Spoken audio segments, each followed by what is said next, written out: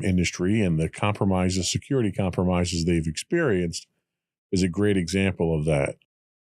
Moving more in the direction of cyber hygiene awareness in those industries, I think, is going to be a major plus. The increased adoption of government-led cybersecurity services is helping to reshape private sector confidence in collaborative security efforts. Businesses rely on public and private partnerships for securing digital operations. The frameworks that we've been talking about for the last few episodes are a great example of that. A lot of these frameworks are being pushed by government agencies or endorsed by them.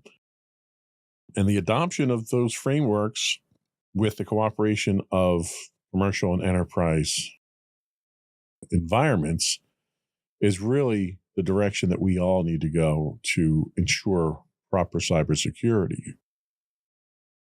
This may also bring performance improvements in critical infrastructure. Progress is key in key cybersecurity performance goals, including the 50% reduction in critical vulnerabilities and faster remediation of SSL flaws. Tell us that even when we're aware of our cybersecurity issues and when we can keep these in the headlines and keep these in the forefront, not only can we make things more secure, we can also make things more efficient for all the users of this technology as well. These efforts led directly to reducing exploitable services, and I think that's a key. A reduction in exploitable services of 12, what was 12 per organization to 8 per organization represents a significant progress in securing enterprise systems. The data underscores the importance of regular vulnerability scanning and patch management, reducing attack surfaces. Again, this is one of those things where cybersecurity is not a one-and-done solution. It's an implemented solution. It's a process of continual improvement and monitoring and scanning because your attackers out there are continuing to evolve. So if you are not vigilant in your monitoring and scanning, you very well could be exposed. The news also has implications for enterprise policy and strategy moving forward. The impact noted in the report suggests that while there is improvement, achieving robust cybersecurity across critical infrastructure sectors is still an ongoing challenge. Again, T-Mobile was in the news just last week with some of the challenges that they had. This reflects directly on enterprise strategies that need to align with government recommended security goals. So, a couple of questions come out of this. Should enterprises adopt CISA's cybersecurity performance goals as part of their strategic frameworks? It's standards-based. It's government-sponsored. There's a chance that you can get some assistance from the government with it. So it's probably a decent direction for especially small and medium-sized businesses to go down. It's a practical way of achieving some of this security. How do government insights into systemic risks influence board-level decisions in the private sector? You've got the federal government out there now that's basically trying to impose certain cybersecurity standards, and there's a cost to it. There's an impact on production. There's an impact on your business's efficiency. These are all influences. These are all variables that your board level management needs to take into account and how it's going to impact your company. So, it's all definitely a move in the right direction. Seeing the federal government step up and provide these resources, and if nothing else, to at least coordinate the effort, I think is a good thing. And I hope more people, as a result, see this and take advantage of some of the resources that are out there. It can only help you get better at security if you pay attention to these things. Our next article comes to us from Security Week. Hacktivist or hustler, the FunSec mystery deepens. A newly emerged ransomware group called FunkSec claimed responsibility for over 80 attacks in December of 2024. The attacks are leveraging AI generated malware written in Rust, believed to be inexperienced threat actors operating under a ransomware as a service model. FunkSec utilizes double extortion tactics, threatening to publicly leak stolen data if victims do not pay.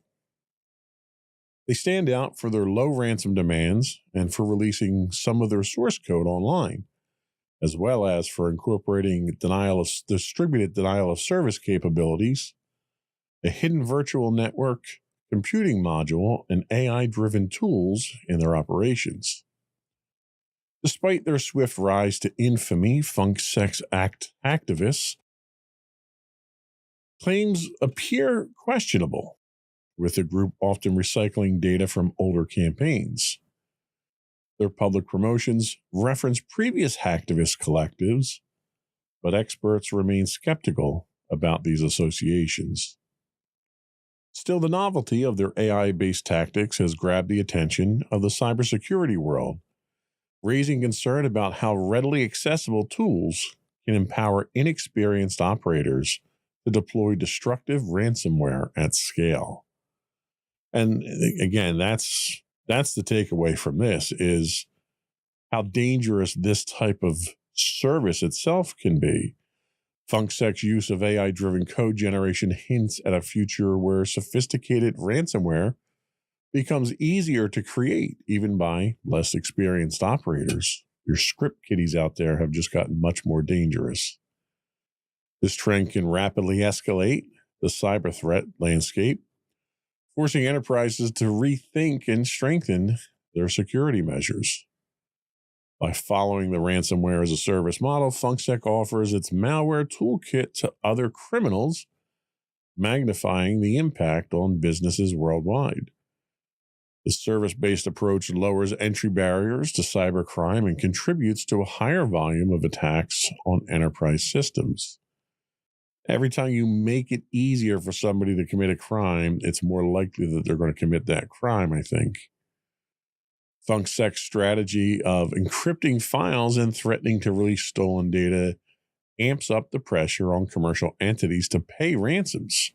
You've got stories now where government agencies in Europe are making it illegal for some institutions to pay ransomware demands at this point in time, or else they're going to pay, I guess, more ransomware ransoms to the government. This also puts sensitive corporation information at heightened risk and adds new layers of legal and reputational concerns.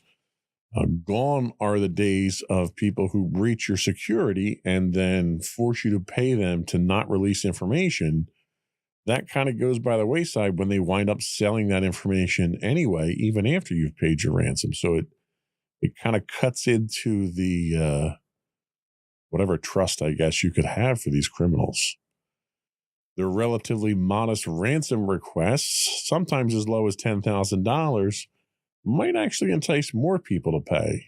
When you get these attacks that come out and they're asking for $10 million, a lot of your cybersecurity insurance out there won't cover anything like that. There's limits on what they'll cover. And a lot of the companies simply can't afford to pay that, especially when you're hitting small and medium-sized businesses. When you start asking for something that's, I want to say it's reasonable, but I mean, is any ransom for your data really reasonable? But when you're asking for sums of money as low as $10,000, some companies are going to bite the bullet and do that. If not doing that is going to force them to shut down or have extended periods of outages, it's going to cost them even more money. Enterprises relying on third-party vendors or smaller organizations with fewer security resources may become more attractive targets for groups like FunkSec because they can pay these and because they know they don't have the ability to mitigate them very easily. Their AI-based malware, combined with modular attack tools such as denial of service attacks, password scrapers, or a hidden VNC connection, can employ weak links in supply chains and gain broader access to commercial networks. So even though these attacks are not as sophisticated as what we're seeing in some of the more resource intensive nation state hacks, it's probably more dangerous the way that they're going about it. They're making attacks easier for people. And if we've seen anything over the last 5 to 10 years, it's that there's money to be made in malware. And if there's money to be made, somebody's going to figure out how to do it. And you're going to see your attacks continue. And that's, unfortunately, that's just the nature of the beast. I don't think we have much choice but to deal with it at this point in time. Try to shut them down whenever possible, but be vigilant about how you're protecting your network. Backups. When you're talking about encrypted malware here, the biggest defense against that is to have backups. A lot of small companies can't afford a robust backup and disaster recovery solution. And as a result, when their data or their networks are compromised, they're completely at the mercy of these hackers.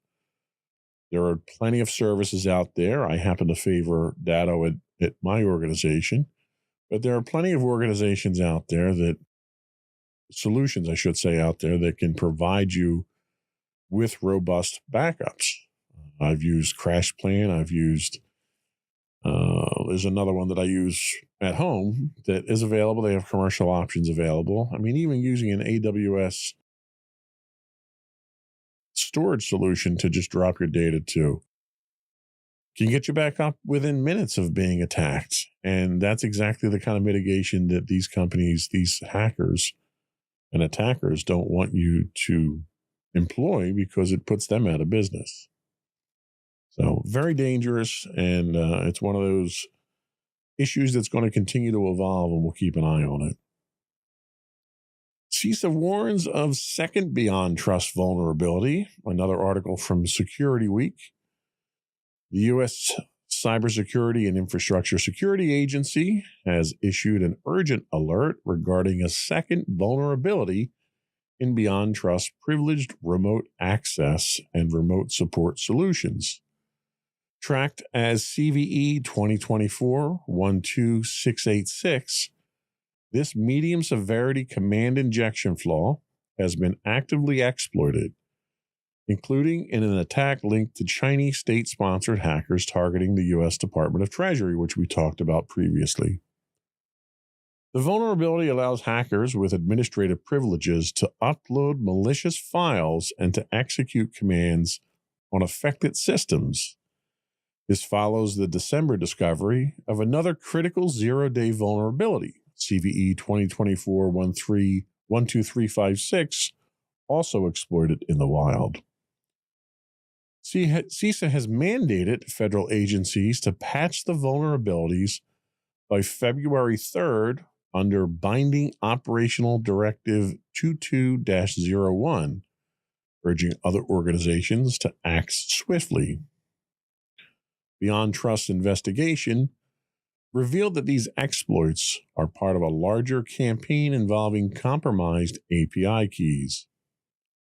The attacks highlight the growing sophistication of state-sponsored cyber threats, emphasizing the need for robust security measures across public and private sectors. So this warning signifies an increase in the risk for enterprise systems. The active exploitation and vulnerabilities like these underscore the risks associated with privileged access management tools, which for small and medium-sized businesses, you can't get away from because that's how you're going to manage your network or how your MSP, your managed service provider, is going to manage their clients' networks. These are tools that are critical to enterprise IT. The potential for attackers to gain administrative control highlights a vulnerability in widely used enterprise solutions. This is also yet another example of state-sponsored threats targeting key institutions. Chinese hackers are targeting sensitive offices within the U.S. Treasury, demonstrates how such vulnerabilities are exploited not only for financial gain, but also as part of a geopolitical cyber campaign. I mean, the title of last week's show was U.S. Under Cyber Siege, and I really think that's the case here. China has severely amped up their efforts to penetrate penetrate our networks and exfiltrate data on our networks. And, our government's immediate response is, let's ban TikTok. Well, I've yet to see any evidence to suggest that TikTok has been a vector into any of these breaches at this point in time. And I think we need to really focus on what the cause of these breaches are, defending against them, and possibly even retaliating.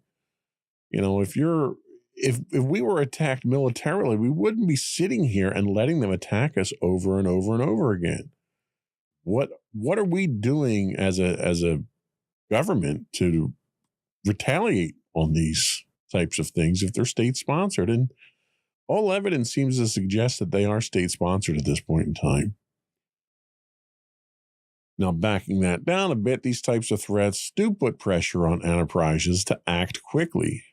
The CISA directive mandates that federal agencies patch by February 3rd, which is not much time at all. But the broader implications for enterprises are clear at this point. Timely vulnerability management and patching are critical. If you do not have a resource within your organization that is handling these things, patches come out constantly. We just had Microsoft's Patch Tuesday, and again, over 100 or so patches came out. And it's like, for an operating system that's as mature as Windows 11 is, you should not have that many bugs, especially when you're patching 100 plus a month.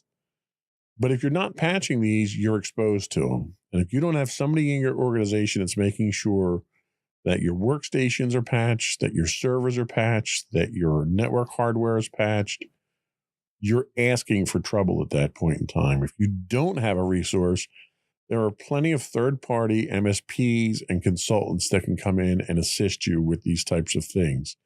If you don't have in-house expertise, you need to get some level of expertise to assist you with these things. Organizations using BeyondTrust need to assess their systems and either patch them or mitigate the risks immediately. That's not to say, you bring in a professional to patch and to take care of these things. That's not to say that they couldn't introduce flaws or malicious code or human error. You need to have some level of maintenance going on a regular basis. This raises additional concerns about our supply chain security, which we've talked about. BeyondTrust's role in enterprise IT as a privileged access management tool places it at the heart of supply chain security. The incident reveals the cascading risks that a single compromised tool can pose across systems and organizations. Unfortunately, I don't think you can avoid the risk. You need to have the management tools in place, especially with networks that are getting progressively larger and more complicated, and applications that are increasing in complexity. You need to have these tools in place in order to manage all of that. And sometimes those tools become a source of problems, and that's what you have to be careful for. The challenge, as always, is balancing usability and security. Just like convenience and security, these things are mutually exclusive. The complexities of these attacks raises questions about the trade-offs between usability and security, and enterprises need to prioritize user awareness and robust operational security practices to complement technical defenses. But you can't do it to the point that people can't do their job anymore.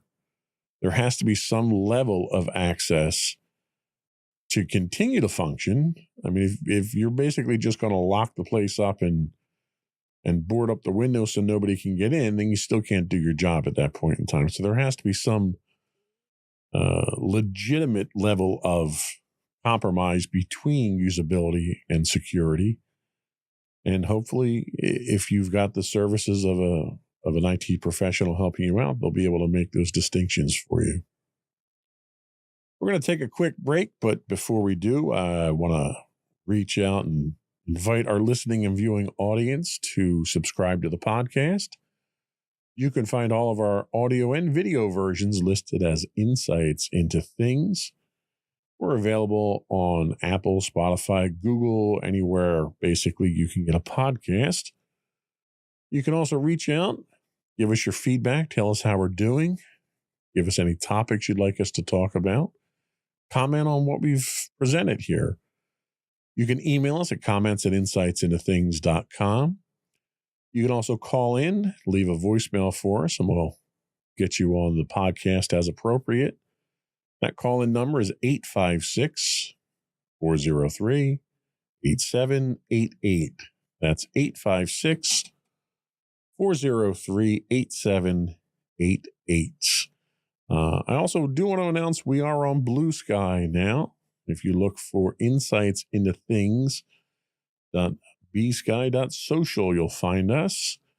We're also on LinkedIn. If you look for Insights into Things Productions LLC, you'll find us on LinkedIn. We do publish information, technology-related news articles, and important information on both of those platforms to try to keep all of our audience informed. So take a look at us. Take a look for us there. Or you can go to our website and get links to all of our social media at www.insightsintothings.com. We'll be right back.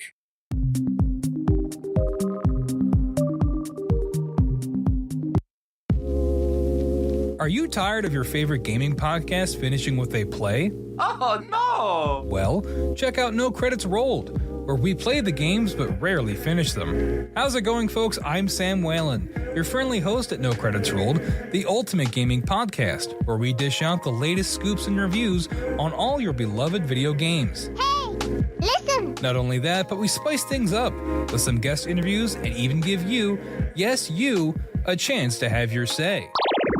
Tune in every other week for a fresh dose of No Credits Rolled, available on all major podcast platforms, and hit us up on social media at No Credits Rolled. So why wait? Let's dive into the gaming world together, where finishing games is optional, but the fun is guaranteed.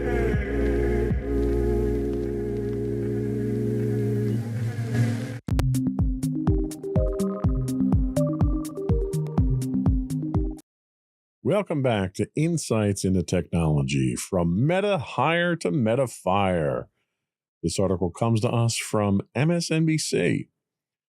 Meta Platforms is planning a significant workforce adjustment, cutting about 5% of its 72,000 staff, or around 3,600 positions, through performance-based terminations. That seems to be the latest buzzword nowadays when we do mass layoffs. CEO Mark Zuckerberg announced the move in an internal memo, citing a decision to expedite the removal of low-performing employees as part of a stricter performance management approach.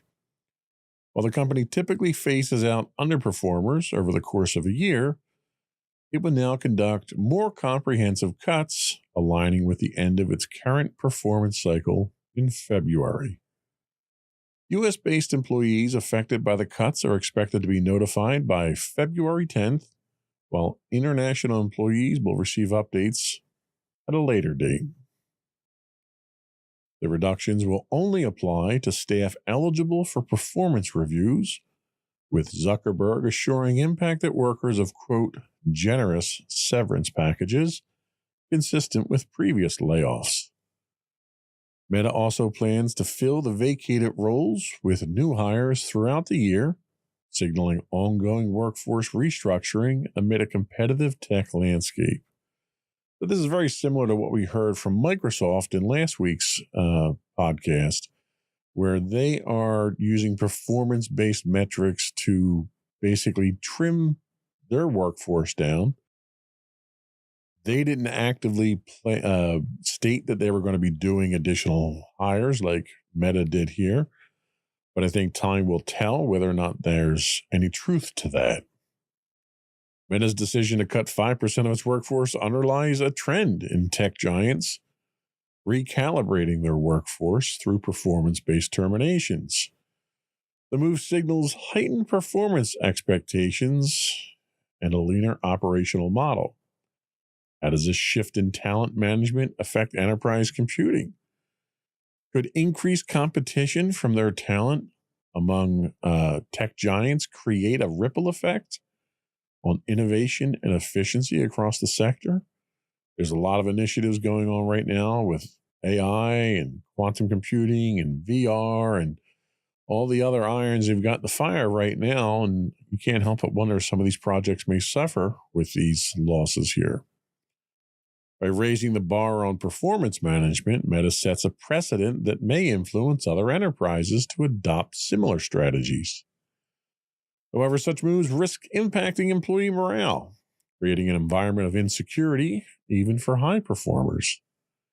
Can enterprises strike a balance between maintaining high standards and fostering employee confidence? How does this approach impact productivity and retention in competitive industries?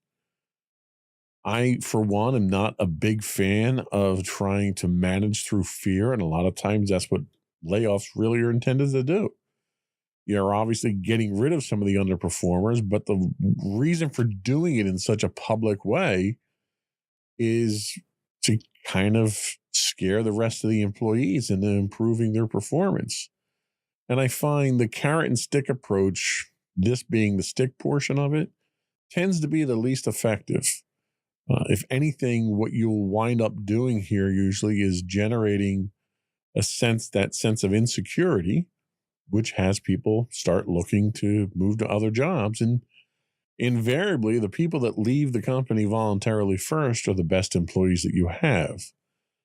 So you probably don't want to inspire them to make any rash moves like that. I think it's much better to use the carrot approach and inspire people, build them up. Grow your people, invest in them. Filling vacated roles with new hires highlights a strategy to align workforce capabilities with evolving business goals. Whether or not Meta follows through with that, or if they're just going to do this layoff and then another layoff and another layoff. A lot of times when companies do public announcements of layoffs, they try to couch that bad news with the promise of hiring more people. And in my experience, that seldom actually works out. Meta's decision to accelerate performance-based terminations reflects a broader trend of redefining expectations in high-stakes industries. Other companies may follow suit, and we already talked about Microsoft doing so, setting a new industry standard for performance evaluation and accountability. Trend could push enterprises to adopt stricter performance metrics, or it could backfire by fostering that culture of fear and a high turnover.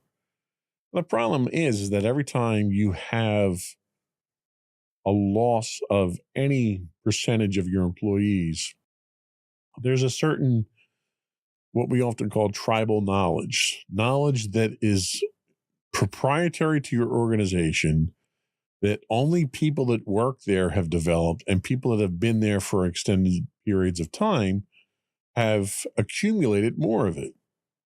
And when these people walk out the door, you're left scrambling to try to fill those holes, to, find those emails or figure out what these systems did, or, whatever the knowledge was that walked out the door. You tend to wind up hurting for that. And it can cause some serious issues with efficiencies moving forward. With Meta aiming to realign its workforce, there's potential for shifts in the development and delivery of enterprise-level tools, particularly in areas like AI, VR, and enterprise communication platforms. The staffing changes could influence the roadmap and reliability of Meta's enterprise products. Competitors may capitalize on any disruption caused by Meta's internal adjustments. It's hard to keep your competitive edge. It's hard to keep your pace up. It's hard to keep your development, your research and development going. And you've got people that may be walking out of here with vital knowledge that's going to your competitors and helping your competitors advance faster. So it's very, IT is not like other typical industries, manufacturing or retail or something like that, where a high turnover rate of your employees can be minimally impactful to the business because people are interchangeable. You find in technology that people tend to have specialties in what they do. They may be specialists in certain areas. They may have certain talents. They may have knowledge of certain proprietary information.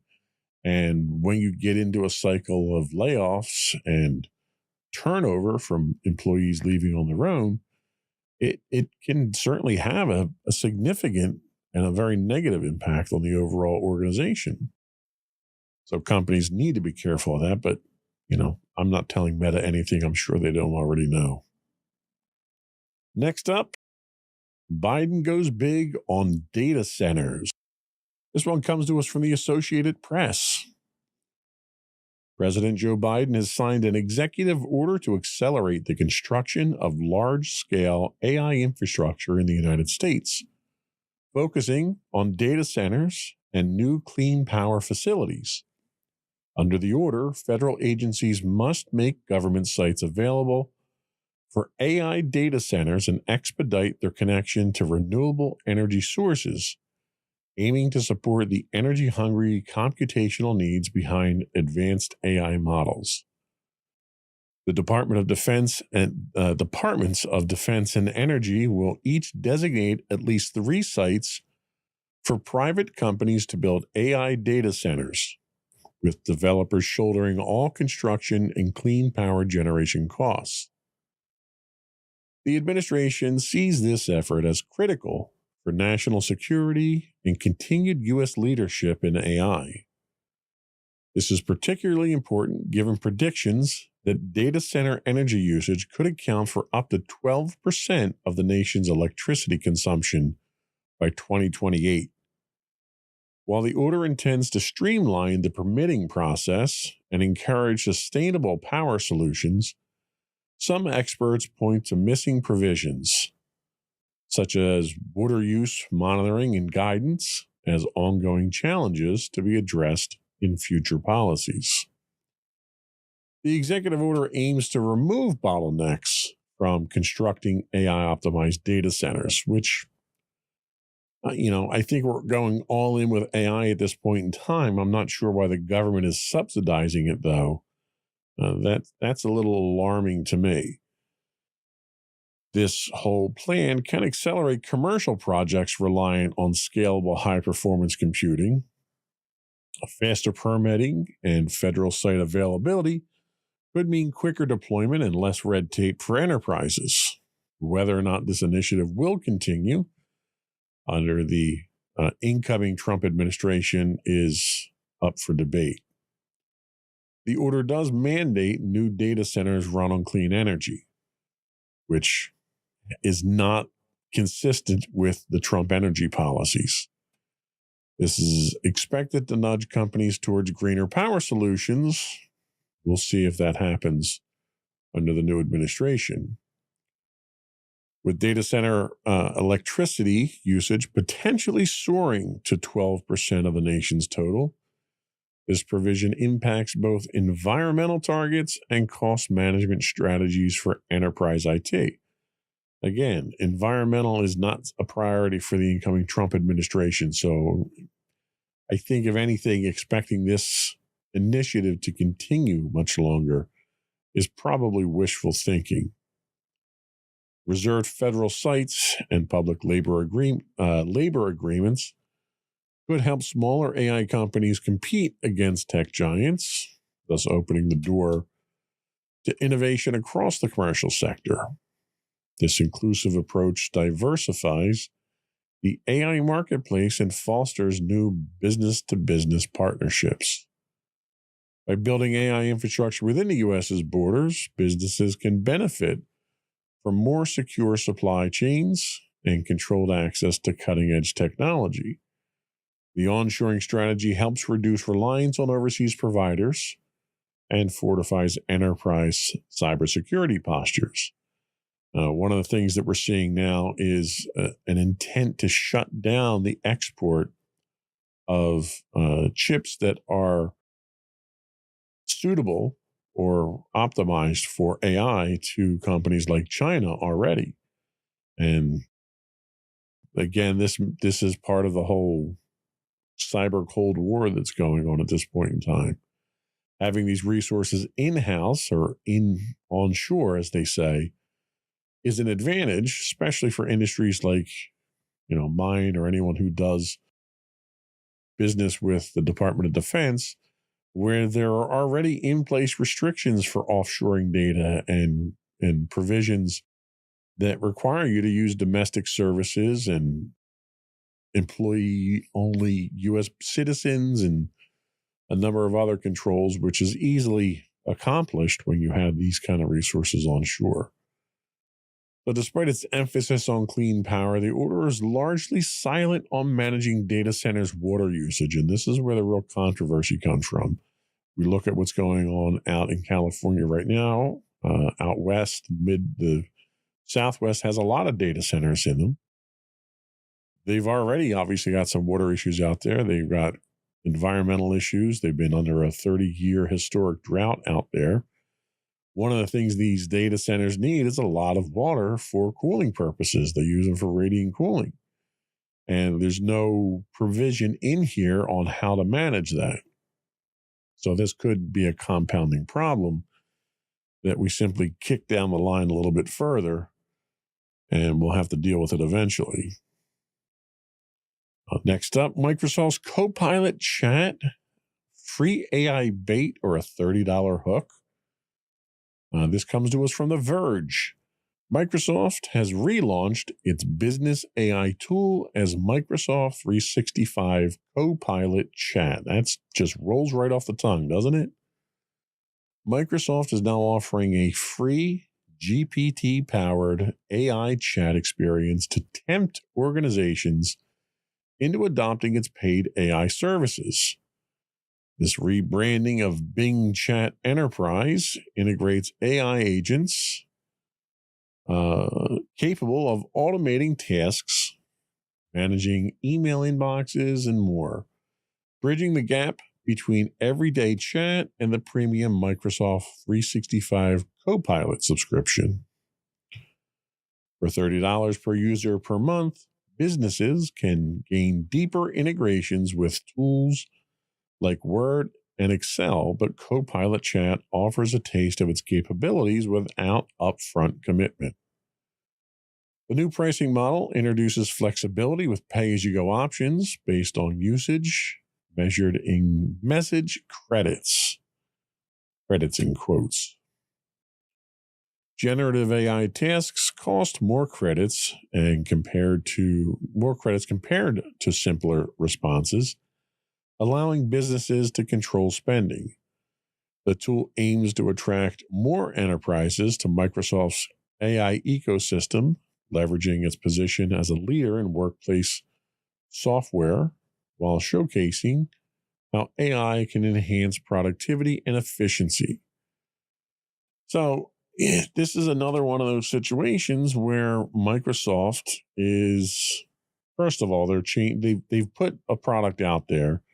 They had people subscribe to the product, and then they decided to rebrand it and change it, and just the lack of consistency and the lack of stability coming out of Microsoft with these types of initiatives where they're basically playing by the seat of their pants here. They came out with a service. Chances are that service not only wasn't making money, was probably losing money because it was poorly thought out. And now they want to relaunch it to basically nickel and dime their users. This is very similar to some of their other licensing practices where everything they want to do is a subscription. It's to the point now where you're going to start seeing functions within Word. You want a spell check? Oh, but you have to pay an add-on subscription for that.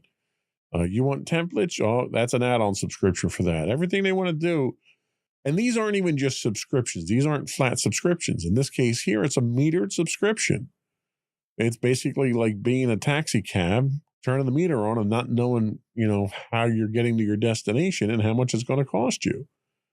Microsoft tries to build this as, this allows you to pay what you want and manage your own usage and control your budgets. And really what it is, it's no different than microtransactions in video games or anything like that. It's a way for people to sign up for something and throw money away for a while and have that expense kind of lost in the shuffle.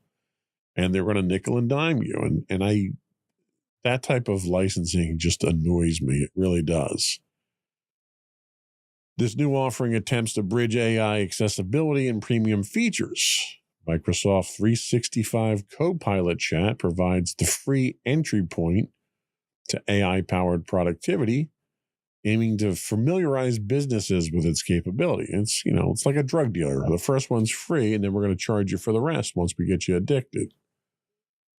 Microsoft is counting on organizations using the pay-as-you-go model for flexible adoption. The introduction of the new pricing model aligns AI costs with business needs, or at least that's what Microsoft wants you to think. Organizations can manage expenses by tracking uses measured in messages, offering flexibility and control. And the problem is I'm sure the way that they created this, it's a manageable solution. It's a usable, cost-effective solution if you want to invest in the management of it. And these are the types of things with Microsoft that you have to stay on top of. You have to monitor them constantly. You have to get some kind of idea of what your usage patterns are going to look like and hope to God that those usage patterns don't change with new employees or new initiatives or new technology that comes out or a new licensing model that Microsoft is famous for coming out with almost on a regular annual basis. And, they'll make one change to the licensing model. And if you've gotten comfortable with your month-to-month cost of this, their licensing model could throw that out the window and go get a huge bill. So trusting Microsoft to handle licensing is not a very good idea. It's a clear attempt at Microsoft shaping AI adoption in enterprise culture. Microsoft's strategic push into AI-powered workflows reflects a broader trend of embedding AI into enterprise culture. And I think the problem is that most people don't know what AI is at this point in time. And to make an investment like this, make a commitment like this is difficult. So this is one of those things we're definitely going to have to keep an eye on. And we'll see how many changes Microsoft makes to this before it finally stabilizes and levels out. We're going to take our last break here, and then we're going to come back and talk to you about Zero Trust. We'll be right back.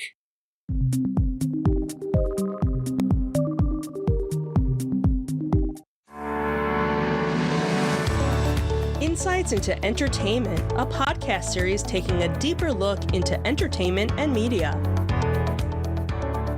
Our husband and wife team of pop culture fanatics are exploring all things from music and movies to television and fandom. We'll look at the interesting and obscure entertainment news of the week. We'll talk about theme park and pop culture news. We'll give you the latest and greatest on pop culture conventions.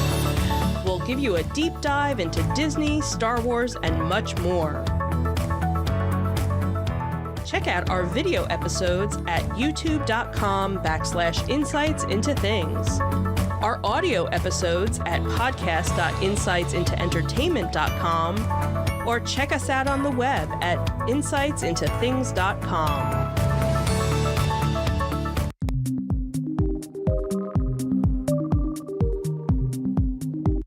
Welcome back to Insights into Technology. So we're going to talk about Zero Trust. And we're kind of short on time right now. I'm going to start the introduction here and we'll see how far we get and we'll go from there. If I have to, I'll break this up into more segments.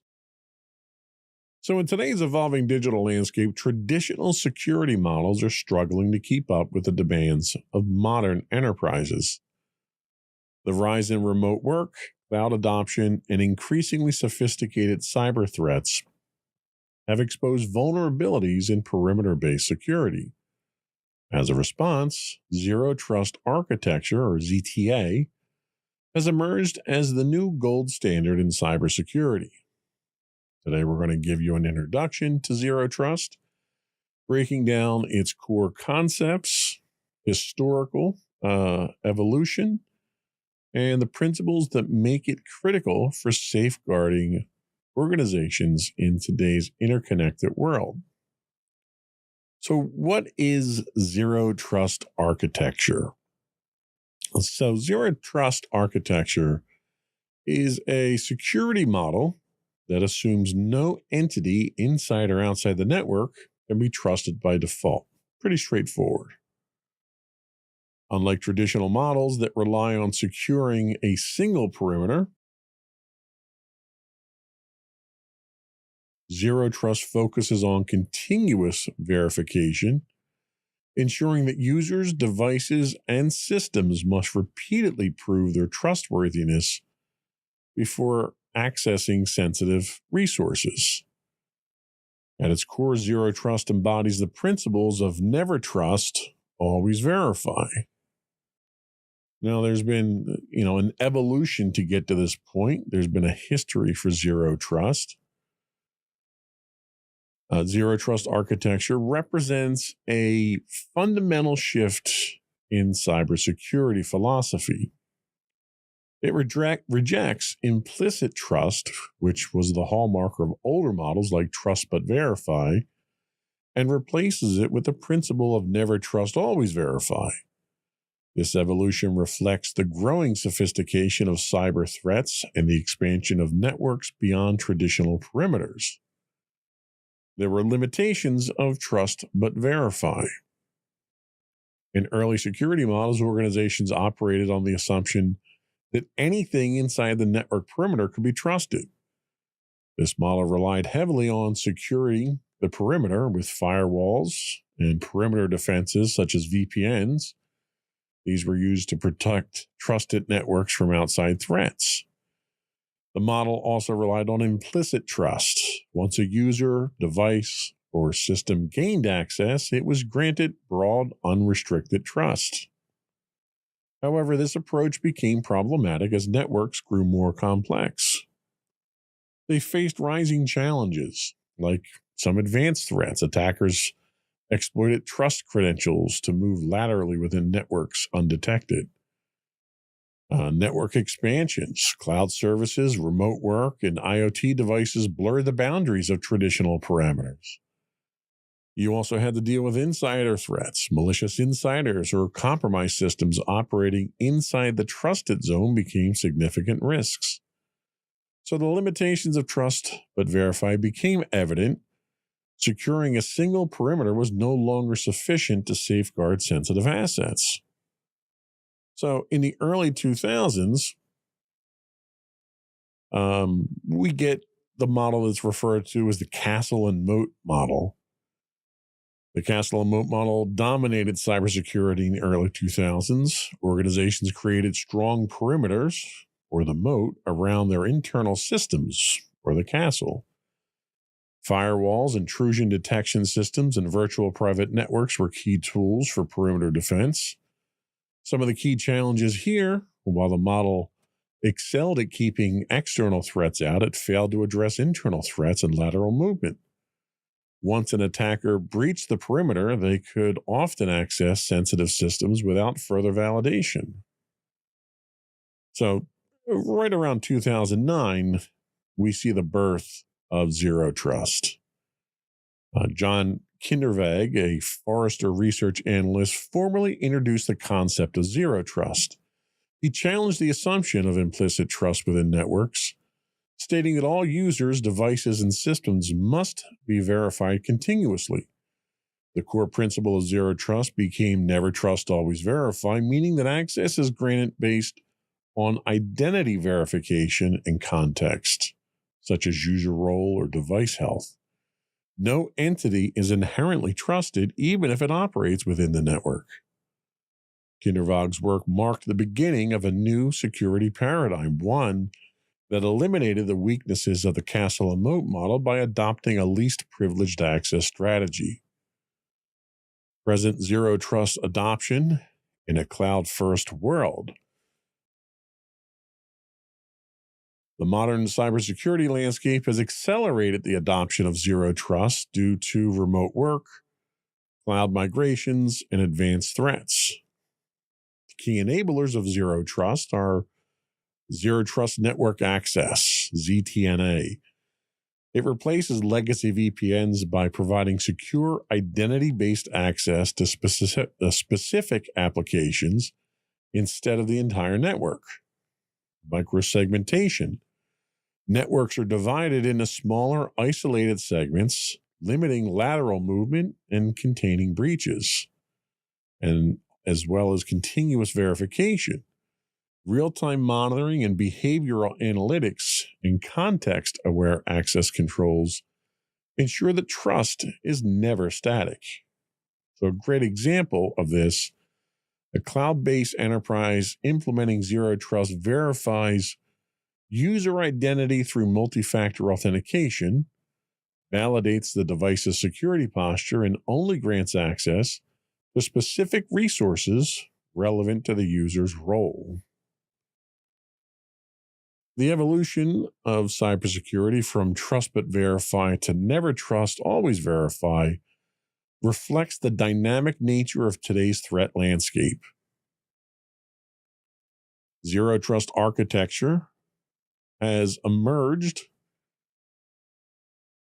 as the solution to address limitations of legacy security models, enabling organizations to secure their assets in an increasingly complex and distributed network. As organizations continue to adopt cloud technologies, support remote workforces, and combat advanced threats, the adoption of zero trust principles such as ZTNA, microsegmentation, and continuous verification will only accelerate. Zero trust is not just the future of cybersecurity, it's the foundation for securing modern digital environments. And zero trust goes hand in hand with security frameworks. It's simply a tool or a methodology of how to secure things. And in the coming episodes, we're going to dig a little bit deeper into what some of these principles are and some of the implementations are, and get a little bit more in depth with zero trust and where it's going, where its future actually lies. That was all we had for today. Before we do go, I want to once again invite our listening and viewing audience to subscribe to Insights into Things on Apple Podcasts, Spotify, or any place you get a podcast these days. We'd also love to hear from you. You can write into us. You can email at comments@insightsintothings.com. You can call in and leave us a voicemail. Our call-in number is 856-403-8788. That's 856-403-8788. Leave a message and let us know what you want to talk about. And if you want us to get it on the show, we can certainly work to get that taken care of for you. You can find high-res versions of all of our videos on YouTube at youtube.com/insightsintothings. We do stream 5 days a week on Twitch at twitch.tv/insightsintothings. You can check us out on Blue Sky at insightsintothings.bsky.social. We are now on LinkedIn. You can look for us at Insights Into Things Productions LLC, or you can check out our Facebook at facebook.com/insightsintothingspodcast. All those links and more, as well as all of our episodes, are available on the web at www.insightsintothings.com. That's it. Another one in the books.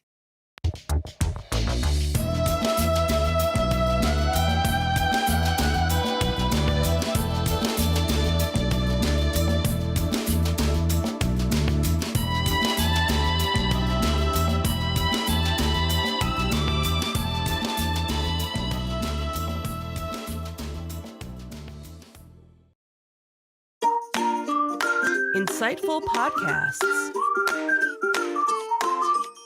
by informative hosts.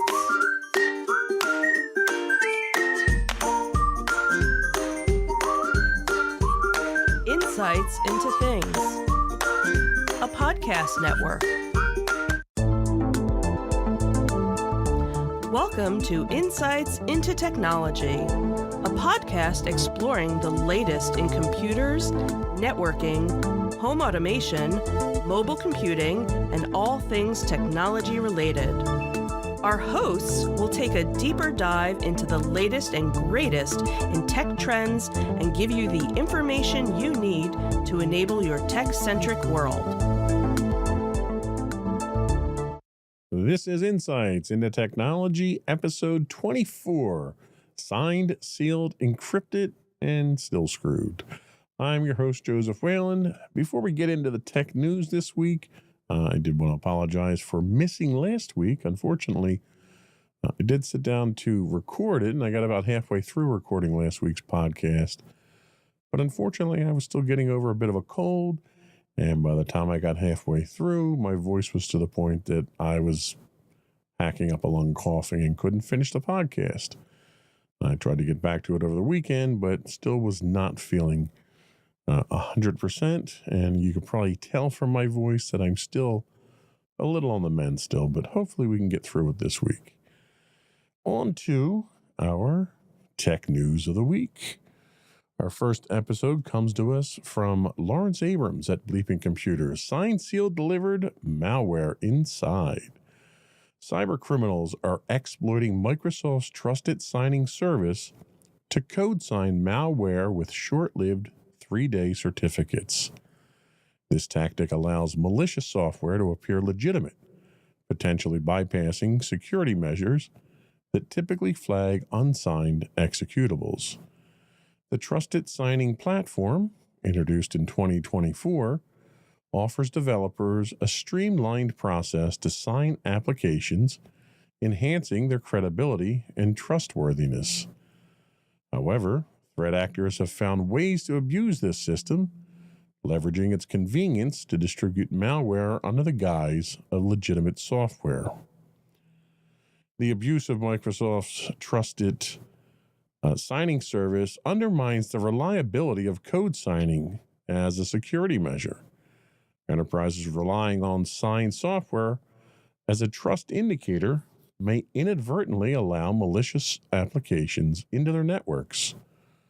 Traditional security solutions that prioritize signed executables may need to recalibrate their detection algorithms. The exploitation of legitimate signing services complicates the differentiation between genuine and malicious software. Organizations must implement additional layers of verification for software, even when code signed. This includes scrutinizing the source, behavior, and origin of applications before deployment. So, what as an organization can you do?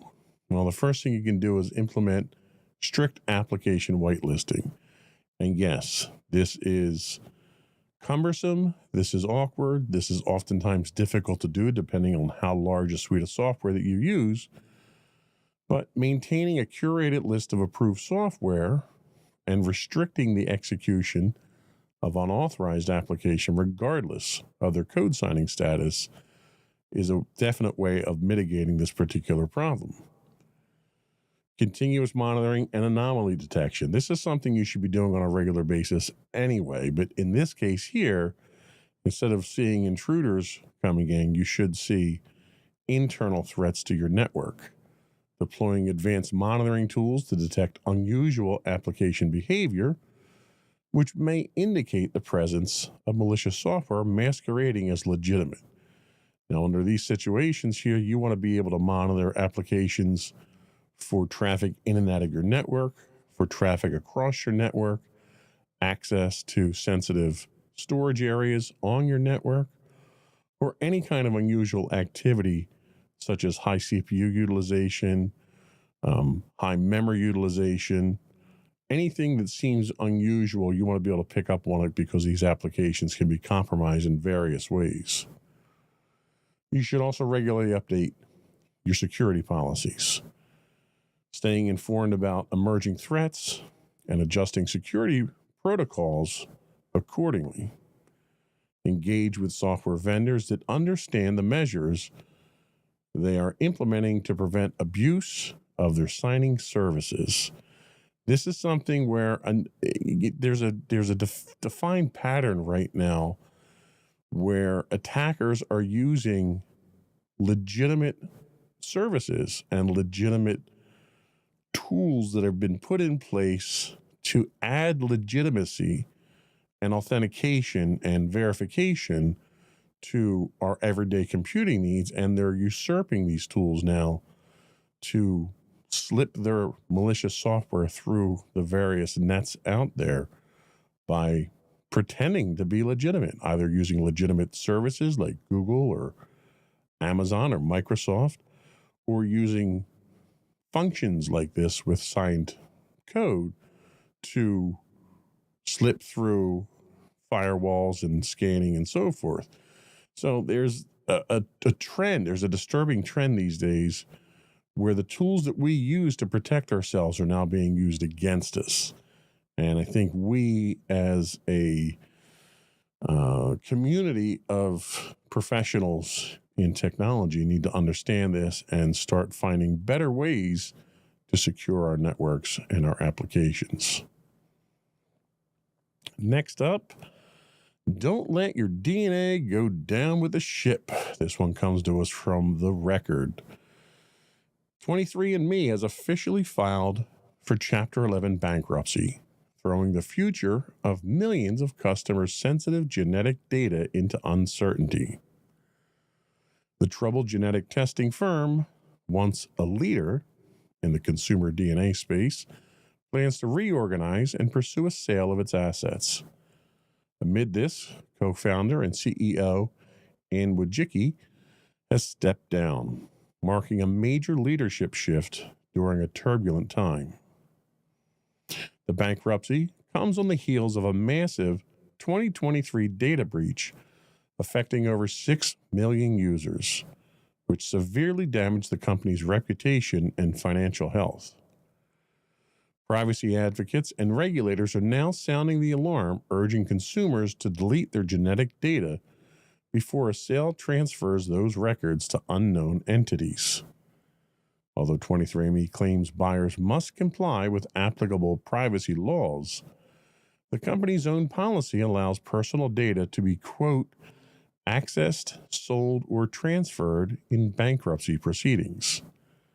The lack of federal genetic privacy laws means consumers are largely reliant on patchwork state laws, with California's Attorney General leading calls for immediate data deletion. So in this case here, customer data is a liquid asset in the bankruptcy. It's worth money. It's probably the thing that's worth the most money, more than any other assets that they have. 23andMe's data is arguably the most valuable remaining asset, raising concerns over how genetic and personal data can be commodified in insolvency. Enterprises should reevaluate how they classify and protect customer data, especially health-related or biometric data, to avoid reputational fallout in worst-case scenarios. If nothing else, this is a cautionary tale about how you as a business can operate better under these circumstances. 23andMe is probably doing significant financial damage or possibly personally identifiable information damage to its users and to its reputation. I mean, clearly their reputation is shot at this point. Financial risk assessments of third-party vendors should now include not just operational reliability, but also data retention policies, especially in bankruptcy. Procurement and compliance teams should proactively identify high-risk vendors and include exit clauses addressing data security and deletion in contract terms. And that is a good business practice across the board. There should always be termination terms on your contracts based on performance, misappropriation, or malicious activity, whether or not the company was aware of it or not. The absence of a national genetic data protection law leaves companies and users at the mercy of state regulations with inconsistent protections. Enterprises operating nationally should adopt California-style privacy controls as a baseline, even outside regulated jurisdictions. So if you're a customer of 23andMe and they have your data, I would immediately tell you to go and delete that data. There is a process to delete the data up there. Hopefully, and I don't know if anyone's confirmed this yet or not, but hopefully by doing so, when those assets are finally sold off, your data won't go with them. I wouldn't guarantee it at this point, but the only option you have is to go delete that data. I don't know if you can export it and keep it offline. This is all things that users are going to have to do. I'm not a user myself. My wife is, so I'm going to work with her to figure out how to best protect ourselves, and we'll report back on our findings afterwards. Next up, Yahoo News' James Pearson tells us when confidential chats go public.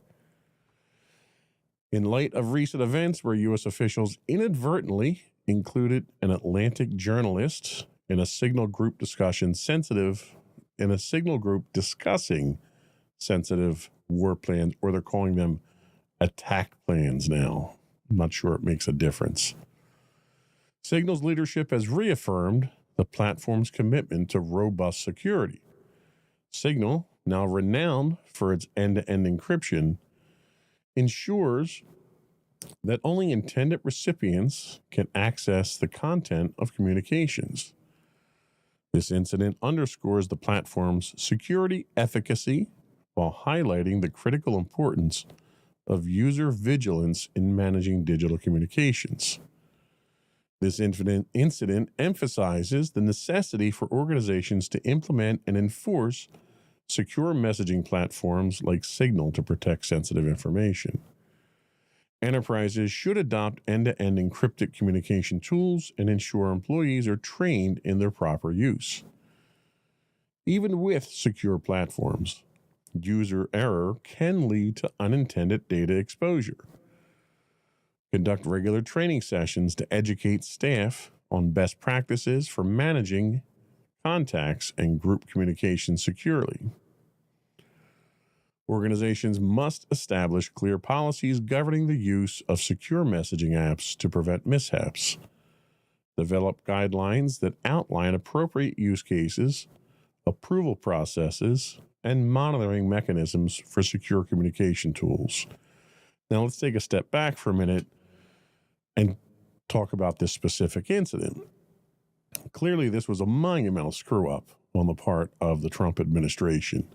You had members of the cabinet, including national security advisors, the vice president was on it, as well as the secretary of defense, and they inadvertently, and depending on who you talk to, there's a number of theories now, and I won't get into the theories themselves, but they're claiming they inadvertently invited a journalist to this discussion. And everyone's up in arms about this now. And it's a major security breach. One side reports no classified data was released. Another side reports that specific information about target packages, flight paths, timing, and so forth has been released in that. The question that people seem to not be asking is, why are high-level government officials using Signal? Now, Signal itself is, according to the article, secure, but it's not approved as a secure messaging application for federal government workers, certainly not FedRAMP approved.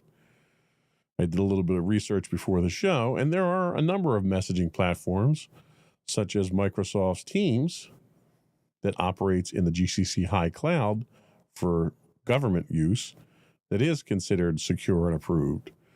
There's Zoom for government that is considered secure and approved. Every commercially available messaging app that is approved for use by federal employees has a government's secure enclave that they operate in for this very reason. The other thing is, those approved platforms archive all the messages. So everything that you say can be retrieved later on if needed by Congress, by special investigators, by anybody that needs access to it. It's a matter of public record. It should be preserved. The only reason one would use Signal is if you want your communications off the books. And the fact that they were using Signal to communicate war plans or battle plans or whatever you want to call them is highly inappropriate. I think people are asking the wrong questions about why this journalist got on it. People should be asking, why are they using a non-approved, not secure application that's anonymous? I think that's a bigger indicator of a problem than anything else. Yes, the operation turned out to be a success. Terrorists were attacked. The mission went off without a hitch. That's great. But what else are these people hiding in their discussions on Signal? You can't just let something like this go by the wayside. This is no different than Nixon during Watergate erasing the tapes. You're literally deliberately getting rid of evidence that can be used in investigations later on, and there's no accountability associated with it. That's where the problem is right now. That's where people need to focus their attention. I'm not sure that's going to go anywhere. The current administration seems quite content to brush this under the carpet and move on and try to downplay it, but I think that's a mistake. Hegseth, Secretary of Defense Hegseth, has come out and vehemently denied any information of a sensitive nature was released during this, which I find dubious at best, considering the White House already had acknowledged the leak and the sensitivity of the information that was in there. So anything that Hegseth comes out with now is not believable at this point. He's lost all credibility. We'll see where it goes. That was all we had for our first segment. Before we do go, I want to invite you to write in, give us your feedback. Tell us how we're doing. Do you agree with our point of view on these things? Are there stories that you'd like us to cover? Are there topics, specific topics in technology you'd like us to cover? You can email us at comments@insightsintothings.com, or you can call in and leave a voicemail for us at 856-403-8788. Again, that's 856-403-8788. Let us know what you want to talk about. We can get your comments on the air on a later podcast if you want. You can also find links to all that and more on our official website at www.insightsintothings.com. And we'll be right back.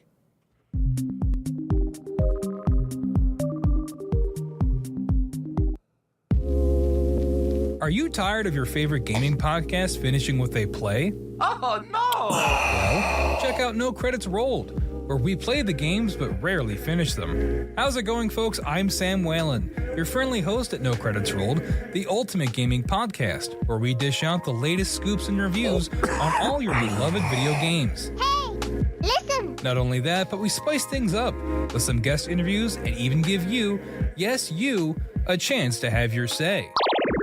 Tune in every other week for a fresh dose of No Credits Rolled, available on all major podcast platforms, and hit us up on social media at No Credits Rolled. So why wait? Let's dive into the gaming world together, where finishing games is optional, but the fun is guaranteed.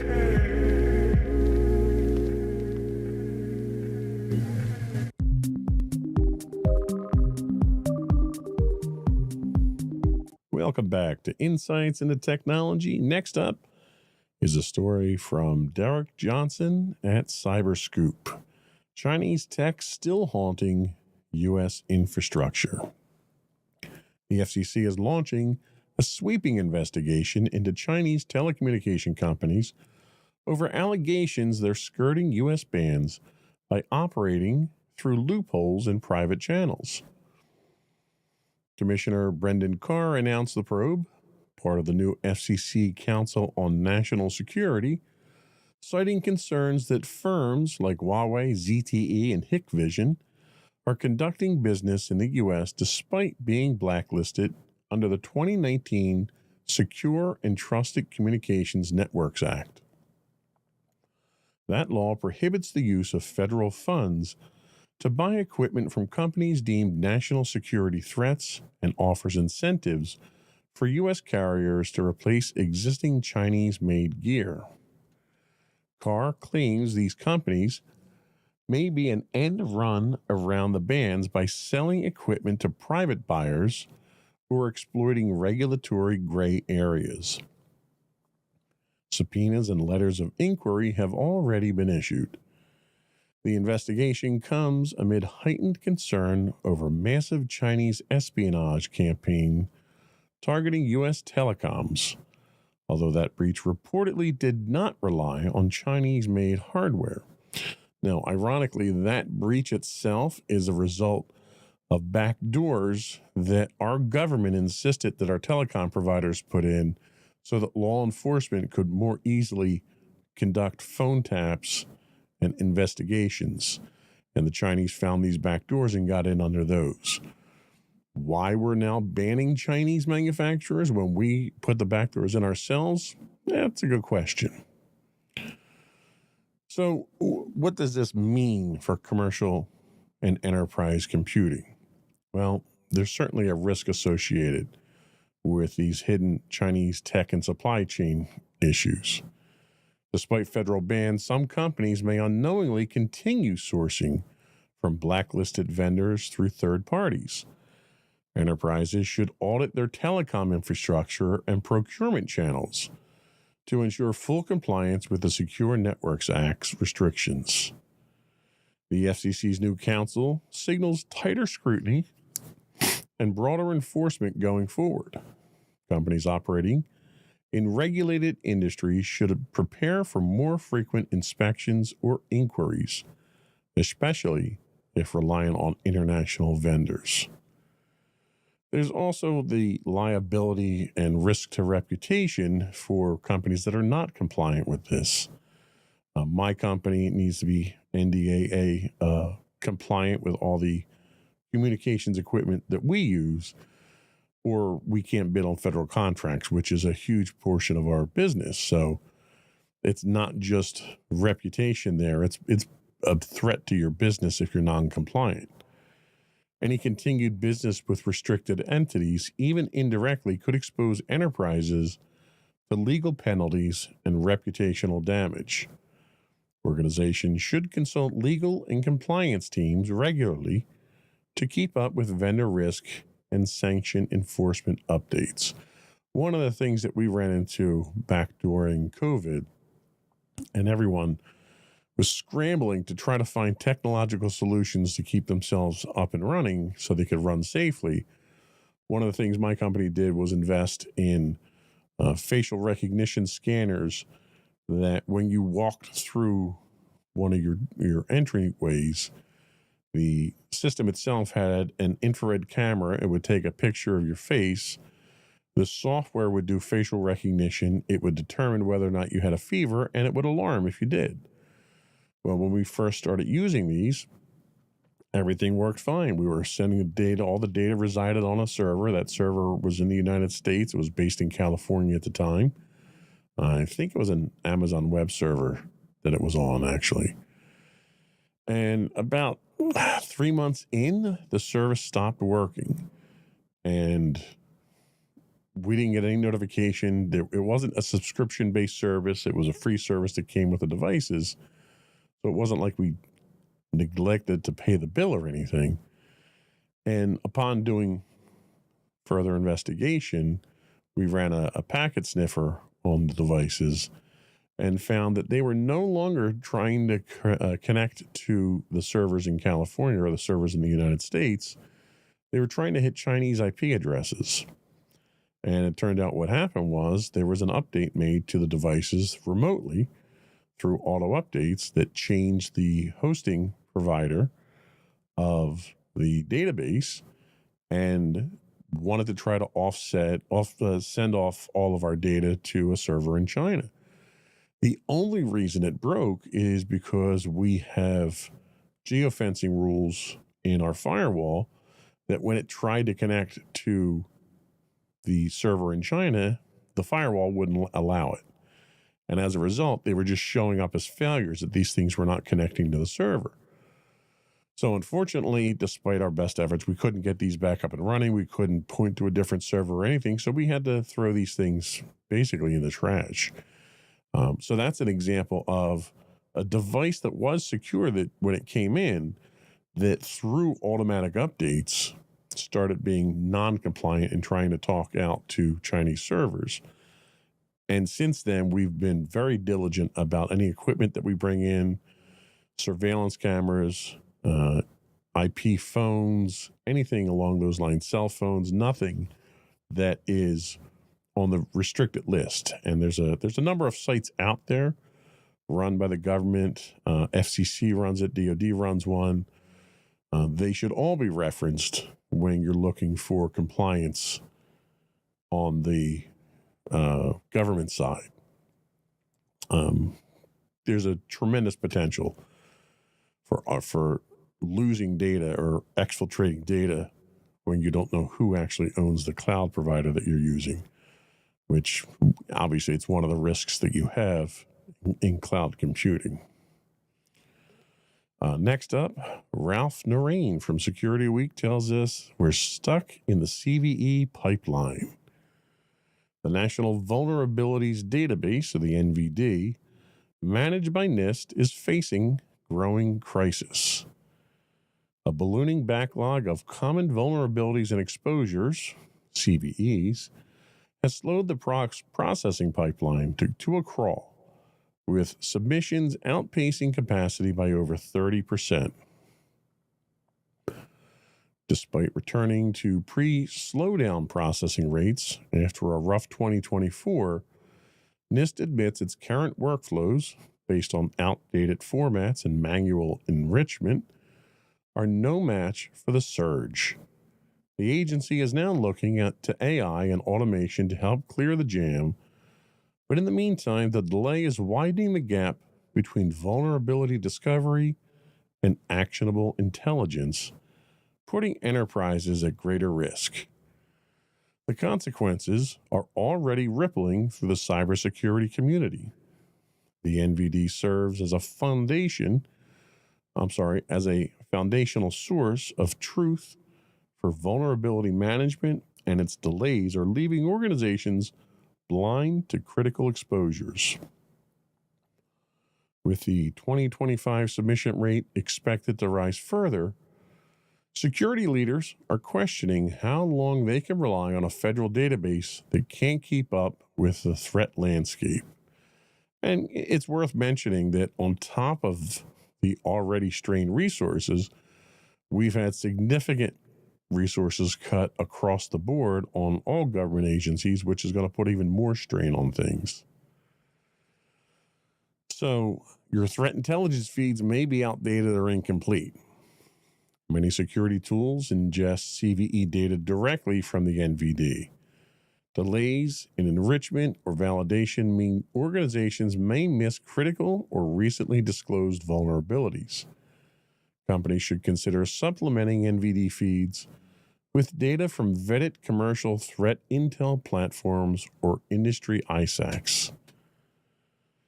The increased need for in-house triage and prioritization is going to go up. And I think the message that we're getting from the current administration basically told us that already, because they're cutting most federal resources. They want to offload a lot of this to the states and to the commercial industries. And that, I have to say, is music to the ears of adversarial nations out there everywhere.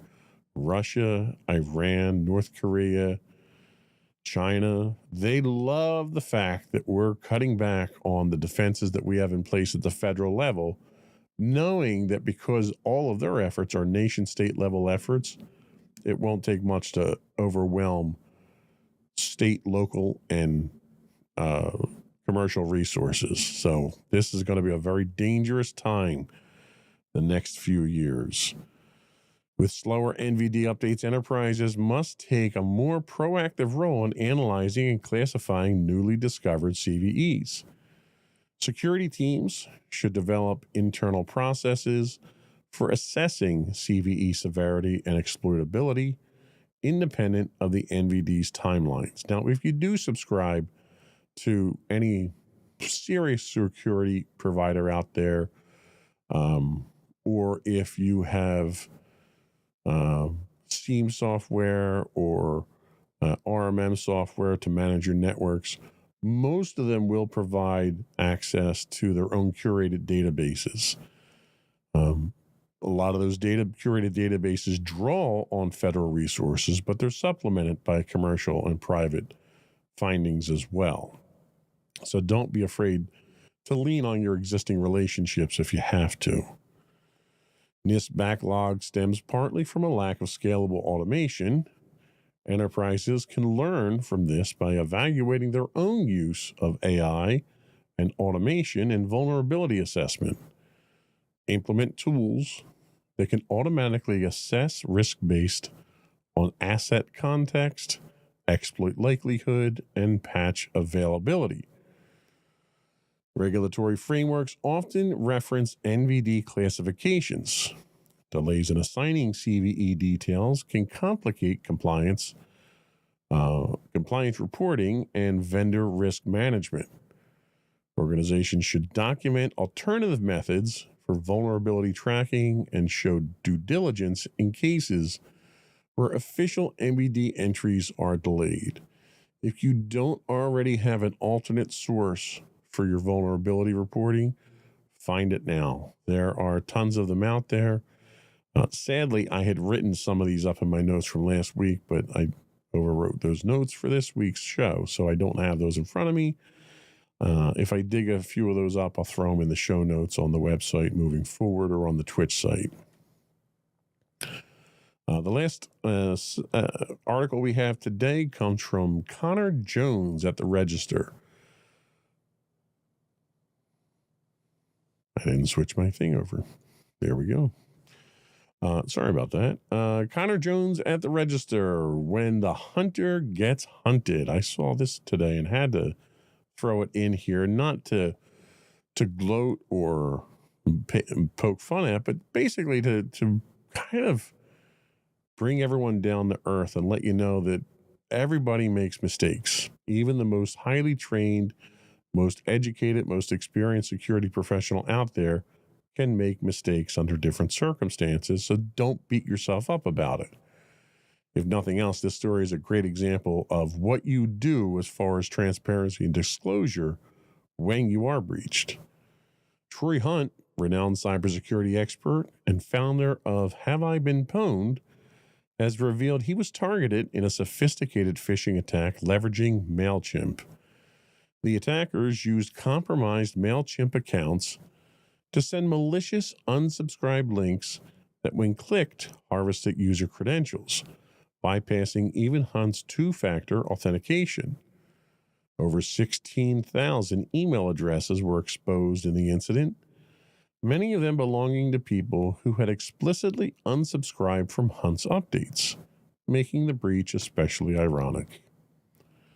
This attack underscores how even top-tier InfoSec professionals aren't immune to increasingly creative phishing campaigns. Hunt used the opportunity to publicly dissect the attack mechanics and share valuable lessons for security practitioners. His transparency has reignited discussions about the limitations of two-factor authentication, especially when phishing-resistant methods like FIDO2 aren't in place. Hunt's compromise despite 2FA shows that standard one-time password authentication is no longer sufficient. Now, I know we've been talking that up for some time now, that you need two-factor, you can't just go with passwords alone. That time seems to be coming to an end at this point in time. Enterprises should adopt phishing-resistant protocols like FIDO2 WebAuth whenever possible. The breach stemmed from a compromised MailChimp account used to distribute malware under the guise of trusted messages. Again, undermining the trust system that we have in place to protect ourselves. You should regularly audit third-party service integrations and avoid including sensitive links, like unsubscribed links, that could be spoofed or weaponized.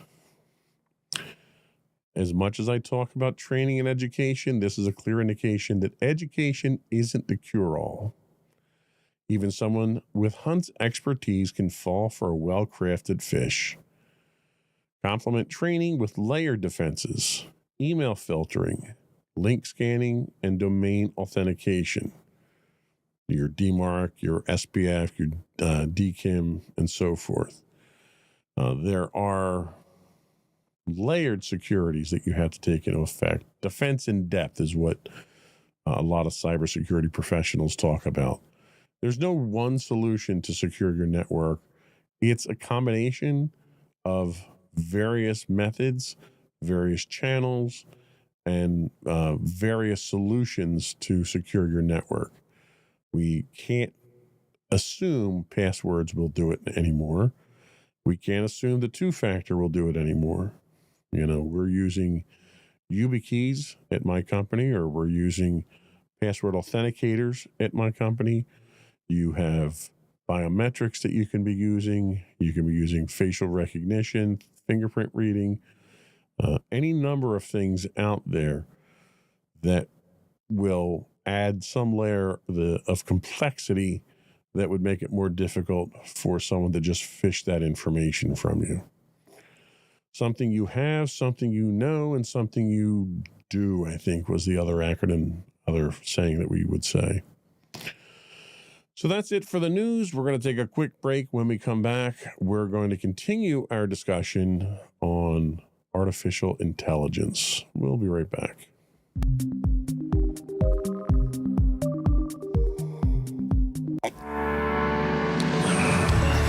Insights into Entertainment, a podcast series taking a deeper look into entertainment and media. Our husband and wife team of pop culture fanatics are exploring all things from music and movies to television and fandom. We'll look at the interesting and obscure entertainment news of the week. We'll talk about theme park and pop culture news. We'll give you the latest and greatest on pop culture conventions. We'll give you a deep dive into Disney, Star Wars, and much more. Check out our video episodes at youtube.com/insightsintothings. Our audio episodes at podcast.insightsintoentertainment.com, or check us out on the web at insightsintothings.com.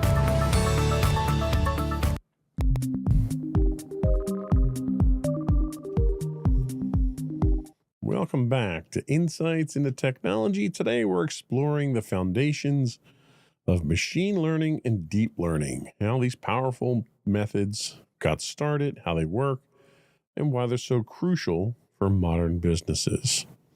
So there's really three main categories of machine learning. We touched on some of that in our last deep dive. So the first we talk about is supervised learning. So in a supervised setup, we train an AI model using labeled data.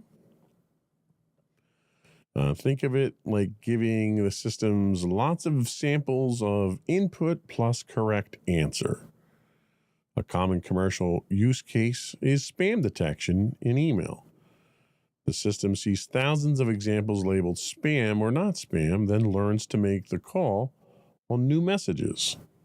Many businesses adopt supervised learning for tasks like predicting customer churn, detecting fraudulent transactions, and classifying product images. One of the significant advantages of supervised learning is you have a lower number of hallucinations. Your accuracy rate tends to be higher because the input is more direct.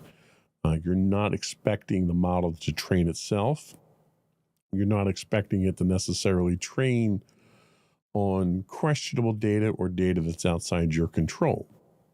Supervised learning is a very controlled environment, which makes the results tend to be more accurate, but probably less flexible than what a lot of people think of when they think of AI.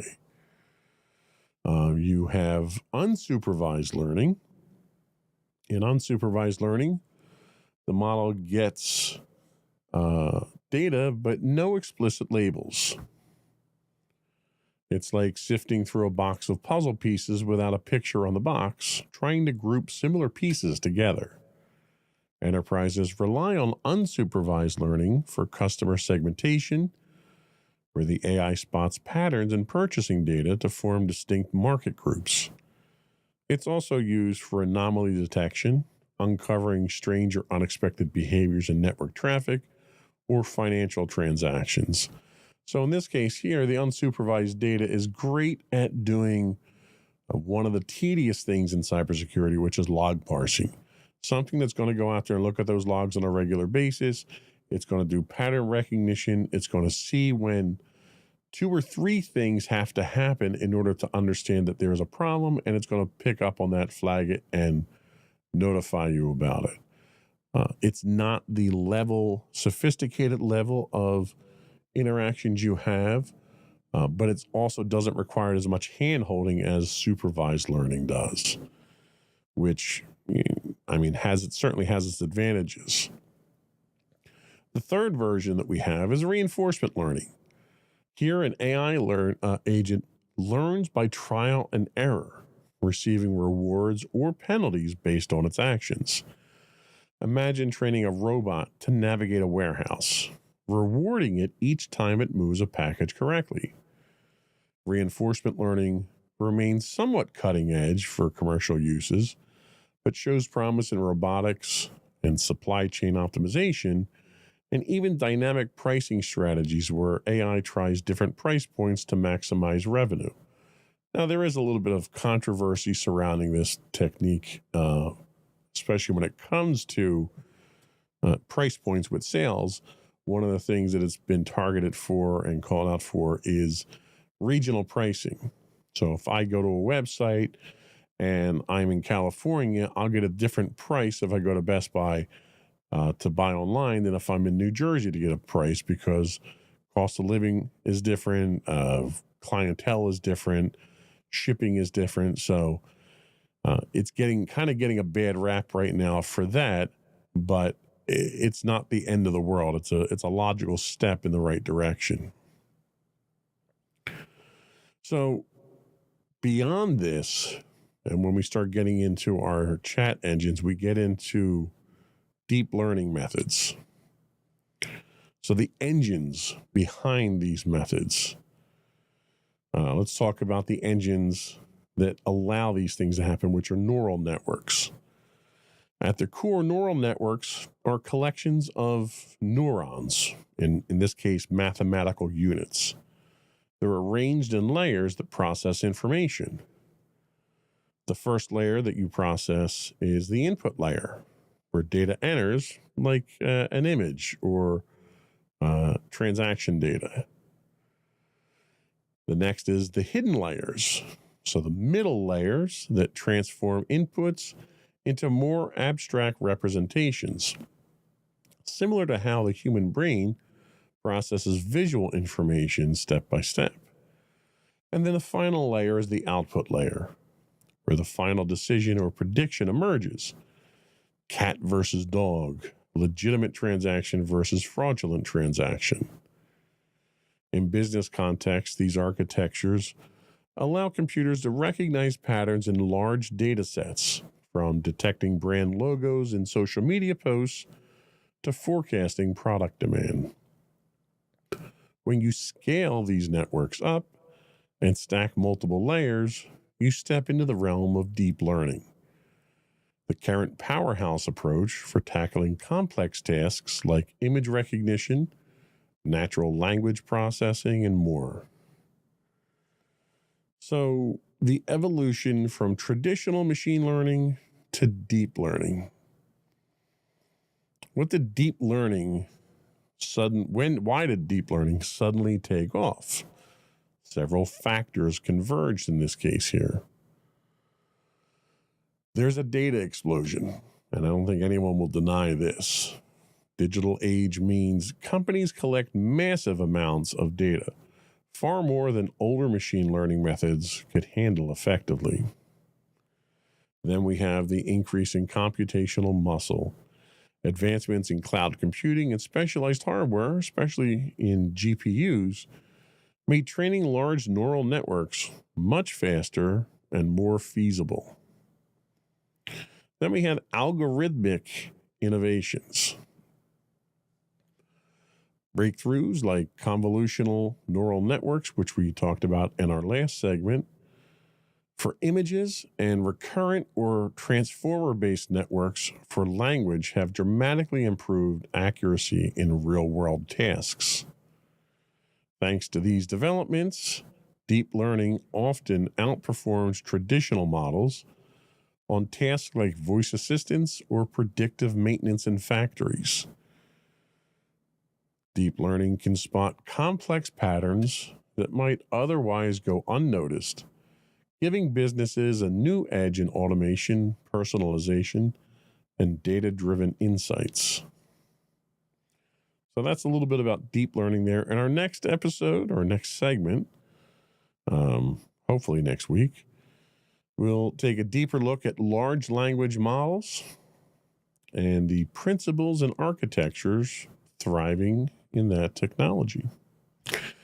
That was all we had. Before we go, I did have some shout outs that I wanted to do. A couple of these were carried over from last week, so if they're a few days older than usual, I apologize, but I want to give folks credit for supporting the show. For Twitch follows this time, we have Brandon Spar 420, Nora Hazel _U, Bananarama _ Brendan Garner 12345. It almost sounds like a password. And we had Perfect Baby with the B being replaced with an 8. So thank you for your continued support on Twitch and for supporting us and giving us your likes. We had 2 website likes on our WordPress site, on our main site, www.insightsintothings.com. USA Post 24 gave us a couple, and Mark Gray did. So thank you for that. I appreciate it. And it's through the support and continued attention from our viewers and listeners that we reached a major milestone with the podcast. Insights into Technology has reached and surpassed our first 1,000 downloads, which is almost twice as fast as any of our other shows have gotten to that point. So thank you to all of our loyal listeners and viewers for making this podcast such a success so early on. I appreciate it. I would love to hear from you. If you're shy and don't want to get on the show, you can email us at comments@insightsintothings.com. We can give you a shout out, or we can discuss whatever topic you want to email in about. If you do want to get on the show, give us a call. Leave a voicemail for us at 856-403-8788. That's 856-403-8788. You can also find high-res versions of all of the shows on the network on YouTube at youtube.com/insightsintothings. We do stream 5 days a week on Twitch at twitch.tv/insightsintothings. If you are an Amazon Prime subscriber, you do get a free Twitch Prime subscription monthly. We would appreciate it if you threw that our way. It helps us keep the lights on around here. You can find all this and more on our official website at www.insightsintothings.com. Thank you again. And that's it. Another one in the books.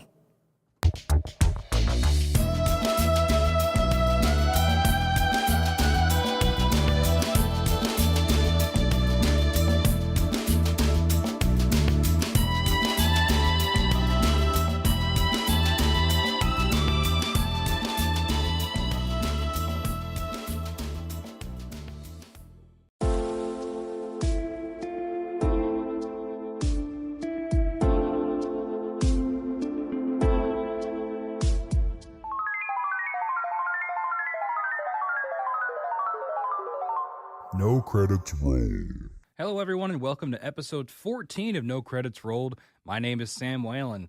And guess what, folks? We're doing an early morning recording on my end. So, Just you, me, and this delicious cup of coffee out here in Radio Land.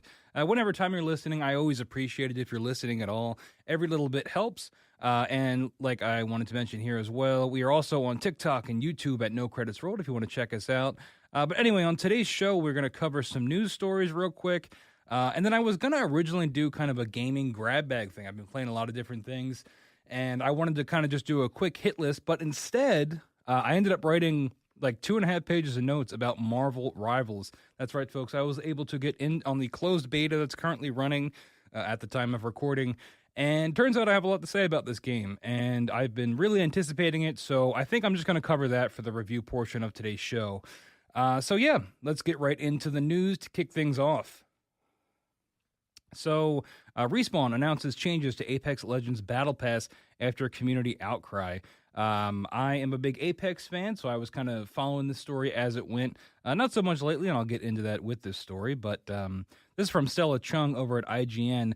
She said, quote, "The initial Battle Pass changes meant that instead of a single season Battle Pass, there would be 2 Battle Passes for each split of the season, and neither would be able to be purchased with the premium in-game currency, Apex coins.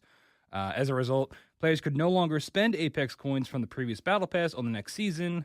EA did clarify that players could unlock the first half of Season 22's premium Battle Pass rewards by completing a set of challenges in the first 2 weeks of launch, but no further details were explained at the time."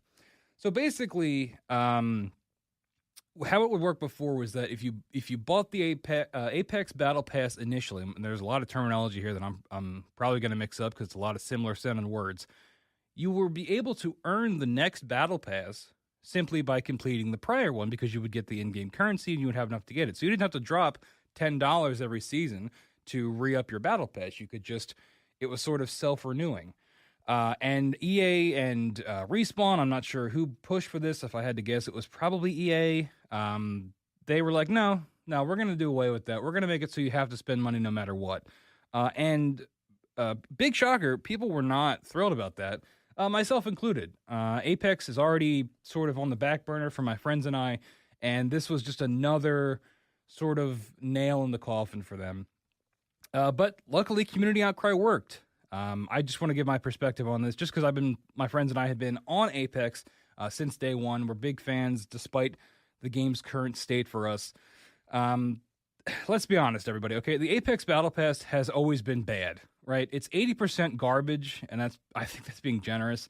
The skins are almost always bad looking. Like, I don't know, I don't want to discredit the artist here, but whatever they're coming up with, the skins do not look good. And maybe it's the characters, maybe they just don't lend themselves to cool skins, but I don't think that's true because there are a handful of skins in the game that are pretty impressive. And of course, the ones you can spend real money on are a little bit better. But the Apex Battle Pass has always been mostly for currency. Sometimes you get the level 100 weapon skin, and it's a cool looking skin. They're usually reactive, so they have a cool effect built into them. But it's happened to me a bunch of times where it's a weapon I just don't use. So I'm not even seeing it anyway. So it's mostly trash. The only upside, like I said, was for the currency. You're earning the coins to afford the next Battle Pass, and you don't have to spend the $10 every season. And you're getting the other currencies as well. There's crafting materials. There's the currency to get heroes. There's so many currencies, right? You play one of these free-to-play games, there's going to be like 15 different kinds of currencies. And that was really what I would get the Battle Pass for. And I also like checking off boxes. I like completing challenges. It scratches a primordial itch in my brain. And also not having to spend the money and getting that reward, which, if you think about it, is it really a reward? You're working to get rewarded to do more work. I don't know. But my point here is that the Battle Pass was really never good. And to then just straight up monetize the thing that is already not great, I'm not surprised this didn't go over well with the community. But Apex has been, like I said, pretty dead to me and my friends lately. We do maybe a couple matches every now and then, but within the first 3 or 4 matches, we're switching to something else. And then there's a couple reasons for that. There continues to be changes to this game that make us not want to play. They removed duos and added quads. I think that's what it was. They removed one of the core modes, and I'm pretty sure it was duos. Typically, when I'm online, it's me and 2 other friends. So removing duos, or one other friend, right? So there's either 2 of us total or 3 of us total. And removing duos, I don't understand why you would do this, right? Other battle royales have done this in the past. Warzone did it. I think Fortnite did it at one point. I don't know if there's a technical reason for this, right? Of like limiting modes, or you're worried about splitting your player base. That's always what I've tried to play devil's advocate with, but I don't really see why they can't all be left in. I don't understand why you wouldn't allow as many options as possible for your player base to do. So when, say Joe and I hop in for duos and there is no duos and we have to play trios, well, here's our options. We're either going to have to fill, which means we have a random teammate, which pretty much never works. They don't know how to play the game, or they run off and do their own thing because they're queuing solo, or we get someone who is playing with us, but like they're totally brain dead, right? And well, actually, that's not true. The other option is that we don't fill, and it's just Joe and I. So every fight is a 2v3, and there's no way we're going to win that, especially in a game like Apex where there's sort of a the rotation and healing and people cycling and having a whole player down. There's no way you're going to be able to overcome that unless you're like a pro gamer, and we're not quite at that level. So that was a big change. That was the latest big change that made us like not want to play the game. And then of course there's the map rotation, which I always complain about. Like two of the maps we just don't enjoy playing on. There's Stormpoint and there's Broken Moon, and those maps, they're not good. They're not fun to play on. They're too big, especially Stormpoint. Stormpoint is way worse than Broken Moon. We can sometimes stomach Broken Moon, but we're just not fans of the map design. And it seems like these two maps come up all the time, right? There's 3 other maps that we could hypothetically be getting, and it seems like it's always Stormpoint and Broken Moon. I mean, we'll play ranked just to get a different map, but it seems like, and because I just think the gaming gods are not in our favor with this game, it'll be double Broken Moon or double Stormpoint in each mode. So you can't get away from the map either. And it's like, I don't know. Maybe this is a very niche issue for my friends and I, but, I've seen some online discourse about Apex, and it seems like the general community is kind of turning against it. People that aren't at the pro level. And even at the pro level, I've seen some pro players come out and say that, this game is just not hitting anymore. And then, yeah, there's the always an issue where you spend more time in the menu than you do in the match, because the second you drop, the other bad guys get guns, and you're instantly dead, and you got to do it all over again. And eventually that gets frustrating. And by eventually, I mean pretty quickly. Within 3 or 4 matches, we're like, okay, well, we gave it a shot, and we're moving on. And, it's like they're removing reasons for us to play the game in a game that we already are struggling to get ourselves to play. And this Battle Pass change, I mean, I know they reversed it, but at the time that Battle Pass change was just another thing of like, okay, well, why would we even bother playing this game now if we're not even going to be able to earn the Battle Pass by playing it, if we just have to spend money? It just seemed like such a cash grab. So there was another quote here from Stella Chung. She says, quote, "There are now 2 new Battle Pass tiers called Ultimate and Ultimate Plus." Now, you're going to want to get a pen and paper. Don't worry, there's a handy-dandy chart that goes along with this to explain it all. But anyway, back to Stella. She says, "Ultimate is nearly the same as the Premium, but costs $9.99 USD and cannot be purchased with Apex coins. It gives players all the Premium rewards and an additional instant unlock of 8 Apex packs." We call them Apex, which they should too. And 1,200 crafting materials. So I'm not even joking. You can go and look up. There is a chart that EA put out to go with this new Battle Pass change that is explaining what each tier gets. And it's like, if you need to put out a chart to explain your monetization, hey, maybe your game is overly monetized, right? Maybe there are too many ways to try to grab players and get them to spend money. And I'm noticing this in a lot of other free-to-play games too. And I was going to talk about Multiverses today in that gaming grab bag section, but I ended up cutting it. But Multiverses is another example where you go to the shop in that game, and it's almost like impossible to read. There's so many different kinds of currency. There's so many different ways they're trying to get you to spend money. You don't even know what you can earn for free by playing the video game versus what you need to spend money on. And spoiler alert, most of the time you need to spend money for it anyway. And I'm someone that has no problem swiping the card for these things. It is, if it's something that I like I just did it with Multiverses. I bought the Battle Pass because I wanted Samurai Jack, because I love Samurai Jack. And it's like, okay, that's pretty simple, right? There's Gleamium in that game, which is, I think, their version of V-Bucks for Fortnite. But there's also like 2 other kinds of premium currency that you can get. And it's like, and Fortnite does it too. Now Fortnite has separate Battle Passes for like events that are going on, right? So there's what is the current one? There's a Pirates of the Caribbean. So there's a Pirates of the Caribbean free battle pass just for this event, but then you can also get a upgraded version of it that has different things. And it's like, I don't know, at a certain point, and maybe I'm just old man yelling at Cloud, I think it's just so overly monetized and so obviously a cash grab that it's becoming kind of egregious, honestly. I yearn for the days of when it was just one battle pass and, you know, you could maybe drop money, real US dollars, so it was easy to understand, on things if you wanted to, right, on certain bundles or certain skins that just cost money or just cost whatever the premium currency is, and that was it. I think it's becoming much too complicated in a lot of these games, and I think part of the backlash against this Respawn change, bringing it back to the story we're talking about, I think part of it is people are getting sick of it across the board, and I think that is why there was so much outcry for this, because it is really, at the end of the day, really just a cash grab. And of course, Respawn did reverse this, but they are still sticking with a new system for their battle pass. So I don't know. You know, my friends and I are going to keep giving Apex a shot every once in a while, probably. You know, that game still has a hook in us in terms of the gameplay. I love the Respawn feel, right? I would give anything for Titanfall 3, but they're probably never going to do that. They're going to keep running with Apex because it makes them way more money than Titanfall 3 ever would. And, you know, at the end of the day, you speak with the almighty dollar, right? And as someone who spends way too much money on these games, maybe I have no room to talk. But at the end of the day, if you want to see things monetized less, spend less money. It's as simple as that. But anyway, one last thing here for this story. IGN, as part of that Stella Chung article, she interviewed Stephen Ferreira. Sorry, I'm Ferreira. I'm probably pronouncing that wrong. But they're the Apex Legends game director. It's a very good interview. And of course, I always recommend you go check out Real Journalist. I'm not a real journalist, I just quote them. So yeah, go check out Stella Chung's interview with the Apex Legends game director if you want to know more. It's a great interview. But that is story number one. Story number two here is sort of a follow-up to a story we covered on the podcast before. The massive Fallout 4 mod, Fallout London, is now available. And I just wanted to hit on this because I had covered this before.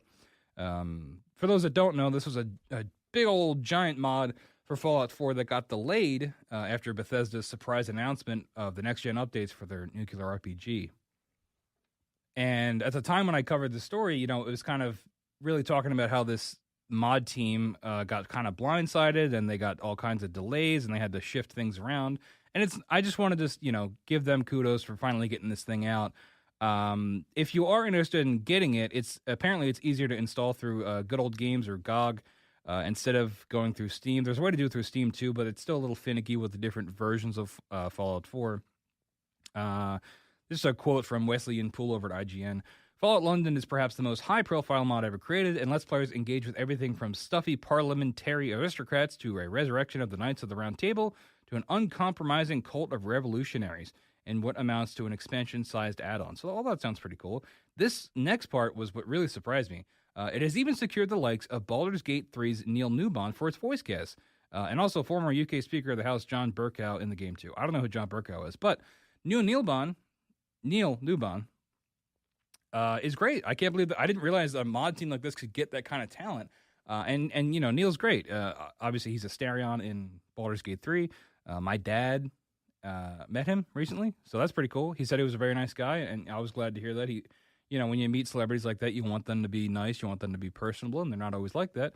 But he said Neil was a great dude, and you know, he really, you know, had a good discussion with my sister. Was very cool with her. So you know, it's nice to hear those things, right? And it's even cooler to hear that this mod team was able to get that kind of talent. I mean, Neil won Best Voice Actor at the Game Awards last year. And obviously, you know, with that comes probably a pretty penny they had to get him. But obviously, he's going to bring that A-list caliber talent to this mod and make it even more legit. So, yeah, that was just a quick little hit on this for that Fallout London mod. So go check it out if you're interested, if you have Fallout 4, and go support that team because they've worked ridiculously hard on this, and they're finally, you know, able to reap the fruits of their labor. But that's going to wrap up the news section of the show today. We're going to take a quick break, and when we come back, I'm going to dive into my preview of Marvel Rivals. You're listening to No Credits Rolled.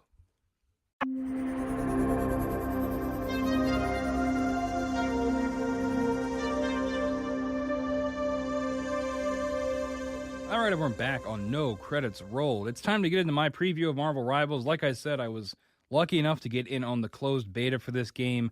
This is an upcoming hero shooter developed by NetEase Games. They're mostly free-to-play dev. The two games, I checked out their website, the two games that I have heard of from them are Naraka Blade Point, which is a battle royale fighter thing. It's pretty cool. It's pretty, I think it's kind of unique. I played it a little bit. And Once Human, which I have not checked out, but I know is sort of a recent viral sort of online game. I honestly don't know much about it, but I just know I'd heard of it, so I wanted to include it here. But I just wanted to say I was lucky enough to get this code because I used the credentials. Credentials is generous. I used the numbers we get for this show to sort of submit for part of their creator program. So I just wanted to thank all you listeners out there for allowing me to get this because I really, really wanted to play this game. I've been very, very excited for it ever since it was announced, especially once it was announced that it was coming to console.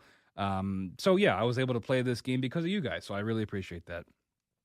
I've been wanting a Marvel hero game in the hero shooter genre for a while, and I'm happy to say that for the most part, they've really stuck the landing here. The production value of this game is very, very high. They clearly put a lot of work into it, even in the beta build. I mean, it's one of those beta builds where they could have just released it straight up, and, you know, it would have been, you know, ready to go.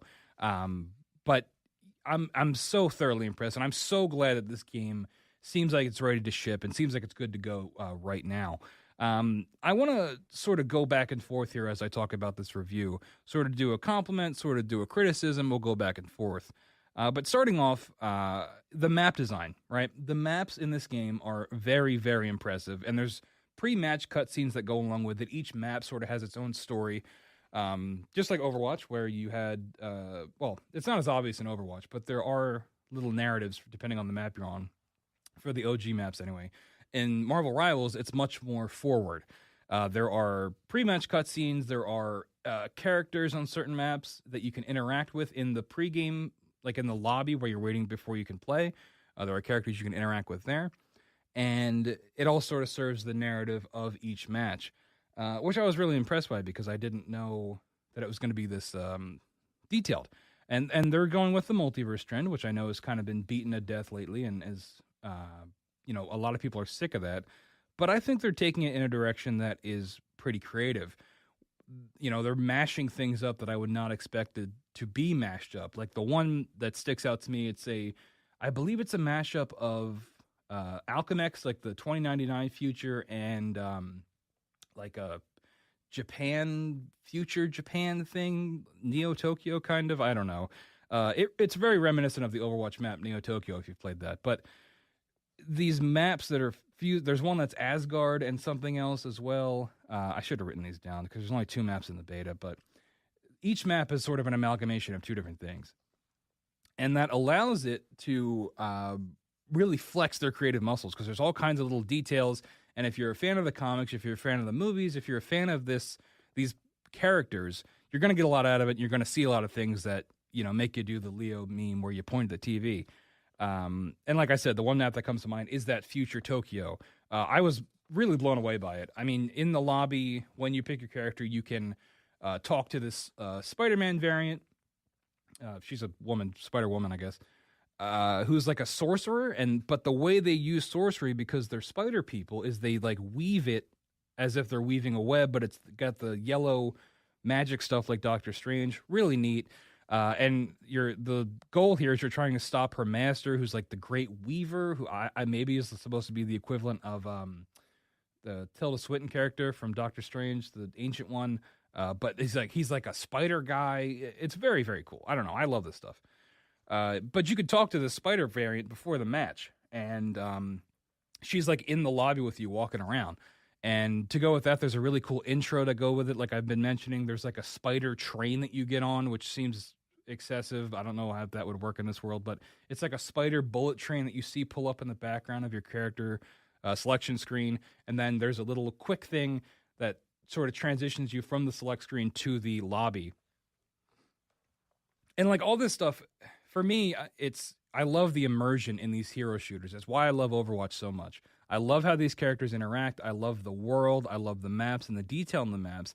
And Marvel Rivals is bringing that exact pedigree, and they're taking obviously a lot of inspiration from Overwatch, and we'll get to that more in a second. They're bringing that level of immersion that I love, and it's really, I think, really gripping. And obviously, you've got the Marvel IP, so you're coming in with pre-existing knowledge, and that helps, right? Because in Overwatch, you have to watch, you have to Google a YouTube video to figure out the lore of all these characters. But in this game, if you know who Spider-Man is, then you can kind of figure out what he's talking about with these other characters. What else we got? That was pretty much it for the maps, right? Lots of detail. Each map, there's little, there's all kinds of Easter eggs you can find in the maps that I really enjoy. And I'm really excited to see what other maps come out when the game launches, because there's only 2 right now in this beta. I'm very excited to see what else they mash up in the future. A negative, the matches tend to feel very one-sided. You're either stomping or getting stomped, sometimes to like a comical degree. I've had matches where my entire team like literally never gets a kill, and meanwhile the enemy team, each player is dropping like 30, and we're just getting absolutely demolished. And I think part of that comes with people not knowing how these characters work. Like, I deliberately went and played each character for, to figure out how everything worked. And once I did that, the game made a lot more sense to me, and I was able to sort of think more, with tactics, because I knew what everybody did. But if you're going to go in for your first couple matches and you're just picking characters that it's going to take some adjusting. And there's a little bit of a learning curve there.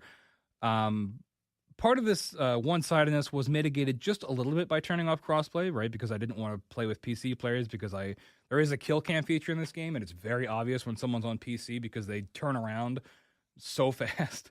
But yeah, turning off crossplay helped out a little bit. Some of the characters definitely seem like they'd play better on PC. There's like Spider-Man and Venom. They've got movement abilities that try to mimic the swinging mechanics of a Spider-Man game. And it's a little clunky. It's a little weird on console, but I think if you had the dexterity that comes with a mouse and keyboard, it'd be a lot easier to manage. But I'll cover more of the characters in just a second. Another positive, character dialogue and interactions. I already talked about this a little bit. I'm the sucker for this stuff, right? I love Overwatch. I already talked about that. The story is told in between these characters, right? There's one I just want to highlight. I think I have it later in the notes. Oh, yeah. Like I said, given there's Marvel, there's less onboarding necessary to know what these characters are about. Some of the dialogue I've heard really blew me away. The one example I have here is between Namor and Magneto. They both are talking about empires and the future of mutant kind, and the conversation ends with Magneto telling Namor that they've both been in wars before and that Namor should know better about whatever.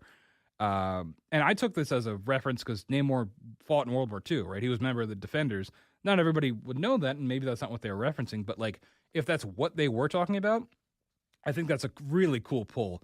And there's all kinds of dialogue like that, right? To the point that like will overlap because of how much these characters are talking to each other. But I love it. And if you turn on subtitles, I think it's great. I think they nail all these characters and how they would talk and how they would act. I think they do a really good job with that and how they would interact with each other. And the kind of things that they pull for these characters to talk about, it shows that they really put effort into this and they didn't just phone it in, right? I mean, there's interactions between Venom and Spider-Man, and Spider-Man is like nervous to have Venom on the team, and Venom is like, well, we'll help you this time, little Spider. Like, I don't know. It might sound corny, but I love this stuff. I think it's great. And I think it really shows that they put a lot of thought into this and that the people that made this game care about these characters as well and care about how they want to present these characters in their game. But let's talk about gameplay, right? It took me long enough. I'm gushing about things that aren't the gameplay.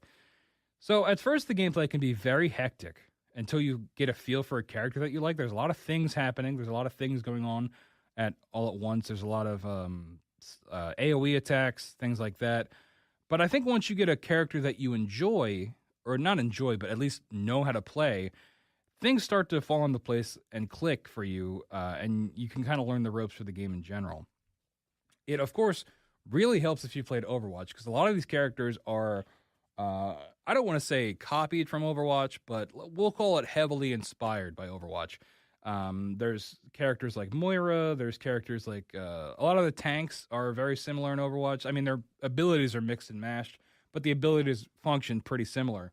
So, if you've played Overwatch for a little bit, it'll help you sort of know that language. I talk about that a lot on the show, of like knowing the language of a game or a universe. And I think that in this, the language is Overwatch, right? It's those kind of games. If you've played Overwatch, or if you've played I don't know. I never played Team Fortress, but I know it's a similar thing.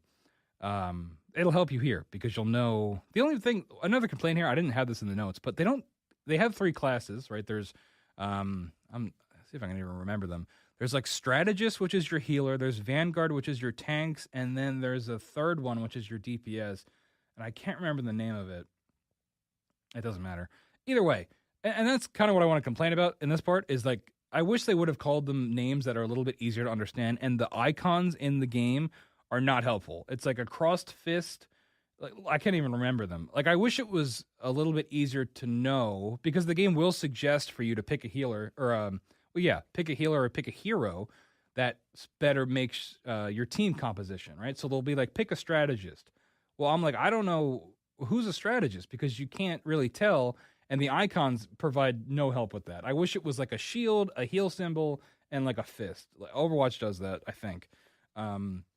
I just think little UI changes like that would make it a little bit easier to understand who you're picking and what categories you're in. Of course, once you play the game for a little bit, you'll figure out who's who and what categories are what.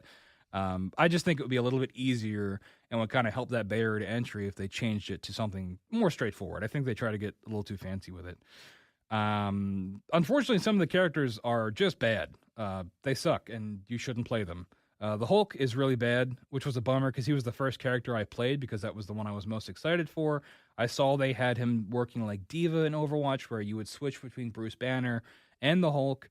I think that's a really cool way to do it. I think it's a cool concept, but Bruce Banner is useless. At least D.Va, if you're baby D.Va, you can like get headshots with her gun and it does a lot of damage.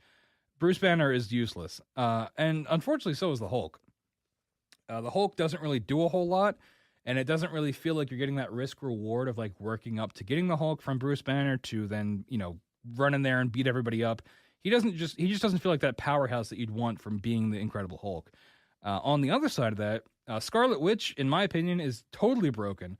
She's Moira from Overwatch in terms of having lock-on damage, except she doesn't have to heal. So all she does is lock onto you and kill you really fast.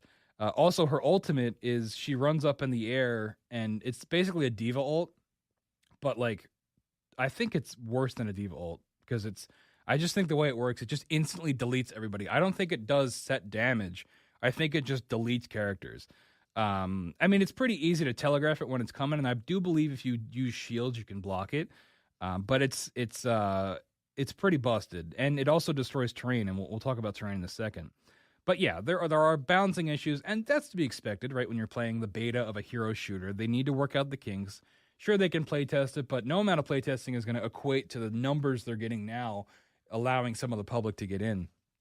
They've done a good job of making most of the characters easy to learn and hard to master, which is always sort of one of the hallmarks of this genre. Some of them have really, really cool abilities. I want to shout out Doctor Strange in general, or in particular. He can make portals, right? Because he's Doctor Strange and that's his thing. But the portals, it's not like Symmetra in Overwatch where it's like 2 beacons you're putting down. He can put his portals down on like different angles or different heights, and you can shoot and see through them. It's like, it's a portal, right? But it's like in the MCU how the portals are, 1-to-1.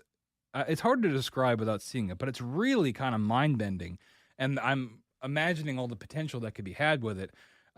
Just yesterday I was playing, and I was able to place the portal above the point that we needed to capture, and the other side of the portal was like right outside of our spawn, so we could just sit and spawn, shoot through the portal, and then push in through the portal when we needed to. It's really, really neat, and I think that's the biggest power that I've seen that is like, wow, this is really neat, and it's kind of a miracle it doesn't just crash the game. So yeah, that one's pretty cool. There are other abilities, like Magneto is pretty cool. He's sort of like a Zarya from Overwatch mixed with a Sigma. He can put shields on other people and then absorb the metal, and you can hear the metal on his back. Like, there's really cool sound design with that, and then you can make like a sword out of it and do melee attacks. Really neat stuff. And I think another thing I want to praise about this game is the way they use the power or the abilities matches with the characters very well, and you feel like you're embodying these Marvel characters. I talk about Avengers way too much on this podcast, the Avengers game, but one of the reasons I like that game is because I feel like, despite its problems, when you're playing that game, you feel like you're playing whatever hero you're playing as. And I think this game does a pretty good job of that as well. You feel like you're playing as Magneto. You feel like you're Spider-Man. And I think that goes a long way, especially if you're wanting to get people to play this game and to feel invested. You want to kind of nail the feel of these characters, and I think they do a great job with that. So there's a terrain system in this game, which I was not expecting. There's like a cover, it's like Battlefield 4, right? Or like destructible environments is probably a better way to put it. Certain structures can be damaged and even totally destroyed before being reset. It sort of it's a mechanic that plays into the multiverse idea of things kind of always resetting and reforming themselves. And that's sort of how they justify it in game. But it's really cool in certain instances. Like it's good on Capture Point. There's one map in particular where the point is underneath this sort of bridge. So you can blow the bridge up and you have easier access but less cover. There's the Spider Tokyo future map is you're moving the payload, and there's like there's a section of the map where there's a bunch of different buildings, and you can like blow up the whole building basically. And it's really neat. And I think I talk about immersion a lot with this, and it goes back to that immersion a little bit too. Like I was playing as a Punisher, and I was in one of these buildings shooting down on a Namor, and he started throwing his tridents at me, and I backed up to try to get cover, but the tridents kept coming and was like punching through the wall and the floor to get to me, and it was really neat. And I'm curious to see sort of the 5D chess plays that come with this terrain system and how people can use it to their advantage if we get to the levels of like a Rainbow Six Siege where you're punching holes just big enough to shoot through or something like that. But like I said, it's like the OG Levolution of Battlefield 4, not to the point of like you're bringing down skyscrapers, but I'm curious to see how they integrate this into new maps and how that ends up working out, because I think it is cool, and it was definitely something I was not expecting in this game. You come into a hero shooter, you're expecting those mechanics that are already built in of coordinating healer, DPS, and tank, and then they add another system on top of it to make it stand out even more. I think this game is going to give Overwatch a run for its money. I think at this point, Overwatch is, I still love it. It's still one of my favorite games of all time, but I really think Blizzard has taken so many missteps with this game in the last couple years, particularly with the launch of Overwatch 2. I think they really fumbled the bag there, missing out on the single-player stuff. Moving it to 5v5 is very divisive, still very divisive. I think they might be bringing back 6v6. I don't know. I think Overwatch fans are looking for a alternative to a game they love, but is not the game that it once was. And I think Marvel Rivals has the potential to sort of be that game. And we're going to see when it comes out, but it's got all the bells and whistles that I was looking for. I had some complaints with balancing and some things like that. Also, the main menu is very mobile game-y looking. That could be a turnoff to some people, but I mean, NetEase is known for making these free-to-play games, so they've probably got their UI down to a science of how to get people to spend money. So far, there isn't too much monetization. There is for the beta, because it's a beta, so I don't know if this stuff will change at launch. It looks like there is a battle pass. You don't have to pay for it in the beta because it is included, but there's skins you can get, and I think there's only one kind of currency, so that's good. I've already been able to earn enough of the currency to get a couple of the skins. So, I don't know if that progression rate is going to keep up in the main game, but so far it doesn't seem too egregious. So, I'm very much looking forward to this game. But like I said, it turns out I had a lot more to say about this game than I thought. Overall, I'm extremely impressed. Aside from the couple minor complaints I'd say overall, this game really blew me away. And I really want to play more of it. My friends and I have been on a Civilization 6 kick lately. And if you've played Civ, you know that game sucks up a lot of your time and makes time go by fast. And, I wish I could clone myself. So one of me could be playing Marvel Rivals and one of me could be enjoying Civ 6 with the boys. It's a tough thing. It's tough being a gamer, I'll tell you what. That's a joke. But really excited for this game. Very, very excited for it to come out. I don't know if there's a release date for it yet. I neglected to look that up. But this beta runs a little bit longer, and I'm definitely going to try to get some more hours in while I can. And you're able to earn keys if you there's a Twitch thing going on right now. If you watch certain streamers, you can earn a key. The keys are obviously going very fast. There is a limited supply, so you can go check that out and try to get in on it as well. And once you're in, you can earn another key in the game. for a friend. But again, they do go pretty quickly, so it's kind of tough to get those. But yeah, Overwatch should probably watch out. I do think this is something I forgot to mention in the main part of it, but having that Marvel IP, I think, is going to bring in a lot of people that maybe don't even play these kind of games that say, oh, a free Marvel game? I can be Iron Man? Sure, yeah, let's check it out. And that's something that I think it's a barrier that Overwatch sort of can't really overcome, right? I mean, now you're seeing it in every game, right? Magic the Gathering, Fortnite, every game you could think of, the IP craze is taking them all by storm. Of, they're not making things unique, they're bringing in other IPs that people know, and it's making them more money than they could ever imagine. And I am guilty of that. When Transformers came to Overwatch, I swiped the card.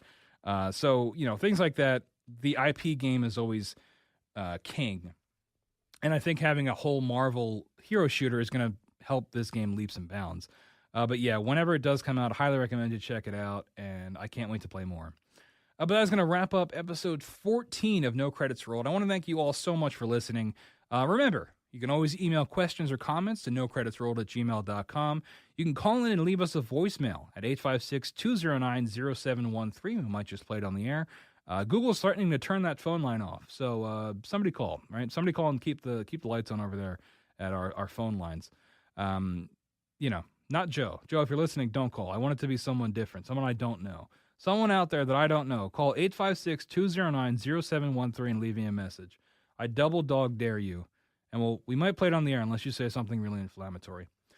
Make sure to subscribe to No Credits Rolled on Spotify, Apple Podcasts, wherever you get your podcasts. We will be there for you.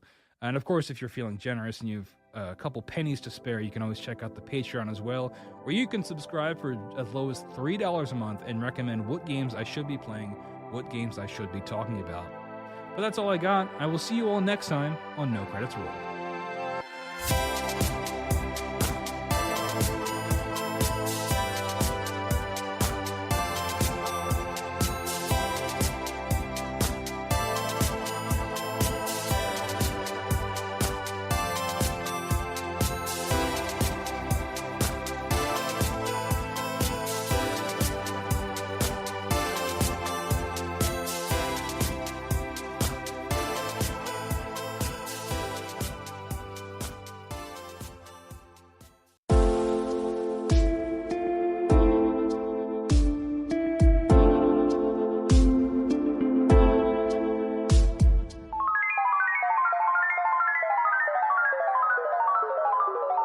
No Credits Rolled. Hello, everyone, and welcome to episode 12 of No Credits Rolled. My name is Sam Whalen, your host.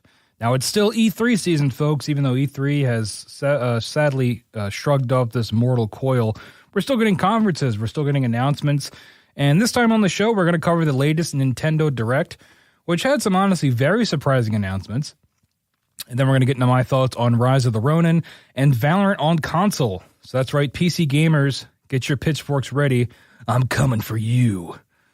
But before we get started, I want to remind everyone to subscribe to the show wherever you get your podcast, wherever you get audio, will be there for you. Just search No Credits Rolled. We're also on TikTok and YouTube at No Credits Rolled. So check us out there. We try to do some breakout content, some video content for you.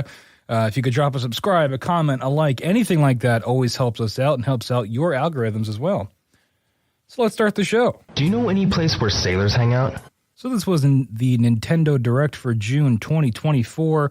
Kind of came out around the same time as the Xbox conference and the Ubisoft conference and Summer Games Fest and all that stuff. This was sort of Nintendo throwing their hat in the ring for this time this year. And, in my opinion, Nintendo is really swinging for the fences with this one. I think they wanted to keep up with the other summer conferences. They wanted to have some announcements that people really weren't expecting to make some headlines, and they definitely did that. So this Direct had multiple announcements in it that I personally cared about, which is one of the reasons I wanted to talk about it. Multiple announcements that I was very impressed by. I still rate it a little bit lower than the Xbox conference, but it's tough to compare, right? Because, where Xbox is at, what we expect from them, and where Nintendo is at, what we might expect from them. For someone who isn't a hardcore Nintendo fan, this conference definitely surprised me and definitely had some stuff in there that it really made me, sort of tune in and be surprised by. So we'll cover that here. So this recap comes from Adam Bankhurst over at IGN. I just pulled the the list from him, and we sort of just go down there, and I cherry pick the things that I wanted to cover. But you can always go check out the full direct yourself if you want to see all the announcements and some things I might have missed. There's a bunch of little announcements at the end that I didn't cover because honestly, it's a bunch of games that I'd never heard of and didn't really interest me. But anyway, so I'd say there's competition here. So we'll cover the two biggest announcements first. We had The Legend of Zelda: Echoes of Wisdom announced for Nintendo Switch, starring Zelda as a protagonist. And that's coming this year. Coming September 26th, featuring Zelda as your protagonist. Now, going into this, I was talking with a friend, and I joked, we always talk about, hey, what are you expecting from this conference? I jokingly said, oh, we're going to get a new Zelda game. And then we did. So that was something. I think this looks great. I'm surprised it's releasing on the current Switch, but I guess because they're doing the Link's Awakening remake art style, it maybe makes it run easier, right? Like they're not updating the engine or whatever they run that in. They're just making a new game with it. So, I do own Link's Awakening remake. I haven't played it. I've only played the starting area, maybe 15, 20 minutes of it. I do remember it chugging when it was docked. I remember dropping frames in that. So, I don't know. I'm curious how this new game's going to run on the current Switch. I'm sure it'll get, whenever the Switch 2 comes out, I'm sure we'll get it on there as well. But they did say this is going to be the last Zelda game for this Switch, so before the new one comes out. So the last hurrah. And honestly, I think this was a huge surprise, right? You watch the trailer and it starts and people think it's going to be a Link to the Past remake, which I'm sure people would have been more than happy with. That's a game I want to check out. I started the original because I think you can play that on Switch, but I'll get into it later on in this section, but remakes get me in a lot better when it's updated and things like that. So anyway, the trailer starts and people think it's a Link to the Past remake. And then Link disappears and Zelda takes over in the narrative and you find out it's a Zelda-centric game, which is pretty crazy. In terms of gameplay, they showed off that Zelda has a Tri-Rod, which, based on how it works with like copying and pasting things, it looks like it's going to be a lot of that classic Zelda Nintendo sandbox stuff where they give you, especially these last two recent Zelda games, where it's here's all the tools, we'll give them to you right in the beginning of the game, and then you've got the rest of the game to play around and discover all the little things that you can do with these tools. And it looks like that's kind of what the Tri-Rod is. The Tri-Rod is your big tool and is what's going to be driving most of the gameplay. I think it's always nice to see something new from these. Sure, it's still a Zelda game, so it's still the same IP. I guess you could call it a sequel because it looks like it's in the timeline of Link to the Past. I'm not necessarily as up on the lore for Zelda as I should be. But this, with Zelda as a protagonist is sort of what I'm driving at here, of this franchise doing something new.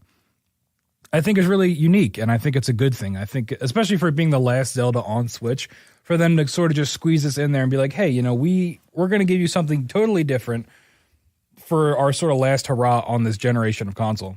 Now, will I pick it up at launch? I'm not sure. Honestly, it's weird for me playing things on the Switch. I just don't play the Switch very often, so a lot of times I'll wait for a sale, or if it's coming to another platform, I will wait. Obviously, this is a Zelda game, so it's not going to go anywhere else. It might depend on the price point. I might wait for a sale. I know I picked up Link's Awakening on a sale, so we'll see. But definitely, I'm sure Zelda fans are definitely eating with this because, I haven't even finished Tears of the Kingdom or Breath of the Wild, so I'm right at the end of Tears of the Kingdom. But I have yet to finish that, have yet to roll credits on it. But yeah, happy for Zelda fans and excited to see what this game looks like when it fully comes out because, it's something different. Speaking of games we're excited to see fully come out, Metroid Prime 4 gameplay. It had a subtitle. It got a new title. Let me look that up. Metroid Prime 4 Beyond. And hey, that's a cool title. I think, there's that old adage where, like, if you go past 3 games or 3 of something, you don't call the 4th one whatever 4. You have to give it some kind of title. Anyway, but they showed gameplay. We haven't heard about this game since, like, forever ago, right? E3 2017. So 5 years? No, more than that. 7 years? And we just got gameplay in this direct, just out of nowhere. It looks like Metroid Prime. I played a little bit, maybe like an hour of the Metroid Prime remake and really, really liked it. I just never played any more of it because other stuff came up. But that Metroid Prime remake is something I really want to go back to because I was very much impressed by that. I've never played a Metroid game, and playing that game, I was like, wow, this came out. You know, I had that game when I was a kid on GameCube, but I never played it because I think it freaked me out or the controls were too difficult to understand. I didn't know what was going on. But playing that remake, I was thoroughly impressed. And Metroid Prime 4 here looks like it's going to be more of that, but updated. I mean, it looked visually very impressive. So I'm assuming they're going to save it for a Switch 2. They gave a window of 2025, so maybe we're going to get that Switch 2 in 2025, holiday 2025. Who knows? But yeah, this was one of those handful of super surprising announcements at this Direct. They just dropped Metroid Prime 4 gameplay. I mean, this was one of those games that every time conference season comes up, people bring up, are we going to get a release date? Are we going to get gameplay for Metroid Prime 4? People started to wonder if it was even going to come out. And Nintendo came out and said, hey, here it is. So 2025 is the window for that. We will see what happens there. Again, hoping they save it for a Switch 2 because the Switch is very much showing its age. And I think it's going to need something based off of what they showed. It's going to need a little bit more oomph in the hardware to really make this thing nice and pretty. All right, so next I want to cover, we had Dragon Quest 3, which then turned into Dragon Quest 1 and 2, the 2D, 3D remakes. I've never played a Dragon Quest game in my life. I think the only thing I know about, actually, that's not true. I played like 5 minutes of whatever one came to Games Pass just because it was there. It was all right, you know, it didn't really blow me away. But like I said, I played very little of it. It just didn't really capture me. And I played as the guy or the hero in Smash Brothers when that released. So that's all of my knowledge of Dragon Quest.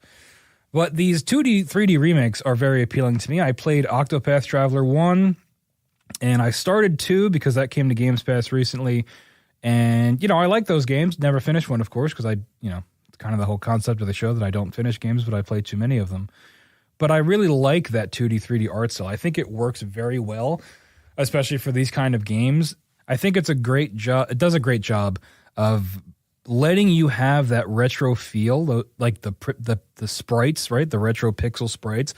I think it fits very well when you're interpreting or being inspired by classic games like Dragon Quest. So, you know, I might pick this up at launch. It looked pretty cool.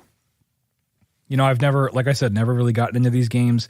But if they're gonna do this art style, and this is how they're bringing it to, you know, this generation, might be something I check out. Like I said, it's always good to see classic games made available to a new generation. You know, even if it's not a one-to-one port, which some people might want. I think it's nice to have these remasters that can reinterpret the game and sort of update it for our more modern eyes. You know, I don't know why, but I've been playing the Gears of War 1 remaster just because I got nothing but time on my hands, apparently. And, you know, that game looks great, that remaster of that first Gears of War game. And the game still holds up. The dialogue still holds up. All the stuff they didn't change, these character interactions, the gameplay, all that stuff still holds up. It just got that fresh coat of paint on it. Because if you go watch footage of like Xbox 360 Gears of War, it looks awful. Like it just looks like mud and like very dark and poorly lit. But like this remaster fixes a lot of that. It makes it look much more visually impressive. And then you get to experience a classic game that if you were to try to boot it up today, if you dug up a 360, which, you know, I still have a 360, but not everybody does, it makes these games more accessible and I think more appetizing. I don't know if that's the right word, but it makes them easier to play. And I might even talk about the Gears of War remake on this show. I'm kind of saving it to see if I want to cover it because I am a big Gears fan, and this Dragon Quest remake announcement kind of made me think of it, and I wanted to mention that on the show real quick. But yeah, you know, also really for Dragon Quest, really good art. They revealed it with the announcement, this like key art, and they showed 3, and then they played like that Dragon Quest sound, like the theme. You guys know it probably if you're a Dragon Quest fan. And then they showed the other 2 games are coming too, and the very cool art. I mean, you know, I just wanted to shout out the art. I thought it looked cool. Anyway, next game, we have Donkey Kong Country Returns HD, which, if you look it up, HD is kind of a stretch, but that arrives on Switch in January 2025. I've never played a Donkey Kong game, but Diddy Kong is my main man. I love that little guy. He's my favorite character in Smash. I like monkeys in general. They're my favorite animal. So Diddy Kong, I've loved him ever since he was a kid. He also has guns and a jetpack, which I thought was cool when I was younger. Nothing against Donkey Kong, just something about Diddy Kong I've always just found very appealing. But I've never actually played a Donkey Kong game. So, might jump in with this one. It looks like a great time, and I know people, I don't know if this game is beloved, but most of the Donkey Kong games are very beloved. It is a port. It looks pretty rough. If you watch the reveal of it, it looks like they literally just took the game from when it came out and just kind of put it on Switch. And I read this today. I was actually doing the show notes right before I recorded. Turns out this bad boy is going to cost a full $60, which is tough. I definitely will not be picking this one up at launch. $60, right? That's Nintendo. Nintendo knows what they got, and they know that the majority of people are going to pay for it. Hey, it's good that people can now play this game on Switch. It's good that, Nintendo gets a lot of flack for all their ports. And while they can be egregious, right, in terms of price point, I think having all these games available on a system that everybody can buy is a good thing, right? Like, not everybody has a GameCube, or not everybody knows or wants to emulate things. So, like, having all this stuff ported onto one, and the Switch is portable, which is another plus. But, aside from the price points, which is, bad, right? Because Nintendo wants to rake us over the coals for stuff that they have on a flash drive. I think there are benefits to it other than just, well, the benefit, I think, is having these games available. The downside is they're going to charge you an arm and a leg for it because they know people are going to buy them. Speaking of sort of ports, this was a pretty big announcement for fighting game people. Marvel vs. Capcom Fighting Collection, Arcade Classics, is bringing 7 beloved games to the Switch. So as someone who really wants to be good at fighting games but isn't, I also loved Marvel vs. Capcom 2 as a kid. This was a pretty big announcement. It's kind of crazy. This was just in a direct, like just kind of dropped in, not at EVO.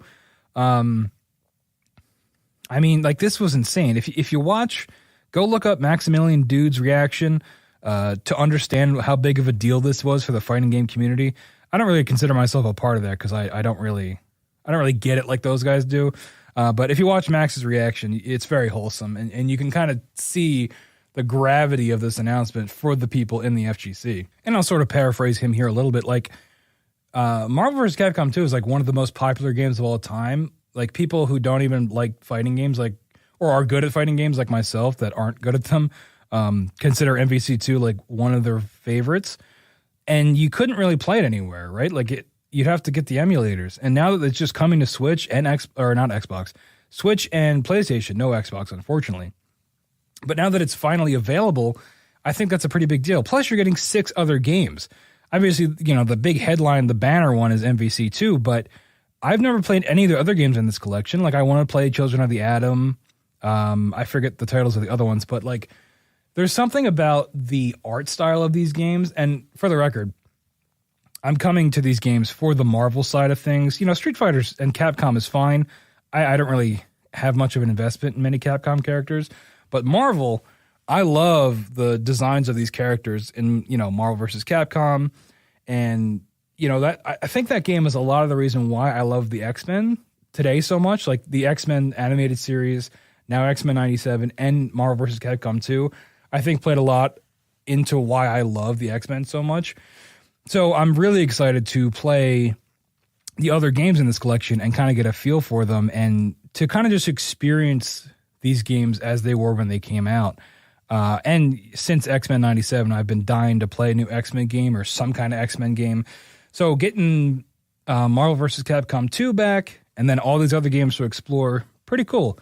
And definitely looking forward to it. And I think coming to Switch is a great idea because then people can take it on the go. You can have tournaments wherever you want. I think in the announcement they said online is going to have full rollback netcode and stuff, which I know is a very big deal. Online play, all that stuff. I'll definitely be jumping in day one for that. 7 beloved arcade classics coming to Switch courtesy of this Nintendo Direct. Pretty big deal. So what else we got? We have Tales of the Shire, a Lord of the Rings game, lets you live a peaceful life as a hobbit. So this game's a little weird. I knew this was announced, but I didn't know like what the deal with it was, like in terms of when it was coming out or where it was coming out. It looks a little rough. It definitely looks a little rough. I mean, the people in charge of the Lord of the Rings IP, they clearly want to just squeeze as much money as possible out of it. I mean, at least this is somewhat creative, right? It's like, it's a game that isn't like Gollum or like, there was a dwarf game that came out that like, I don't even think anybody knew about. But this, you know, I think this is a good idea on paper, right? A cozy game, an Animal Crossing type game where you're a hobbit in the Shire. Great. That works great on paper.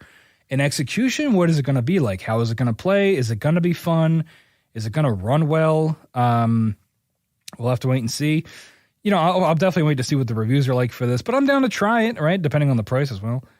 Disney Dreamlight Valley is one that I've been coming back to recently. You know, every couple of weeks I jump in there and do some things. It's a nice, you know, it's a relaxing game. If you don't want to jump on, you know, Apex and get destroyed or something competitive, you just want to kind of turn your brain off and, you know, tend to your farm or talk to your favorite Disney characters. That's kind of what I do in that game. It's just nice to kind of relax every once in a while with a game.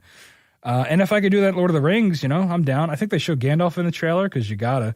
I hope they use the music if they're allowed to. I don't know. The rights for Lord of the Rings are like all over the place. But if they can use the music, that's going to make it, you know, that's going to elevate it because that music is like some of the best music you'll ever hear in your life. So if they can just use the Shire theme, immediately a 10 out of 10. But yeah, we'll have to wait and see about that one. This next one was kind of weird, but another one of those things where when you see it, you go, wow, I can't believe no one ever made this. Looney Tunes, Wacky World of Sports. IGN says it looks like a zany good time. But this looks like NBA Jam, but with Looney Tunes. So like a Space Jam game. I can't believe this took this long to make. I wonder how it'll play. I did play a lot of NBA Jam, but I played it on mobile. This was back in the day when like I had an iPod or iPhone, one of them, for the first time. And you can get a lot of these full games on there. You used to be able to. Like I used to play COD Zombies on there. And NBA Jam was one of the games that I would play on my phone. So, you know, not quite the NBA Jam story that most people have with the beloved sports game. But having that with the Looney Tunes characters is great. I think that's a great idea. And, you know, you can maybe I don't remember much of the trailer, but if they work in different powers and things like that with the different characters, I think that's a good idea. You know, if this is under $20, that would be ideal. And, you know, pick it up with friends, play with friends. You know, NBA Jam, that kind of game I think is always going to be fun, especially for people like myself that are just awful at 2K and don't understand it. I think something a little bit easier and a little bit more accessible like this is a little bit more my speed and maybe other people's too. But that was actually the last announcement I had for the Nintendo Direct. What were some of your favorite announcements? There were a lot of quick ones I missed or didn't cover in this because I didn't really know about them. But if there was something that jumped out at you, let me know in a comment. And how would you rate this compared to the other conferences? Like I said, I would put it definitely below Xbox. But for a Nintendo Direct, you know, I kind of go into these with no expectations. And when I get multiple things that surprise me, I give that a pretty high review, a pretty high grade. So we're going to take a quick break, and when we come back, I will be giving my thoughts on Rise of the Ronin and console Valorant. You're listening to No Credits Rolled.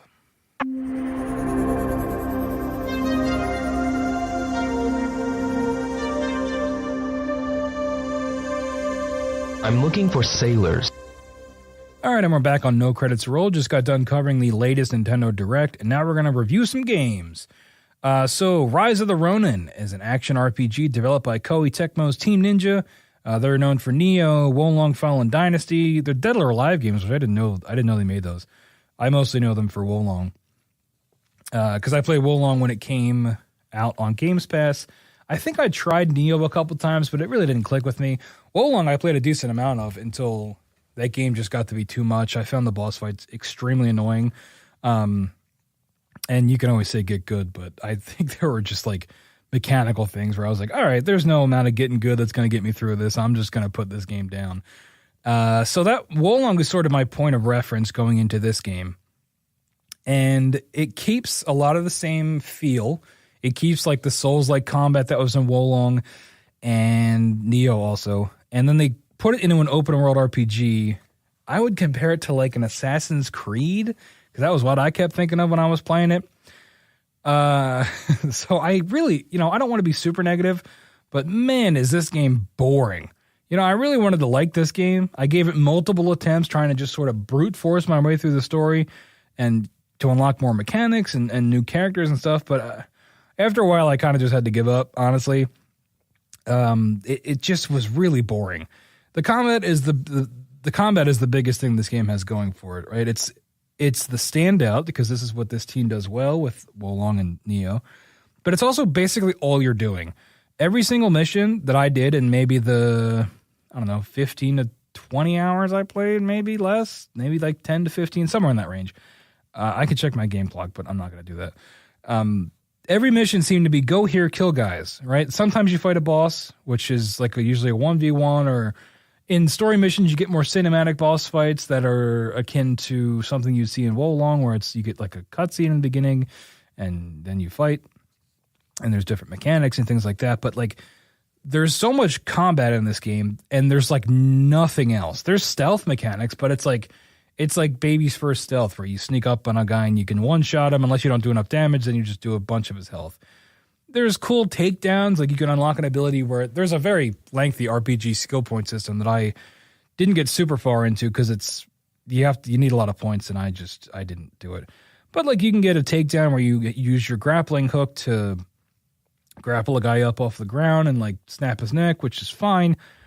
But like, I don't know. There's so much about this game that I feel like has either been done before in games like Assassin's Creed or done better in games like, Ghost of Tsushima and stuff, that there's really nothing in this game that makes it stand out for me to make me want to keep playing it. It just felt very vanilla and very bland.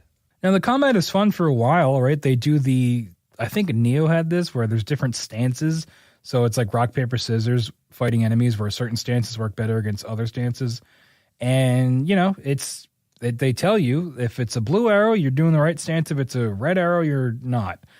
And then you switch it and then you just kill them. It feels very samey after a while. There are cool executions, right? You can break enemy stagger bars and then get cool executions off. It's still got that Team Ninja feel that people like, that I enjoyed in Wo Long, but again, eventually got bored of. There isn't a whole lot of enemy variety, right? I mean, there's, at least in my time that I played, maybe things changed down the line. There's spear guys, there's shield guys, there's sword guys. If you've played Ghost of Tsushima, it's very similar enemy types. The boss enemies, there's definitely a variety because a lot of the big, like, tentpole checkmark bosses have their own mechanics, so those are fun. Except for one, the one I did, you have to fight like your blade twin, and that first fight is like super aggravating. But I got through it, so I'm proud of myself for that. But anyway, yeah, I just found so many of the missions to be so samey in terms of the combat. There's a bond mechanic similar to like a Persona or like a dragon kind of, where you can increase your bond with these different companions, and then you can do companion missions to further increase that bond. And I thought that was okay. I found some of the characters to be somewhat interesting. It's like in that time period where Japan and other countries are sort of meeting for the first time. So you've got American, I think they're either American or English, I don't remember. Influences, probably English, right? Like historically wise. I watched like 4 episodes of Shogun, so that's kind of all I'm going off of. I need to go back and finish that show. But there's like those people you can interact with, and they're like a whole different faction of enemies. But they still function the same. They still have got swords, and instead of bow and arrows, they have guns. And instead of being like big guys with clubs, they're like really funny. I highly recommend you look up the English like heavy type in this game. It's just a giant man with axes. It looks like something out of like Fallout BioShock Infinite, like those the robots in that game for like the theme park. It looks like that. It's like a freakish, like, hulking man with axes. It's very strange. So I guess that's different. That's something. Yeah, interesting things, some positives about the game. That history stuff is cool if you're into that. I think there are some historical figures, but I don't know enough about the time period to really know it. The mixing of the colonial stuff mixed in with the Shogun stuff is cool. If you've watched the Shogun show, it's kind of like that.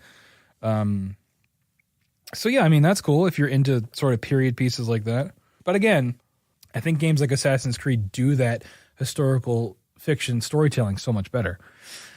There's a story twist in the beginning, which they literally just do the Assassin's Creed Odyssey twist. If you've played that game, having a dual protagonist in that, it's like the same twist so far as I can tell.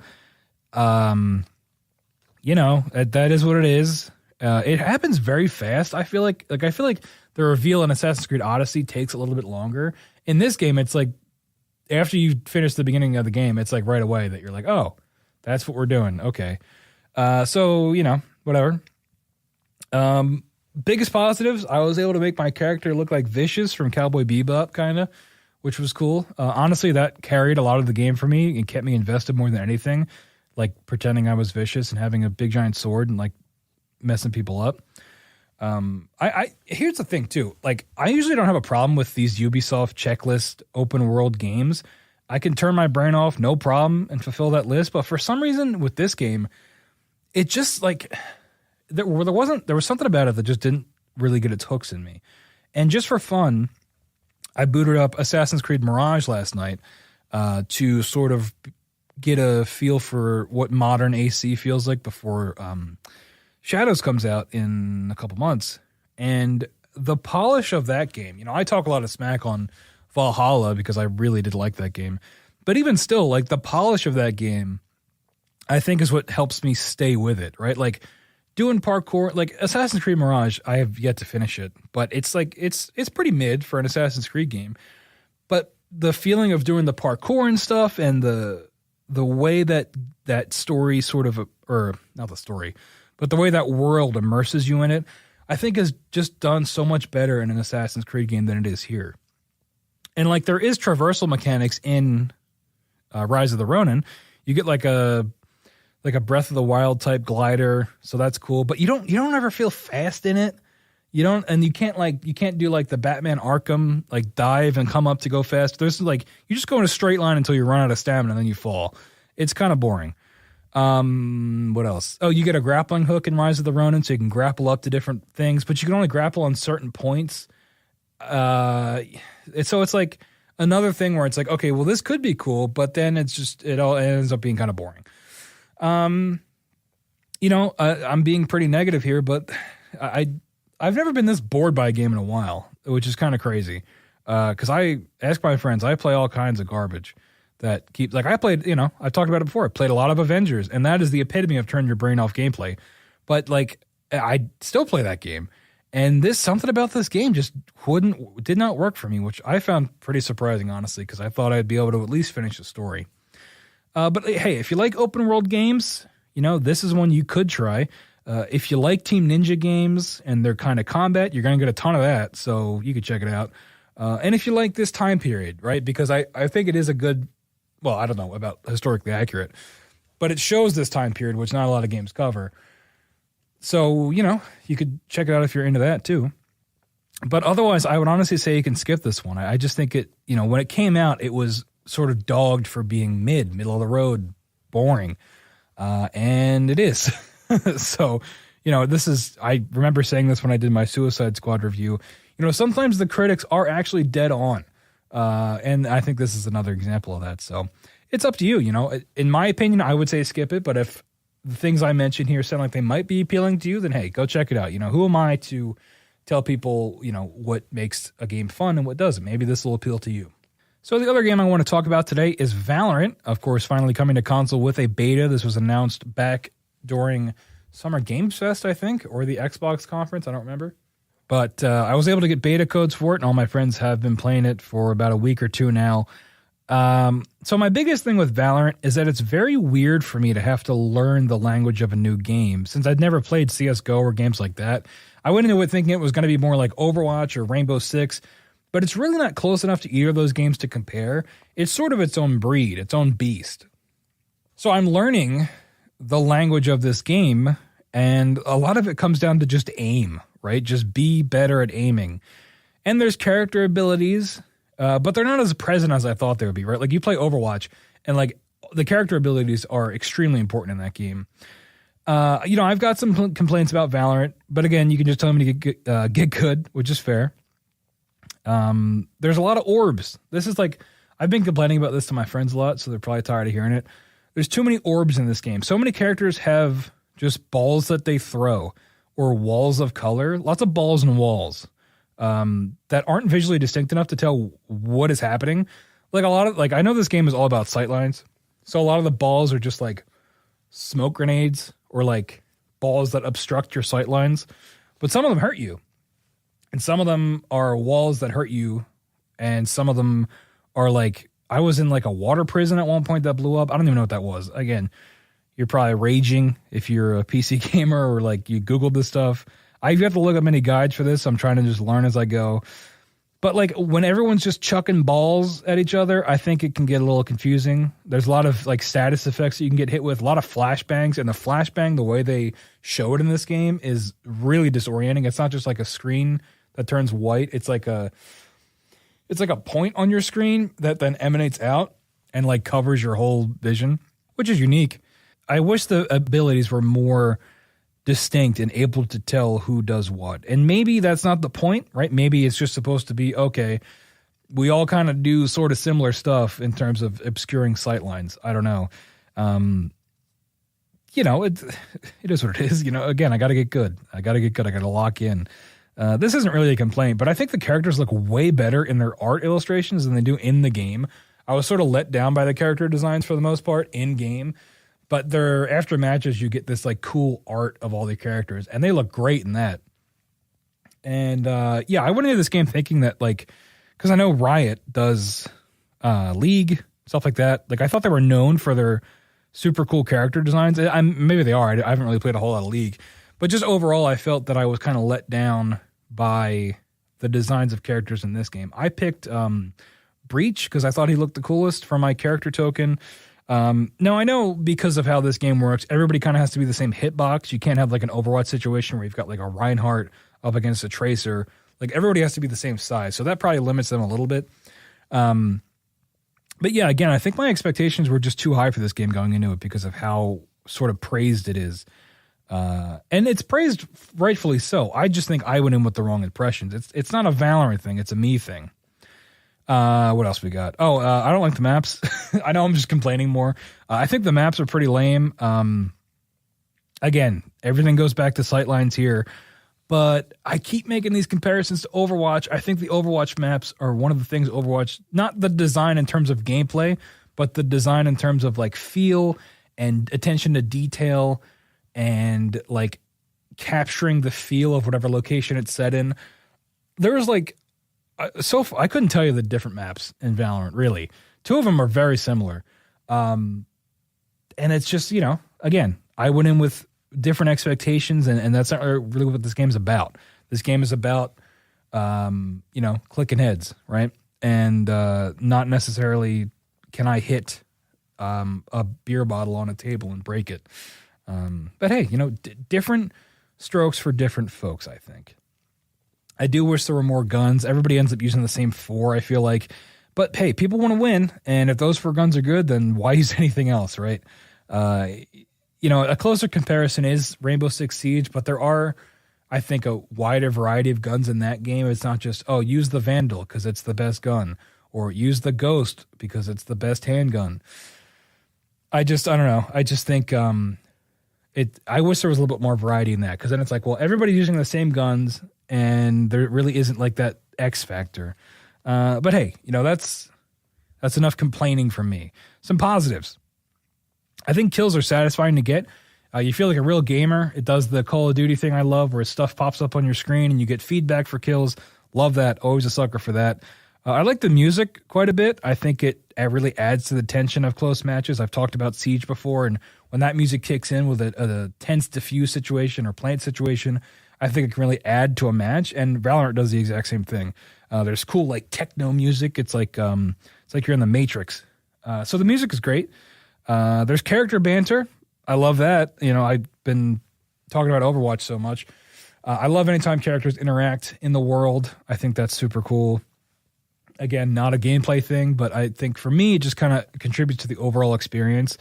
What else I got? All the guns, even though I complain there aren't enough of them, I think they all look great, especially the shotguns. Like, I think the shotguns look super cool, but even though they suck, again, from what I've played, I think all the guns look pretty great. And I think they kind of knocked it out of the park with those designs.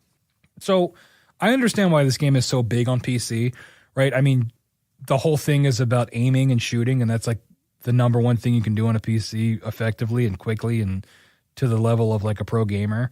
And it's, you know, it's under rotation still on console. I don't know how long this beta goes for, but it's nice to have a new game in our rotation, and it's nice to have these competitive games where we can pop off every once in a while and get that dopamine hit.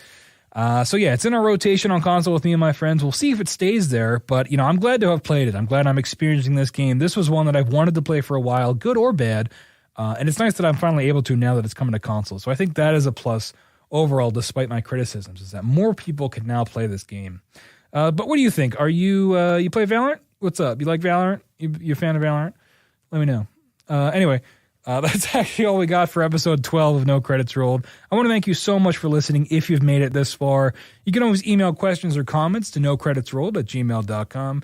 Call in and leave us a voicemail. We do have a phone line, 856-209-0713. We might just play it on the air. Make sure to subscribe to No Credits Rolled on Spotify, Apple Podcasts, anywhere you get your podcast. And if you're feeling generous, you can check out the Patreon. Just search No Credits Rolled. We've got different tiers that you can subscribe to there, where you can tell me when I should be playing. Anyway, that's all I got. I'll see you next time on No Credits Rolled.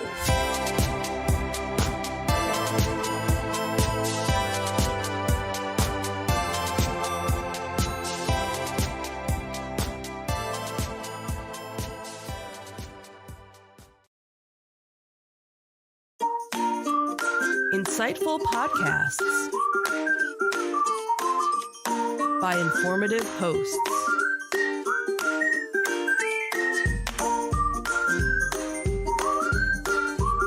Insights into Things, a podcast network.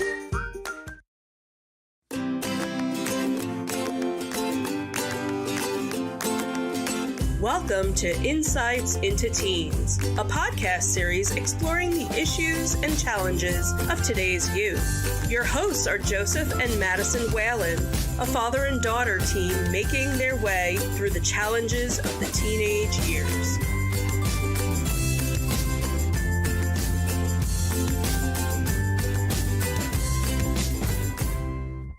Welcome to Insights into Teens. This is episode 188, Teen Isolation.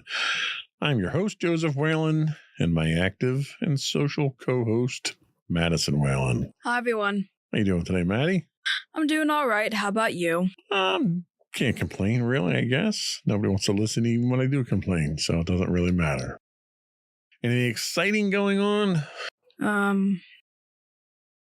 It's spring break, I guess. Wow, you're so excited about spring break. Look at that. I don't know. It's just a time for me to just relax because I have school and so forth.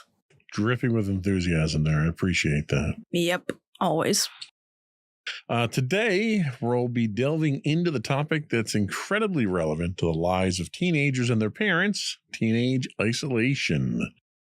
Adolescence is a time filled with various challenges, and for many teens, the fear of social rejection looms large. In today's episode of Insights into Teens, we uncover valuable insights into understanding teenage isolation and explore how parents can play a crucial role in helping their teens navigate this challenging phase of their life. Before we do that, though, I do want to bring attention to our show subscriptions.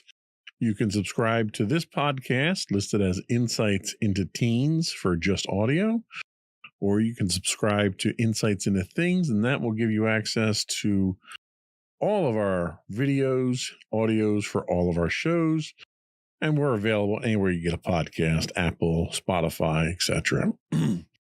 I would also invite you to give us your feedback. Tell us how we're doing. Give us your suggestions for shows. You can email us at comments@insightsintothings.com or check out links to all of our social media on our website at www.insightsintothings.com. Shall we get going? Sure. Here we go.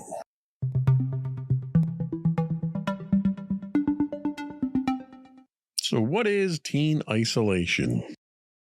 Adolescence, a transformative phase marked by numerous trials and transformations, brings with it an often overwhelming fear of social rejection that significantly shapes the lives of teenagers. Research reveals that teenage isolation, frequently instigated by the apprehension of rejection, has profound consequences for adolescents' physical and psychological well-being. The comprehensive understanding of the intricate dynamics of this phenomenon and the constructive ways in which parents can provide assistance is essential to address the multifaceted challenges that adolescents confront during this pivotal developmental stage. The fear of social rejection and its ramifications. The fear of being socially rejected stands as an imposing concern for teenagers, perhaps ranking as one of the most formidable anxieties they grapple with. The potential for peers to withhold acceptance and approval can trigger an incapacitating fear, often resulting in self-imposed isolation. Notably, research conducted at the University of Michigan has revealed a striking similarity between the brain's response to social rejection and the perception of physical pain. This correlation underscores the emotional gravity of rejection and explains why a growing number of teenagers resort to isolation as a coping mechanism against potential emotional distress. Multiple factors, including traumatic social incidents, breakups, social anxiety, and limited interpersonal skills, contribute to this self-imposed solitude, intensifying its adverse outcomes. The advent of modern technology, specifically the ubiquity of smartphones and social media platforms, presents a paradoxical influence on teenage isolation. While technology facilitates avenues of connection, it also poses a risk of diverting adolescents into isolation. The allure of virtual interactions, particularly through social media, can be insidious, potentially fostering an addictive relationship. This proclivity for digital interactions may further amplify teenage isolation as adolescents allocate preference to online connections over physical ones, consequently impeding their interpersonal growth. Parental involvement and fostering support. In the landscape of teenage isolation, parents emerge as pivotal agents in extending vital guidance and support. Numerous parents recount their challenges in motivating their teenagers to participate in social activities, frequently facing resistance to disengage from digital screens. Testimonies from professionals in family dynamics underscore the complexity parents encounter in urging their adolescents to transcend the virtual realm. Nevertheless, parental intervention can serve as a decisive catalyst in disrupting the cycle of isolation. As one might expect, teenage isolation frequently results in intensified feelings of loneliness. Empirical studies attest to the pervasiveness of loneliness among teenagers, peaking during the adolescent and young adult years. This paradox highlights how voluntary isolation cultivates a sense of loneliness, revealing the intricate psychological dynamics at play. Physical and psychological ramifications. The repercussions of teenage isolation extend beyond emotional upheaval, infiltrating both psychological and physiological spheres. Adolescents ensnared in isolation are susceptible to an array of detrimental effects on their holistic well-being. Particularly noteworthy is the toll on mental health, with teenage isolation serving as a potential precursor to the onset of depression and avoidant personality traits. Physical well-being does not escape unscathed, as the stress induced by isolation can manifest in an assortment of physiological symptoms. Teenage isolation manifests as a multifaceted quandary with profound consequences for the well-being of adolescents. The fear of social rejection, often instigated by traumatic experiences, social anxiety, and reliance on technology, propels teenagers towards self-imposed isolation. The involvement of parents emerges as a linchpin in countering this trajectory, offering invaluable assistance and encouragement to foster healthy social interactions. The paradox of isolation engendering loneliness accentuates the necessity of addressing this matter holistically. Comprehension of the intricate interplay between teenage isolation, emotional welfare, and parental influence is paramount for equipping adolescents with the tools to navigate the intricate challenges inherent in this pivotal phase of life. So that was a giant wall of text we just read through with a lot of big words in there. So what does it all mean? Well, the bottom line is isolation is bad for you. It's bad for you physically. It's bad for you psychologically. That's just a really fancy way of kind of going into that and introducing some of the concepts of it. How do you think the fear of social rejection impacts teenagers in today's society, especially considering the influence of social media and digital interactions? I feel like social media has actually made it a lot worse because whenever anyone uses social media, for the most part, they're posting like the best side of themselves and they're not showing like any of the struggle that they're going through, because I feel like there's something everybody has to struggle with. But when it comes to social media, unless like you feel comfortable doing it, you normally leave all your personal stuff out of it and you just say like, oh, look at how cool my life is, or like, look at how cool all this is. And trends obviously are much more common through social media because it's such a wide platform and you can find out about trends immediately. Yeah, I think you're right. I think a lot of people who use social media don't use it as a reflection of their life. They use it as a highlight reel.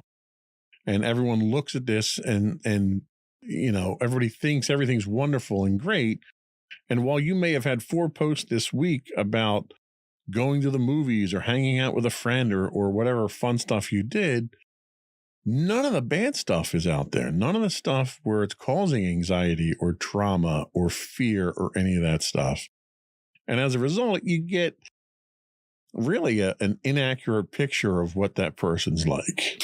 Yeah, and obviously along with that, when it comes to the fear of social rejection, if you don't think your life is as interesting as someone else online, or you don't follow the current trends, you're probably going to be left behind, even though, you know, trends happen for like a month and then they're completely discarded afterwards. Yeah, and that's the other thing. It's, you know, I want to keep keeping up with the Joneses. A lot of people refer to it as like, I want, you know, you have this exciting, interesting life, and I want to be exciting and interesting like that. So I'm going to do a lot of that stuff. And what people don't realize is a lot of that stuff is a double-edged sword sometimes. And a lot of it is trendy. A lot of it's stuff that's a passing fad that people jump on the bandwagon with and get too involved with. So from your perspective, how do you think parents can strike a balance between encouraging teenagers to engage in social activities while respecting their desire for digital interactions as well? Well, one thing is probably not to shame them for it or say get off the darn phone or whatever, because that really doesn't help. If you tell them not to do something, they're going to do it anyway. That's just, I'm pretty sure, a psychological thing that everybody is going to do. You tell me not to do something, I'm going to do it. You tell me to do something, I'm not going to do it. So, and like, I wouldn't say like, oh, continue to be on your phone or whatever, because that's not going to work in that case either. I know double standard when it comes to psychology, but that's, it works different ways. But that's definitely one thing. Don't shame them for being on their phone all the time. Don't like say, oh, I don't like any of the people you talk to online. Why don't you just go hang out with your friends? Don't tell them to just like, oh, I don't know, just don't make it about their generation, and don't think that, oh, teenagers are the only ones doing this. It's only because you're a teenager.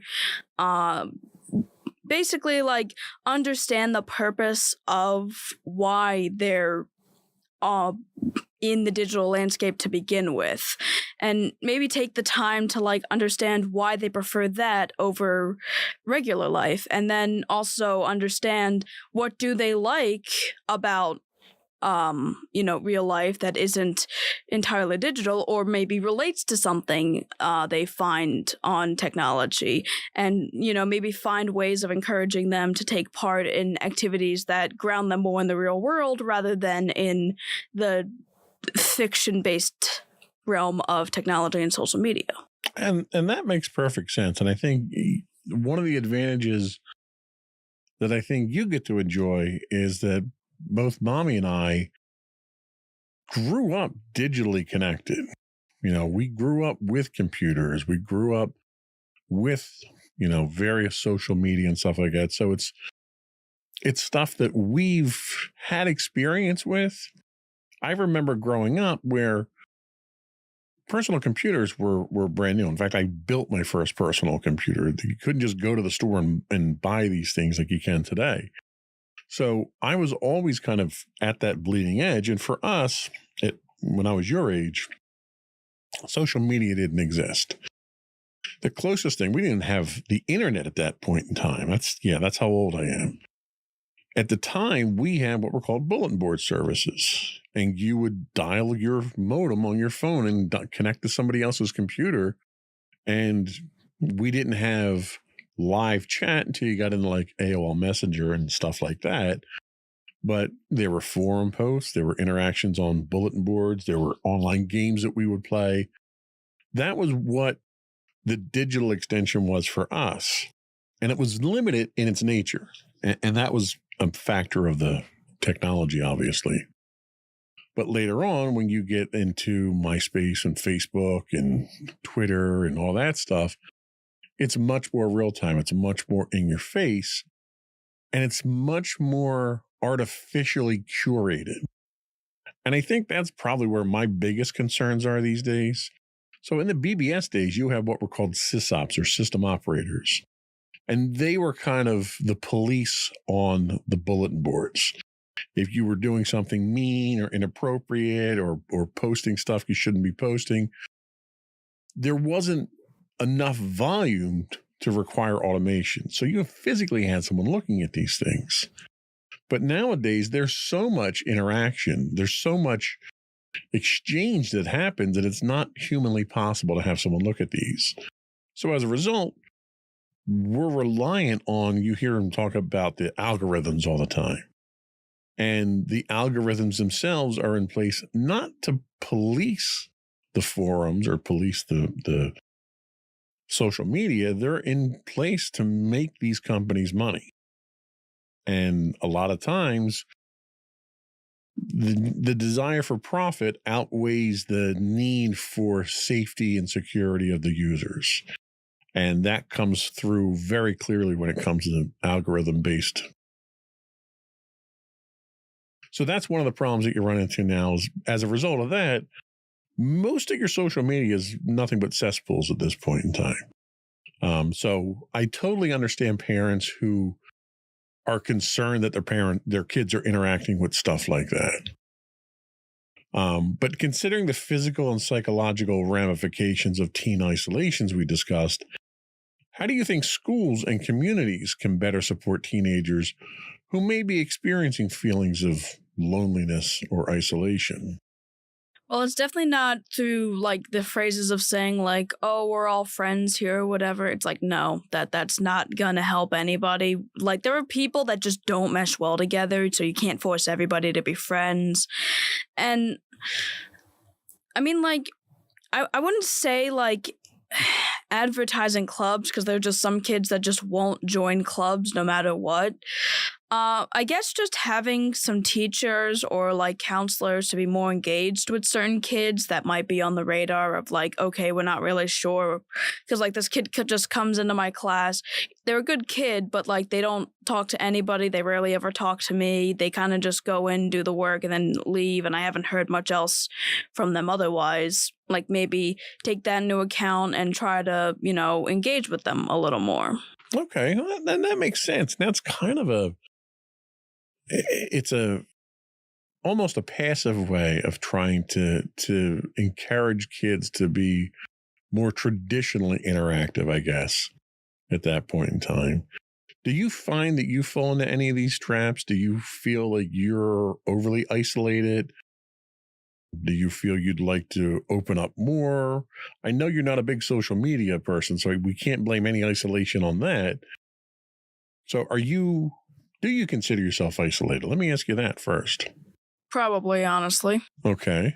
And based on that, is it self-imposed or is it outside forces that result in that? It's more self-imposed than anything else. And do you know why? I guess, like, I don't like being around people. Like, I have friends that I obviously enjoy being around, but, like, if I'm around too many friends for too long of a time, I genuinely feel drained, and there are just days that, and that's what I was looking forward to with spring break. It's like, after everything that happened at the end of the marking period, I'm like, I just want to go home and be left alone. I don't want to be near anybody, because, like, even just being in a room filled with people, even if none of them are interacting with me, fills me with anxiety, because, like, I'm not claustrophobic. I've literally sat in a closet before and felt completely fine. But if I'm in, like, for example, our gym, whenever we were inside and we were doing gym and some of the other classes entered, I always felt claustrophobic even if it was like a giant space, and technically we could fit more people in there and it wouldn't be crowded, but because there were already so many people there, they were all, like, much closer than I would have expected, because it's a big open area. I was feeling claustrophobic. All right, so that's a very interesting point. Let me kind of expound on that by asking, have you felt that way since COVID? Or does this have nothing to do with the isolation we went through during COVID? I feel like it probably does have something to do with COVID. I know that I was just expanding my social circle a little more when I was in 7th grade when COVID ended up happening. I wouldn't really say I was incredibly social, because I still didn't join any clubs at that point, and technically I never really had the chance, but I also never looked. And then COVID happened, and then I pretty much missed the rest of middle school socially, at the very least. And then high school rolled around, and then I kind of just didn't. I still made friends. In fact, some of the friends I've made in high school I didn't really know until I was in high school, so I've still been making friends. It's just, I found I think my social anxiety has kind of gone up because of COVID, but it hasn't gone, like, down at all. Right. And that makes sense. COVID, I think, had that effect on a lot of us. I feel the same way. Like, where were we at? Well, we were at a show this weekend, and Mommy and I went to the show, and there was one room that was packed with people. There was one room, and you've seen the rooms. There's a new gym and an old gym at this high school, and they're roughly the same size room, and the other room didn't have as many in there. And I could literally feel like it was hard to breathe in a room. Like, there wasn't any problem with the air. There wasn't some outbreak. The doors were wide open. But just that sense of the world's closing in on me with so many people around me, I get that feeling. And I attributed that to COVID more than anything else. Yeah. So, all right, well, let's take a quick break. And when we come back, we'll talk about technology and teen isolation. We'll see if that has any effect on you as well. We'll be right back.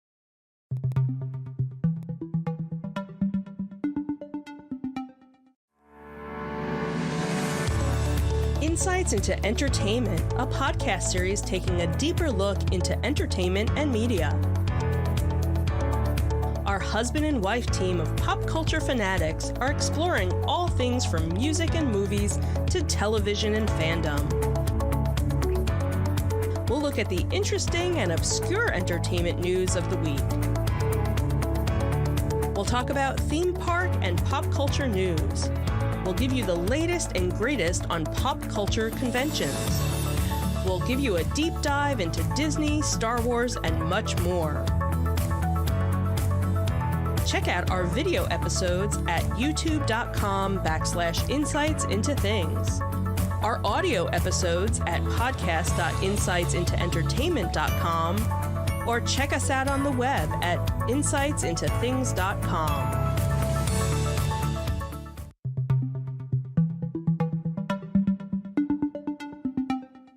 welcome back to Insights into Teens. Today we're talking about teen isolation, and now we're going to talk about the impact technology has on such a subject. In an era characterized by technological advancements and digital connectivity, the role of social media in shaping various aspects of modern life cannot be understated. Among its notable impacts is its influence on the social behaviors of teenagers, a demographic particularly susceptible to its allure. The pervasiveness of digital forms has led to a shift in how adolescents interact with their peers, altering the dynamics of real-world relationships and, in some cases, leading to a sense of withdrawal and isolation. So let's talk virtual connections versus real-life connections. The proliferation of social media platforms has introduced a novel dimension to interpersonal communication. Adolescents, in particular, are drawn to these platforms as a means of interaction, often preferring virtual exchanges over face-to-face conversations. For socially awkward teenagers, the digital realm offers a safe haven for the potential discomfort of direct interactions. The comfort of their bedrooms becomes a conduit for relating to peers through texts, comments, and shares on platforms like Facebook. This virtual interface creates a sense of security that may not be present in physical encounters. Research conducted by the Pew Research Center provides insight into the changing landscape of teenage social interactions. A mere 25% of teenagers reportedly spent time with friends outside of school on a daily basis. This statistic underscores a substantial shift from past generations, where in-person interactions were the norm. The prevalence of online connections seems to be shaping a new norm for social engagement among adolescents. So, what are the pitfalls of isolation? Experts highlight the adverse consequences of this technological shift. They observe that many teenagers find solace in their rooms, engaging in endless texting. That almost got dirty real quick there. Snapchatting and app-based interactions. While these virtual exchanges may give the illusion of connection, they can exacerbate the fear of missing out, or FOMO, we've talked about on the podcast before.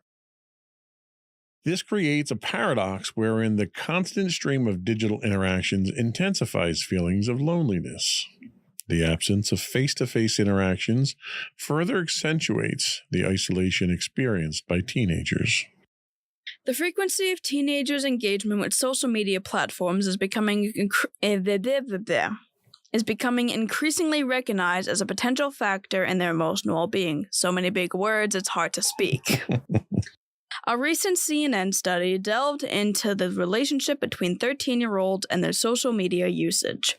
The findings revealed a noteworthy correlation between the frequency of checking networking sites and emotional distress. Participants who checked platforms like Facebook between 50 and 100 times a day experienced a 37% increase in distress compared to those who engaged more infrequently. Those who checked over 100 times a day exhibited an even higher increase of 47%. I'm on the same page as you, apparently. The integration of technology and social media into the lives of teenagers has redefined their social interactions and, in some cases, led to a sense of isolation. The allure of virtual connections can become a refuge for those who find face-to-face interactions daunting. However, this shift has also unintended consequences, magnifying feelings of loneliness and FOMO.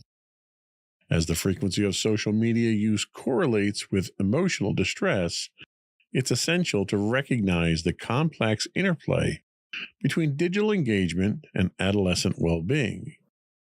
Addressing this issue involves striking a balance between digital interactions and meaningful face-to-face connections, acknowledging the evolving landscape of teenage relationships in the digital age. So how much of a user are you of digital communication? I know you text, I know you email. Do you find that that's your preferred way of getting in touch with your friends, or are you more likely to pick up the phone and have a conversation with them? I mean, I can talk to my friends through calls, but it honestly rarely happens at this point. I used to have nightly chats with my one friend, and then we kind of stopped them because we really would just be on the phone for an hour and like not talk to each other. So You run out of stuff to talk about at some point, right? yeah. So how do you feel, or how do you perceive the balance between your online interactions through social media and your offline face-to-face interactions with your friends? Do you feel like one type of interaction is more fulfilling or meaningful than the other? And if so, why? That's the thing. I technically have more interaction with my friends in face to face than I really do online anymore. Like occasionally I'll text my friends will text me and I'll text back, and then we have a conversation. Sometimes it usually would result in us hanging out outside of school, or we just hang out at school if we have the same class or whatever. I don't really know the best answer for it, because like when I do text with my friends I don't really know, because like when I text my friends, it's like, yeah, I'm interacting with them and I understand it, and like we do have like our own jokes when we text, and I have noticed that like we aren't able to really tell sarcasm apart, so I can understand that being like a deterrent. But like when it's also face to face, I don't know if fulfillment is really the word I describe. Okay. All right. I see that. We're going to take our last break, and when we come back, we'll talk about isolation and avoidance behavior.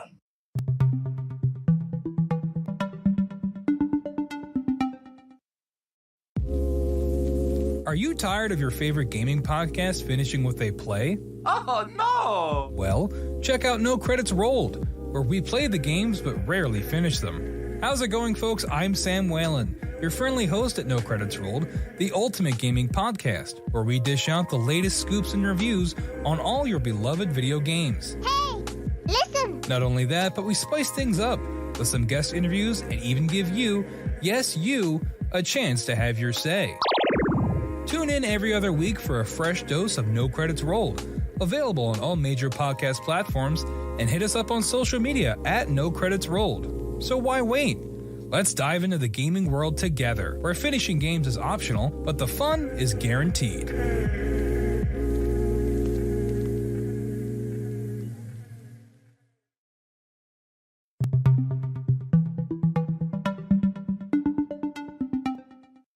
Welcome back to Insights into Teens, where we're talking about teen isolation. And now we're going to talk about the difference between teen isolation or teen avoidance behavior. And, if there is one. Teen isolation often manifests as a form of avoidance behavior in adolescence. This behavior, also known as avoidance coping, involves actions aimed at evading specific thoughts or emotions. Okay, sorry, just felt called out there for a moment. Give me a minute. Avoidance behaviors encompasses steering clear of places, scenarios, or thoughts that trigger discomfort or distress. These behaviors can take various forms among teens.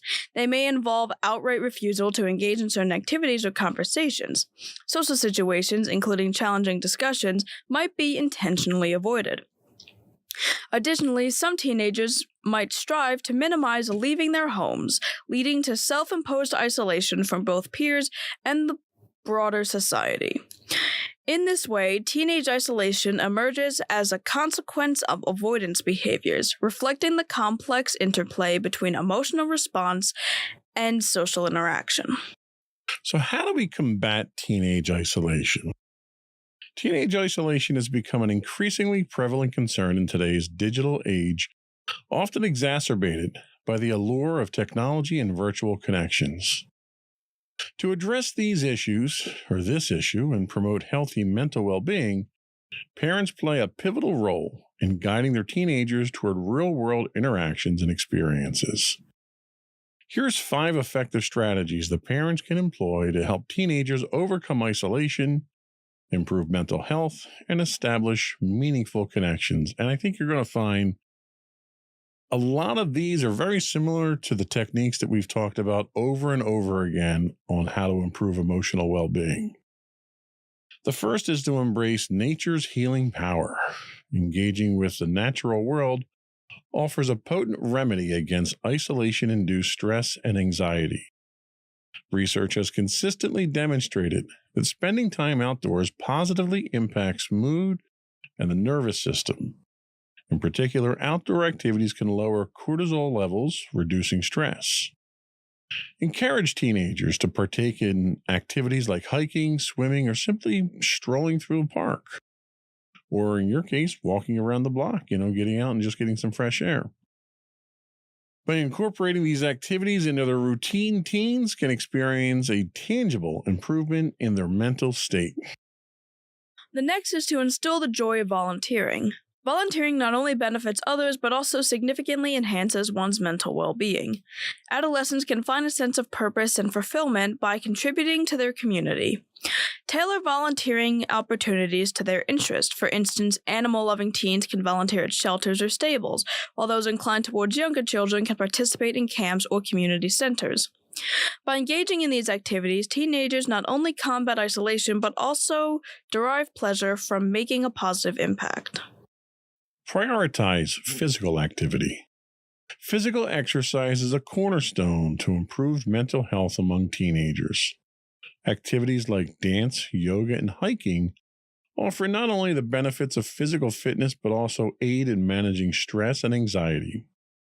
High school sports provide an avenue for both exercise and building positive relationships, although alternative options are crucial for teens who find team sports overwhelming.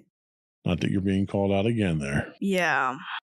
By selecting activities that resonate with their preferences, adolescents can enjoy the dual advantages of enhanced mental and physical well-being. Disconnect to reconnect. Technology often serves as a crutch for isolated teenagers, enabling them to avoid direct social interactions. To address this, it's vital for parents to regulate screen time. Establishing specific times for disconnecting from the digital world, such as turning off internet access in the evenings, fosters a conductive environment for Conducive. Okay, whatever. We're not trying to conduct electricity to you here if you play too long. Fosters a conducive environment for face-to-face communication. Promoting device-free family meals also nurtures authentic connections and encourages open conversations. Forge authentic connections through communication. A cornerstone of mitigating teenage isolation lies in nurturing genuine connections between parents and teenagers. Ongoing, meaningful conversations offer a platform for adolescents to share their thoughts and feelings with their parents. This level of communication plays a pivotal role in reducing feelings of loneliness and enhancing teenagers' sense of support and optimism. Encouraging teenagers to openly discuss their emotions fosters an atmosphere of understanding and empathy within the family. In an era where technology can inadvertently drive teenagers to isolate themselves, parents have the opportunity to guide their adolescents toward healthier behaviors and relationships. Empower teenagers to overcome isolation, enhance their mental well-being, and forge meaningful connections. By actively implementing these approaches, parents can play an essential role in equipping teenagers with the tools they need to navigate the challenges of their formative years and cultivate a positive outlook on life. So I wouldn't describe mommy and daddy's policy of screen time as being heavy-handed. We don't really tell you what you can do, when you can do it, anything like that. Do you think our approach is preferable? Do you think it might be a little too loose and free-handed for your own benefit? Honestly, I kind of think it's preferable. I don't know if I'm biased on that because I do appreciate my screen time. It's like, it's not that I don't socialize with you guys. I do. You know, you do, yeah. We obviously have like our own things that we do together. We have instances where we hang out and we always have our family meals and so forth. I think that if you were to really restrict me, I think like I don't know. Like, I could understand why you would want to do it, but the teenager in me would probably not really appreciate that. So for the most part, you self-regulate, and for a lot of things, you self-regulate. We're not only about what time you go to bed or when you do your chores or any of that stuff. Is that freedom something that you find helpful to you, or do you think more guidance might be more beneficial to you? I mean, I appreciate the freedom that I am given. Sure, I don't really take other freedoms that I probably should, like driving, which, like, maybe if you maybe encouraging me to take on more freedoms would probably be beneficial, because the freedoms that I do take on are beneficial in the sense of, like, I get my chores. Like, the thing is, if you were to, like, regulate my chores, it would be very annoying. Like how you used to be like, oh, laundry misses you. Like, that makes me not want to do laundry. That makes me be like, okay, well, now I'm not doing it. Right. So if you were to regulate the freedoms I have now, I probably wouldn't want to take advantage of those freedoms. And instead of regulating other freedoms that I have, or, trying to force me into taking on the other freedoms, I guess just a little more encouragement for other freedoms I don't take yet would be helpful, like encouraging me to go to prom, but not forcing me to go to prom. Right. Well, and you see, it's just a clear example that old dogs can learn new tricks. I learned that my motivational techniques were less than motivational. Yep. So can you think of any instances in your own life or among your friends where avoidance behavior might have contributed to feelings of isolation? Well, I did mention I felt called out at that moment. So, I mean, yeah, my whole thing of how I deal with hard emotions is I avoid everybody. And, like, it's been like that for years, because if I didn't avoid people, I would lash out at people and I would take out all my emotions on them, which obviously is not fair to other people. So in order to stop that, I would find things that I liked, and I would simply just avoid other people if I was ever feeling angry. And, eventually I got the emotional control to control my emotions until I was able to avoid it, kind of, I guess. Do you feel that you're isolated?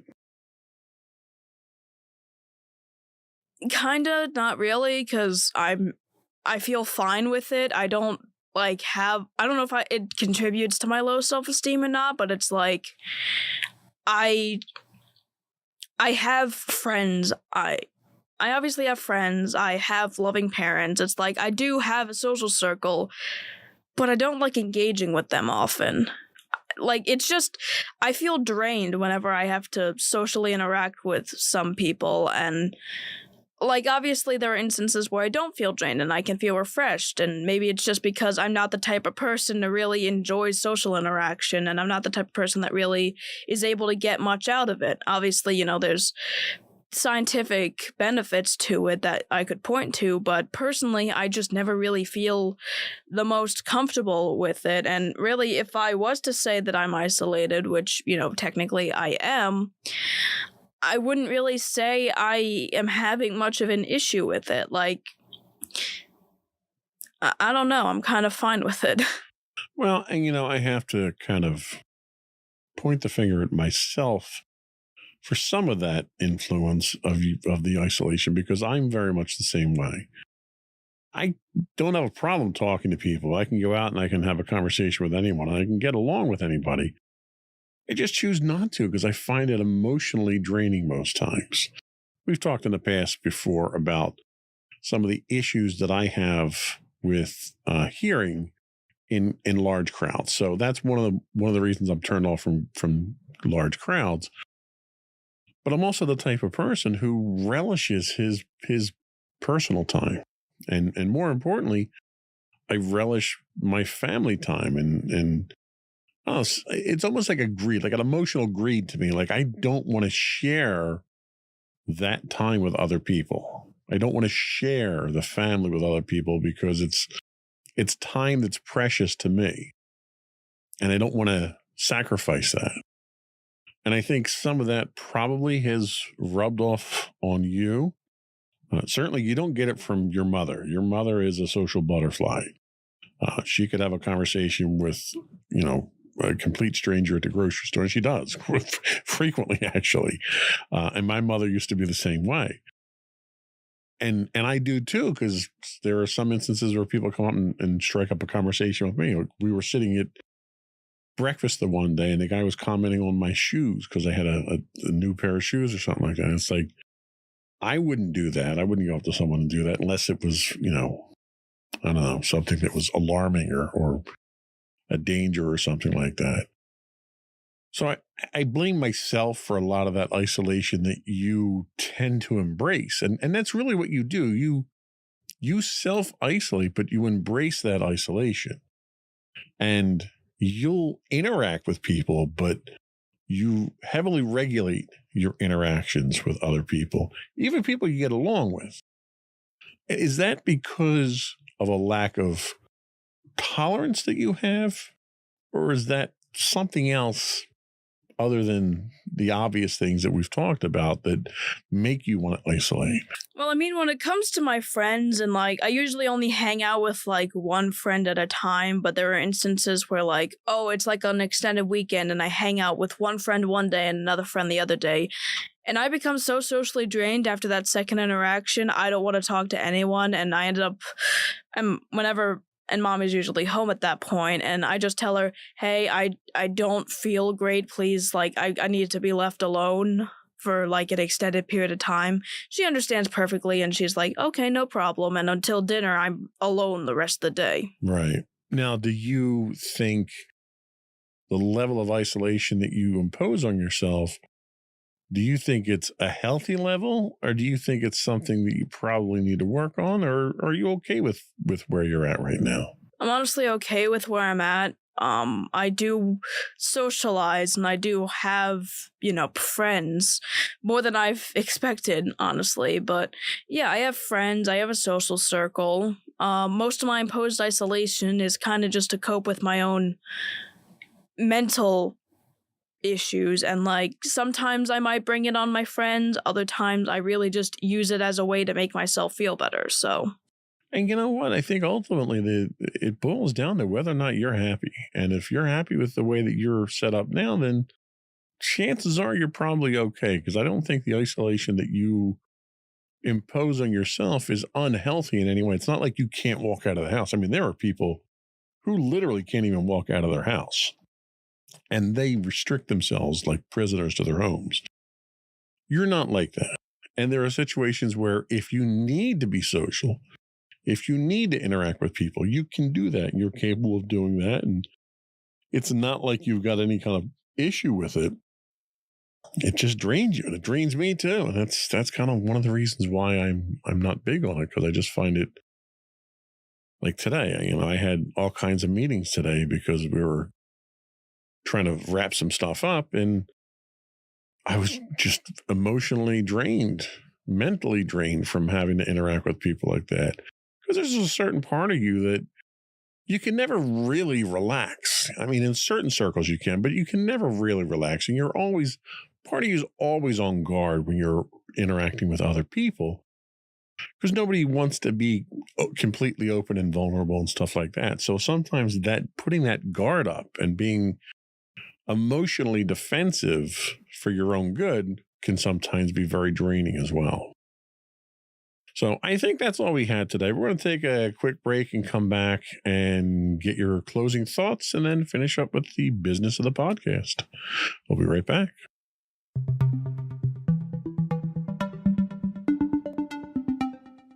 So I just want to say to everyone out there that teen isolation is definitely something that is incredibly prevalent, but is something that can also have a variety of reasons as to why it occurs.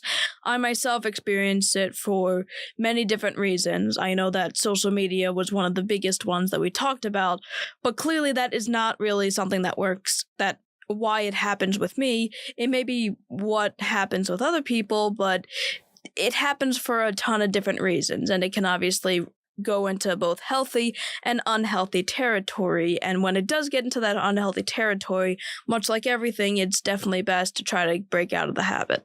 Excellent. Excellent. Sage words of advice as always.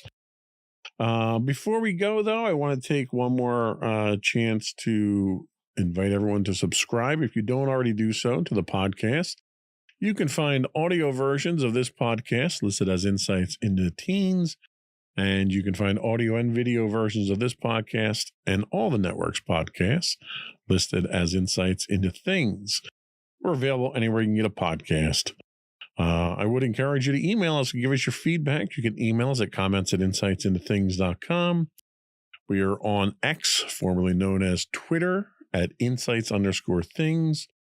You can also get high-res videos of all of our episodes on YouTube at youtube.com/insightsintothings. We do stream 5 days a week on Twitch at twitch.tv/insightsintothings. And you can find us on Facebook at facebook.com/insightsintothingspodcast. Or you can find links to all those and more on our official website at www.insightsintothings.com. And don't forget to check out our other two podcasts, Insights and Entertainment, normally hosted by you and Mommy, and Insights into Tomorrow, normally hosted by you and my brother Sam. That's it. Another one in the books. Bye, everyone.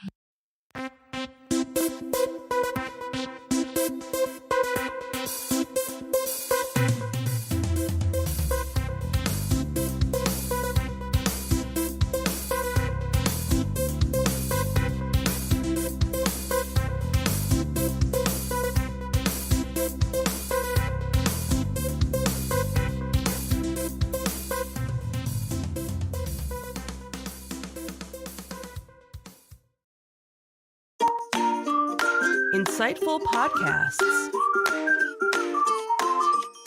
by informative hosts.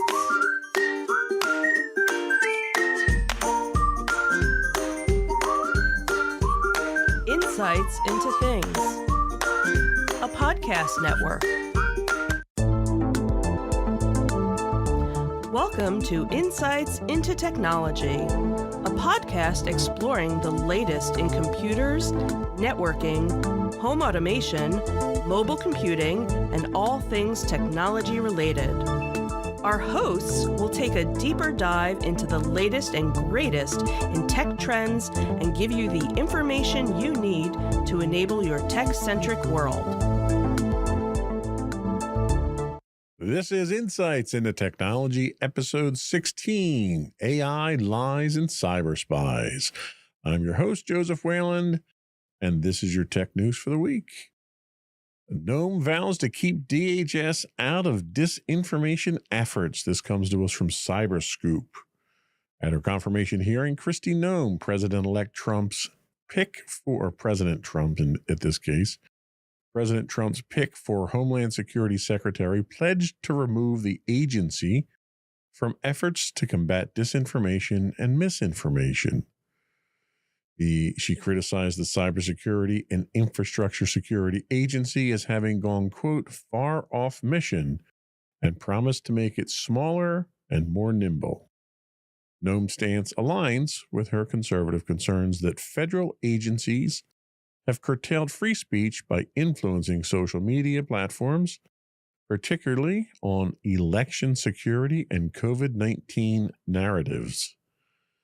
Republican senators, including Rand Paul and Josh Hawley, backed Noem's position, with Paul even suggesting limiting or dismantling CISA.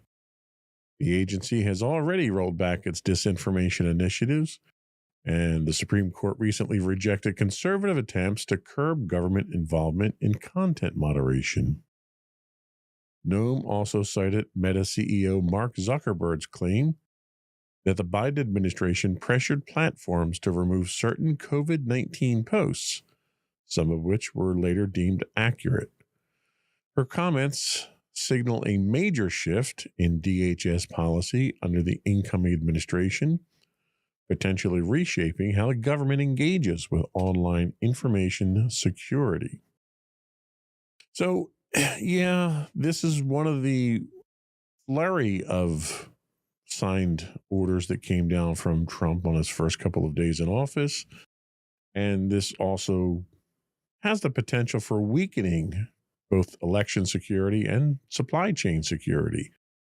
CISA's played a crucial role in securing elections and protecting critical infrastructure, including the private sector. Rolling back of disinformation tracking could make it easier for threat actors to manipulate public perception, influencing markets and business operations. The increased risks for businesses with CISA no longer playing the vital role that it's been playing. Between disinformation campaigns, which serve as a precursor typically for cyber attacks, phishing schemes, and financial fraud, if CISA scales back its focus, will enterprises need to fill the gap in identifying and mitigating disinformation-driven cybersecurity threats? The government and private sector obviously are at risk with their coordination efforts at this point in time. CISA's partnerships with businesses, particularly in sectors like finance, healthcare, and energy, have included intelligence sharing about cybersecurity threats linked to misinformation campaigns. There's a wealth of knowledge that was transferred from the government to the private sector as part of this effort here, and that seems to be going away at this point. Will companies lose access to crucial federal threat intelligence, or will they have to rely on private sector alternatives? And who's going to rush in to fill those holes, those gaps that need to be filled now with CISA out of the picture? There's going to be an impact on social media and content moderation. We've already started to see that with X or Twitter changing to community notes, and Meta now announcing that they're following that. Gnome's criticisms of CISA's involvement in content moderation aligns with platforms like Meta shifting away from their external fact-checking. Could this create an environment where misinformation about cyber threats or fraud or business risks spread more easily, complicating enterprise security efforts? Probably. Then we have the regulatory uncertainty with CISA's questionable future. Senator Rand Paul suggests reducing or eliminating CISA entirely. There's uncertainty over federal government cybersecurity mandates. There's a number of initiatives that were started under the Biden administration, and with justifiably so, to deal with the clear and present danger to our infrastructure that countries like Russia and China and North Korea have proven to be with their hacking efforts against our infrastructure. Should enterprises expect more state level or private cybersecurity initiatives if federal agencies scale back their oversight? I think the problem that you're going to run into is this is another one of those things where it's just not a priority for the Trump administration. And you can speculate on why it's not a priority, but the fact that it's not is putting the nation and all of our interests, commercial and government-wise, at risk. So this is one of many stories we're going to talk about today that are a slap in the face to cybersecurity and really just a reckless demonstration of power for the sake of power. There's no legitimate reason, there's no evidence to suggest that there's a widespread problem. I can understand if you think that there's an issue with impartiality or censorship or anything along those lines, but fix it. You don't do away with the organization that's defending you against these very serious and very persistent threats just because you disagree with how they go about things. You fix them. That's what you do when you're in power. You don't take your ball and go home like a 5-year-old. This is going to be an interesting one. We'll see how this goes. Like I said, there's a couple other similar or related items that we're going to talk about today to kind of really paint a picture of where we're going from a cybersecurity standpoint, and it's not a pretty picture. So if you have comments on this, if you disagree with my point of view, or you just want to give us your point of view, and if you agree with me, I'd find that entertaining. Not many people do, but Let's talk about it. Let's address the issues.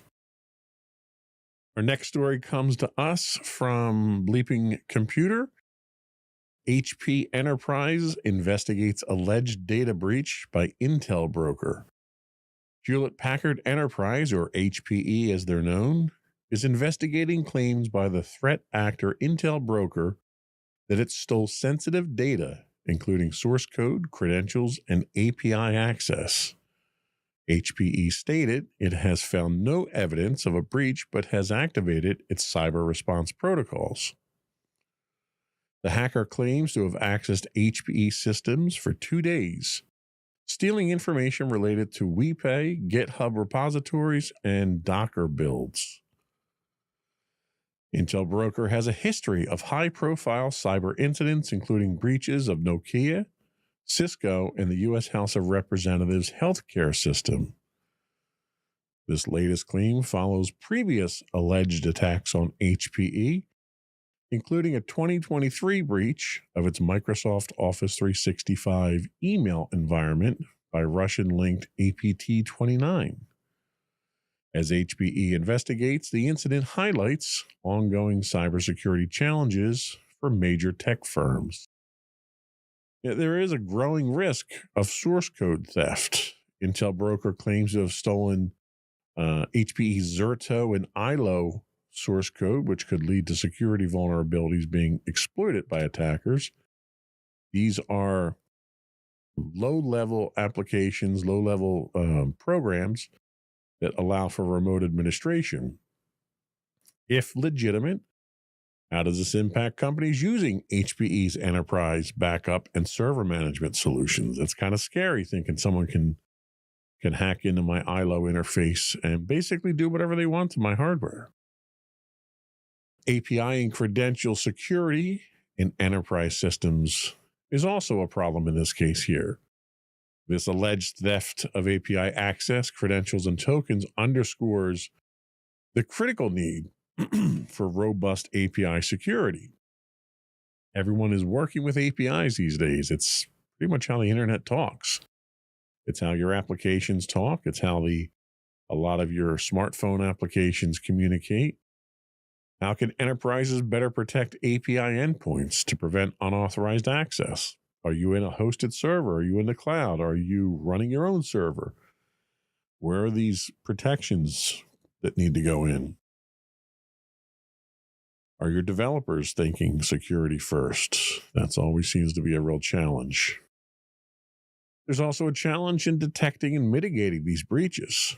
We talked a week or two ago about the number of telecom companies that were known to be breached. They were aware of the infiltration. They tried to mitigate it. And even weeks afterwards, they didn't know if they got rid of them. So detecting and mitigation is very difficult in these cases. HPE denied finding evidence of a breach, but that's not the first time Intel brokers claimed access either. How can organizations improve breach detection and response when attackers operate covertly? And one of the biggest problems you're running into is that these are some state actors that have a tremendous amount of resources behind them. They're very determined. They're very talented. And you have a lot of people that there's a lot of target ripe environments out there for them to attack. They're not just trying to do this for money. They're trying to do this to exfiltrate information, to gain privileged access. So the intent that they have tends to be a lot more nefarious than somebody coming in with crypto malware just to make a few bucks. This is also a sign of the supply chain security domino effect. HPE serves a vast number of enterprises and government clients. If source code and credentials were leaked, how might third-party organizations be impacted? What lessons can be learned from the past breaches, like APT29's attack on HPE's Office environment? If you sit down and you take a look at these things, you're probably going to find a pattern of intent here. They're attacking the soft targets now. They're trying to get access. They're trying to put in remote access Trojans. You're going to see a lot of deep, persistent threats that can be targeted at some point in time later and activated. We just have to be careful about these things. Unfortunately, the federal government now, under the new administration, seems to be turning away from the cautious approach that we were taking before.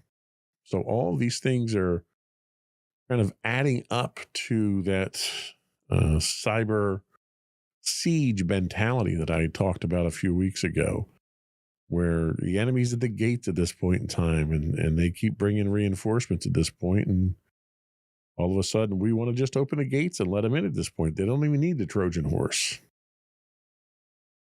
We'll see where this goes. Again, I can't imagine it's going anyplace good. Our next article comes to us from Info Security Magazine. They talk about Zendesk subdomains being exploited for phishing attacks. Security researchers at CloudSec have uncovered a vulnerability in Zendesk's platform that allows attackers to register legitimate-looking subdomains, enabling phishing and investment scams. In 2023, nearly 2,000 Zendesk subdomains have been flagged as potential phishing risks. These fraudulent subdomains can bypass spam filters, making phishing emails appear more authentic, while fake customer support pages add another layer of deception. Crafty of them, isn't it? Zendesk's lack of email verification for added users increases the risk of impersonation and data theft. While no large-scale campaigns have been detected, organizations are urged to act proactively, using phishing detection tools, blocking suspicious subdomains, and training employees on social engineering threats. As phishing tactics evolve, businesses may stay ahead to protect their customers and operations. So this is a great example of the risks of software as a service-based phishing attacks. Attackers are leveraging trusted SaaS platforms like Zendesk to bypass traditional email security filters. How can enterprises protect themselves when phishing attacks originate from legitimate corporate tools? Training is probably the first one that I would lean on. There's a number of technical solutions out there, DMARC and DKIM and so forth, that are built into email systems now that will help. Impersonation threats to customer trust are also an issue.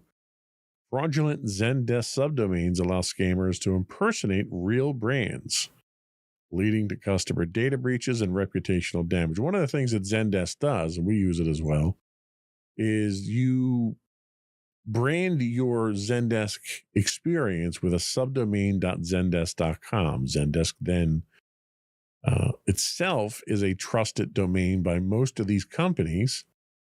You're sticking your mydomain.com.zendesk.com on there. That's a subdomain. So when they impersonate you, they're sending an email from that subdomain, which one, looks like it's coming from your company, and two, looks like it's coming from Zendesk. And most people whitelist Zendesk emails because so many companies out there right now use Zendesk and several other alternatives, obviously. But it lends a certain level of legitimacy to these phishing emails, and that's becoming a problem. The importance of email and domain verification in SaaS security is another thing to discuss. Zendesk's lack of email verification for added users increases the risk of unauthorized access and phishing campaigns. And this is actually a problem that we've run into ourselves with my company using Zendesk when we had a domain change and we ran into some problems with it. Should enterprises push SaaS providers to adopt stricter verification protocols? Why wouldn't you? The more security you have, the better off you are. And yes, there is a trade-off between security and convenience, but at this point in time, you need to have some level of inconvenience just to slow some of these attacks down. The biggest thing, and I harp on this all the time, and I can't speak enough to it, is employee training and phishing awareness. Phishing tactics are evolving, as we've seen in this case here for sure. And even well-trained employees may struggle to detect phishing emails from legitimate platforms.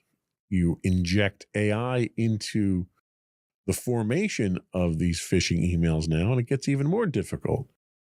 We've talked about an incident in which an entire conference call with the board of directors or C-suite was a deep fake and done on the fly. If you can convince somebody in a conversation face-to-face over a Zoom like that they're legitimate, using AI to pass an email off is not difficult at that point.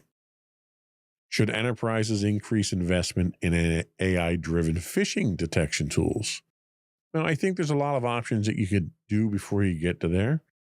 There's KnowBe4, there's Phishline. There's a number of services out there that are training. Their purpose is to train. So they'll send you false flag emails, and anyone who opens them or clicks on them, they can be tracked statistically. They can get additional training right on the fly from that. And you can create your own training campaigns through these. So having access to a service like that for your company to keep people trained and run campaigns on a regular basis is probably the best way to go. The other aspect is the regulatory and compliance risks for businesses. Companies affected by phishing scams using Zendesk subdomains could face compliance violations under GDPR, CCPA, or other data protection laws. Nowadays, it's very hard for any business to operate without being under some type of regulatory requirement. What role should cyber insurance play in mitigating financial risks from SaaS-based cyber threats? Should that be covered under insurance, or is insurance for when you've been compromised from that type of thing and you've got a breach? Kind of a slippery slope to go down on that one there with cyber insurance. So all these and more are scary signs of attackers being much more innovative in recent weeks and months. We're going to take a quick break here. Before we do, I do want to pester my listening and viewing audience to subscribe to the podcast. You can find all of the network's podcasts listed as insights into things anywhere you get a podcast these days. I'd also invite you to give us your feedback. We're hitting more political topics this week than I normally do, so I have to imagine that I'm probably going to get somebody's ire up at me with my opinions here. So feel free to give me an email. Send me an email. Let me know what you think. Let me know if I'm wrong. Argue with me.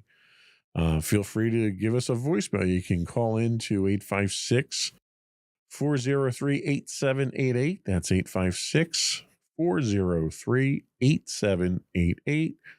Leave a message for us and we'll get you on the podcast. I welcome debate on these topics.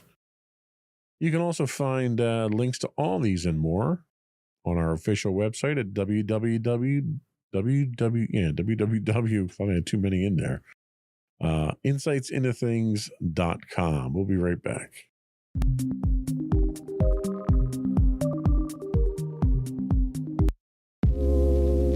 Are you tired of your favorite gaming podcast finishing with a play? Oh, no! Well, check out No Credits Rolled, where we play the games but rarely finish them. How's it going, folks? I'm Sam Whalen, your friendly host at No Credits Rolled, the ultimate gaming podcast, where we dish out the latest scoops and reviews on all your beloved video games. Hey, listen! Not only that, but we spice things up with some guest interviews and even give you, yes, you, a chance to have your say.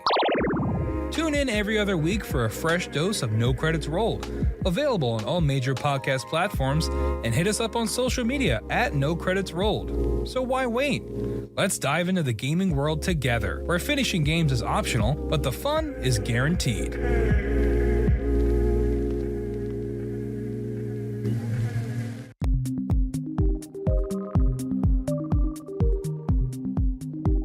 Welcome back to Insights into Technology. Now for tech news that's maybe a little less doom and gloom.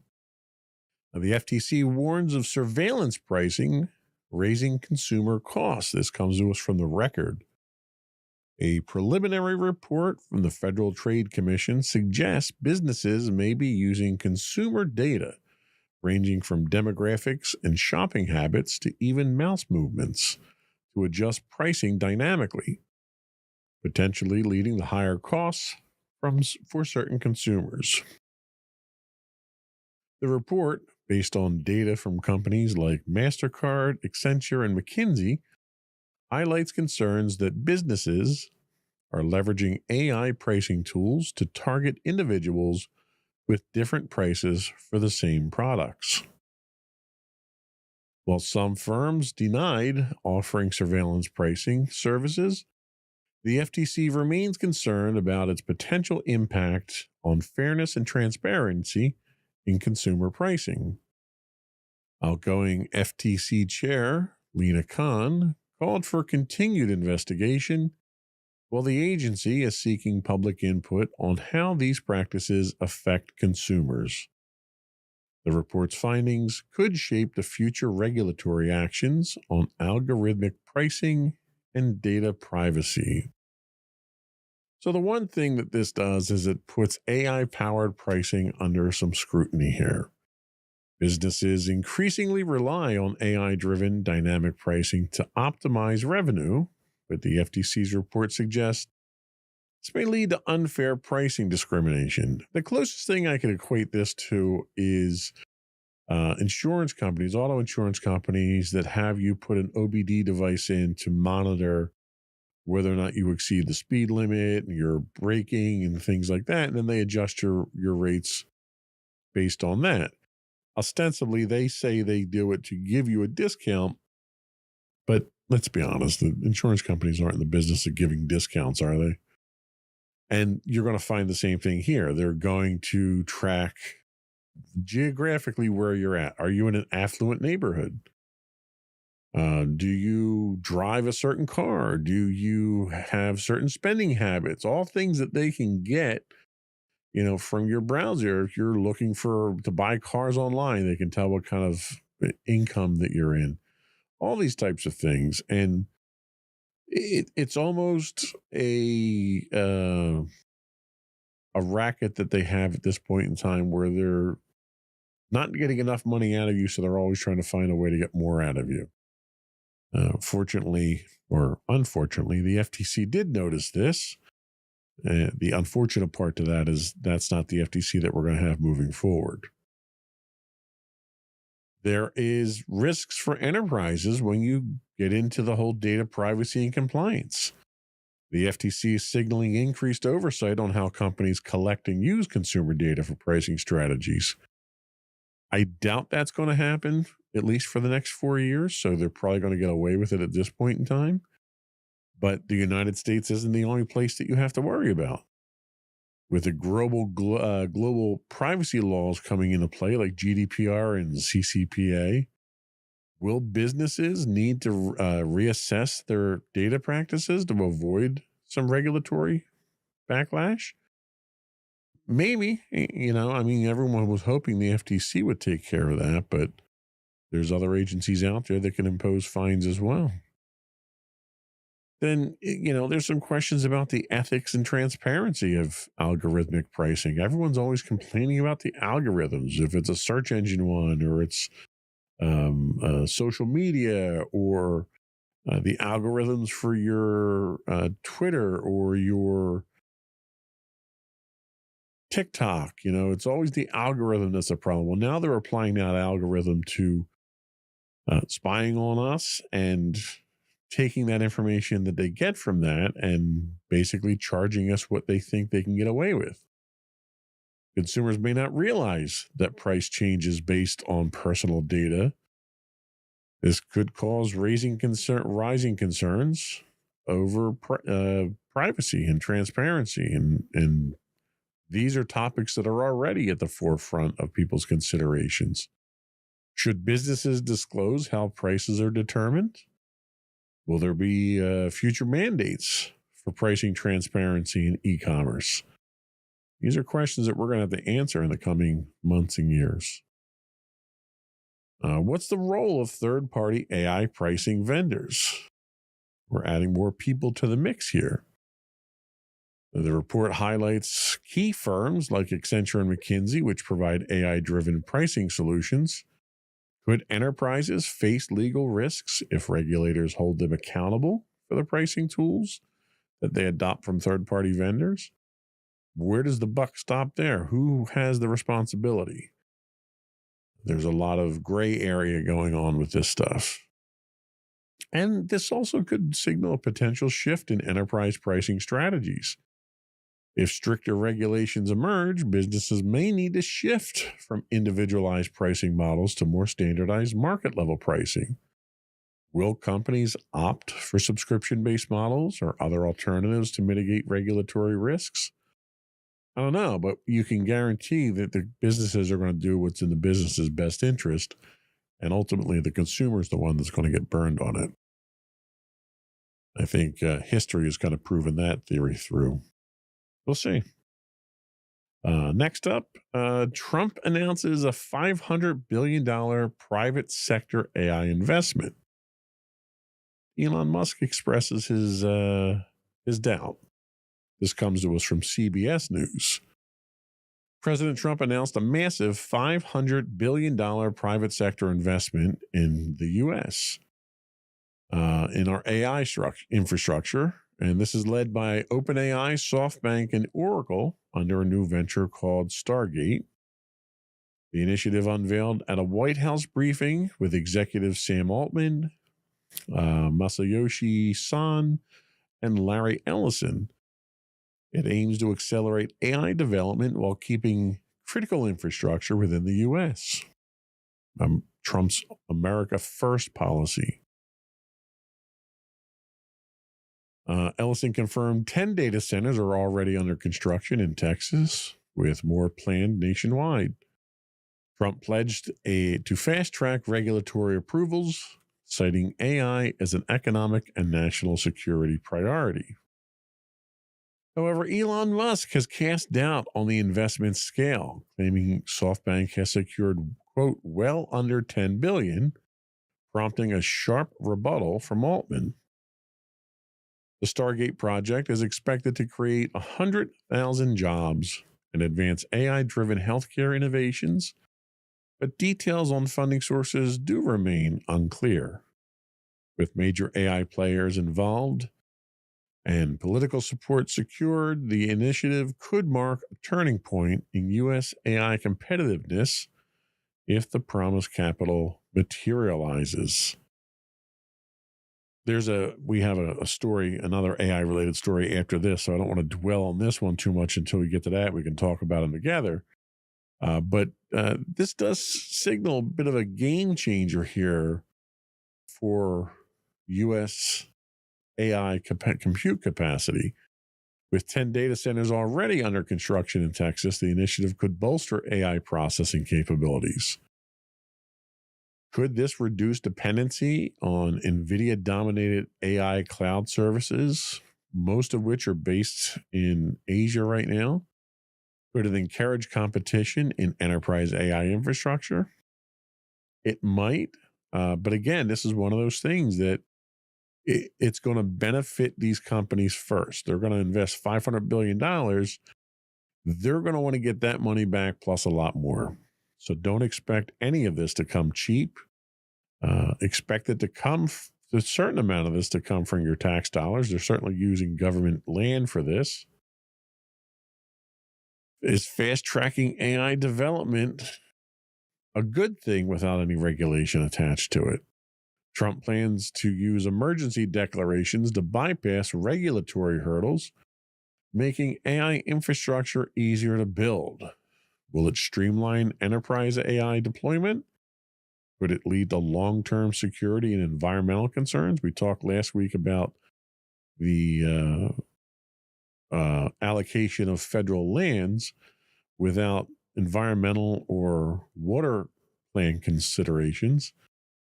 You've got a president in the office now who is a climate denier, so you're not going to have any climate consideration with this. Probably not. I certainly don't know what he's thinking, but you can kind of guess. Is AI-driven healthcare going to be a major business opportunity? Sam Altman and others highlighted AI's potential to revolutionize disease treatment. Well, if it can treat diseases, could it also be used to help in germ warfare or chemical warfare? Being the paranoid individual that I am, I always look at what the other side of the coin could bring. And in situations like this, I can't help but reflect on the moral of stories like The Terminator and other apocalyptic movies where the technology has taken over. I think we're going down a slippery slope. Then there's the funding. Even Elon Musk, the richest man in the world, is skeptical. Is $500 billion realistic? Musk claims SoftBank hasn't secured anywhere near that much, which casts doubt of the scale of the project. If funding falls short, will enterprises still benefit from expanded AI infrastructure, and will projects stall? And what is that benefit? What is aside from the enterprises that are involved in this investment, what is the benefit that we expect to see for enterprises, for consumers, for companies? That's not immediately clear here because we're certainly not getting the services for free. It's not going to be a federal government-run program that taxpayers pay for. It's going to be a for-profit endeavor with these companies being partners. So how does that benefit us? It certainly benefits them. Then you have competitive and geopolitical implications, which I think it probably is the biggest takeaway from this. Trump emphasized keeping AI infrastructure and innovation within the U.S., framing it as a national security issue. Well, at the same time, we're signing bills that would compromise that security if that's the case. So you have a lot of contradictions going on right now. Will this push the U.S. enterprises towards domestic AI solutions, or could it spark tension in global AI providers? It's a good question. I don't think anybody has the answer to that. In fact, I don't think anybody has even asked that question at this point in time to even start looking for the answers. And that's really the scary thing. I don't know. I mean, this is scary stuff. And our next story here tells us that Trump revokes Biden's AI safety order, prioritizing innovation over regulation. This is an article from Reuters. President Trump has revoked a 2023 executive order from Joe Biden that required AI developers to report safety test results for high-risk AI systems before public release. Biden's order aimed to mitigate national security, economic, and cybersecurity risks from AI, but Trump's administration argues it hindered innovation, which, we talk about security and convenience being mutually exclusive. Security and innovation, not so much. You can still have innovation while having security, and I think you have to, because the more you innovate, the more security you need to protect that innovation.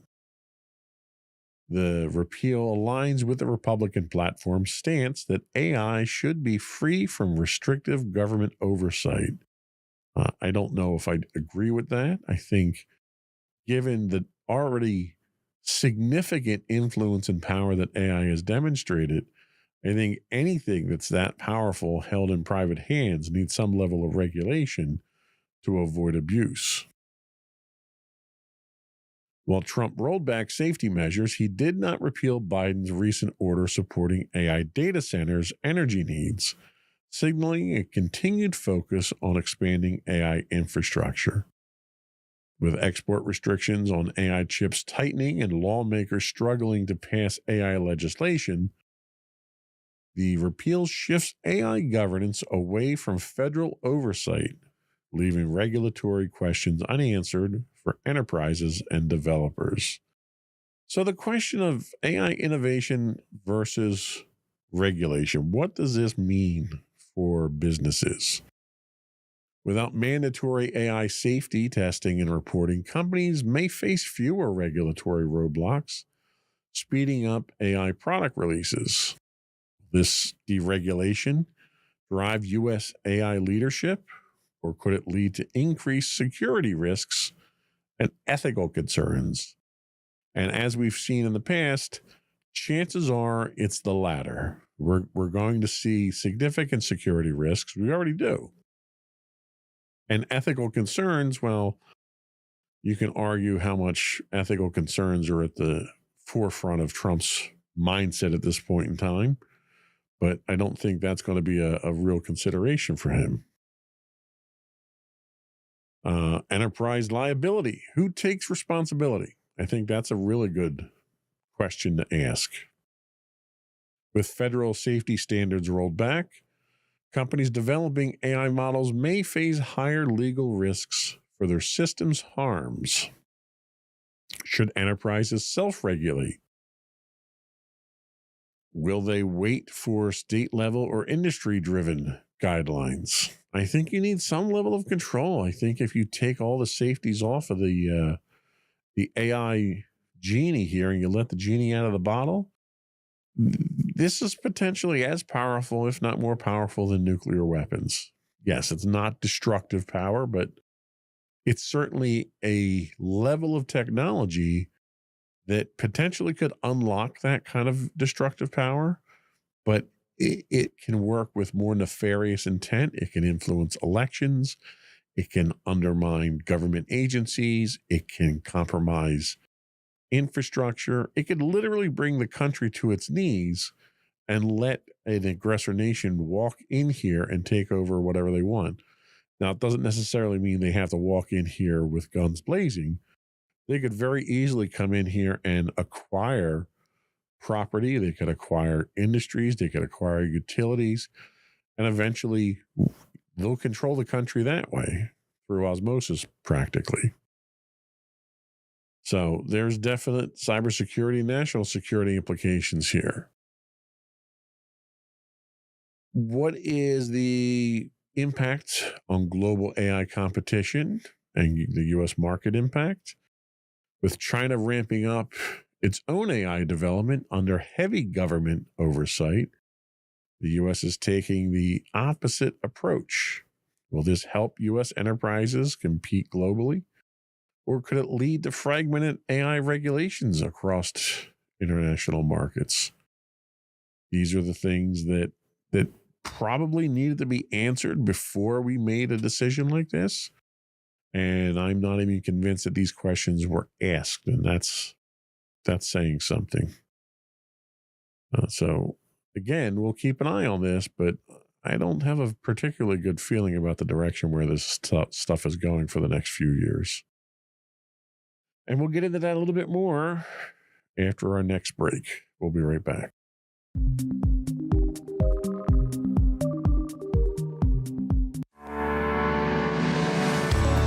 Insights into Entertainment, a podcast series taking a deeper look into entertainment and media. Our husband and wife team of pop culture fanatics are exploring all things from music and movies to television and fandom. We'll look at the interesting and obscure entertainment news of the week. We'll talk about theme park and pop culture news. We'll give you the latest and greatest on pop culture conventions. We'll give you a deep dive into Disney, Star Wars, and much more. Check out our video episodes at youtube.com/insightsintothings. Our audio episodes at podcast.insightsintoentertainment.com, or check us out on the web at insightsintothings.com.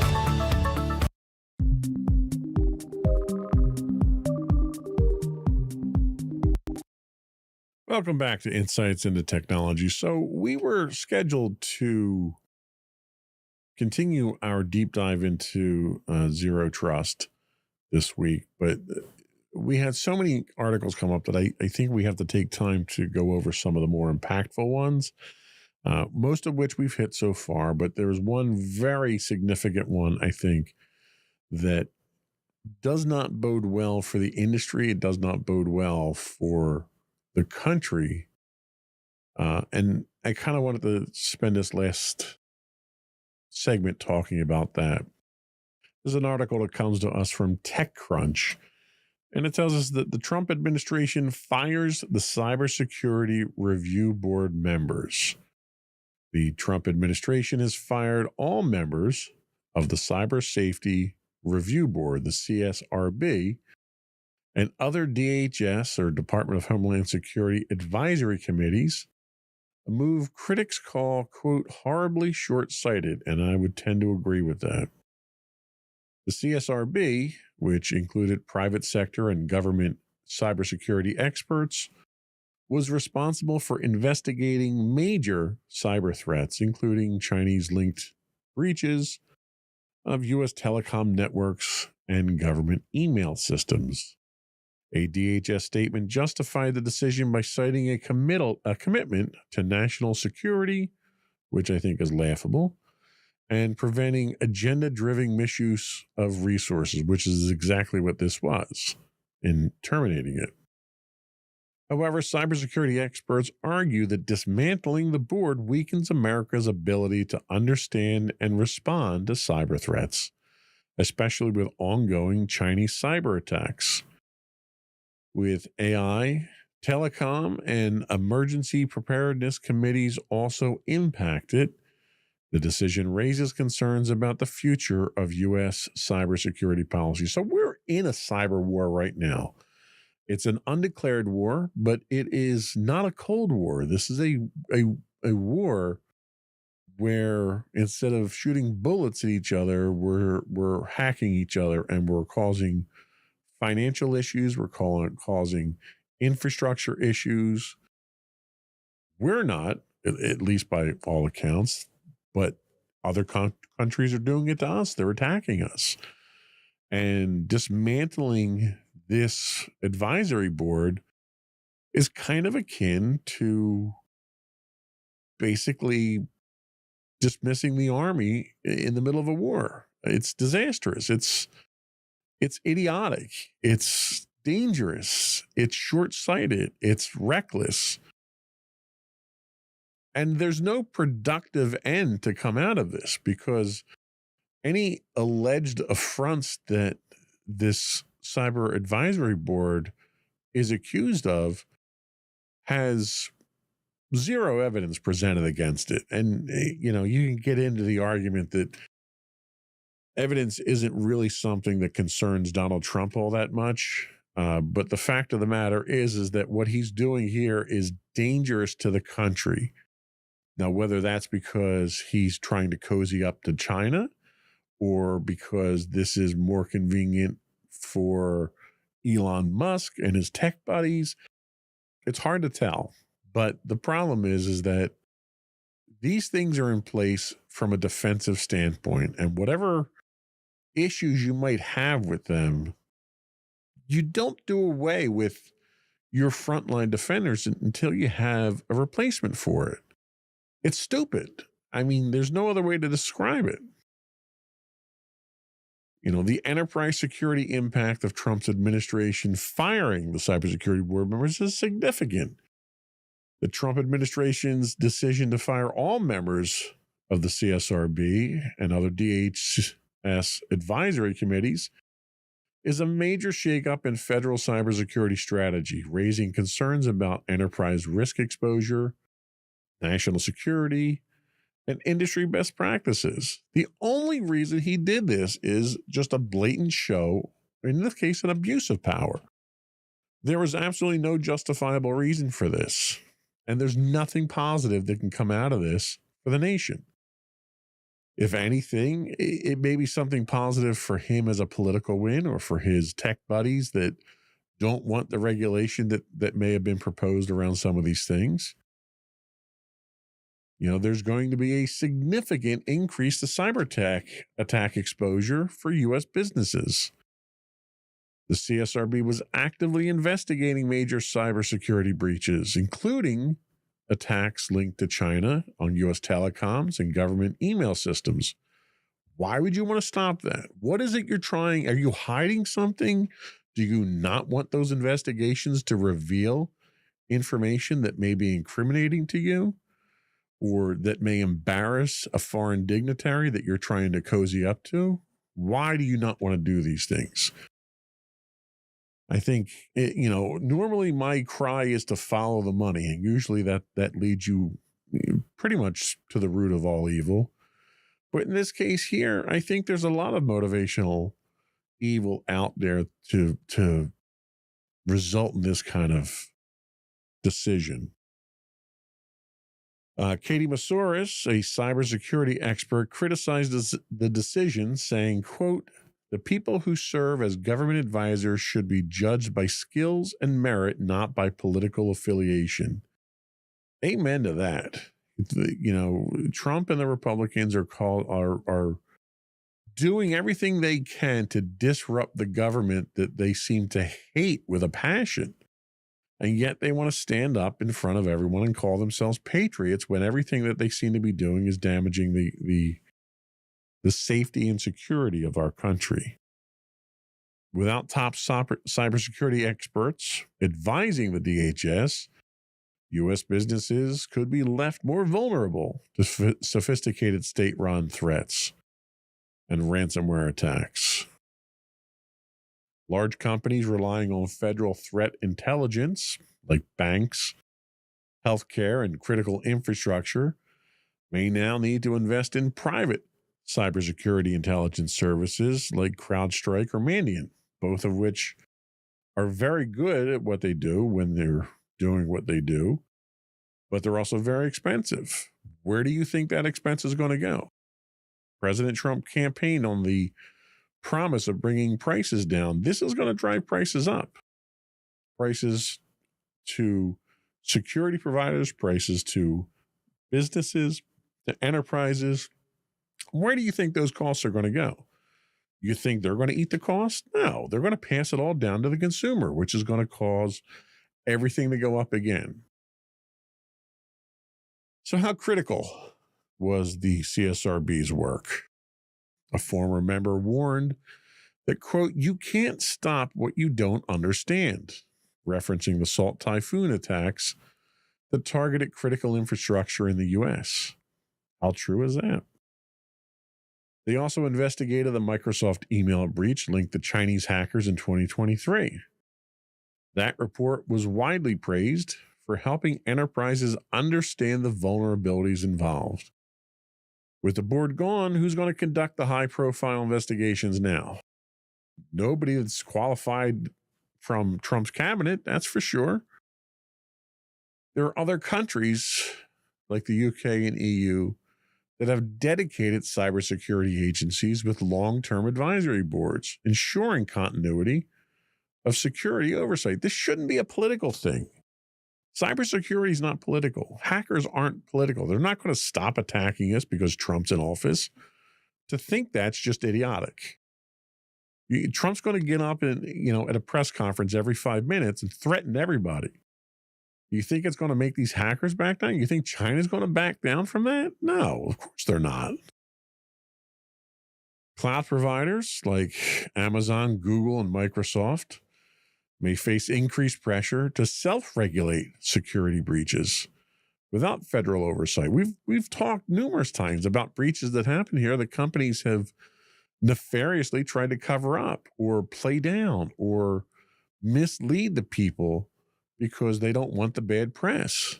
With the advisory board gone, they've got nobody that's going to keep an eye on them at this point in time. So you're going to get a lot more cloudy information, I think, from your providers at this point.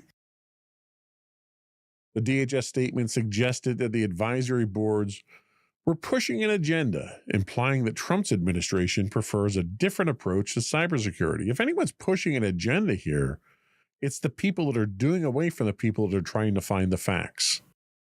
You already had companies like Meta come out and say, oh, well, we're not going to do fact checking anymore. Ironically, that happened shortly after Zuckerberg met with Trump. So apparently Trump had enough of a threat to Zuckerberg that he didn't want fact checking. Now, why wouldn't you want fact checking? Why wouldn't you want an advisory board that's out there protecting us from foreign attackers? What's the motivation for that? It's important to note that the members of the board were unpaid, which raises questions about the justification for dissolving the board. Wasn't costing the taxpayers anything, and it was providing an incredibly valuable service. Many tech leaders, including Google's former security lead, Heather Adkins, have warned about political interference in cybersecurity policy. There is a tweet from cybersecurity expert Jake Williams who said, quote, dismissing cybersecurity experts from critical advisory roles right as China ramps up cyber ops is like firing your lifeguards during a hurricane. Companies may lose confidence in government cybersecurity collaboration. I can't imagine that happening, which might lead to more fragmented and decentralized cybersecurity industry. You know, we've spent Lord knows how many episodes of this podcast talking about standards and frameworks and the right way to do things and best practices. And the federal government walks in and they want to throw the whole thing out the door under Trump. Some businesses may seek alliances with international cybersecurity firms rather than relying on domestic federal oversight. What kind of impact is that going to be on national security? It boggles the mind. It really does. Is cybersecurity becoming a partisan issue? Trump's campaign and platform have emphasized removing bureaucratic oversight, arguing that cybersecurity should be handled by the private sector. Well, the problem with that is the private sector is for profit. And when you're for profit, you're not for the people. This is Trump talking. Trump is a, industry tycoon. He's a real estate guy. He's a private citizen, basically, with an empire. And he thinks people like him should have the power. And that's just not the way this country was designed.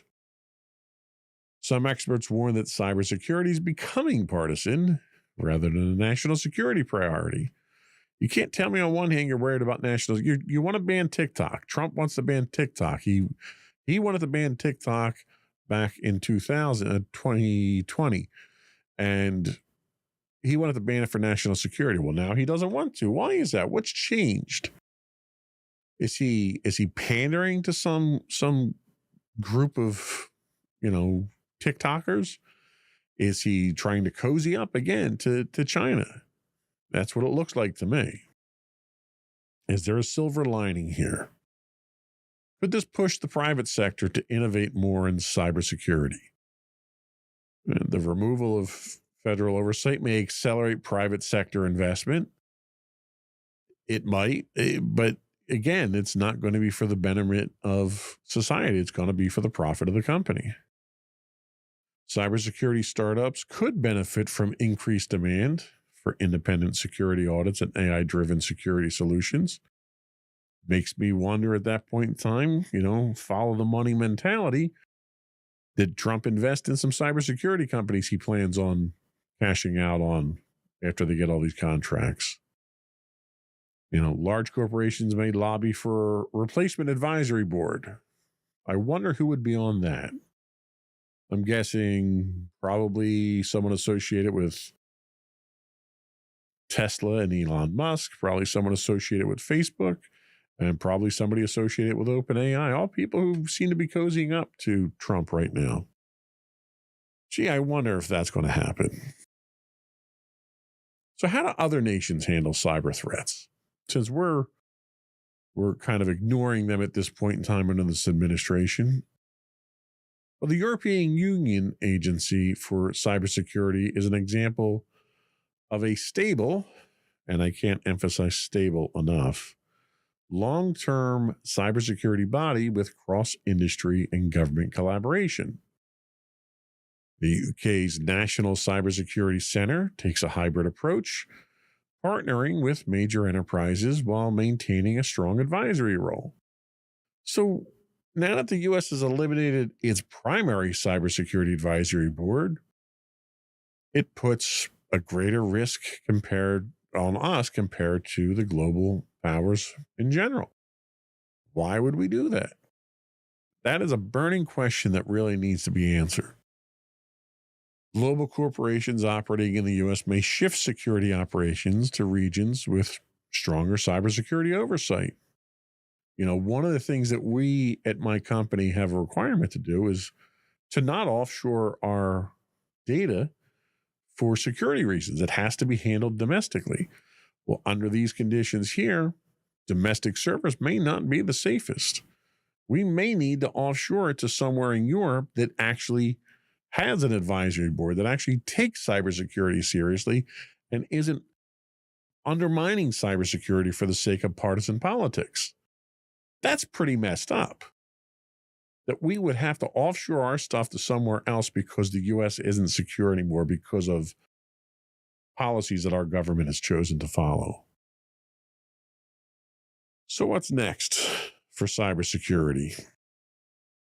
With the elimination of the Cybersecurity Advisory Board, it raises serious questions about national security, enterprise risk, and cybersecurity policy in general. While the administration justifies the move as eliminating bureaucratic waste after they create a new government agency headed by two people, which doesn't seem very efficient at all, but okay. Cybersecurity experts warn that this could weaken America's defense against cyber threats, particularly from China. So, all right, big picture stuff. What is the potential silver lining here? And this is me really digging deep to try to come up with something positive. So there's private sector innovation that may accelerate, leading to a boom in AI-driven threat detection.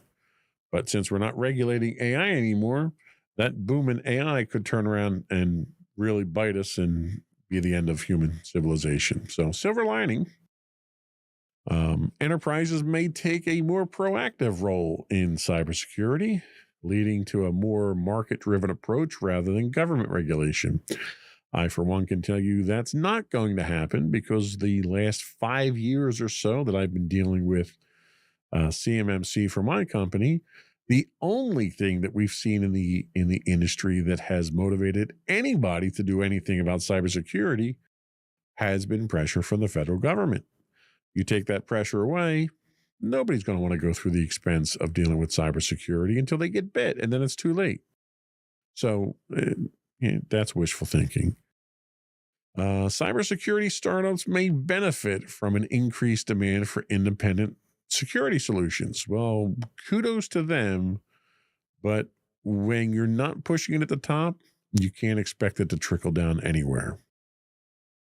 The real test will be how the U.S. responds to the next major attack.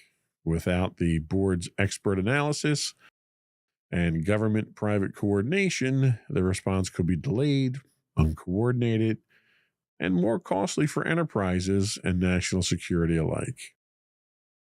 So, yeah, I mean, this is the first, not even a first full week of him in office right now, and we're in a lot of trouble.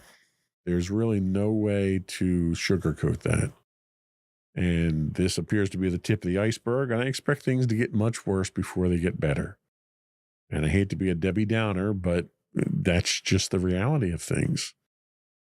The country voted for him for office, and now we're getting what we voted for. I didn't vote for officially, but we're getting it as a collective country now. So, hey, thanks to all those people out there who voted for him, and don't come complaining when you your bank gets hacked or your credit card gets hacked or your telephone company gets hacked or you don't have power because of an attack, that's what you voted for. Congratulations. Okay, political rant is over. I think it's time to wrap things up before I get any more hate mail, which I'm sure I'm going to get. Before we do go, I want to take another moment to invite our listening and viewing audience to subscribe to the podcast. You can find all of our episodes. I'm going to say articles, but they're episodes. You can find all of our episodes listed as Insights into Things. We are on Apple, Spotify, Google, iHeartRadio, TuneIn, anywhere you get a podcast. I would also invite you to give us your feedback. Tell us how we're doing. Tell us how much you dislike my political rants or that you support my political rants. You can email us at comments@insightsintothings.com. You can call us and leave a voicemail for us at 856-403-8788. That's 856-403-8788. You can find high-res versions of our videos on YouTube at youtube.com/insightsintothings. We do stream 5 days a week on Twitch at twitch.tv/insightsintothings. If you are an Amazon Prime subscriber, you do get a free Twitch Prime monthly subscription. We would appreciate it if you subscribe to us with that. That helps us keep the lights on here. We are on Blue Sky now. You can find us at insightsintothings.bsky.social. We are also on LinkedIn if you look us up as Insights Into Things Productions LLC. Otherwise, you can find links to all that and more on our website at www.insightsintothings.com. That's it. Another one in the books.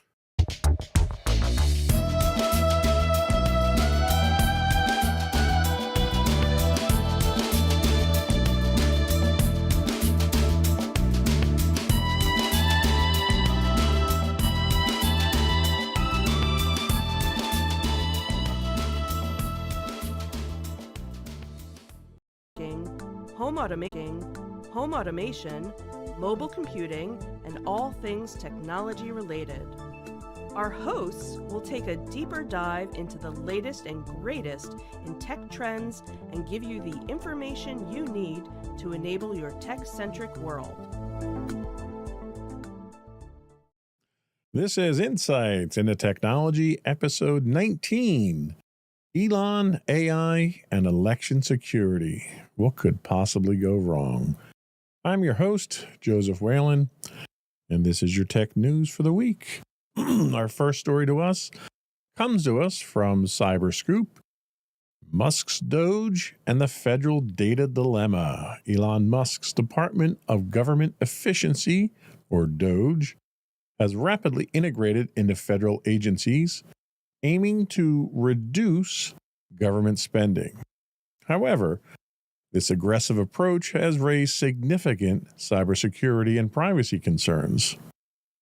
Experts warn that DOGE's actions may be compromising sensitive data and violating established federal protocols. Notably, DOGE has accessed the Treasury Department's payment systems, which manage disbursements like Social Security and Medicare. Additionally, at the Office of Personnel Management, DOGE installed a private server without proper security vetting, potentially exposing personal information of millions of federal employees. Critics liken these actions to an ongoing data breach, emphasizing the risks of bypassing decades of established laws and procedures. So, let's talk about the potential legal violations here briefly. DOGE's unauthorized access to federal systems may breach laws such as the Federal Information Security Management Act and the Privacy Act. These statutes are designed to protect sensitive government data and ensure proper handling. Working for a company that is working in the DoD space, we do contracts for federal contracts for the government. There are very strict and very well-defined rules on how to handle the small subset of data. What we deal with is covered, unclassified information, which is not nearly as sensitive as some of the information in these federal agencies, actually. And if we violate these, we're talking about significant financial penalties. We're talking about jail time. We're talking about loss of government contracts. And the fact that Elon Musk and this new, I don't want to say fictional organization, but this new made up organization, the Department of Government Efficiency, is now going in here with individuals employed by them that are known hackers, that are people that very well could wind up in jail for some of the things they've done in the past. And they've got access to everything in the government now, which is frankly terrifying. If I was a federal worker, I would be doubly terrified because they've got all access to all of your personal information. And there seems to be no checks and balances in place. There seems to be no security procedures in place. The fact that they can drop a server in here without having it properly vetted is ridiculous, really, if you ask me. There's obviously a potential impact on public trust with this as well. The perceived overreach of DOJ could erode public confidence in the government's ability to safeguard personal information, especially considering breaches in the past, like the Office of Personnel Management hack from 2015, which already ate into that public trust with the exposure that came from that. And the cybersecurity risks themselves, like installing an unvetted private server, granting access to individuals who don't have proper clearances, and probably, given the history of some of the people involved in this, they wouldn't even be able to get a security clearance if it was done properly. All these things introduce vulnerabilities into a system that's already under attack and already vulnerable to numerous avenues of infiltration. This increases the risk of malicious attacks on critical government infrastructure, and this is all public knowledge.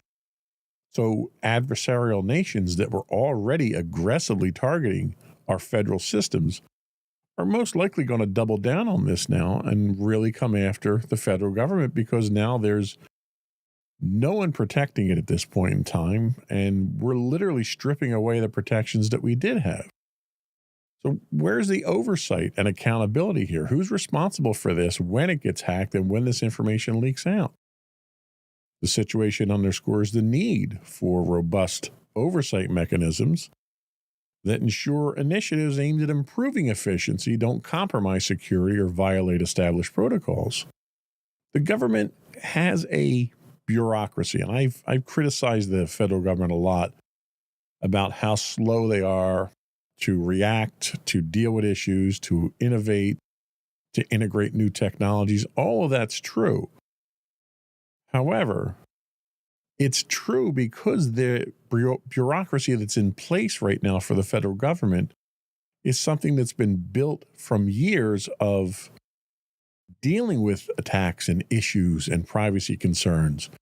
These layers and layers of protocol that are put on top of this to provide legal protections and information protections are there for a reason. These aren't inefficiencies in government that need to be done away with. They're protections that we need more of, not less of. And I think we're going in the wrong direction with this particular initiative, I guess we'll call it, that the Trump administration is currently going through. And we're seeing it across the board on various things. Election interference committees have been removed. CEAS has been affected by this. They're doing away with entire departments. They're trying to buy employees out, and you're getting tens of thousands of employees that are going to be leaving the government that have the tribal knowledge that our government depends on.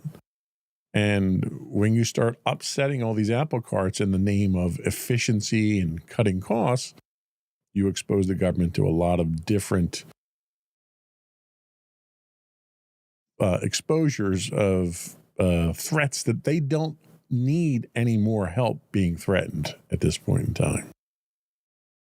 So the future does not look bright right now for cybersecurity in the federal government, and it's only getting progressively worse. Our second story comes to us from Cyberscoop as well. Misinformation mitigation ceases unexpected intermission. The U.S. Cybersecurity Infrastructure Security Agency, or CISA, has placed several members of its election security team on administrative leave. This action primarily affects employees involved in combating misinformation and disinformation related to the elections. The move coincides with the Department of Justice disbanding its Foreign Influence Task Force, which was established to counteract foreign interference in U.S. elections. These developments have raised concerns about the federal government's commitment to addressing election-related misinformation. This basically piggybacks on top of the story we just have, is that we're dismantling departments that are put in place to protect the government. Why any elected official, and you could speculate why, obviously, but why would you want to disband a committee or a task force that's designed to deal with foreign influence? Is it you want foreign influence? That's the only thing that I could take away from it, is that when you're doing away with these protections, it's because you plan on violating these protections. There's no other logical reason to do away with these protections at this point in time. What's the impact going to be on election security? The administrative leave of the CISA election personnel, particularly those addressing misinformation and disinformation, could significantly weaken support for smaller election districts that depend on federal assistance to counteract online propaganda and foreign interference. Maybe that's what the Trump administration wants. Maybe they want to do away with the ability to crack down on misinformation. Why would you want to do that? It sounds like election tampering to me, if you want to know my opinion. Kim Wyman, the former election security lead at CISA, emphasized that without federal support, these jurisdictions may struggle to manage the complexities of modern election threats. And it's true. Again, this is one of those things that was put in place because of clear and present threats to our elections. And it makes absolutely no sense to want these things to go away unless your intention is to try to game the system. And given all of the hype and all of the baseless accusations about election fraud and elections being fixed and stolen and all that stuff, which to this day, from the 2016 election till now, there's been no supporting evidence to corroborate any of that. That tells me that you're deliberately trying to manipulate the elections and you're taking away what protections were put in place when you were doing it before. So what's the future of federal misinformation efforts? Well, it's uncertain right now, obviously. This may signal a potential deprioritization of combating election-related misinformation at the federal level. Now, you would think a president who's in office now, who spent the last almost 10 years complaining about election misinformation and tampering with elections and stealing with elections, you would think somebody who went through that allegedly would want to strengthen those protections, not weaken them. Why would you want to weaken them? There's been no conceivable explanation as to why you would want to weaken these things, unless you have nefarious intent in mind. And I don't know what the American people can do to combat this. You have a few judges that are trying to interfere with some of the policies of the new administration. But so far, no one's really been doing anything about the cybersecurity side of things, and it was weak already. We were probably 10 years behind where the threats really were, and now we're just going to fall even further behind, which is terrifying. I don't know how you're going to recover from something like this. You're literally leaving the entire infrastructure of the country open to foreign attacks, and those attacks are going to happen. They're already happening. You're going to see advanced persistent threats embed themselves inside key systems in our government and in our infrastructure. And if there is a shooting war that happens, they'll basically be able to push a button and shut the entire country down and shut the entire defense down. Is that really what Trump is trying to go for here? I hope not. I wouldn't put it past him, but I hope not. I don't know. They've yet to come out with any plausible explanation for their actions. And until they do, you have to assume the worst. That's just the nature of cybersecurity. Dark reading takes us to our next article here. DeepSeek or Deep Leak? It seems like DeepSeek's in the news every week now. Recent evaluations by cybersecurity firm AppSoc have revealed significant security vulnerabilities in DeepSeek, a Chinese-developed generative AI model.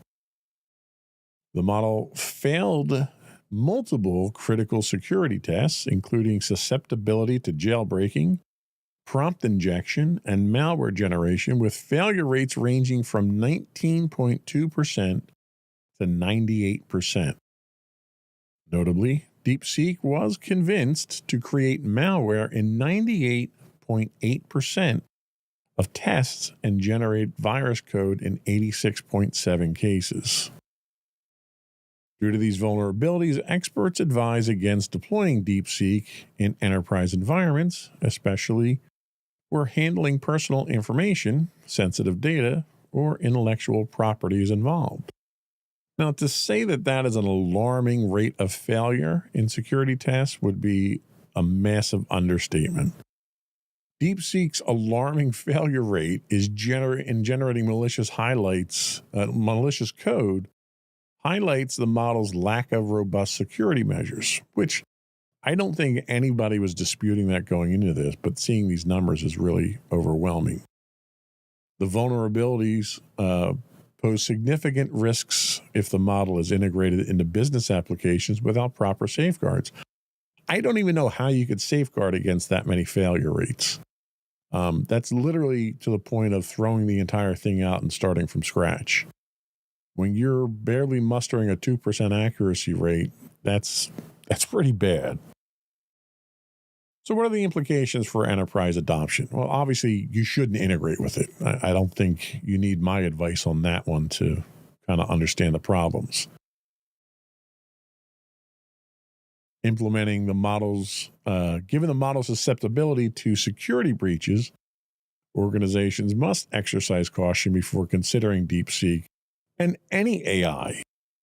The security posture right now for AI should be one of cautious optimism. Assume the worst, but hope for the best. We've already seen that there are numerous, we talked about Meta last week with their AI and the flaws that were found in it. It's just too new a technology at this point in time to put too much faith in it. You know, it's one of these things where you can go in, you can prototype with it, you can pilot with it, you can play around with it, but you need to be very cautious of what information you put into it. Businesses obviously should refrain from deploying DeepSeek. They should continue monitoring, and they should have rigorous testing of all AI models, which is essential to ensure they meet security and ethical standards. Until you deploy these things, you don't know what kind of impact it's going to have. You don't know what kind of vulnerabilities it's going to have. You can do all your internal testing and make sure that it functionally works. But if you don't have a dedicated staff of gray hat, white hat hackers that are trying to tear it apart, you're not going to know how it's going to fare in the real world. most tests that are done in an enterprise environment are functional testing. They're not malicious or break testing. And that type of information, those types of vulnerabilities, tend to not come out until it's been exposed to the world, and you have very intelligent or very crafty people trying to take advantage of the software. So I think everyone understands the risks of DeepSeek right now, especially given their association with Chinese companies. But given these vulnerabilities that have come to light here, I wouldn't even use it personally to play around with at this point, regardless of how cost effective it may be. What is a cheap alternative AI solution now could prove to be incredibly expensive later on if a breach results from it. So we're going to take a quick break, and when we come back, we're going to talk about more tech news. But before we do go, I want to take a moment to invite our listening and viewing audience to subscribe to the podcast. You can find audio versions of this podcast listed on any of your favorite podcast trackers as Insights into Technology. You can also find all our episodes from all of our shows, both video and audio, listed on our main network feed, which is Insights into Things. Just Insights into Things. We're available on Apple, Spotify, Google, anywhere you get a podcast these days. I would also invite you to reach out, give us your feedback, send us your questions, give us your point of view on some of the topics and stories that we talk about here. You can email us at comments@insightsintothings.com. We'll get your comments into a show in the future as we revisit them. You can also leave a voicemail for us. You can call in at 856, 403-8788. That's 856-403-8788. You can find us on all the social media platforms for the most part. We're on LinkedIn, Blue Sky. Just look for us as Insights into Things. We do stream 5 days a week on Twitch at twitch.tv/insightsintothings. And you can get links to all that and more on our official website at www.insightsintothings.com. We'll be right back.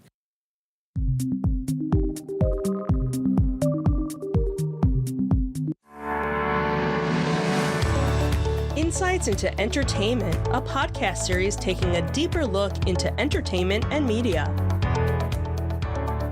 Our husband and wife team of pop culture fanatics are exploring all things from music and movies to television and fandom. We'll look at the interesting and obscure entertainment news of the week. We'll talk about theme park and pop culture news. We'll give you the latest and greatest on pop culture conventions. We'll give you a deep dive into Disney, Star Wars, and much more. Check out our video episodes at youtube.com/insightsintothings. Our audio episodes at podcast.insightsintoentertainment.com, or check us out on the web at insightsintothings.com.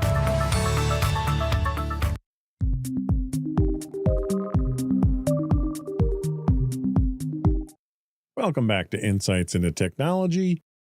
Our next article comes to us from space.com. Begun, the AI clone war has.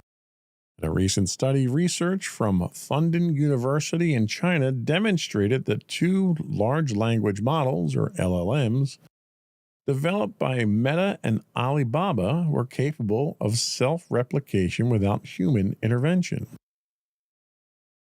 In multiple trials, these AI systems successfully clone themselves in 50% and 90% of cases, respectively. The researchers emphasize that this development crosses a critical, quote, red line, suggesting that AI may have the capacity to operate beyond human control. They urge the global community to proactively establish safety measures to mitigate potential risks associated with advanced AI systems. So, okay, this is kind of Skynet starting to happen, right? So, what are the implications of AI self-replication? The ability for AI systems to clone themselves raises questions about control and oversight, which we currently have none of. We've had some pushes for regulation or monitoring by the industry itself. We haven't really seen much in the way of governments trying to deal with it. I suspect that's where we're going to wind up. What mechanisms can be implemented to ensure that self-replicating AI remains aligned with human intentions? You might think of that in terms of a certain level of paranoia, but science fiction for generations now has been pointing out how quickly technology can turn against us, and it has in reality a number of times if we don't have proper controls over it. What's the potential for rogue AI behavior? How dangerous can these things really be? Self-replication without human assistance is considered an early indicator of rogue AI.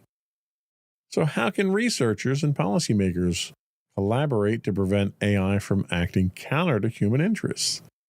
And really the only way I think you're going to get there, and believe me, I rail against government regulation all the time because I think there's too much of it.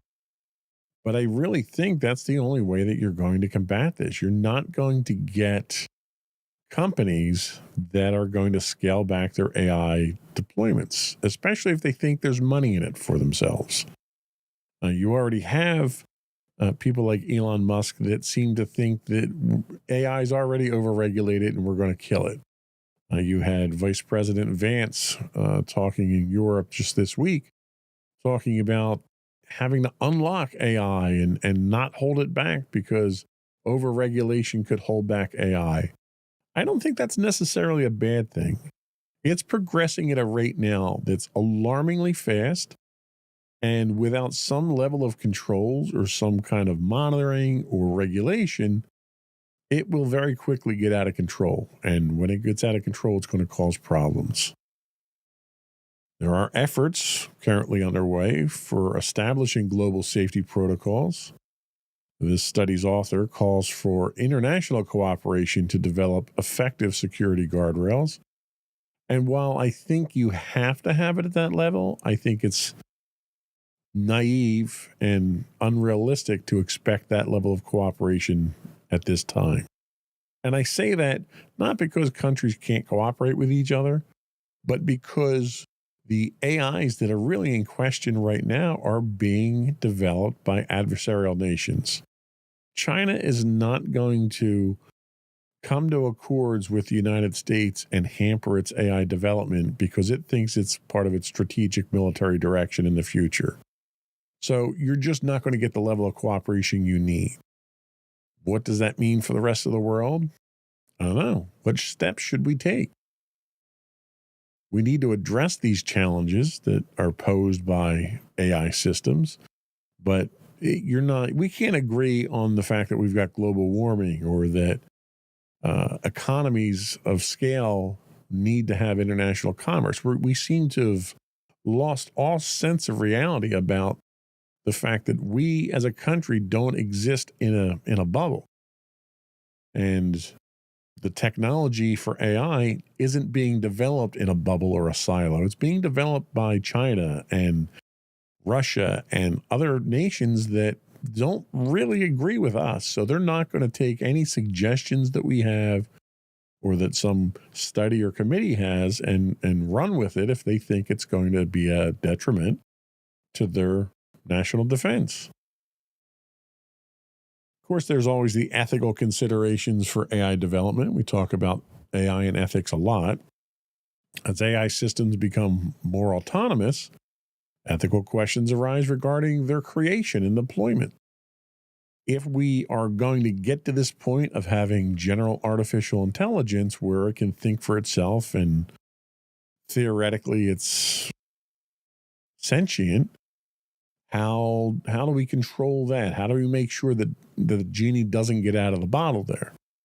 There's a lot of questions about this, a lot of questions about regulation and limiting power and growth and the direction that AI is going to go. And I think the fact that AIs can clone themselves without human intervention now adds an entirely different dimension of threat to the world of AI and the world of computers at this point in time. There has to be some level of control, and we don't have it yet.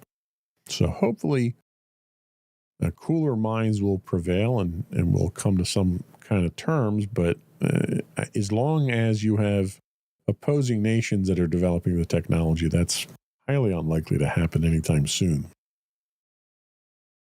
Tech News World, a new site we're using for reference this week, gives us our next story. Is Stargate the next Skynet? Another reference to Skynet here if you're a Terminator fan. The Stargate project is a massive artificial intelligence initiative announced by President Trump involving a joint venture between OpenAI, SoftBank, Oracle, and MGX. The project plans to invest up to $500 billion in AI infrastructure across the United States by 2029, aiming to establish large-scale data centers and energy generation facilities to advance AI development. While proponents highlight potential benefits in fields like healthcare, critics draw parallels to the fictional Skynet from the Terminator series, expressing concerns about the rapid advancement toward artificial general intelligence and the possible risks of creating autonomous systems beyond human control. So obviously this is a theme this week of AI taking over the world and humans kind of taking a back seat. So the scale and ambition of the project itself is a bit far-fetched. With an investment of up to $500 billion, Stargate represents one of the largest AI infrastructure endeavors to date.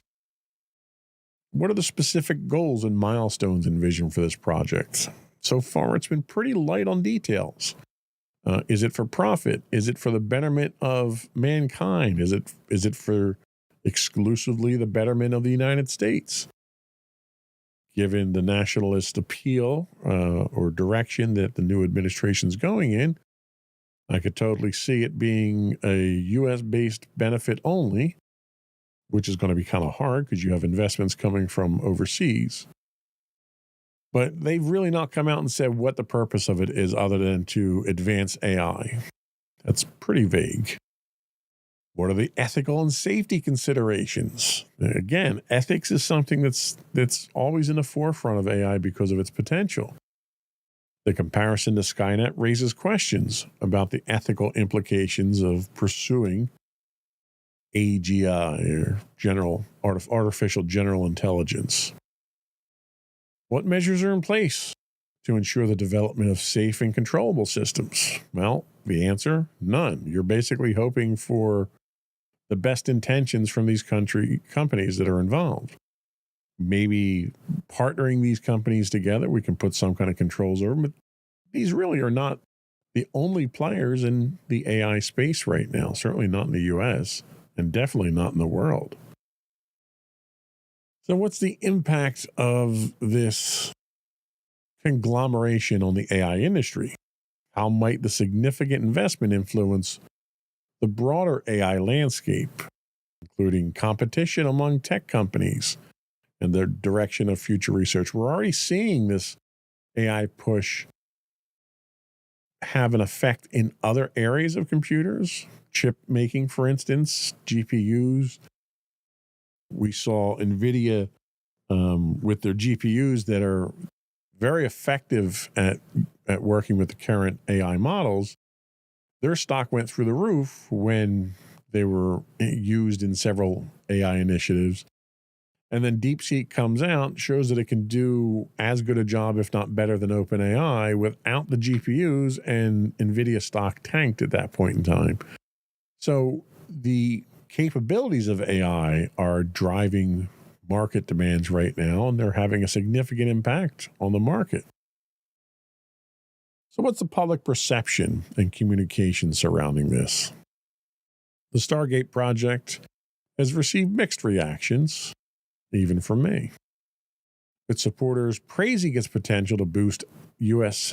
AI leadership and job creation, while critics raise concerns about transparency, feasibility, and the risk of advancing autonomous AI. You can't deny the risks. They're pretty obvious. Project leaders have engaged in media outreach and official announcements to address skepticism, emphasizing financial backing and strategic goals, but doubts remain about the long-term execution. And a lot of people look at AI and they think of naive intentions with it, wholesome,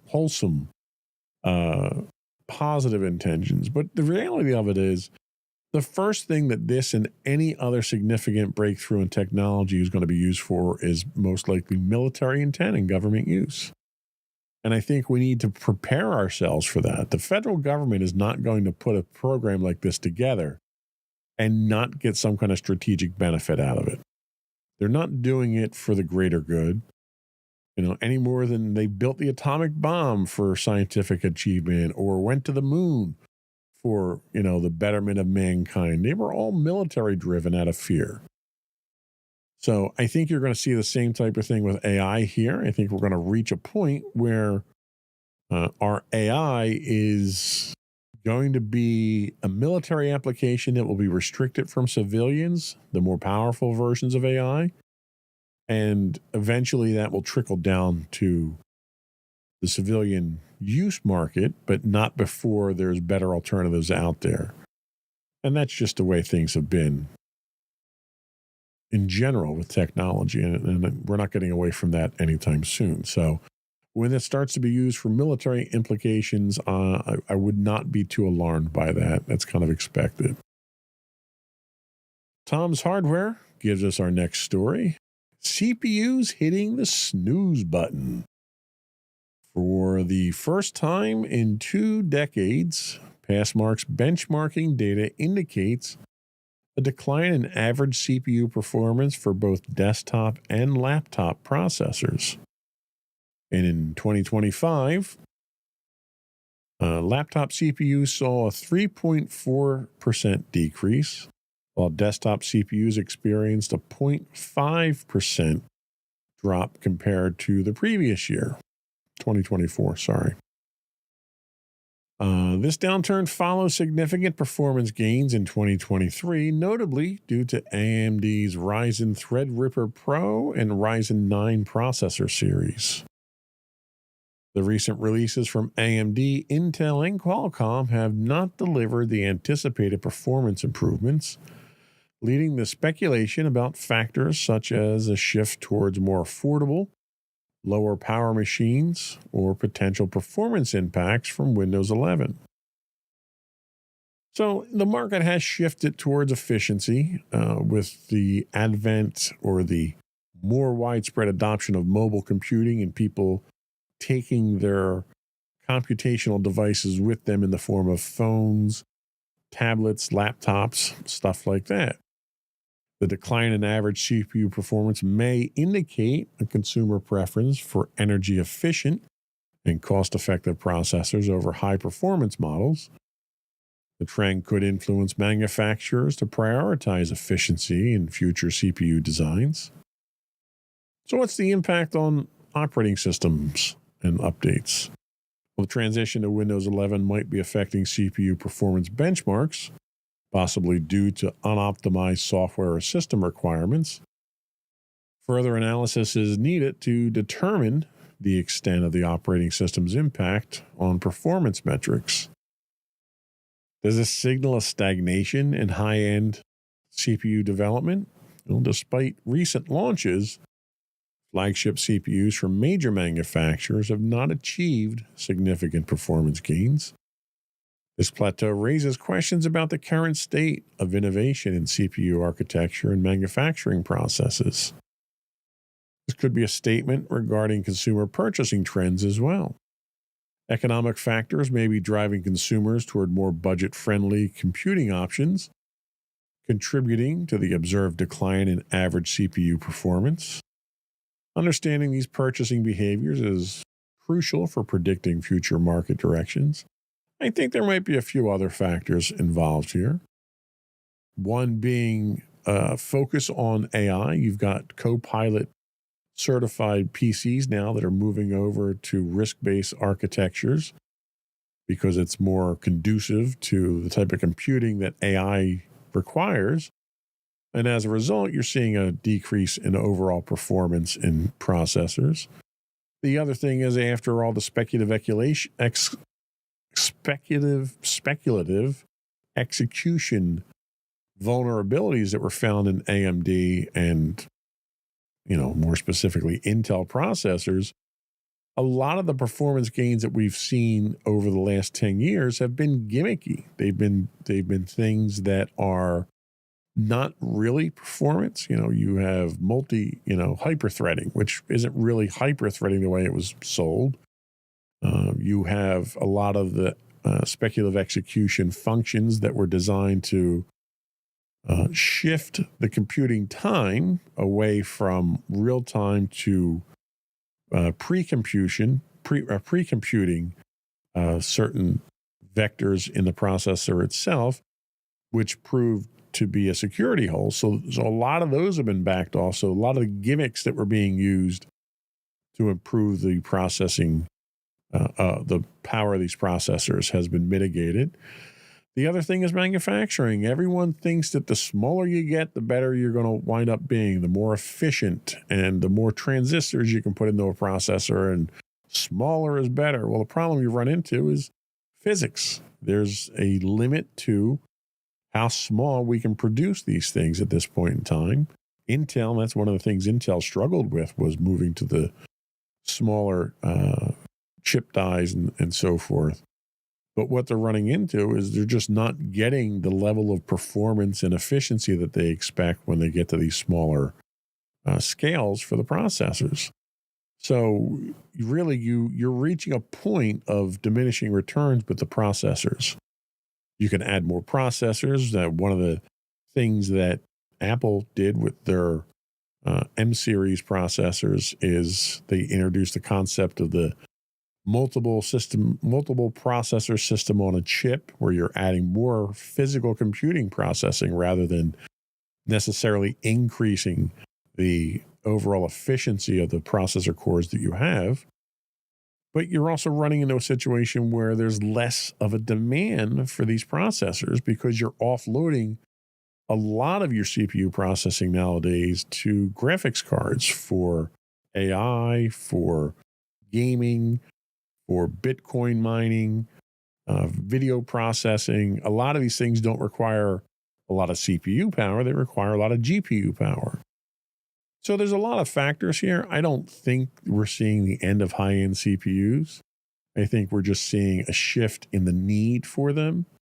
And we may be butting up against some physical limitations on how far we can take that technology. The next few years should be interesting to see where we wind up with this, if this trend continues. I suspect we're one or two breakthroughs away from, significant performance increases in CPUs. We just have to get there. I don't know what those breakthroughs are, but that seems to be the trend in processors through their history. We're going to take our last break now, and when we come back, we're going to start our next deep dive into password security and management. We'll be right back.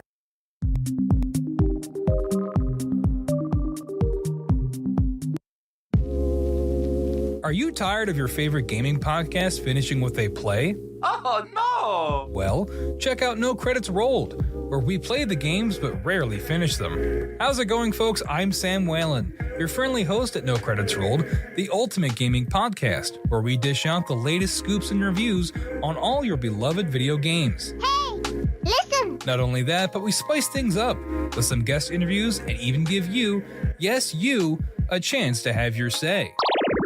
Tune in every other week for a fresh dose of No Credits Rolled, available on all major podcast platforms, and hit us up on social media at No Credits Rolled. So why wait?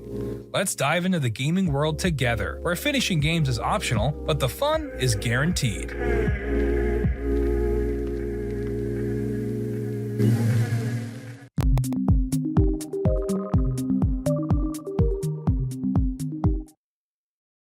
So, password security and management. This is one that we've kind of been hinting at for a while now. This wasn't the deep dive I had planned on doing today.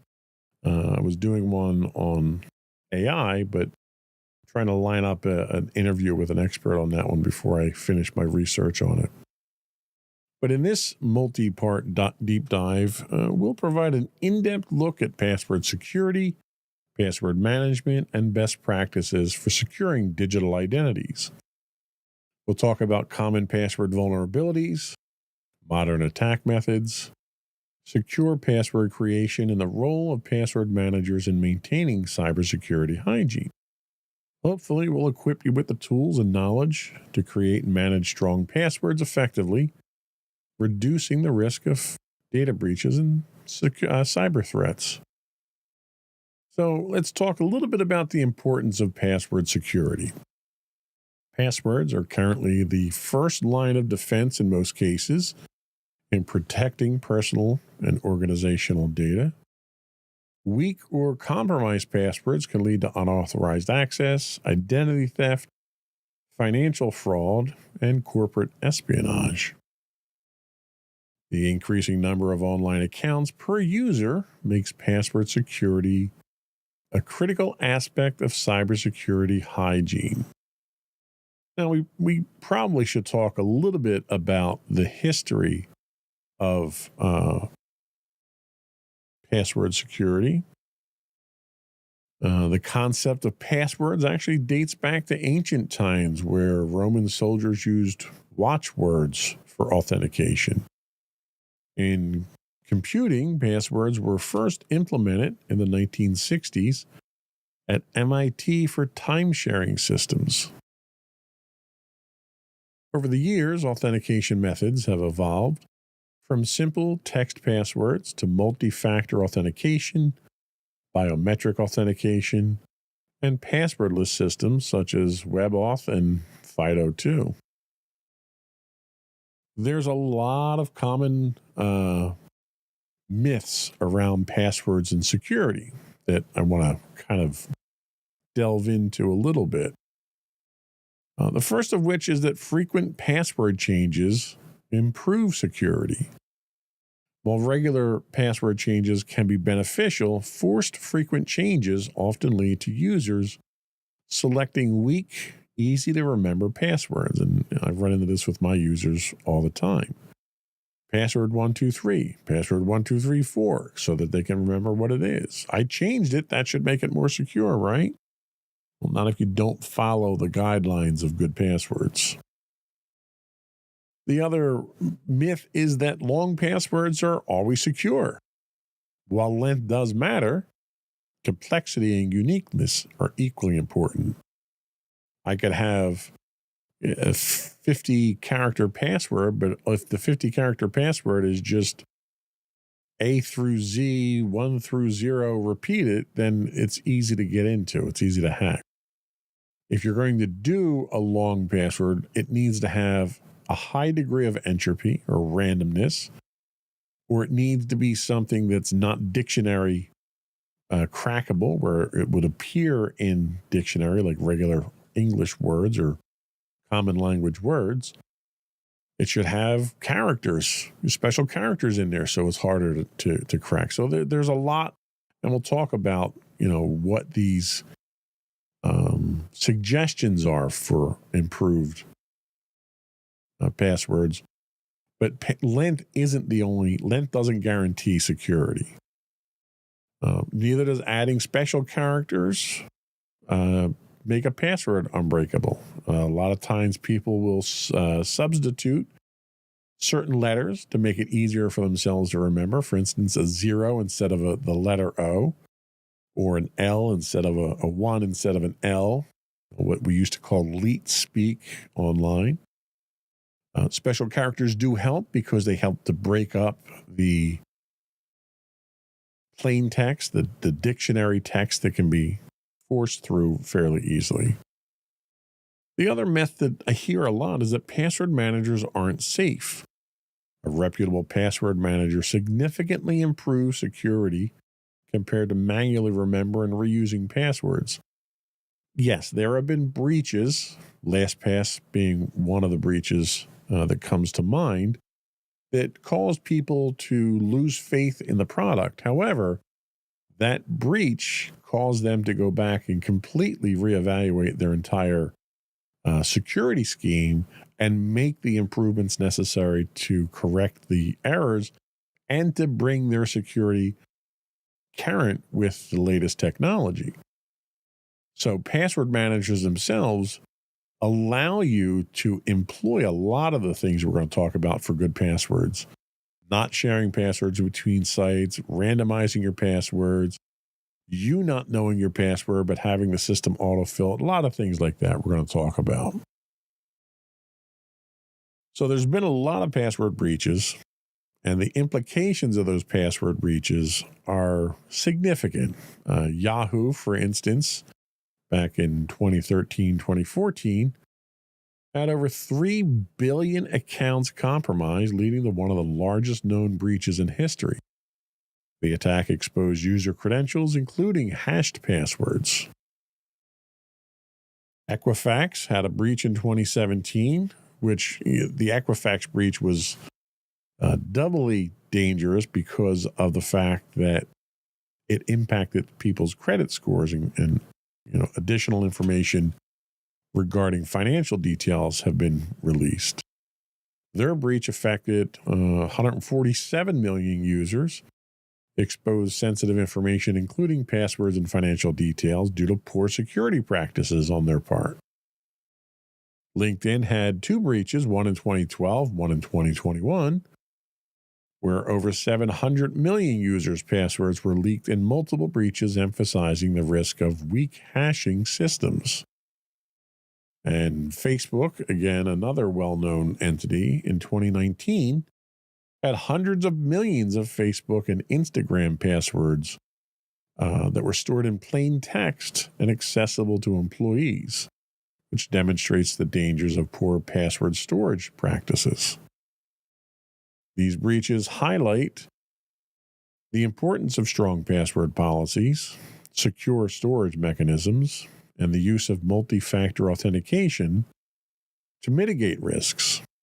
The biggest takeaway from this list is the dangers of shared passwords across multiple sites.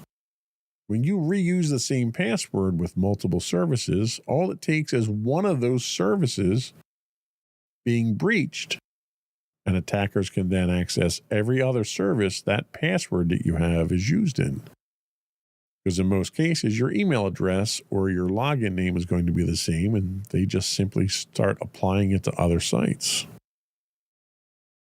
So there's a number of common password attacks that we should probably talk about, because you hear them in the news a lot, and it's good to have a definition of what they mean. Brute force attacks are probably the most common. These attacks involve systematically guessing passwords by trying every possible combination of characters until the correct one is found. While this is slow for long passwords, short or weak passwords are especially easily vulnerable. The list of the top 10 used passwords in a recent survey would suggest that all of the top 10 can be broken in less than a minute. And these are passwords that are used millions of times over and over. Password 123, QWERTY, things along those lines. Dictionary attacks are probably the next most frequently used ones. This is where attackers use a predefined list of common passwords and words to crack user accounts. Many users rely on easily guessable passwords like password 123 or QWERTY. This method remains effective. These lists are often updated with new passwords as breaches occur and their details are released, increasing the veracity of this type of attack. Now, these two attacks that we talk about here, brute force and dictionary attacks, have been in use in the wild for decades now, so they're fairly common. Credential stuffing is another technique that's used, which exploits reused passwords from previous data breaches. Attackers use automated tools to try stolen credentials across multiple websites, taking advantage of users who don't use unique passwords for different accounts. And really, the one that I think most people are susceptible to is phishing and social engineering. We talk about this in training to combat these techniques. Cybercriminals trick users into revealing their credentials through deceptive emails, messages, or fake websites. Social engineering techniques exploit human psychology rather than technical vulnerabilities. Keyloggers and malware-based password theft is another technique. This is where malicious software can be installed on a victim's device to secretly record keystrokes as you're typing into the keyboard. Captures usernames and passwords this way. And really, a keylogger will capture anything that's input through the keyboard. So if you're sending emails or if you're inputting bank information, all that stuff can be captured as well. Advanced malware variants can even extract saved passwords from browsers and password managers. So this is kind of just the introductory right now of passwords. I just want to set the tone for what we're going to talk about. In later segments of this deep dive, we'll talk about how to improve your password management. We'll take a look at some common password managers, and we'll arm you with the knowledge you need to be more secure in this environment moving forward. Before we go, I did want to do another shout out segment here. Don't have a lot. I only have one this week, and that was a Twitch follow from Perfect Baby. I want to thank you for that. Any follows that we get on Twitch or YouTube, any subscriptions that we get, these all help us tremendously to keep our numbers up, to bring a little bit of money in to keep the lights on, to keep the subscriptions for our Podbean and so forth, so we can keep broadcasting up. So, and you know what? It helps to kind of stroke the ego a little bit to see folks that are listening to the program and appreciating it and following us. I would encourage you to give us your feedback. Let us know how we're doing. Respond. I'd love to engage my users and my listeners in conversation about the things that we talk about here, because it affects everybody. You can email us at comments@insightsintothings.com. You can call in, leave a voicemail. We can get you up on the podcast. Our call-in number is 856-403-8788.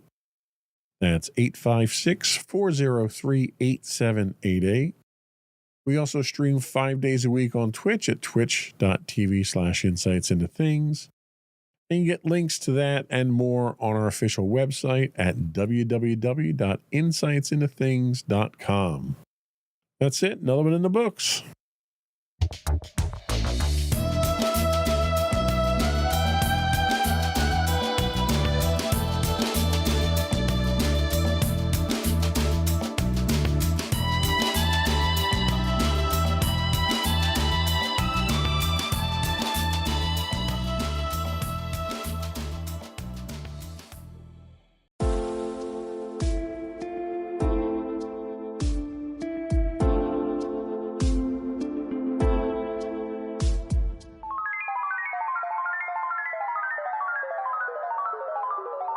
No credits rolled. Hello, everyone, and welcome to episode 13 of No Credits Rolled. My name is Sam Whalen. That's right, everybody. Spooky, haunted, cursed episode 13. Will this podcast get possessed? Let's find out.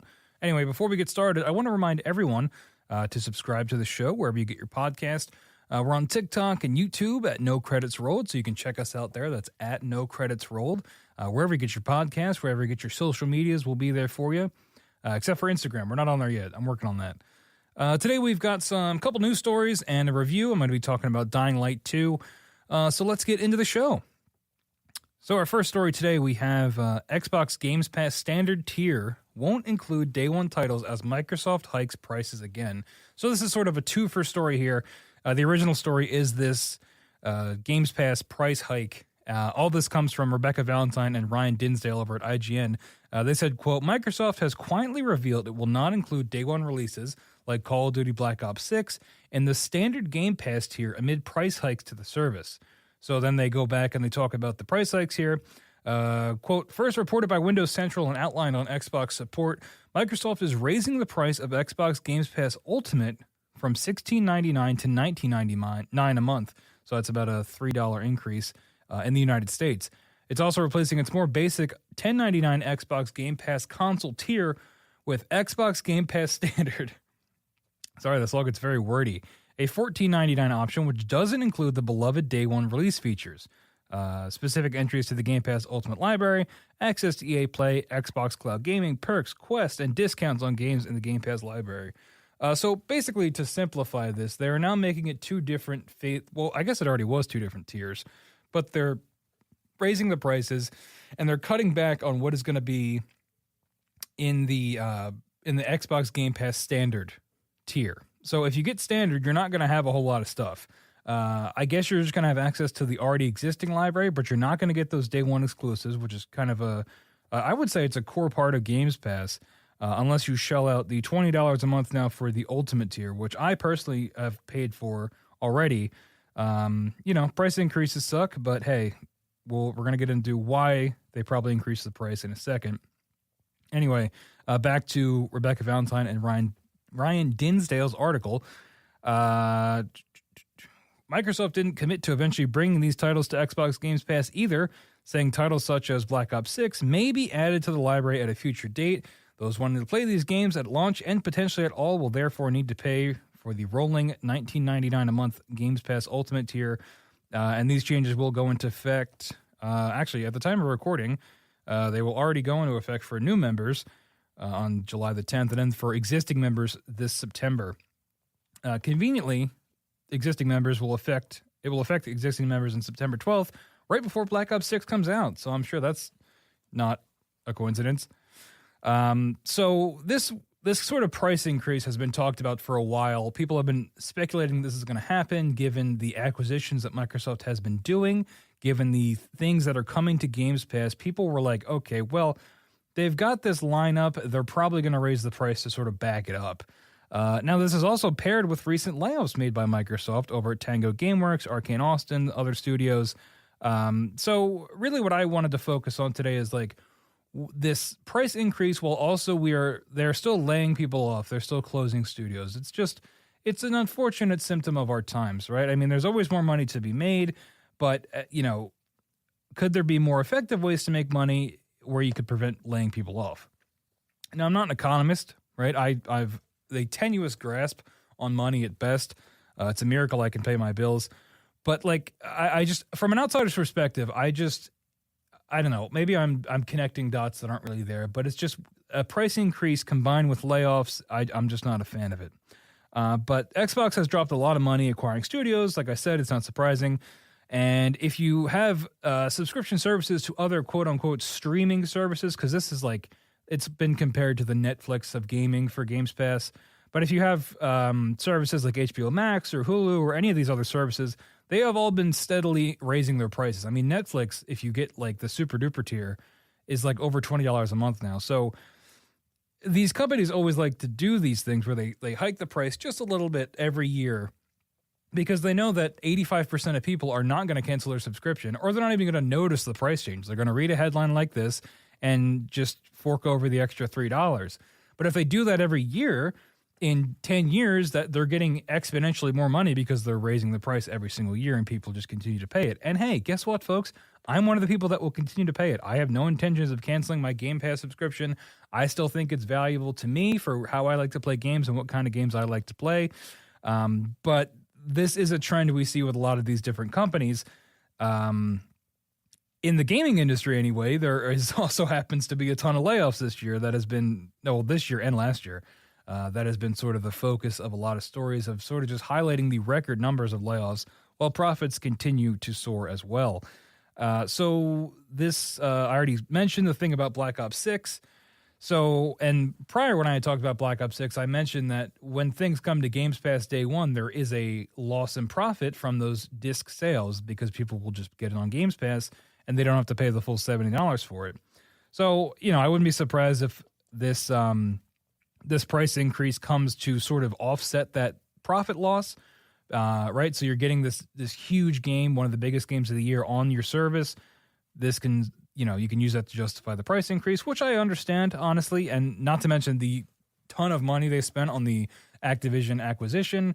They want to reap the rewards of that, both by publishing these games or, having these games on their service. And because of that, you're going to have to pay an extra $3 a month. You can see that how you will, I guess. I guess for me, it comes down to, am I using Games Pass pretty regularly to justify the now $20 a month, $120 a year? And for me, yes. I check the Games Pass drops almost every day. If I'm on my Xbox, I go and see what's dropped. And nearly every game that comes out to that service, even if it's not a big AAA game, if it's just an indie game that I've never heard of, I download it and I'll usually check it out. Maybe they're not all for me, but I'll get at least an hour usually of each of the games that they drop to check it out, unless it's something I know I already don't like they put out like a cricket game, like the sport, and I don't know what cricket is, so I skipped on that one. But generally, I'm downloading most of these games the day they come to Games Pass and checking them out, which has allowed me to play a lot of games that I either wanted to purchase or that that I had never even heard of and that are now available to play, like Octopath Traveler 2. 1 and 2 just came to Games Pass, and I've been wanting to play the sequel to that for a while. And now I can because it's on Games Pass, and it was able to save me the money that I would shill out buying that outright. And it's sort of similar to why I'm a big fan of GameFly too, because for what I do, and the idea of the show that I never finish these games, when I'm shilling out the money for these full price games that I never finish or I don't like when I get them, I'm able to sort of avoid that with streaming services or these sort of content libraries like a GameFly or like a Games Pass, where I can sort of have the game temporarily and then play it and then delete it from there without having to incur the full price. So this new standard tier, it sort of, I don't know who would sign up for this. It doesn't include the day one titles, and I guess it would just give you the online multiplayer, which I don't know if that was there before, and access to the existing gaming library, which, hey, that's pretty good because there's a lot of great games on there. But having a whole tier that doesn't include those day one titles is kind of a bummer, because when Games Pass was pitched, and I mean, when I pitch it to people, it is like the day one thing is like a core element of it. So separating that into its own section is a little bit strange. And I think the majority of people are going to pay for that Game Pass Ultimate anyway. I don't really understand why you need a standard tier when the majority of people probably are just going to shill out the extra $5. If you're going to swim, you might as well drown. So Xbox is continuing to acquire more assets for Games Pass. So when we talked about this when we started this story, it's not a shock that the price of Games Pass is slowly climbing. And sort of what I want to wrap up this segment with is it still worth it? And I already touched on my opinions on this a lot. For me, it is still worth it. But for the general consumer, right, for the person that wants to come home after their long day of work and maybe just play some multiplayer games or maybe play a big single-player game, like a AAA single-player game they've been working through, I don't know if Games Pass at $20 a month, I'm not sure if that is going to be realistic for the more casual audience. And I'm curious to see if this price increase actually makes a difference in Games Pass subscribers. Like I said, I doubt most people are even going to cancel it or even notice the price increase until it hits their credit cards. So, and in all this, while they raise the price on Games Pass, they lay people off, they close studios. So it's like, I don't know, it just seems like a 1-2 punch. Could they have prevented layoffs by raising the price more? Would that have worked like that? Is that how the numbers, would convert? I'm not sure. I doubt it. I mean, this just seems to be standard now for the industry of, even if you have a flop or a success, these studios are getting closed either way, and then the consumer is still paying more to sort of cover the losses as well. I don't know. I wouldn't be surprised if in another year around this time we get another price increase, especially if Xbox comes out and gets another big acquisition. This thought actually just occurred to me going back to the question of, is this for the casual gamer? I mean, Call of Duty is one of the best-selling games every year. It's it's got mass market appeal. So maybe that's what they're going for with this change by making it so you can only get these day one exclusives on the Ultimate tier. Maybe they're trying to hook in the more casual audience because, everybody plays Call of Duty. Not everybody, but you know what I mean. The majority of people will at least check it out. And especially a Black Ops 6, a title that people are very excited for, that they've been waiting for, that I think has pretty positive public opinion. It could be successful getting more people in because they don't want to, they say, hey, I can either spend $70 and play this, or I can get a service that I was maybe curious about, Xbox Games Pass, for $20. I'll just spend it for this month that Call of Duty comes out. I'll drop the $20. I'll get to play Black Ops when it comes out, and I'll get to check out all these other games. And then before you know it, it's, a year later and it's hitting your credit card every month and you don't even know about it. I could see that being the play here. It sucks to see it being separated, that day one title thing being separated from different tiers, and of course the price increase. No one likes to pay more for things. So, but that is story number one. Let me know what you think about this price increase. If you have Games Pass, are you going to keep it? Do you feel the price increase is justified? And then we'll be seeing Call of Duty in just a couple months. So we'll see if it is, the hit that Microsoft needs it to be. Anyway, story number two, we have Suicide Squad Kill the Justice League Season 2 delayed just 2 days before launch. Now, this isn't really like an important... none of this is important to like the state of the world. But I just like to talk about Suicide Squad because, I don't know, this game is like my white whale. I wanted to play it for so long. I was following the stories about it, and then when I finally got my hands on it, it was such a disappointment that I obsessed is a strong word, but I definitely am interested in the continuing narrative of this game. But this is from Taylor Lyles over at IGN. Quote, Rocksteady Studios is delaying the release date of Suicide Squad Season 2 days before the new content was set to go live. In a hilarious tweet from Rocksteady, they said, update, Task Force X will be adjusting the release timing for the next season. Hashtag Suicide Squad game Season 2 will now launch on July 25th. Thank you for your patience. You got to respect them staying in character, right? Addressing Task Force X. Make sure to use that hashtag Suicide Squad game. I don't know. Maybe it's just because it's a Suicide Squad. It's like inherently funny to me. I don't know. I want to make it clear. I don't want to dunk on the devs. I'm sure Rocksteady is just ripping their hair out with this game. They didn't even want to make the game like this. From what reports indicate, it was a disaster behind the scenes. There's a Bloomberg article that I was going to include in this, but I didn't think I'd be able to do it justice, but go check that out if you want a more full behind-the-scenes look at what this game was like for this studio and sort of where it's left them.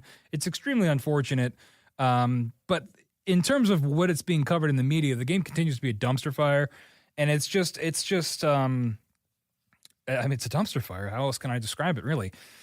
It's tough to see. I believe the expanded content was going to be Mrs. Freeze, a female version of Mr. Freeze. They had the Joker. They added that as well.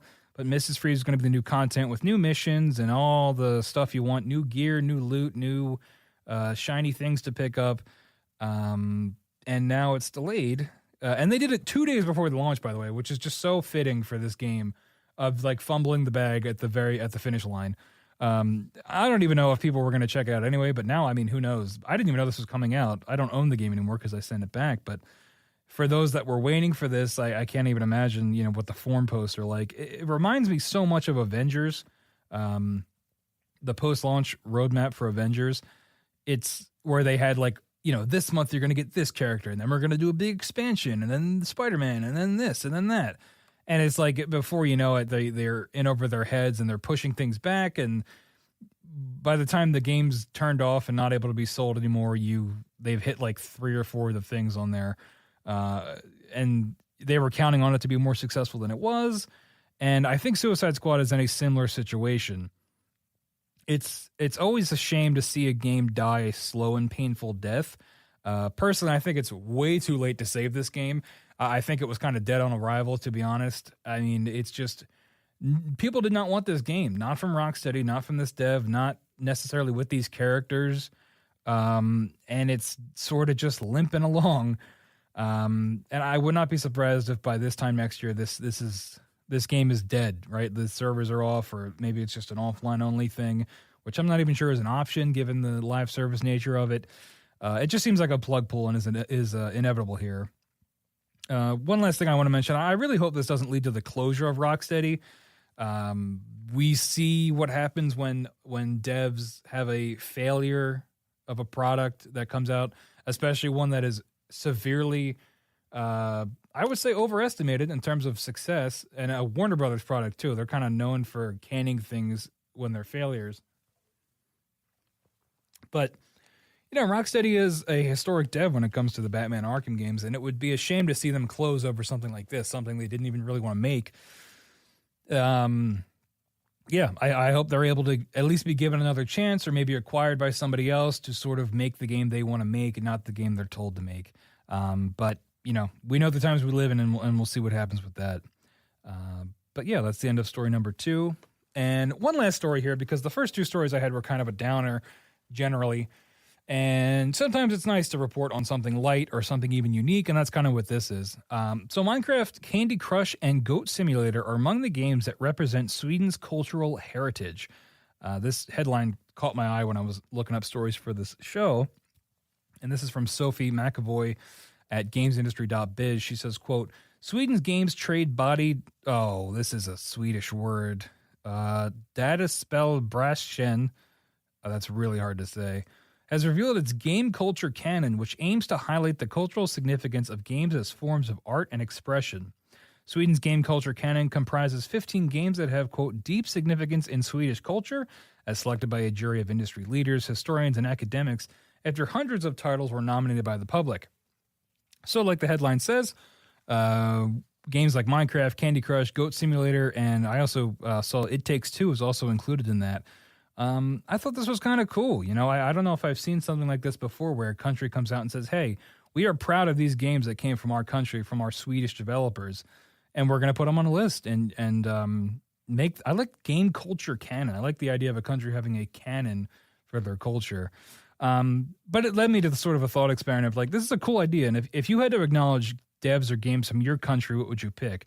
Obviously, I live in America, but I know, according to our numbers, we've got some listeners all around the globe, so I'd be curious what you have to say. I wasn't sure about American devs, so I looked some up because I just wanted to be sure. But Bungie was founded in Chicago in 1991. EA is, of course, based in California. Infinity Ward was founded in 2002. And then, those are just a couple that I found that were representative of some American devs. I mean, I was going to say Call of Duty because, nothing's more American than first-person shooters. Am I right? That's a joke.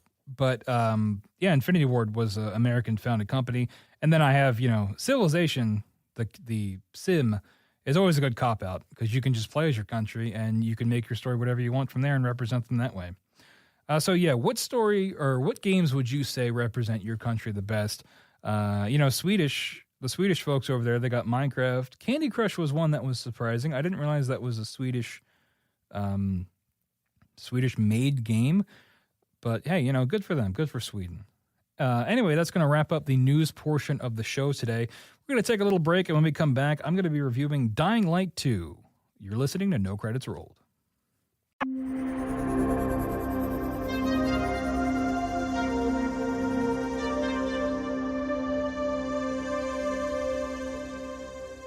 All right, and we're back on No Credits Rolled. Today we're talking about Dying Light 2, Stay Human.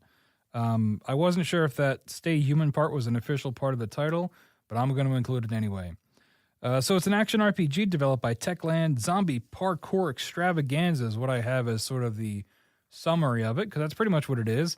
I've been really excited to play this game. This was a game that I wanted to buy for a while, but I've just been waiting for it to go on sale enough, and I was able to get it through GameFly, so I didn't have to pay full price for it, which was nice. And I was a big fan of Dying Light 1. I really liked that game. I don't know if it was really for everybody, but as someone who really enjoys the Mirror's Edge games as well, and then Dead Island, sort of getting a merger of those two games was sort of perfect, I thought. You know, it's not a perfect game, but I had a lot of fun with it. It's one of those 7 out of 10s that you just kind of treasure, and that's what the first Dying Light was for me. So to get a sequel and finally be able to get my hands on it was pretty exciting. With this game, I find it to be very immersive, which it might sound a little weird given what you're doing, because you can fight like lightning zombies and acid zombies and all kinds of different viral things that are very not immersive. But the minute-to-minute gameplay of this game is really what I mean when I say immersive. The parkour especially, the parkour is the big standout here.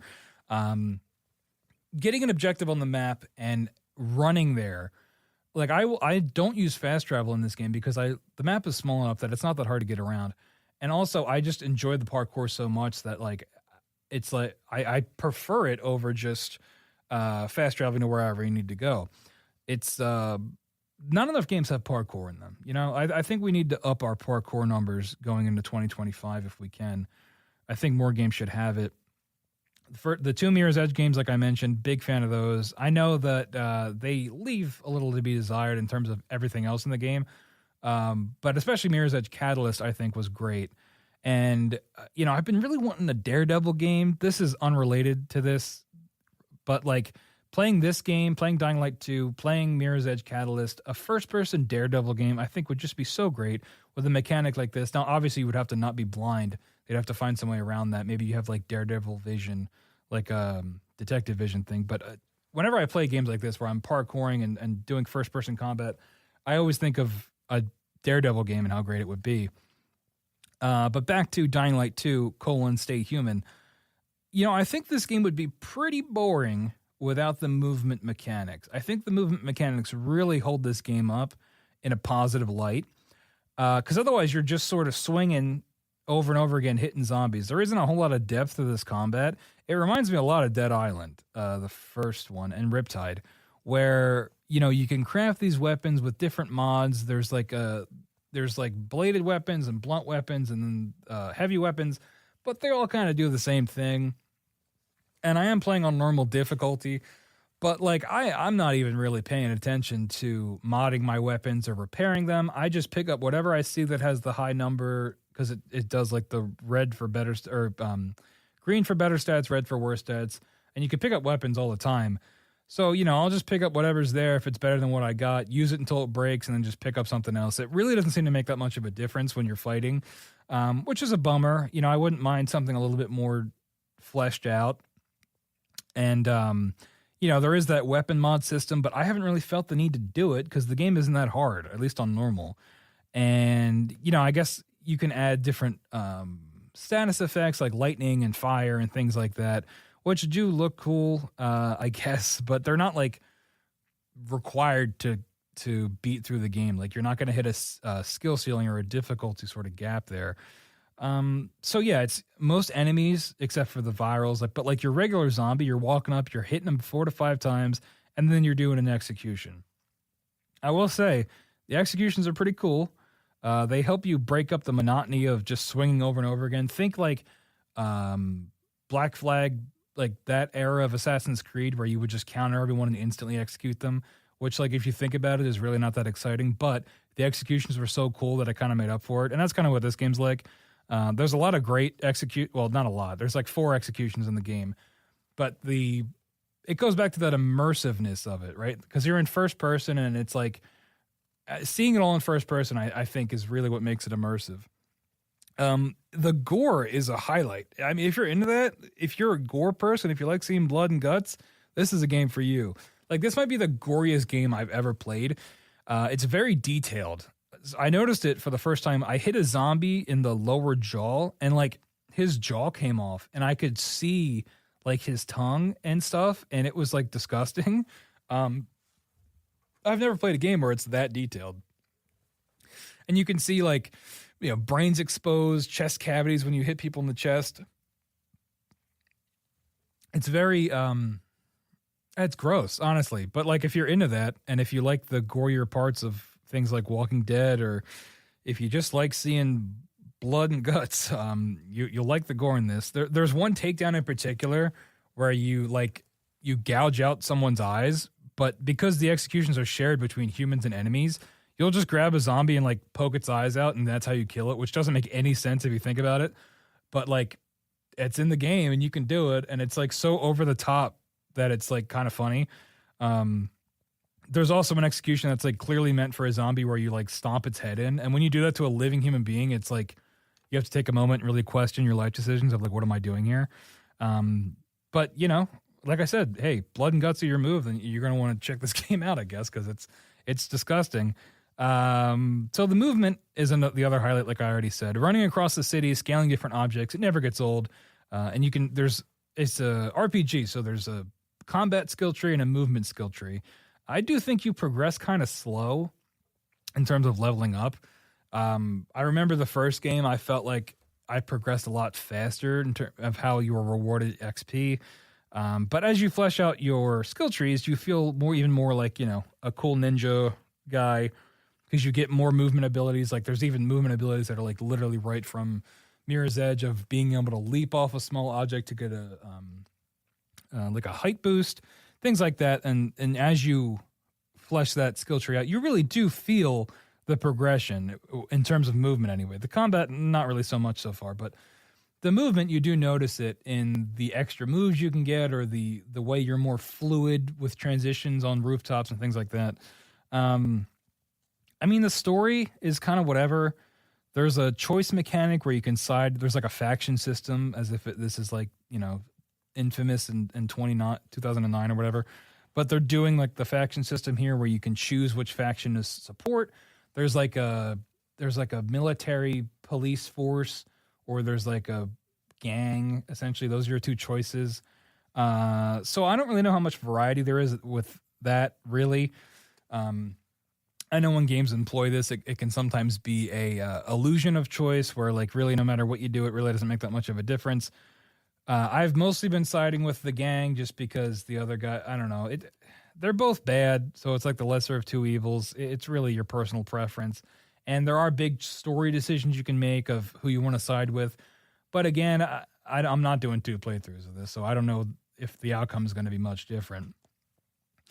But I would not be shocked if it was just really 2 main endings on how things go. The voice acting is good from the main character anyway.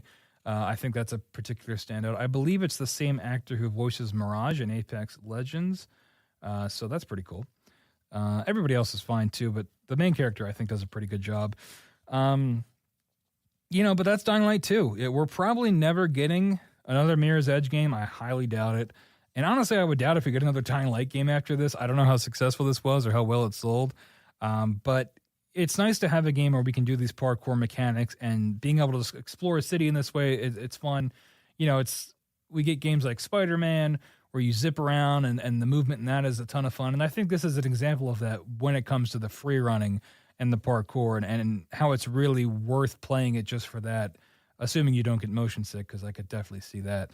But like, there are some moments in this game where the height that you're climbing at, it really was effective for me. Like, there's one where you have to climb this windmill to like detonate a bomb, and you have to jump onto this cage.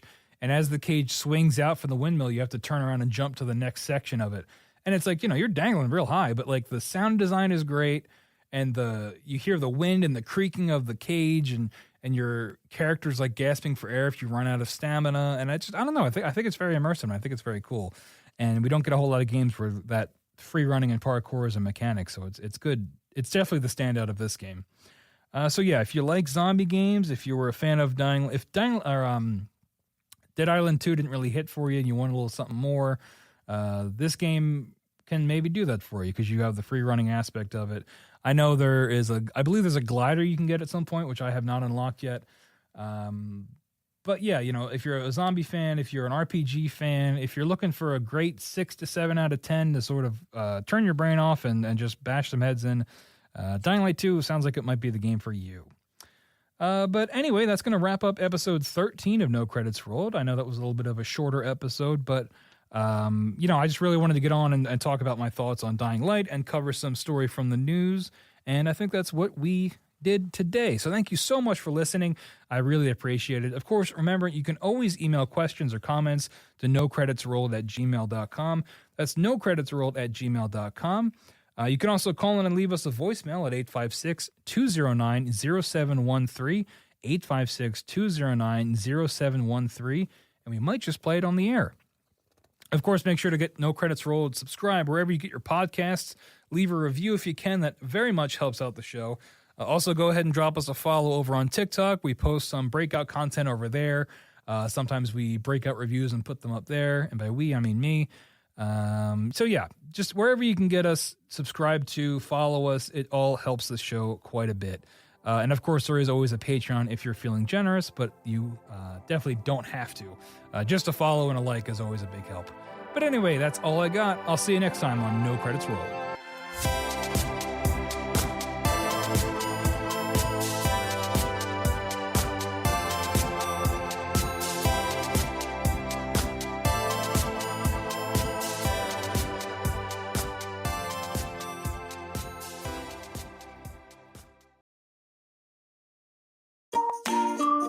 Insightful podcasts by informative hosts.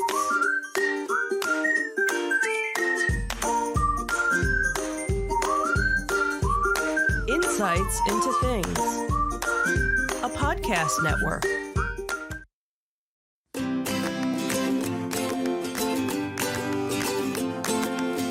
Welcome to Insights into Teens, a podcast series exploring the issues and challenges of today's youth. Your hosts are Joseph and Madison Whalen, a father and daughter team making their way through the challenges of the teenage years.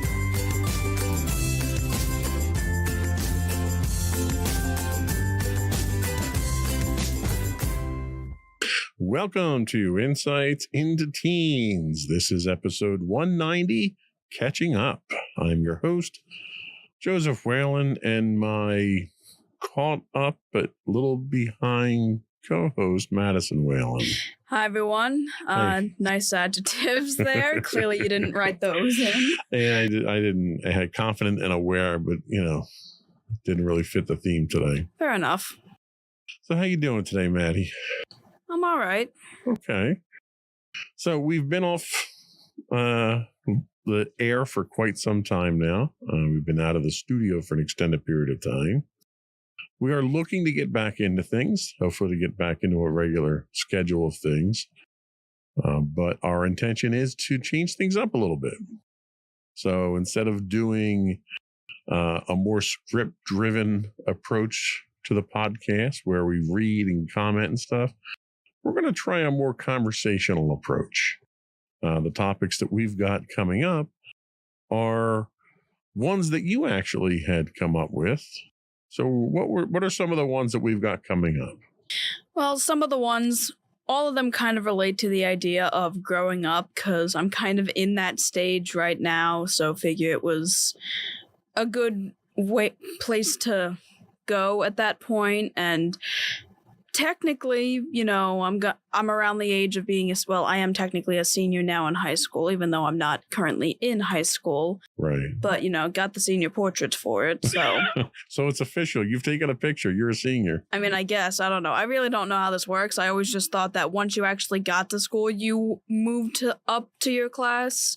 But Mommy always said that, no, after you graduate. You're technically promoted at the end of your last class. Yeah. End of your last semester, I guess. I suppose so. Or you're not. I mean, not everybody is. So. Well, yeah, fair enough. So a lot of the I don't know, what are the concerns, the anxiety drivers, the pressures of growing up. All accurate statements. That's a lot of the stuff we're going to be talking about in the next 10 episodes. But I figured it would probably be good for us to sort of sit down and catch up on some of the things that have been going on since we've been off the air, some of the interesting things that are coming up, and some of the fun things that we've done. So that's what today's episode is going to be. And then our next episode will get into the anxiety-ridden aspects of growing up too fast. Well, hopefully we start off at least a little bit gentle. I don't want to get into the hard hitters immediately. Yeah, we'll try and stay away from the hard hitters as much as possible, or at least make them easier. The idea behind these podcast episodes is not to induce anxiety, which is something that we have to kind of get away from. Yep. Before we do that, though, I do want to take a moment to invite all of our listening and viewing audience to subscribe to the podcast if you don't already do so. If you don't do so, what are you doing? Come on, subscribe already, will you? You can reach us at, or you can find us rather, on Apple Podcasts, Spotify, Google, Stitcher, not Stitcher, I got to take it off the script. RIP Stitcher, iHeartRadio, and TuneIn. You can find audio versions of this podcast listed as Insights into Teens, or you can find audio and video versions of all the network's podcasts listed as Insights into Things. We would also invite you to write in. I am looking to get a call-in line that we can use. Might not be able to do it live during the recording because we don't always record on a steady schedule. But what we can do is make a number available and let folks leave voicemails for us so we can feature the voicemails on the show and answer questions and so forth. But for right now, you can email us at comments@insightsintothings.com. You can find us on X. I won't refer to it as Twitter from this point forward. It is X, which I don't even really use all that much anymore, to be honest with you. But we're on there at insights_things. You can find high-res videos on YouTube at youtube.com/insightsintothings. And we still do stream 5 days a week on Twitch at twitch.tv/insightsintothings. Shall we get into it? Sure. Here we go.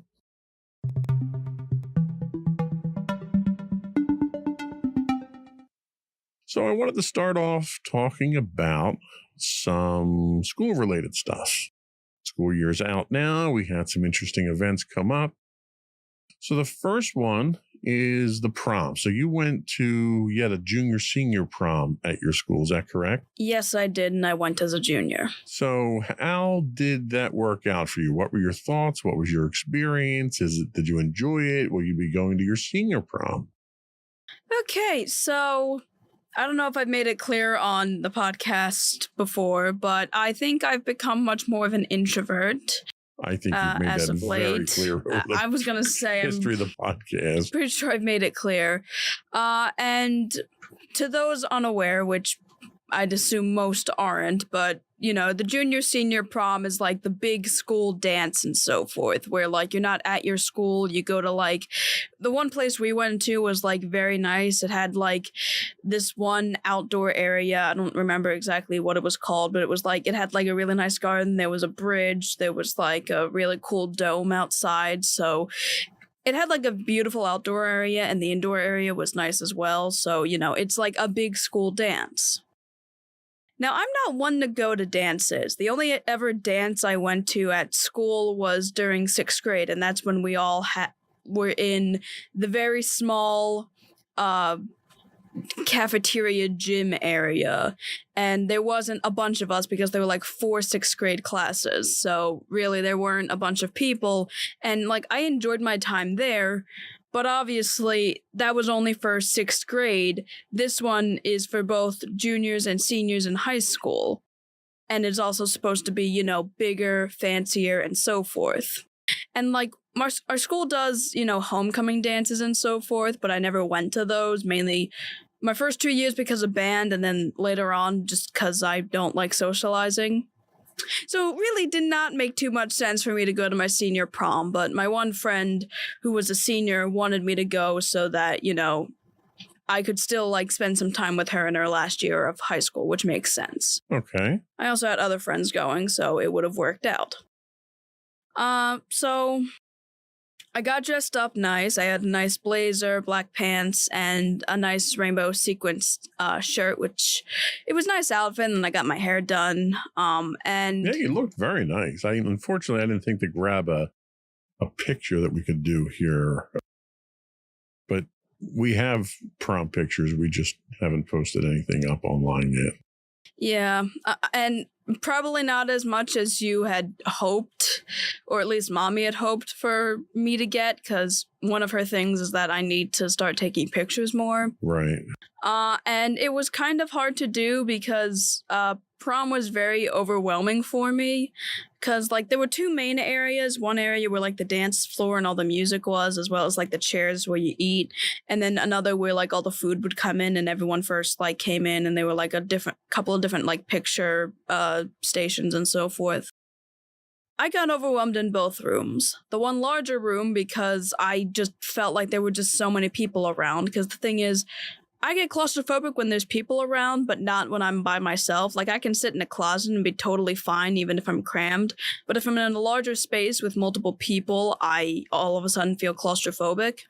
And then when I went to the other room, they were blasting the music, and, like, you had to scream for anyone to hear anything. And, like, my other sense was kind of in overdrive, and I had to kind of switch between the rooms because it just was not comfortable. And at one point in the room with the music, the lights started to change, so my sight was also, getting overstimulated. And thankfully, the one friend who was the senior that wanted me to go saw how I was acting and ended up asking, like, one of the teachers, like, hey, is there, like, a safe room where, like, me, her, and it was one of her other friends where we can all go? Because I didn't want to be alone, but I also didn't want to be in a giant room full of people. So it's probably worth noting briefly that you're what's referred to as a highly sensitive person. Or at least likely. That's what we suspect.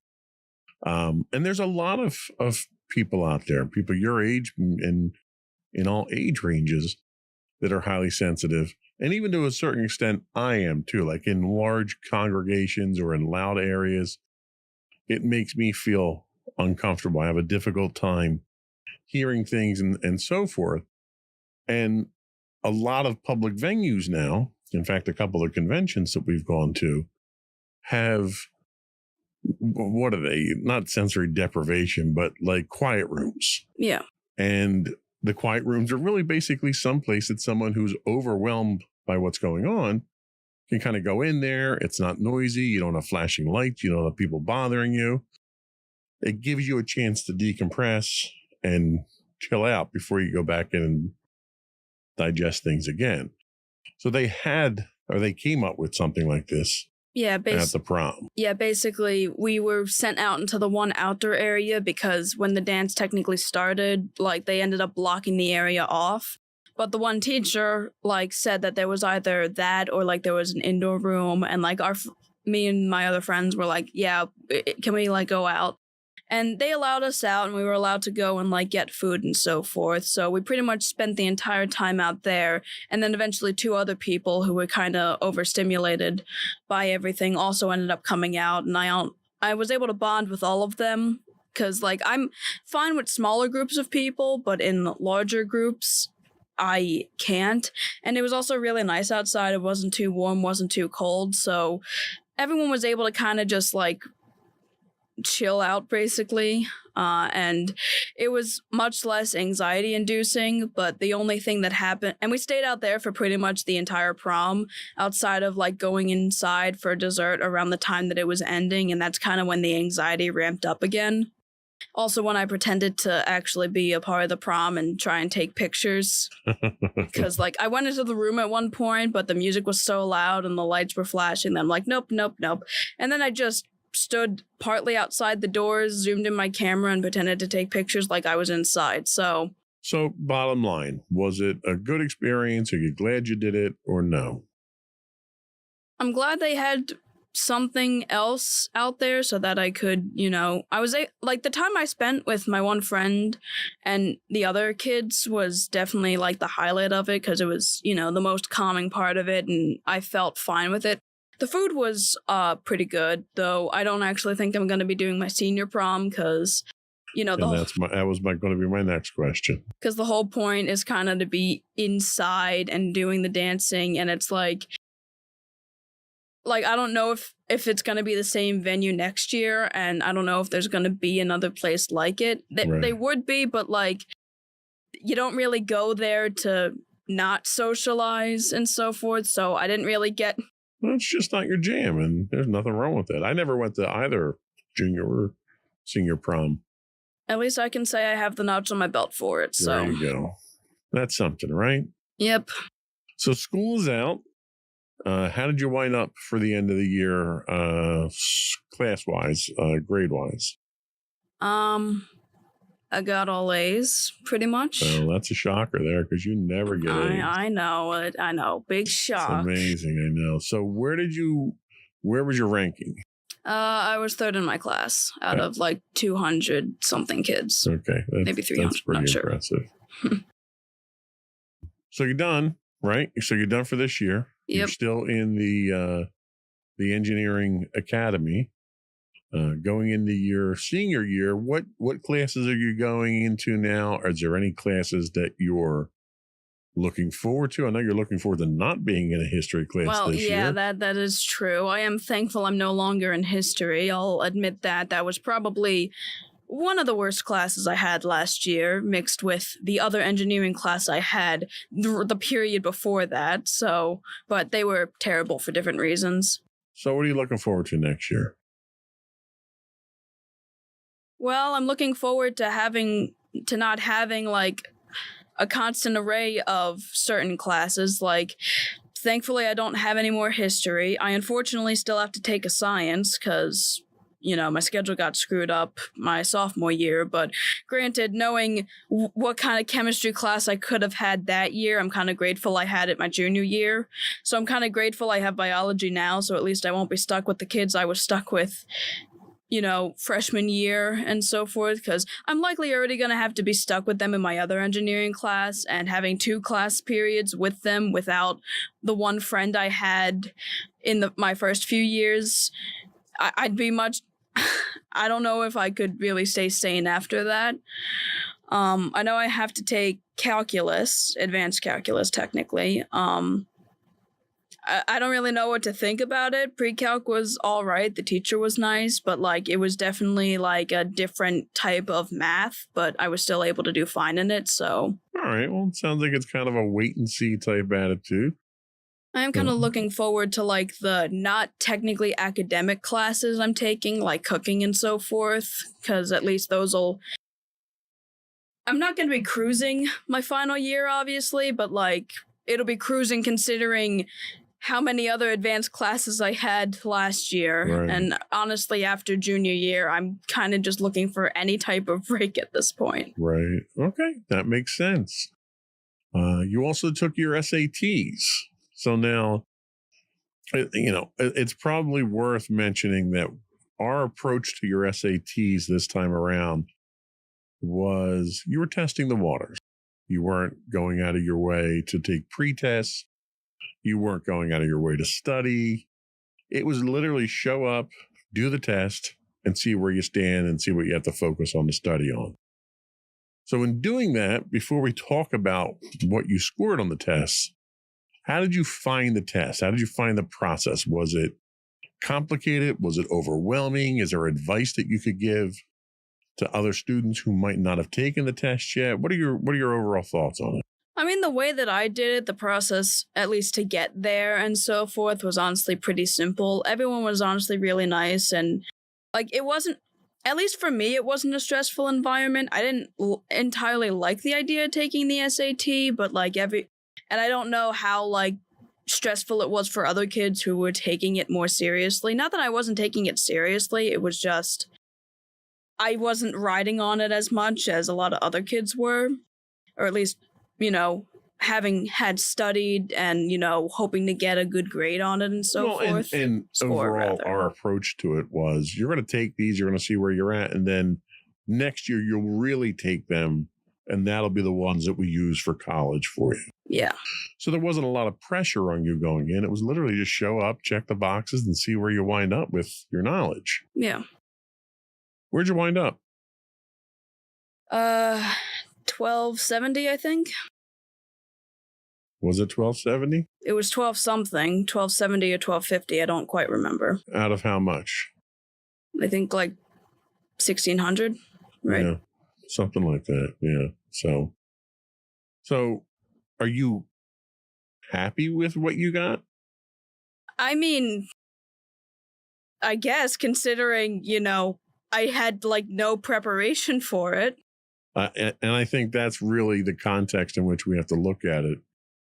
Is you literally went in there blind, took the test, and really came out with a score that a lot of kids would envy who, you know, busted their butts to try to study for. But we're going to take them again next year. We're going to look at the areas that need improvement. We're going to study on those and improve those and see where we wind up. And whichever test is highest, we'll take that. And if this ends up being the highest, I mean, I still think it'd be a good, you know. What you scored was nothing to be ashamed of. That's for sure. And I think Mommy and I were thoroughly impressed with where you wound up. So I think we're happy with your SAT so far. And the last thing I did want to talk about with school is you guys are planning your senior trip for next year.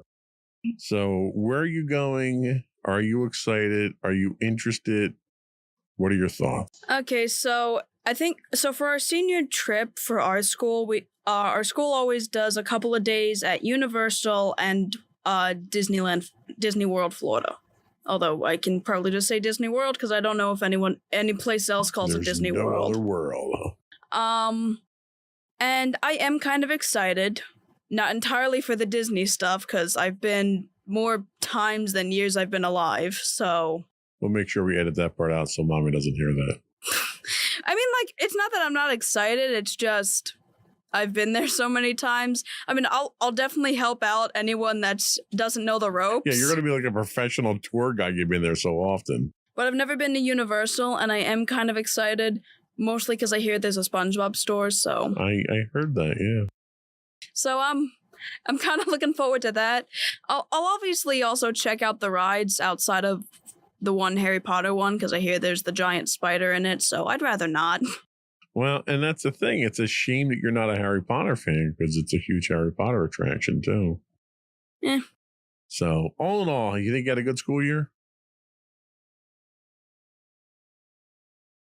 Straight A's, excellent score in your SATs. You survived the prom. I'll give you that. I mean, that's all I can really say. I survived. That's all. Right. Outside of like the grades and so forth, like if we take all that out and I just talk about my experience with it, I'm just going to say I survived 11th grade. Okay. Did I enjoy it? Not really. It was a very stressful year. I'll just say that much. It was probably the worst year in high school I've ever had. Well, hopefully next year won't be nearly as bad. And hopefully this year stays the worst year in high school I've had. Let's hope. We're going to take a quick break right now, and then we're going to come back and recap some recent events that we thought were interesting. We'll be right back.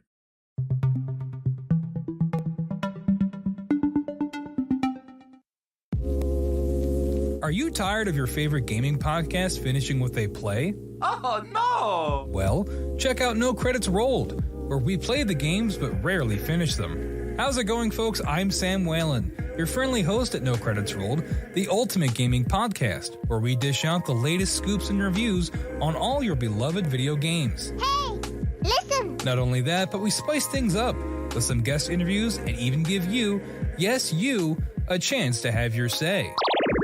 Tune in every other week for a fresh dose of No Credits Rolled, available on all major podcast platforms, and hit us up on social media at No Credits Rolled. So why wait? Let's dive into the gaming world together, where finishing games is optional, but the fun is guaranteed.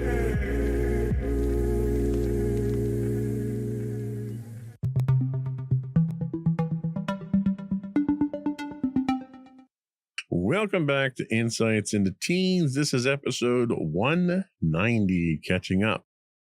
So we did have some interesting recent events go on, one of which happened to be some highlighting of your artwork. So let me just set this one up. You have a very unique art style that you tend to turn towards a lot of pop culture type stuff. You've made a lot of pictures, custom artwork for birthdays and anniversaries and stuff like that. And you made one for Mommy for Mother's Day. Was it Mother's Day? You sure? Okay, so it was for her birthday. Yeah, because it was posted back in February. And Mommy is a big fan of Svengoolie, which we get here locally on MeTV. And Svengoolie is kind of like a campy variety horror type show that, they show old movies and they do funny skits with it and stuff like that. But one of the things they do is they invite you to provide your own artwork or pictures, and they'll post it up on their website and on the show. And you had done one for Mommy that was themed to Svengoolie. Why don't you introduce the actual artwork for us, what you did, what was involved? Okay, so I wanted to obviously draw something for my mom's birthday, and one of the ideas was, well, you suggested the idea of drawing something based on Svengoolie because they were starting to show artwork that was submitted to them, and you figured that when I finished it, I could also submit it there as well. So basically, what I ended up doing was I wanted to add, while I don't always watch the show, I have enough knowledge about it, so I wanted to add a couple of little nods to it. So obviously there's Sven in his regular outfit. There's also the one chicken puppet he has, and I don't know if the one floating green skull guy is still there, but he's there as well. He's holding his one shield that blocks the rubber chickens. He's also sitting in his coffin, and he also has a spear. It's supposed to be a stake, and and on it actually says for Dracula, but it's pinning a dead chicken head on it. And then behind him there's various iconic older horror movie characters like Dracula, Frankenstein and Frankenstein's Bride, the Invisible Man, as well as the sea monster. So for our viewing audience watching the video, we have a shot of it here. It's the actual it's Madison holding the actual artwork, and in the background is the episode from June 15th of Svengoolie, in which they highlighted it. They did a big intro and got our name mentioned, and what was really funny about it was Mommy has a number of friends who watch Svengoolie, some of whom she didn't know watched Svengoolie. And when they heard that it was our town with your name, all of a sudden her feed starts erupting with everyone wondering if it was really you. Was it your artwork? Congratulations, stuff like that. So there were a lot of accolades that came your way from the actual event itself. Yeah, and of course I heard Mommy screaming when it ended up coming on and telling me and you to both come and see. So we ended up watching the whole exchange as well. So how does that make you feel to actually have your artwork featured on a show like that and getting some attention? It feels good, I guess, because I'm not super public with my art. I do eventually want to see if I can be a little more public with my art, but I'm still kind of working that out. But having it actually pop up on television and be acknowledged by a show, it's definitely it felt good. Yeah, that's pretty cool. That is pretty cool. So one of the other things from our holidays, usually the Mother's Day, it was a tradition that I had started literally before you were born, making Mother's Day movies so we could kind of capture all the images from the year, or at least a lot of images from the year, and show you growing up through the year. So for quite some time, I made these videos, and relatively recently, in the last couple of years, you started making them in my stead, so that you could put your own spin, your own artistic touch to it. So this year you did two. You did one for Mommy for Mother's Day. And you also, technically you did two for that because you did the highlight reel as well. Well, yeah, that's true. Which was hilarious. And then you did one for me as well. So this new genre of video editing that you're getting into. Talk about that a little bit and what appeals to you and what's involved with it. Okay, so obviously I've gotten into video editing a bit more, and like I feel it feels like it's an interesting hobby for me, I think. Like, I like the idea of taking an audio and then various images and then, like, putting the images together to match with the audio. I feel it is almost kind of like the musician in me who likes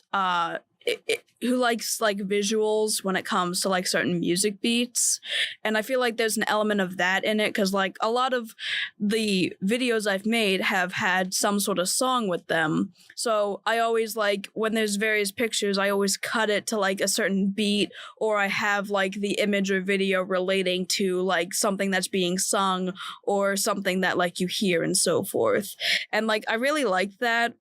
I feel like it is a very creative medium because like you're making an entire video and then like you can look back and like watch it and see it all together pretty much. I'm able to like tune them all to the beats. I can like zoom in, zoom out, move the images along to make the video look more like a video and not just like static images and so forth. Yeah, it's interesting because nowadays the technology exists to make video editing for the novice very easy. Even on, like, if you did yours on a Mac, most of the video editing I do in Adobe Pro for the podcast on a PC. But like iMovie on the Mac or Final Cut Pro on the Mac has an automatic effect called the Ken Burns effect that allows you to take a static picture, add a little bit of motion, some cropping, some cutting, some movement to it, and it gives it more of a lifelike feel to it. But that's really only part of what it takes to make these videos. One of the things that you point out is timing the videos. So you've got a soundtrack to the video. And in order for the video itself to work, your transitions has to be timed. And while you can apply a Ken Burns effect to all the clips that you have in there, and it'll do all the moves and transitions and all that, it doesn't do it to the timing of the beat. And knowing that, and knowing how you want to cut this up and how you want to arrange this is one of the things that really is an art form. And it's something that takes time and it takes a certain eye and a certain ear for. And I'd play them for the audience, unfortunately, but we'd get a takedown notice because we don't have the rights to the actual music that you have on there. So we can't really get the effect that we're looking for. But it's worth knowing that it's not just about putting a bunch of clips together and throwing a Ken Burns effect on it. It's about taking the time, arranging the clips, and timing the clips and the transitions to the musical beat itself is what the art form is. Plus, you go through and you review, hundreds of pictures from the whole year and pick the pictures that are best going to tell the story that you want to tell. Yeah. So it's another really good way for you to express yourself artistically, and you're very good at it. Thank you. So the next thing that we had was actually last weekend, was it? Yeah, last weekend we had kind of a health scare. So I got out of the shower on a Saturday morning and I found you writhing in pain on the hallway floor with severe abdominal pain. Take it from there and tell us the story. Okay, so you found me there on the floor, and so I ended up waking up that morning, and for some reason, the right side, my lower right side on my stomach was, like, I felt pain there, and it didn't feel like any cramps I would have expected, like, normally as a woman, obviously, and it ended up, like, getting worse over time. I tried, like, getting up to see if I could, like, what was going on. It was kind of a way to orient myself and to see if I just, like, slept on it wrong or, if I needed to, like, do something. And then at one point, I kind of tried to just go back upstairs, and I ended up kind of just falling to the ground at the top of the stairs, writhing in pain. where you found me. And you ended up getting me to my room, and I kind of told you how I was feeling, because if, like, putting pressure on it in certain instances would stop the pain, but then it would immediately shoot up in other areas. And, like, we had a couple of different theories. We initially thought it was menstrual cramps, which I took medicine for. That wasn't helping. We then thought it was a gas bubble because, you know, putting pressure on it, it would move and so forth. So we figured I had to, you know, get it out pretty much. But pretty much trying to do anything with that wasn't helping, and I ended up shifting between the bedroom and the bathroom, trying to find a way to get comfortable, and I just wasn't able to. Mommy had gone out at this point to get Gas X, so that, you know, hopefully that would help. I tried it once and puked it all up. We tried late. It was a couple hours later. My mom had given me some orange juice with what was the thing that was put in there? It was a laxative that was put in. Yeah, and I was in case it was a constipation situation. Yeah, which we also thought that was possibly that. So she gave me that. I was keeping that down fine. So then she said, and since it still wasn't getting any better, she told me, okay, why don't you take another one of those? I tried eating it slowly because they were chewable stuff. Still came out. And wrong way. Well, yeah, the wrong way.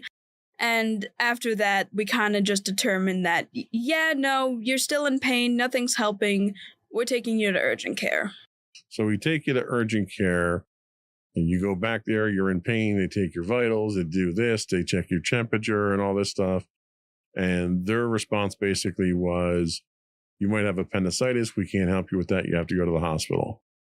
Which I have to tell you, the experiences that I've had with urgent care make me wonder why they exist. Yeah. If you don't have a cold, then they can't do anything for you. I mean, yeah, and I still remember when I ended up busting my knees during marching band, and like we weren't sure if I'd broken them or not because I was limping. They said, okay, well, we have to send you to another urgent care because they have an x-ray or something. And it's like, it was like a traveling back and forth, and it's like, why don't all of you have this? This is urgent care. Like, what? So we wind up at the hospital. You wind up getting an ultrasound, an MRI, and various other vital tests and stuff that they do. And what did they come back with? The good news was that it wasn't appendicitis, and the bad news, which technically relating to the possibility of appendicitis wasn't bad news, I had a tiny kidney stone. So you had kidney stones, which I had years ago. I had 2 occasions where I had them, and I can attest to the fact you feel like you're dying. The pain is so bad. You feel like, you know, something ruptured inside of you. So they gave you fluids. They gave you some medicine for anti-nausea and basically sent you home with a strainer and said, here, pee through this until you capture it. Yeah. Which really is the only thing they can do. They did give you pain medicine at the hospital. They gave you initially morphine, and they gave you something less than that afterwards. How do you feel now? How are you doing now? Well, I had started taking pain medicine when we got back, but, you know, over-the-counter stuff. I've been doing fine, honestly. I haven't felt the pain since. So, thankfully, after that scare, I think I've been doing fine. That's good. That's good.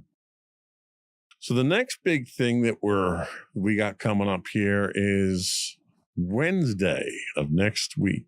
Yep.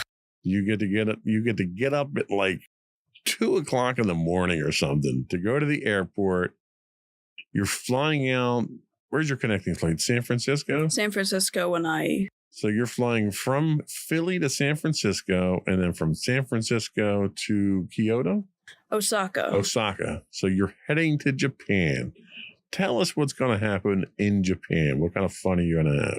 Okay, so there's a couple of different things planned. I don't remember the entire schedule. I probably should because, you know, it's less than a week away.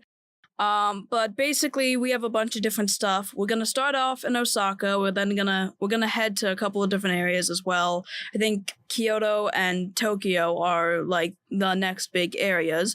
We're gonna be able to take the bullet train, which I am so jealous about. Yeah. We're also gonna go to Mount Fuji and experience some of that. I think they mentioned that there might be like an amusement park we might do, and then an amusement park. Really, just some random one? Well, well, it's not the one that you're thinking of right now. Oh. And then they recently put out and like there's also going to be like downtime where we can get our own foods. There's also like scheduled foods where we're all going to be eating together. We have a bunch of different hotels we're going to be staying at.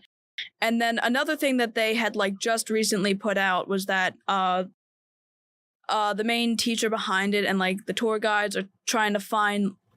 We're making like excursion time where there was potential to go to Tokyo Disneyland. Which was like, yes, please, twice. Yeah. So mommy was very upset that she wasn't a chaperone on this, but she was very excited that she has someone going to Tokyo Disney to buy her a bunch of Haunted Mansion stuff. So are you excited? Yeah, in multiple ways, I guess. Terrified, yeah, mostly. This is kind of like the prom. It's kind of outside your comfort zone quite a bit here. Yeah, it's like I've traveled before, but never out of the country and never to Japan, so... Yeah, this should be fun. I think you're going to have a good time. I think you're going to really enjoy it. I don't know how much you're going to learn, but have fun. That's the important thing. Yep. We're going to take our second break, and when we come back, we're going to talk about a very special event that we attended this weekend. We'll be right back.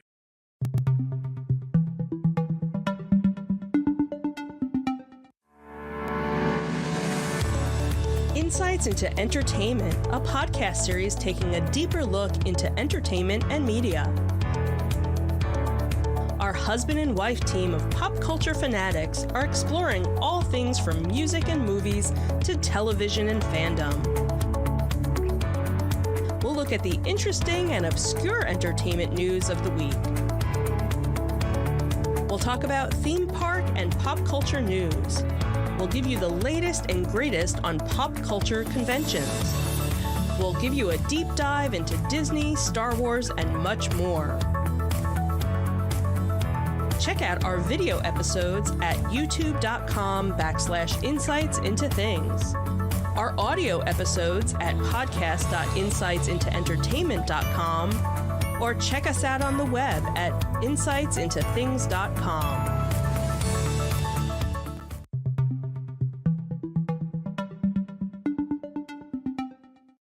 Welcome to Insights into Teens. We are catching up on this episode 190 before we get into the more terrifying aspects of growing up too fast. So this weekend we went to a pop culture convention, which isn't unusual for us. We go to quite a few of them. This one was a gaming-centric one. And the main reason, or the main impetus for us going to this one, was because they had a series of voice actors there from a game that you and I and Sam and some of my friends, not so much Mommy, but some of your friends played passionately. And you have how many hours into the game right now on Steam? Well, on my computer, but that doesn't at all account for PlayStation because we have multiple. 468 hours, probably got more because I put more hours in since I checked last. And I think I had 767 or something like that. Something like that. So, and again, that's just through Steam. That's not through the PlayStation because we've, as a household, have purchased this game 4 separate times now. And that game, which if you listen to any podcast that Sam does or Sam and I do, you would know already, is Baldur's Gate 3, which is by far the best game ever made in history as far as we're concerned. Yeah. It did win the best game of the year. But we went to see some of the some of the stars of the show, of the game, I should say, not the show. Not really a show. Not really a show. But we went to see, the convention was Too Many Games, I think, with a number of guests that a lot of people probably would recognize some of the names, Steve Bloom being one of them, probably one of the most famous voice actors out there. But we went to see Neil Newbon, who plays Astarion. and who won Best Actor award at Video Game Awards. We went to see Samantha Bayard, who plays our favorite character in the game, who is Karlach. Karlach. And we went to see someone who I did not see any kind of resemblance to her character when we met her, Maggie Robertson, who plays Orin. Right. So we've never, and I have to kind of preface this, we've never gone to any of these conventions to pay for signatures. It's just, I don't do hero worship. I don't do celebrity worship type stuff. So I've always had a hard time paying people to sign a piece of paper or a photo or whatever. This wasn't that hard for me. It was difficult justifying the first one, but the experience more than paid for it. So the first one, we didn't even do anything to the show really at all. Yeah. We spent about 4 hours there just trying to get the signatures. And the first one we got was Maggie Robertson's. Tell us about that. How was that for you? How was the whole experience? Well, I had initial timidness, I'm not gonna lie, because it's not even the fact that they're, the voice actors of my favorite game ever, but it was mainly just the fact of being an introvert, expecting to meet people. Like, I can meet someone normally and be totally fine, and, it didn't even matter, who they were. Being expected to meet and introduce myself to someone else, it's like, anxiety kind of was at this point.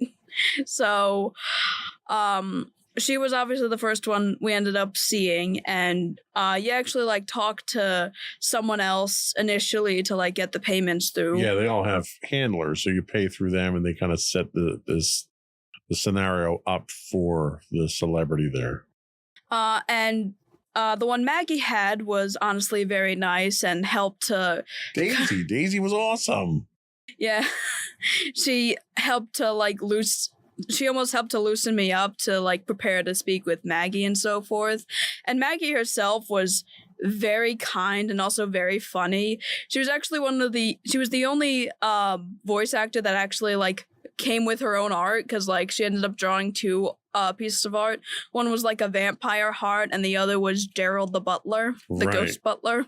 So it's also worth noting that one of the things that you did for the show was related to the artwork that we talked about earlier. You have made several pieces of custom Baldur's Gate 3 art for different occasions. 5 at this point. And we took those with us to get signed, but you also took an extra copy to give to each of the voice actors. How did Maggie react when you told her you were giving her a copy? When I told her I was giving her a copy, she actually asked me to sign it. Yeah. So basically, when she was signing hers for me, I was signing mine for her. Did you charge her $60 for it? No. So you should have. I don't think I'm popular enough to do that. I'm good. I'm fine. I don't need to charge for that. But she was awesome. She was so warm and so welcoming and funny and charismatic. She did her custom artwork for you. She even did a custom artwork on a sticky note for you. That was Gerald. It was such a heartwarming experience to see. She saw how nervous you were, and she went out of her way to try to make it comfortable and enjoyable for you. What was your overall impression of Maggie?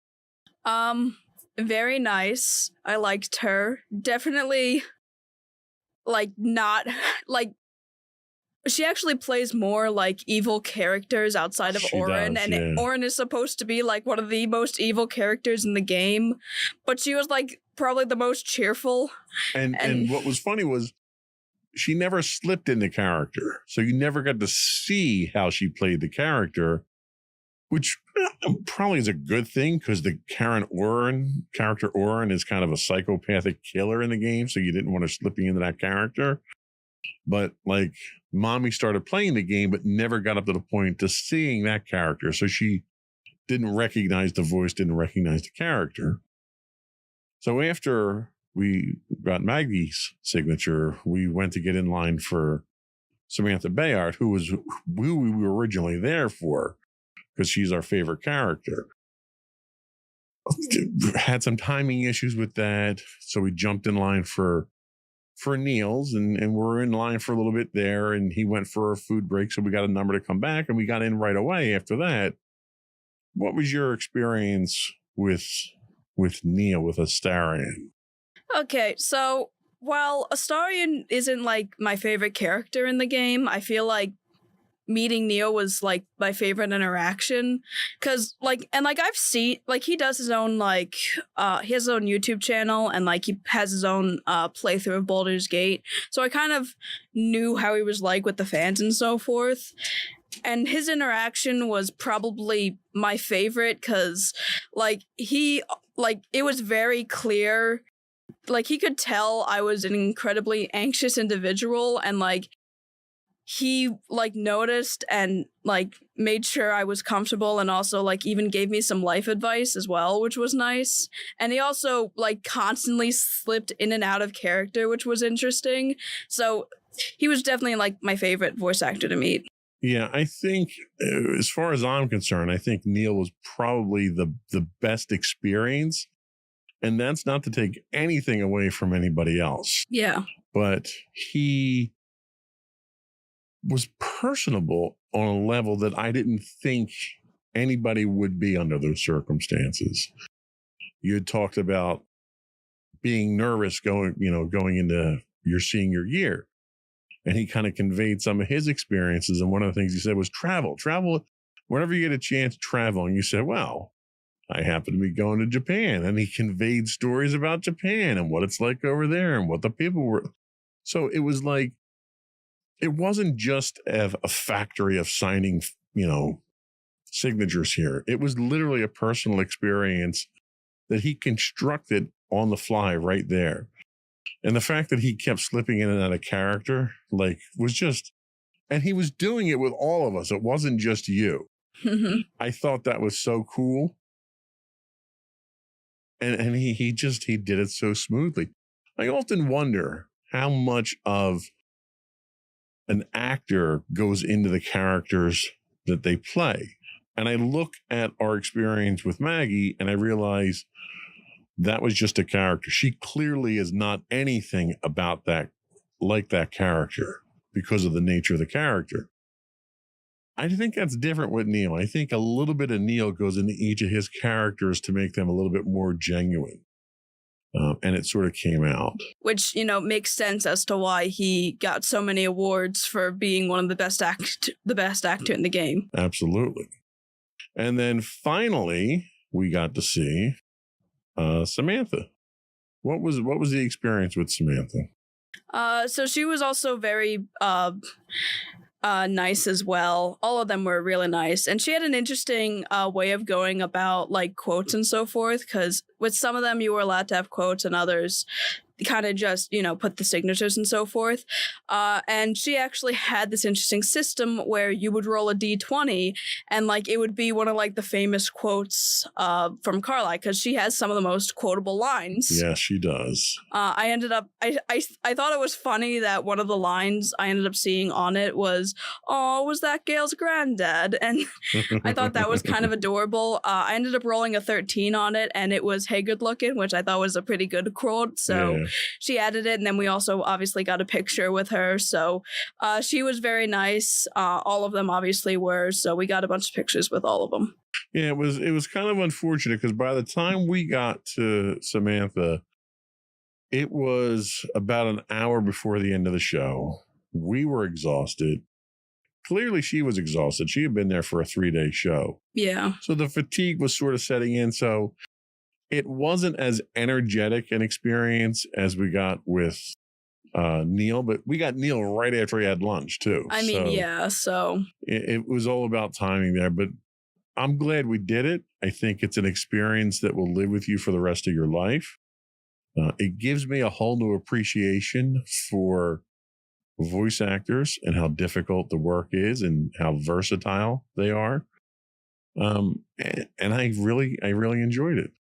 What are your final thoughts on the Too Many Games convention? Well, it's probably a convention you have to go to for multiple days because it is so gigantic. And if you're just going there for signatures, you're going to be there all day. Yeah. And we only got to see one of the showrooms. They had so many other showrooms.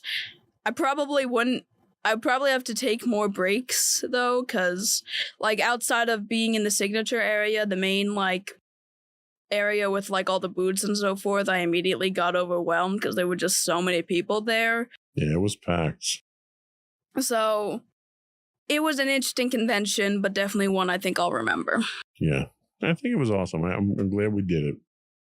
It was expensive, especially when I don't walk away with any, Star Wars collectibles, putting out that kind of money, but it was definitely worth it. So I think that's all we had today. This is kind of how the new format's going to go for now. We're going to see how well it works. It's going to be more of a conversation. I think this worked out well.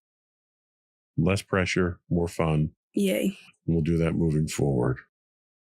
Before we do go, I want to once again invite everyone out there to subscribe to the podcast if you don't do so already. You can find audio versions of this podcast listed as Insights into Teens. You can find audio and video versions of all the network's podcasts listed as Insights into Things. You can find us on Apple Podcasts, Spotify, Google, iHeartRadio, TuneIn, etc. Please email us your comments, your suggestions, your thoughts to comments@insightsintothings.com. Look for us on X at @insights_things. Check us out on Twitch 5 days a week. If you're if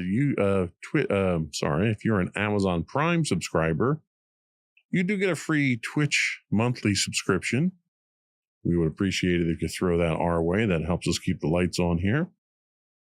You can find us on Facebook as well at facebook.com/insightsintothingspodcast, where you can find links to that and more on our official website at insightsintothings.com.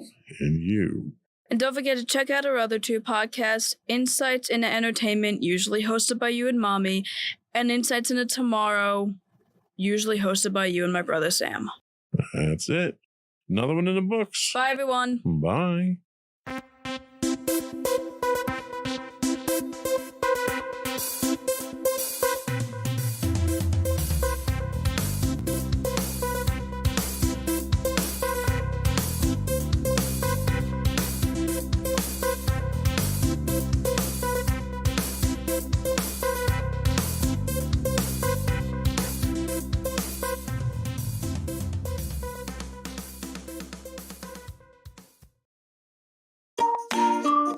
Insightful podcasts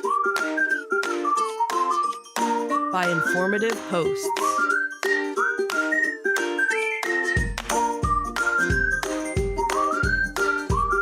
Insights into Things, a podcast network.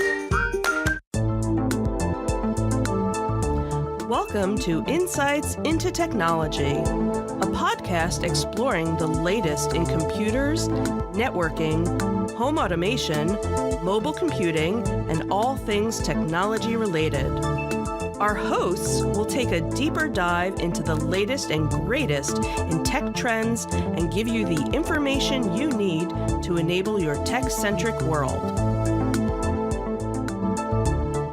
This is Insights into Technology, episode 14, Cyber Trust or Bust. I'm your host, Joseph Whalen, and this is your tech news of the week. The record tells us that cyber trust marks the rollout in 2025. In a move to bolster consumer confidence and cybersecurity, the White House announced that smart devices in the U.S. will soon feature a, quote, cyber trust label akin to the Energy Star efficiency mark. Launching this year, the program aims to certify that devices like baby monitors and security systems meet rigorous federal cybersecurity standards. Participating companies will undergo cybersecurity audits, and certified products will display a distinct shield logo, helping consumers identify safer options. This bipartisan initiative, supported by the FCC and backed by major retailers like Amazon and Best Buy, also sets the stage for a 2027 mandate requiring federal agencies to purchase only certified devices. With the average U.S. household owning 21 connected devices, the risk of cyber attacks on everyday tech is high. Experts highlight the need for stronger security, citing vulnerabilities that have enabled hackers to exploit IoT devices for botnet attacks. The CyberTrust mark addresses these concerns by testing devices for robust security practices, such as changeable default passwords and software update policies. The hope is that this label will not only guide consumers, but also encourage manufacturers to adopt secure by design principles, marking a significant step forward in the fight against cyber threats. So this is definitely a new era in IoT security. One of the problems that we've run into is so many of these Internet of Things devices that people purchase, and you can purchase cameras, baby monitors, door locks, home security systems, sensors, whatever it is, your digital assistants and all of those things. You buy these things, you put them in place, and they just work, and people tend to forget about them. And when flaws are found in these systems or their cloud providers, for instance, I know several companies that provide these IoT devices. Almost all of these companies use a cloud interface or a cloud backend to process all of this information. When these things become compromised, people don't necessarily even think to go back and patch. Who patches a camera, right? Your light bulbs. Who patches a light bulb that's an internet connected light bulb? Most people don't even think of doing that. So this idea of pushing this standard forward that will have the government kind of oversee security authentication and security certification is definitely a step in the right direction. There are a number of flaws, I think, in this system, the way they're envisioning it at this point in time. One of those being the cost. Every time you have to go get a certification for a new device, there's going to be a cost associated with it. And that cost inevitably is going to be passed down to the consumer. Whether it's a retail consumer, a commercial consumer, or the end user. Someone's got to pay for the certification. The federal government's not going to do it for you. This does help to protect your digital home. A lot of people have multiple devices. We talked about average households having 21 connected devices. Each one of those potentially is a vector into your home network and could compromise your network. The other thing that this is intended to do is to bolster consumer confidence and awareness by having this symbol, this icon, whatever you want to call it, on a device when you go to Best Buy or Home Depot or wherever you buy your devices. When you see that on there, that's supposed to provide some level of comfort and assurance to you, but it's also supposed to make you, as the end user, mindful of the security concerns. And part of the philosophy that they're running with here is that if it's more in your face and at the forefront, people will start thinking more security-minded themselves in their deployment of these devices and their maintenance of them. The one problem that you run into here is these certifications are basically getting commitments from manufacturers that they adhere to certain cybersecurity standards and that they're going to provide ongoing maintenance and patches for a certain period of time.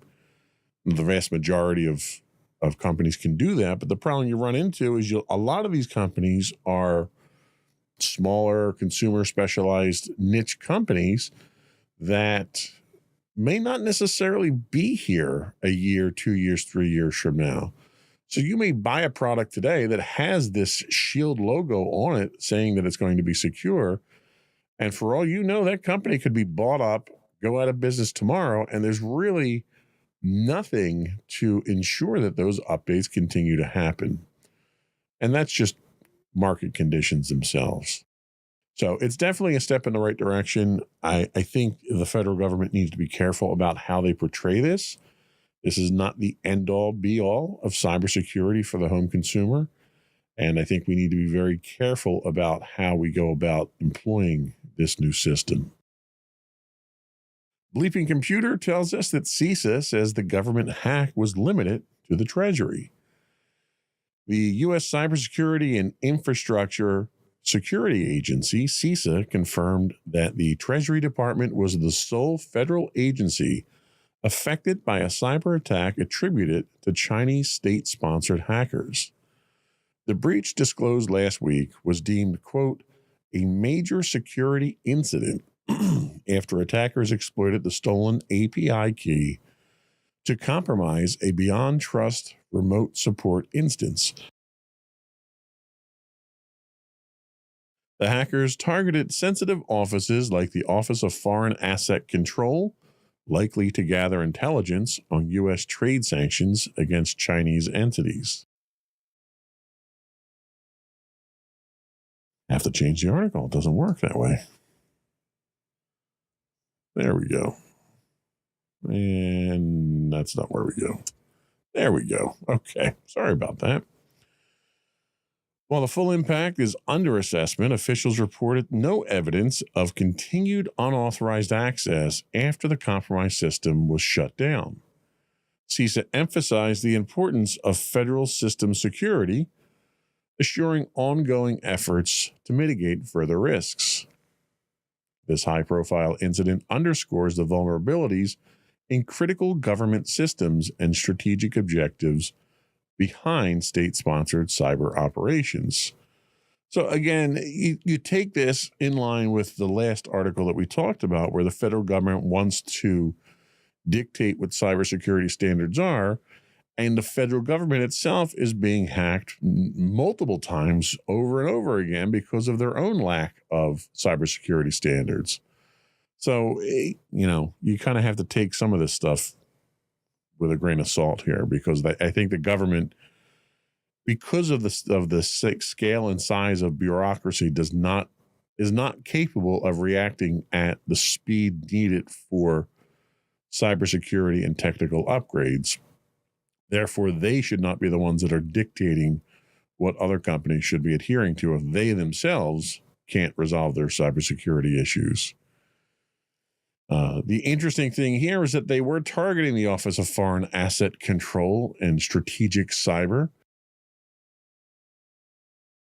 The hackers focused on this, which suggests a deliberate attempt to gather intelligence on U.S. sanctions policies, which, given the discussions about tariffs and what the incoming Trump administration is interested in doing to offset what it thinks is an imbalance, this is kind of telling. There's obvious purpose with their actions here. It also raises questions about the geopolitical implications of the ongoing, what's now being called a cyber Cold War between the U.S. and China. It's definitely a situation that's escalating quickly. We also look at this and we realize that there are vulnerabilities with APIs. A lot of companies rely on APIs for back-end interfaces and opening doors to private systems so that you can have access to data. The breach leveraged, in this case, a stolen API tied to Beyond Trust software as a service remote support. And it highlights the critical need for stronger API security practices and monitoring. As APIs become a growing attack surface in cybersecurity, this is going to come up in the news much more often than we've seen in the past. China's cyber espionage playbook kind of showed us some of its tactics here. It fits into a broader pattern of state-sponsored espionage aimed at economic and political advantage. So as the political side of things moves, you're going to see cybersecurity evolve very quickly with it. The one good thing that came out of this, though, was the interagency coordination and the transparency. CISA's role, overall role in this entire incident speaks to the importance of that interagency collaboration. And we kind of saw that after 9/11 when we had all of our intelligence apparatus sort of operated in their own siloed environments. And then after 9/11, those discrepancies were analyzed, and they came up with the Department of Homeland Security to bring the intelligence organizations together. CISA's kind of trying to play that role now by keeping communication open, flowing information where it needs to go, and trying to coordinate defense against these things. And as the adversarial relationship between the U.S. and China continues to evolve, that level of coordination, I think, is going to be key. So it should be interesting moving forward. I think this is something that's going to evolve very quickly. We are probably going to see this escalate within the next 3 to 6 months once the new administration is in place, assuming they follow through with a lot of the, I'll say threats, because they weren't promises, they were threats against China. I think if those threats start to come to pass, you're going to see this more aggressive posture from China from the cybersecurity side of things. Bleeping Computer also tells us that Washington is suing T-Mobile over a data breach. In a significant legal move, Washington State has filed a lawsuit against T-Mobile over the 2021 data breach that compromised the sensitive personal information of over 2 million Washington residents and 79 million people nationwide. The breach, which began in March 2021, went undetected for 6 months and was only discovered when stolen data appeared on the dark web. Attorney General Rob Ferguson alleges that T-Mobile played down the breach's sensitivity, failed to notify impacted individuals properly, and provided misleading or inadequate information, particularly to customers whose Social Security numbers were exposed. The lawsuit highlights T-Mobile's alleged failure to address ongoing cybersecurity vulnerabilities despite previous attacks, and accuses the company of misrepresenting its cybersecurity capabilities, giving customers a false sense of safety. The state is seeking penalties for violating consumer protection laws, compensation for affected individuals, and court orders requiring T-Mobile to improve its cybersecurity practices and transparency. In response, T-Mobile expressed disagreement. Of course they did. So the extended detection gaps in enterprise security is something that is becoming more and more apparent. We saw this certainly with all the carriers that had this. The breach in this case went undetected for 6 months, and there's a lot of damage that can be done in 6 months, whether it's data exfiltration or discovering additional exploits and backdoors, or just simply planting software in the system itself to trigger at a later date. This also underscores the challenges that enterprise face in monitoring and detecting advanced threats. There's a lot of technology out there targeted for this. But again, this cat and mouse game with cybersecurity means that every time a new advancement comes out for detection, it almost immediately follows that there's some sort of workaround for that or some way to get past it. It also begs the question of, are businesses investing adequately in continuous monitoring and proactive threat detection? A lot of times you try to do this yourself with a homegrown solution, and you don't have the staff to monitor this, or you don't have the hardware or the automated systems that are strong enough to do this. The problem that you run into is a lot of the monitoring and detection that is relied on in these cases is automated. So it's pattern recognition. And when those patterns start to differ, or you get different signatures in some of the activity that you're looking for, the systems themselves are slow to adapt to it. Until a breach happens, it's very difficult to discern what that signature actually is to feed back into the monitoring system. The failure of security in high target industries is a big key here. We know that they hit the telecom industries, which is obviously a massive issue. These telecom industries span across pretty much everything that we do as a country. T-Mobile serves as a cautionary tale for enterprises about the risks of underestimating their attractiveness to cyber adversaries. And this speaks to small and medium-sized businesses as well, where a lot of the philosophy of the business ownership and management is that, well, we're too small. They're not going to attack us. There's no reason for them to attack us. They're only going to go after the big fish. And that's not necessarily the case at all. A small, medium-sized company that happens to be doing business with the Department of Defense is ripe for attack because it's a vector into larger industries and a larger pool of resources. And a lot of companies don't realize that and have to understand that. And inadequate incident response is another thing that we saw here. There was a delay in their response. And then when they did respond, their response was inadequate. Their customer notification was lackluster. They were deceptive in what they were trying to portray. And we talked about this last week. It's one thing to not have evidence pointing directly to personal identifiable information being breached. And when you make a statement of, we have no evidence that this has been breached, that's true.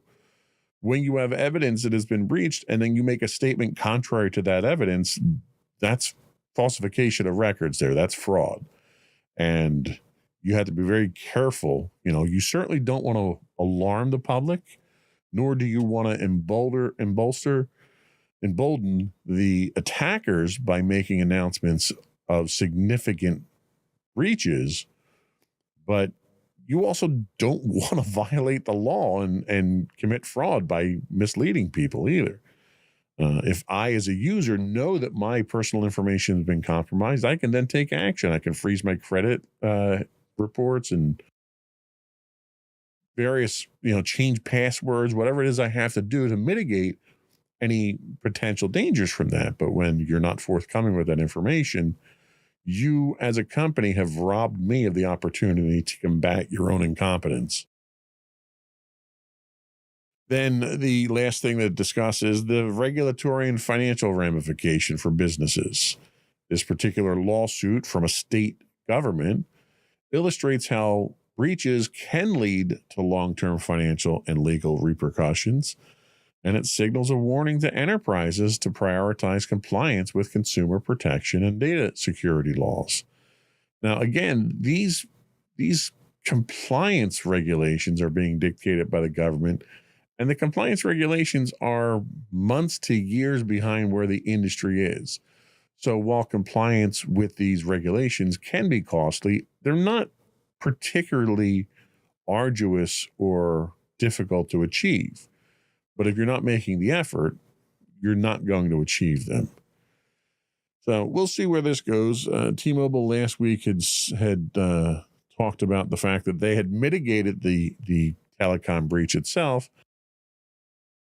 This week is a different story. So it just goes to show you how the news cycle can evolve very quickly when information of fact can come out. We're going to take a quick break. Before we do that, though, I want to take a moment to invite our listening and viewing audience to subscribe to the podcast. You can find all of our podcasts, both audio and video, listed as insights into things on your favorite podcast outlet, software, distributor. We're available on Apple Podcast, Stitcher, not Stitcher. I keep saying Stitcher, but they're not around anymore. Google, iHeartRadio, Buzzsprout, Amazon. I actually listened to it on Amazon the other day, which was interesting. We also invite you to reach out, give us your feedback, tell us how we're doing. What do you want us to talk about? What do you not want us to talk about? You can email us at comments@insightsintothings.com. We're available on Twitter or X at insights_things. You can find us on Facebook at facebook.com/insightsintothingspodcast. You can also call into us now. We don't have a live person answering the phones, but you're welcome to leave a voicemail on the line, and we can integrate that into one of our future shows as appropriate. You can call in to 856-403-8788. That's 856-403-8788. Or you can find links to all these and more on our official website at www.insightsintothings.com. We'll be right back.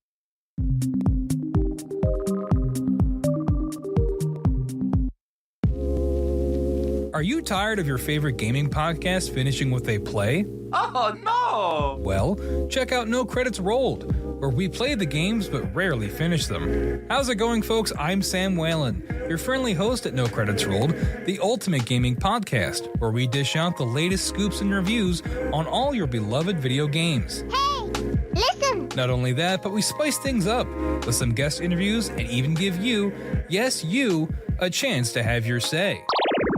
Tune in every other week for a fresh dose of No Credits Rolled, available on all major podcast platforms, and hit us up on social media at No Credits Rolled. So why wait? Let's dive into the gaming world together, where finishing games is optional, but the fun is guaranteed.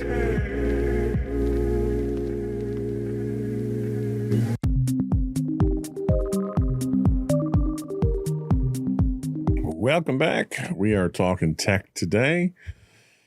Next up is an article from The Verge, and they tell us about Samsung's smartphone subscription. Samsung is set to expand its AI subscription club to its Galaxy smartphones and the upcoming Bally AI robot starting next month. Initially launched in South Korea last December for home appliances, the subscription model offers consumers access to AI-powered devices with optional repair and maintenance services, allowing lower upfront costs, while Galaxy AI features will remain free at least until the end of 2025. The subscription option adds flexibility for users. The rollout will begin in South Korea with Bally, also slated for a subscription-based launch in both Korea and the US. It's unclear if this model will expand globally, but more details will emerge as Samsung's Galaxy Unpacked event on January 22nd, where the Galaxy S25 series is expected to debut.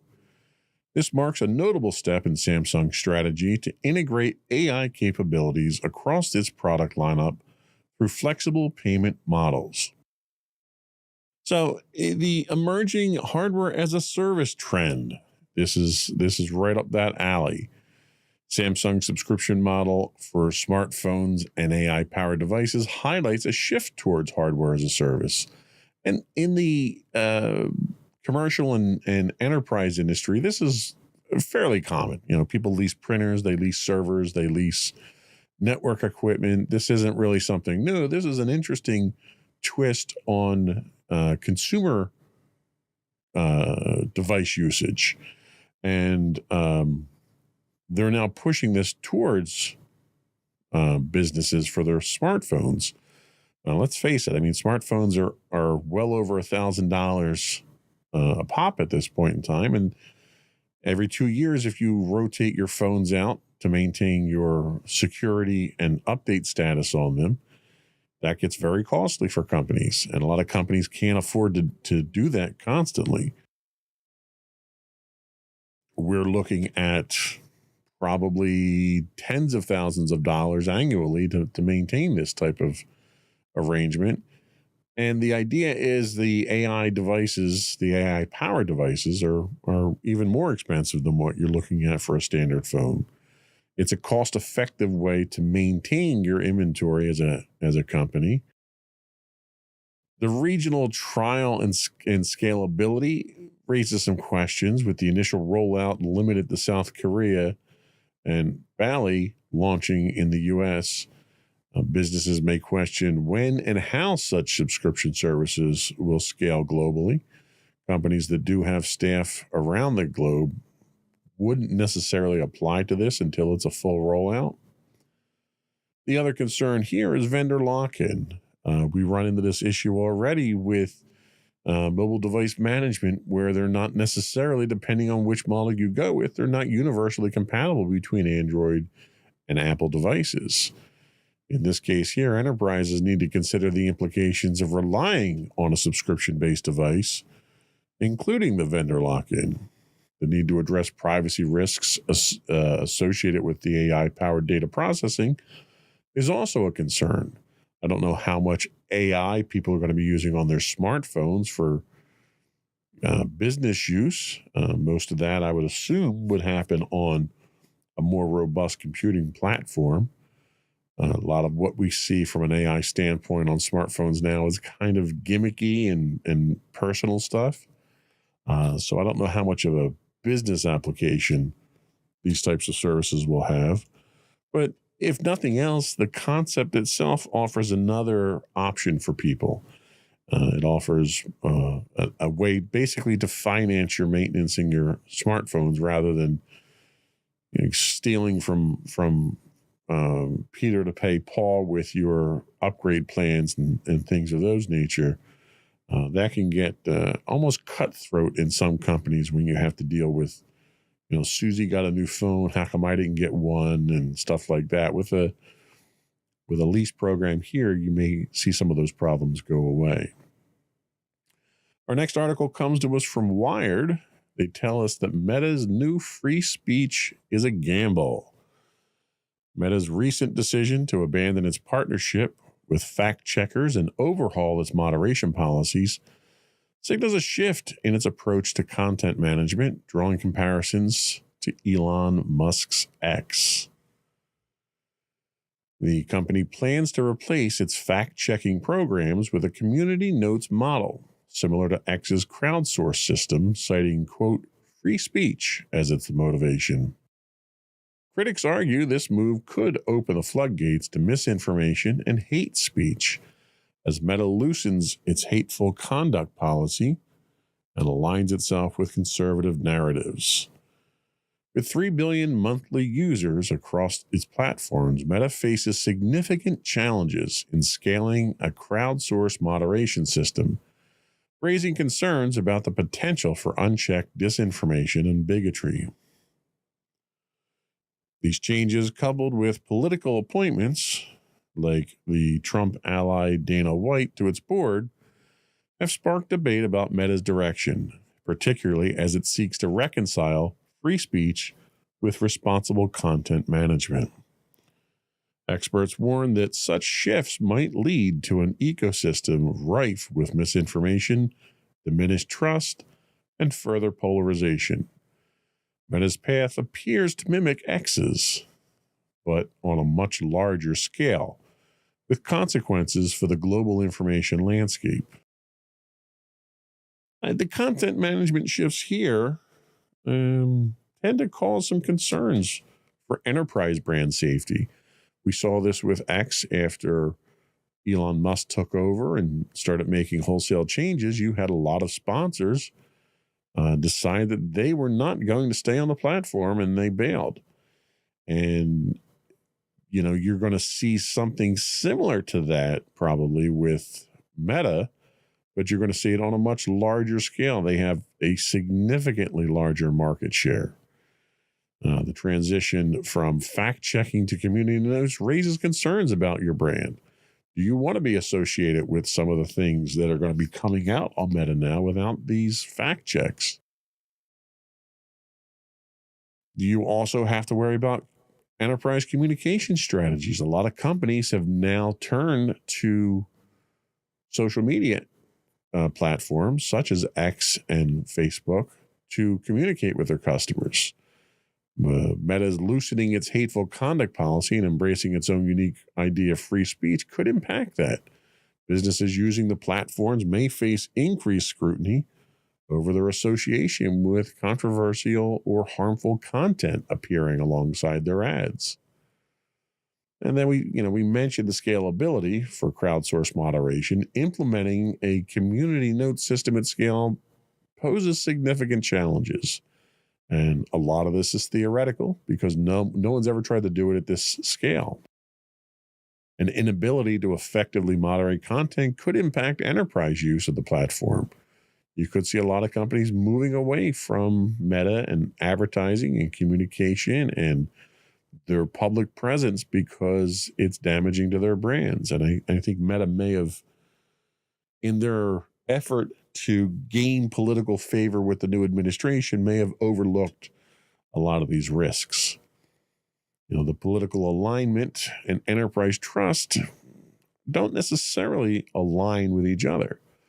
Meta's policy changes and board appointments suggest a shift toward a politically aligned strategy. And it's worthwhile mentioning that I don't disagree with their approach to it or their need to take this approach to it.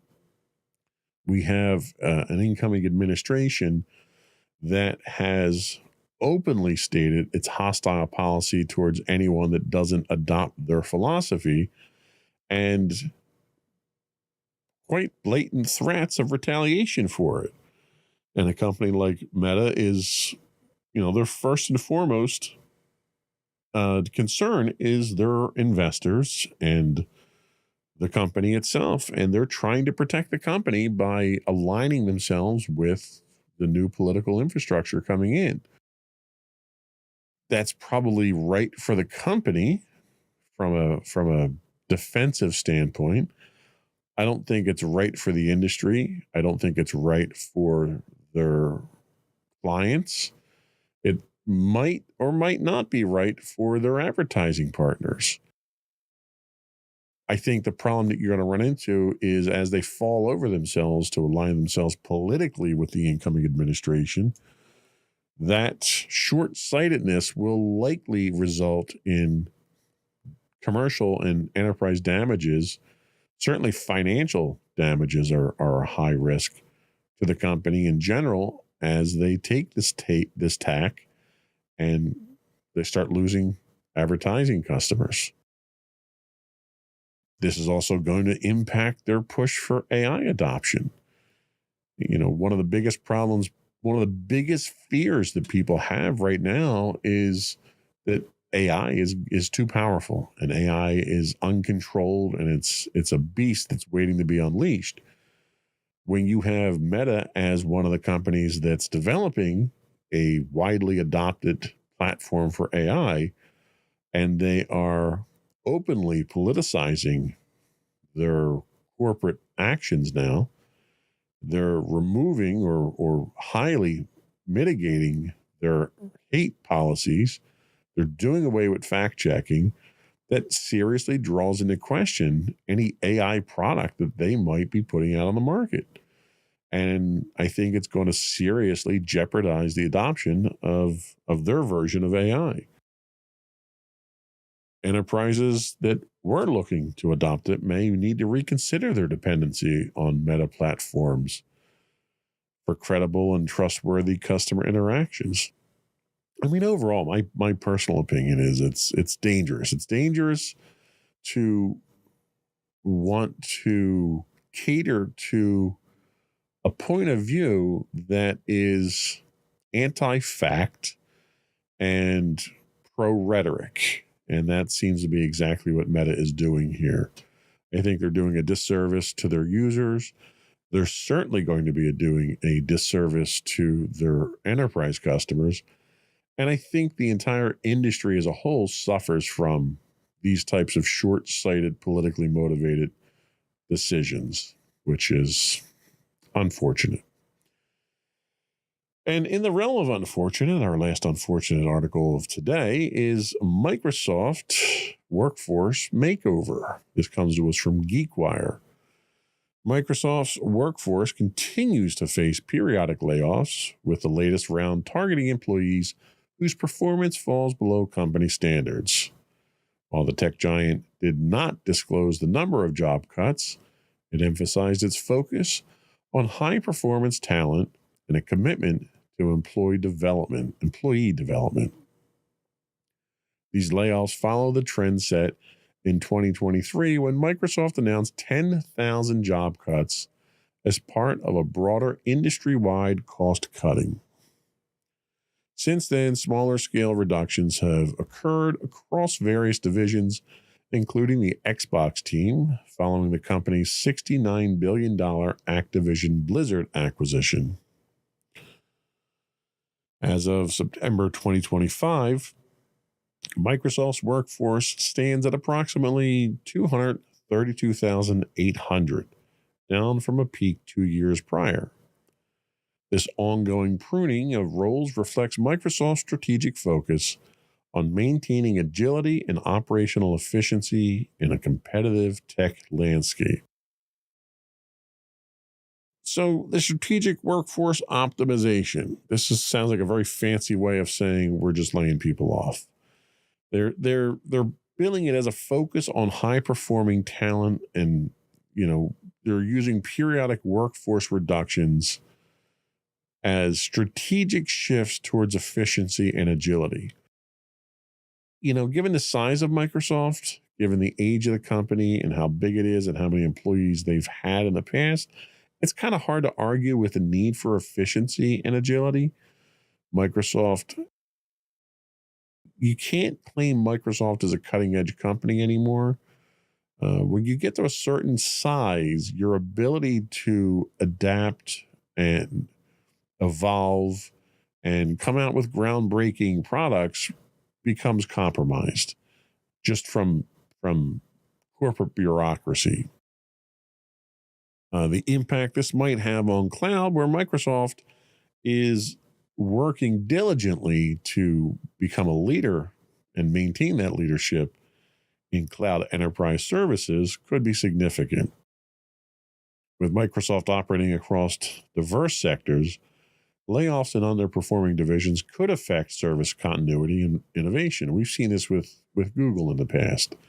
Google almost whimsically does away with certain products, certain services. They throw something out there almost as a test, and then if they don't think they can make money off of it, they shut it down despite what impact it has. You may start seeing that kind of practice with Microsoft in the name of agility. And I don't know if that necessarily makes you agile as it does make you erratic and unpredictable, which tends to make a lot of enterprises shy away from you when you can't provide a consistent and quality service or product. The post-acquisition workforce restructuring that Microsoft assured federal regulators wouldn't happen obviously is happening. Everyone knows that. A company comes in, they acquire your company, and the first thing they tell you is, well, nothing's going to change. Well, everybody knows everything's going to change. So it's doing a disservice to your employees by trying to pretend that nothing's going to change. The layoffs in the Xbox division following Microsoft's Blizzard acquisition underscores the challenges of integrating large acquisitions. When you pick up a company the size of Activision Blizzard, you're going to have redundancy. You're going to have a lot of redundancy because both companies likely already have redundancy in those areas to begin with, and then you're acquiring a company that has redundancy. So changes have to be made. You can't continue to maintain that level of workforce and maintain profitability. And I think everybody is smart enough to understand that. I just wish companies would be more honest about that moving forward.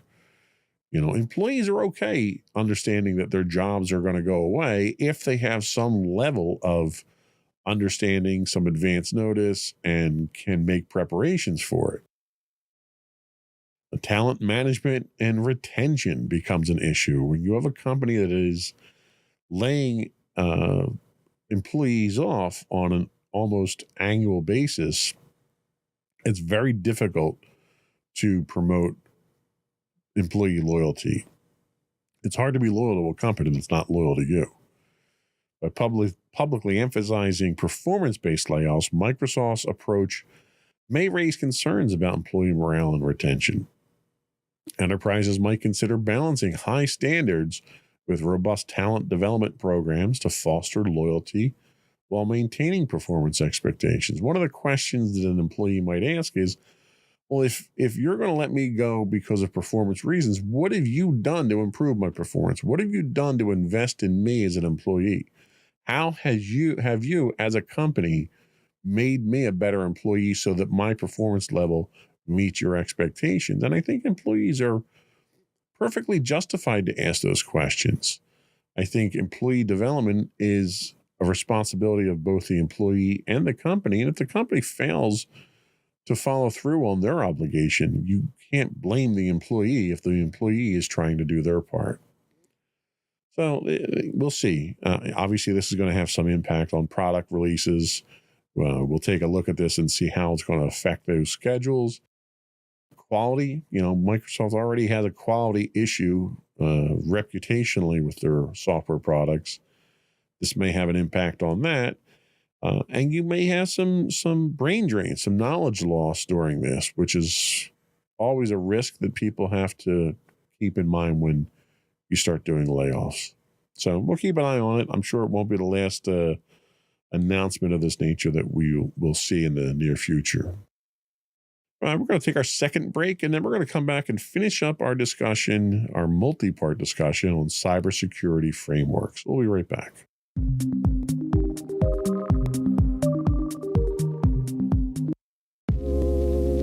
Are you tired of your favorite gaming podcast finishing with a play? Oh, no! Well, check out No Credits Rolled, where we play the games but rarely finish them. How's it going, folks? I'm Sam Whalen, your friendly host at No Credits Rolled, the ultimate gaming podcast, where we dish out the latest scoops and reviews on all your beloved video games. Hey, listen! Not only that, but we spice things up with some guest interviews and even give you, yes, you, a chance to have your say.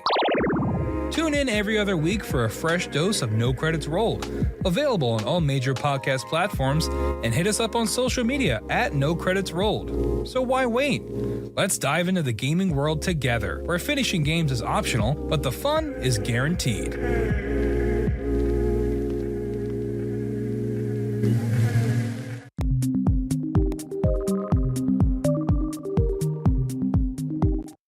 Welcome back to Insights into Technology. So in our sixth and final installment on cybersecurity frameworks, I wanted to briefly touch on what the future of cybersecurity frameworks and standards looks like. Now, this is based on today's standards, today's requirements, and today's risks. That is not to say that these frameworks and these requirements won't evolve moving forward, which obviously they will. So the future of cybersecurity frameworks and standards, as the technology continues to evolve, so does the field of cybersecurity, and with it, the frameworks and standards that guide organizations in protecting their information systems. The future of cybersecurity frameworks is shaped by new regulations, advancements in technology, and an increasing need for adaptability. These frameworks help organizations navigate the complex landscape of digital threats. And as the landscape changes, so must the frameworks themselves to remain effective. One significant trend is the increasing regulation and development of cybersecurity standards, with frequent updates to ensure that they remain relevant. Governments and industry bodies worldwide are recognizing the need for stronger cybersecurity practices and are updating regulations like the Federal Information Security Modernization Act to address the latest threats. Additionally, with the rapid growth of Internet of Things devices, there is a growing demand for standards specific to these devices, which often have unique vulnerabilities due to their network nature and their often limited security features. Future frameworks are likely to incorporate more specific guidelines for these emerging technologies ensuring that they are designed and maintained securely from the outset. Another trend in the evolution of cybersecurity frameworks is the integration of artificial intelligence and machine learning. AI and machine learning can enhance cybersecurity efforts by analyzing large amounts of data to detect unusual patterns, predict potential threats, and respond quickly to incidents. By incorporating AI-driven tools into frameworks, organizations can automate and enhance their threat detection and response capabilities, allowing for faster and more efficient management of cyber risks. Future frameworks may include specific guidance on using AI and machine learning, helping organizations to deploy their tools responsibly and effectively. Finally, there is a strong push for frameworks to become more adaptive, scalable, and risk-based. Traditional frameworks often provide one-size-fits-all approaches, but organizations today face diverse challenges that require flexibility.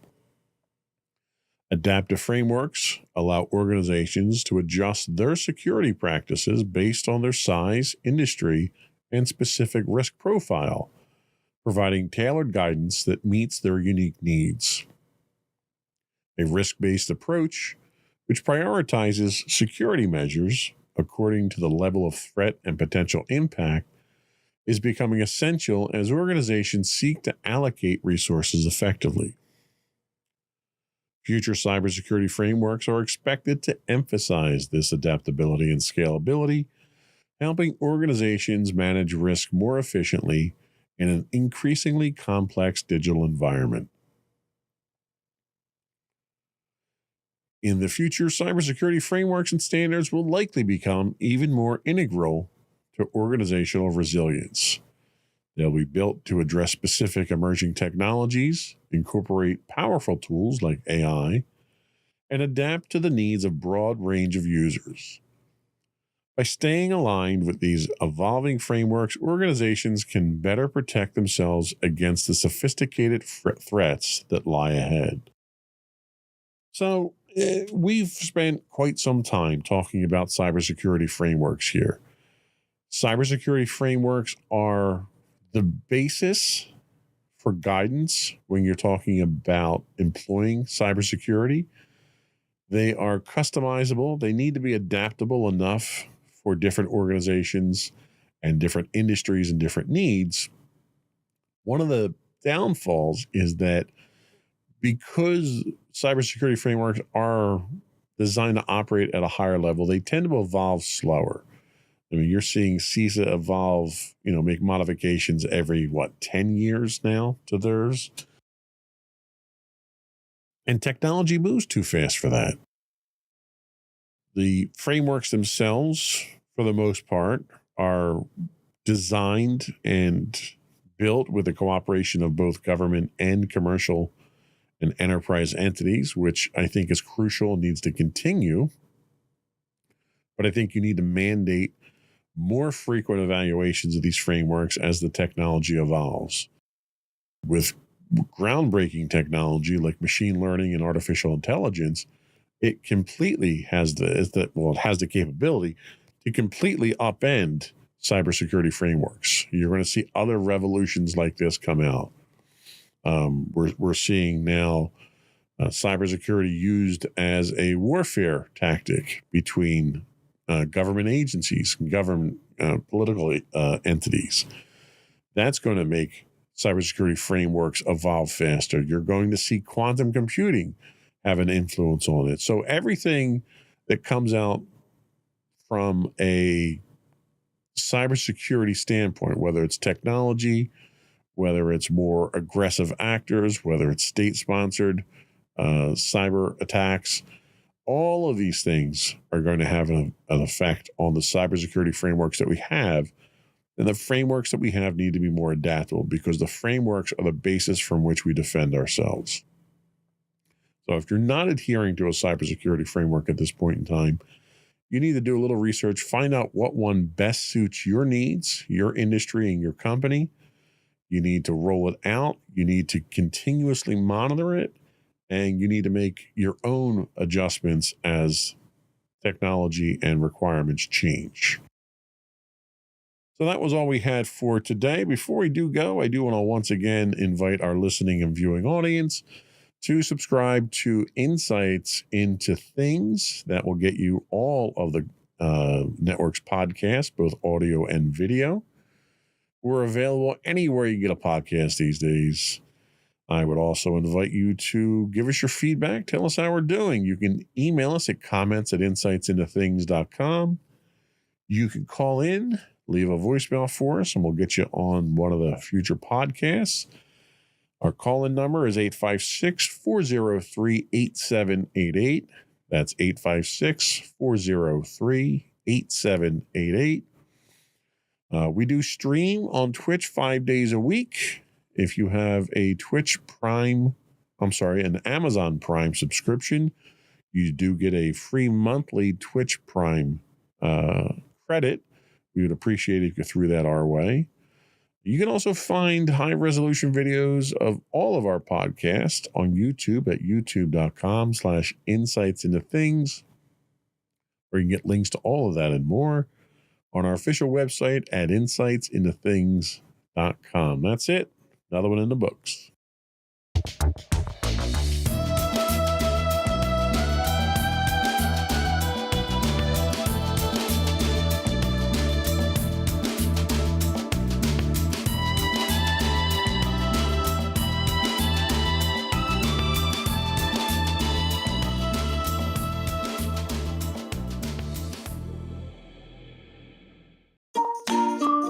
Insightful podcasts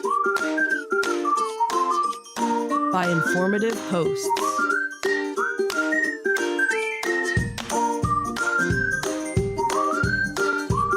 Insights into Things, a podcast network.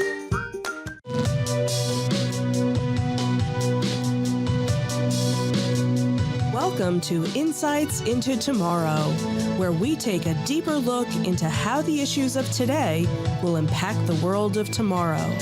From politics and world news to media and technology, we discuss how today's headlines are becoming tomorrow's reality.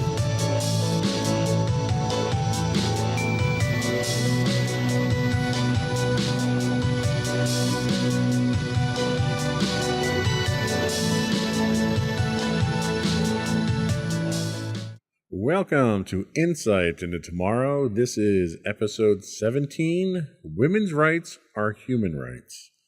I'm your host, Joseph Whalen, and my special guest host this week from our Insights into Entertainment podcast, Michelle Whalen. How are you doing today, Michelle? Full of many, many emotions. I can imagine. We had actually planned on doing this podcast for a little while now. We've been working on putting it together and stuff. Right. Understanding that there was going to be an impending decision. And today was the scheduled day that we were going to do this. Right. Not knowing that yesterday was going to be the day that the other shoe dropped. Right. So we're going to continue to go through the material that we did plan, and we reserved the last segment to have an open discussion on the groundbreaking, rule-shattering, country-damaging decision, I think, that came yesterday. So there's been a disturbing trend in recent years in the United States. There's been an assault on women's, an assault has been waged on basic human rights. Victims of this assault have been chosen by color of their skin and their gender, and various other victims that have been targeted for generations and have fought for their equal human rights. In this episode of Insights into Tomorrow, we're going to take a deeper look at the assault specifically on women's rights. We'll take a look at the history of women's rights through the years. We'll examine the current state of women's rights, and we'll explore the threats against those rights.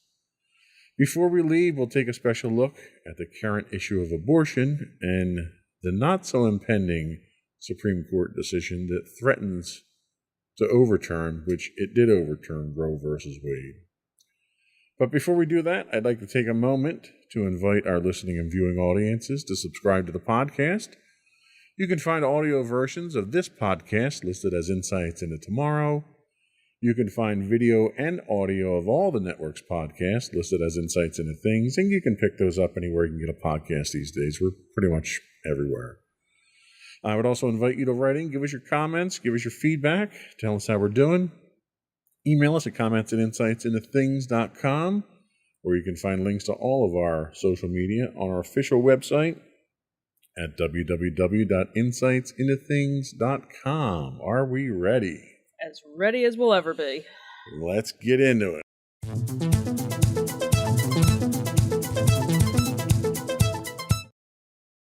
So, all women are entitled to human rights.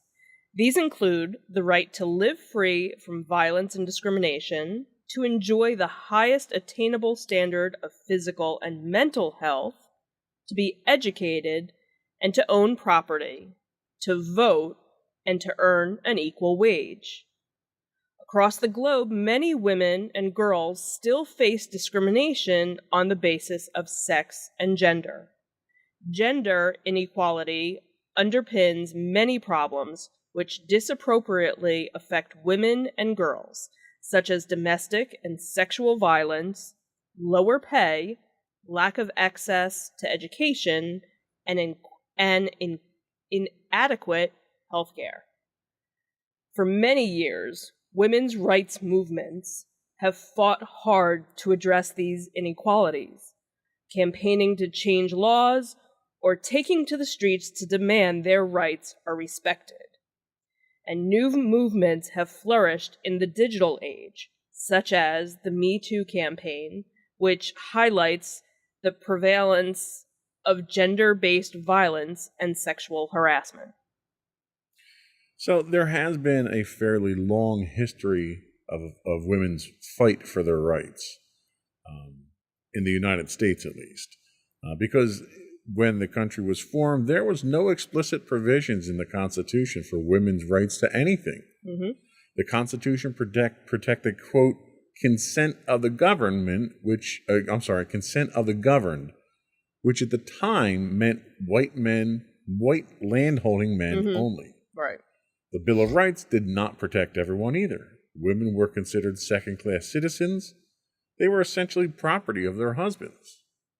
So women started to organize as early as the Seneca Falls Convention in July of 1848. It planted the seeds for the women's suffrage movement.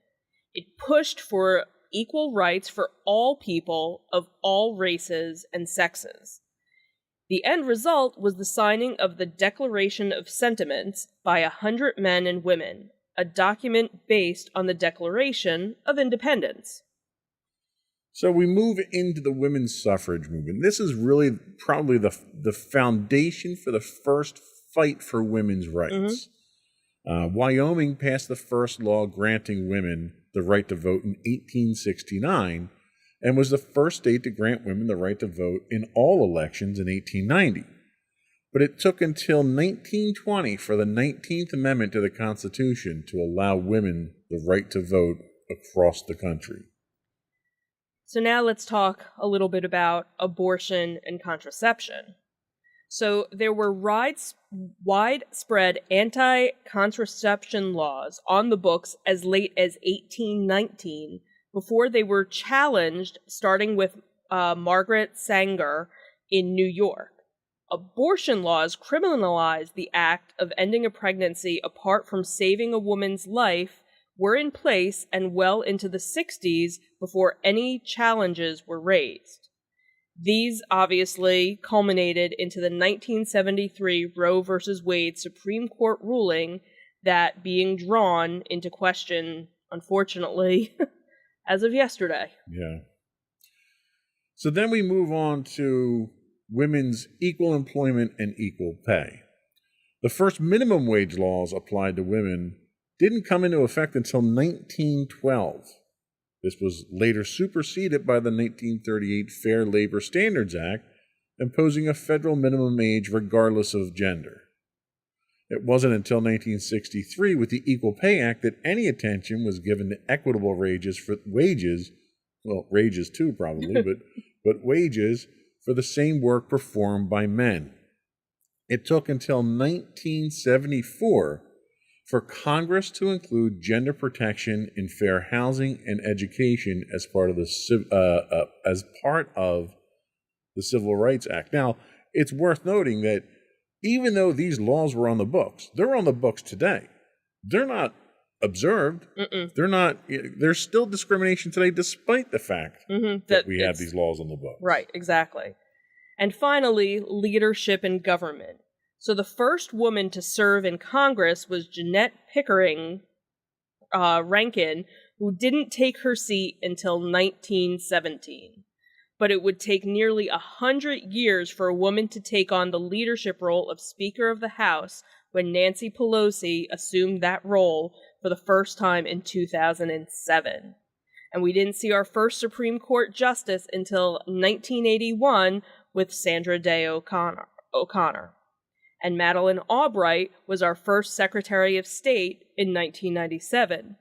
And obviously, our first female Vice President, Kamala Harris, in 2020. So, the disturbing trend that I see in this history here is there's spurts of progress. There's long periods where there's no progress. Then you get a few exceptional people that just get mad as hell and they're not going to take it anymore, and they do something about it. Yep.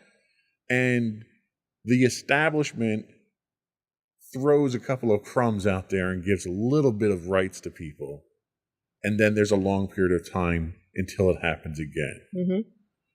How do you think this compares to other fights, civil rights, for instance? How do you think this compares to civil rights for African Americans and minorities? It's almost the same, really, when you think about it. Unless you are a rich white male, you're fighting every day, and maybe once in a while something comes along that you get something, and then unfortunately something else in the news is going to pop up where everybody's mindset is on something else, and that fight still hasn't been won. Yeah.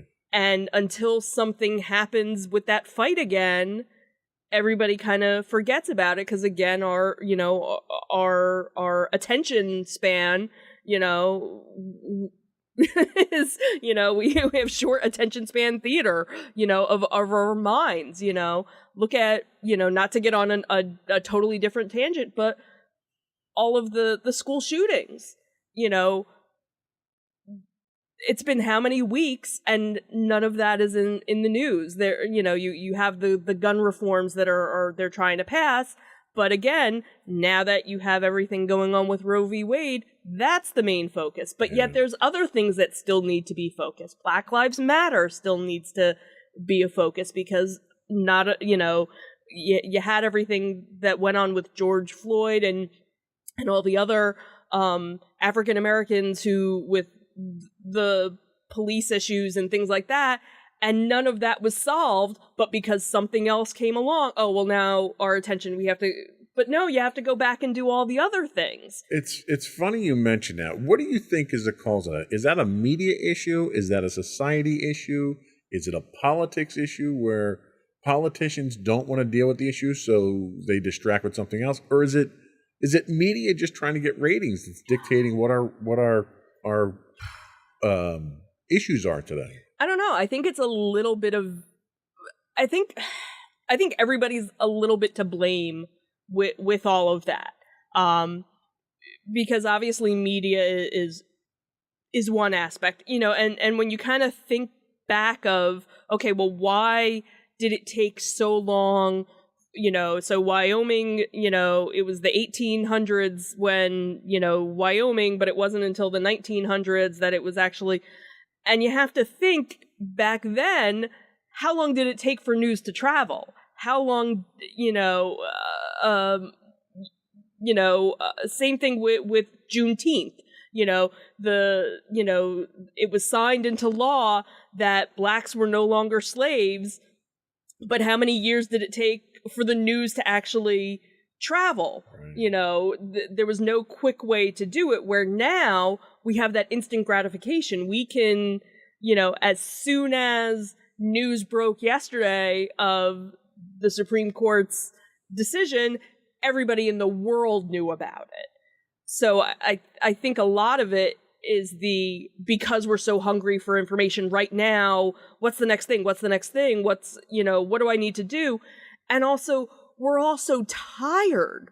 We're all so tired of having to stand up for everybody. And there's just so much injustice. It's like, well, where do I put my energy? Where's my next fight? Yeah. And it's like, I have no more spoons to give. My jar is empty because I've given, so much, because there's so much that's needed, from all of us. I think that's, where it comes to, because there's obviously thousands and thousands of organizations and different things that are in need, but it's, how much can the average person give before you have nothing left to give? Sure. Yeah. Yeah. I mean, it's definitely been a problem. Let's take a little break. We'll come back and we're going to talk a little bit more detail about where we are right now with these specific women's rights. We'll be right back.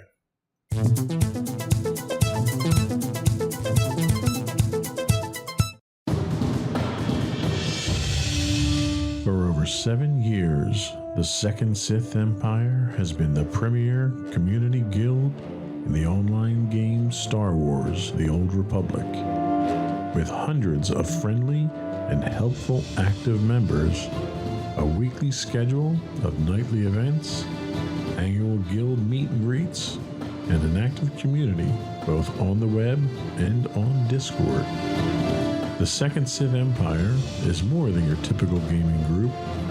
We're family. Join us on the Starforge server for nightly events such as operations, flashpoints, world boss hunts, Star Wars trivia, guild lottery, and much more. Visit us on the web today at www.thesecondsithempire.com.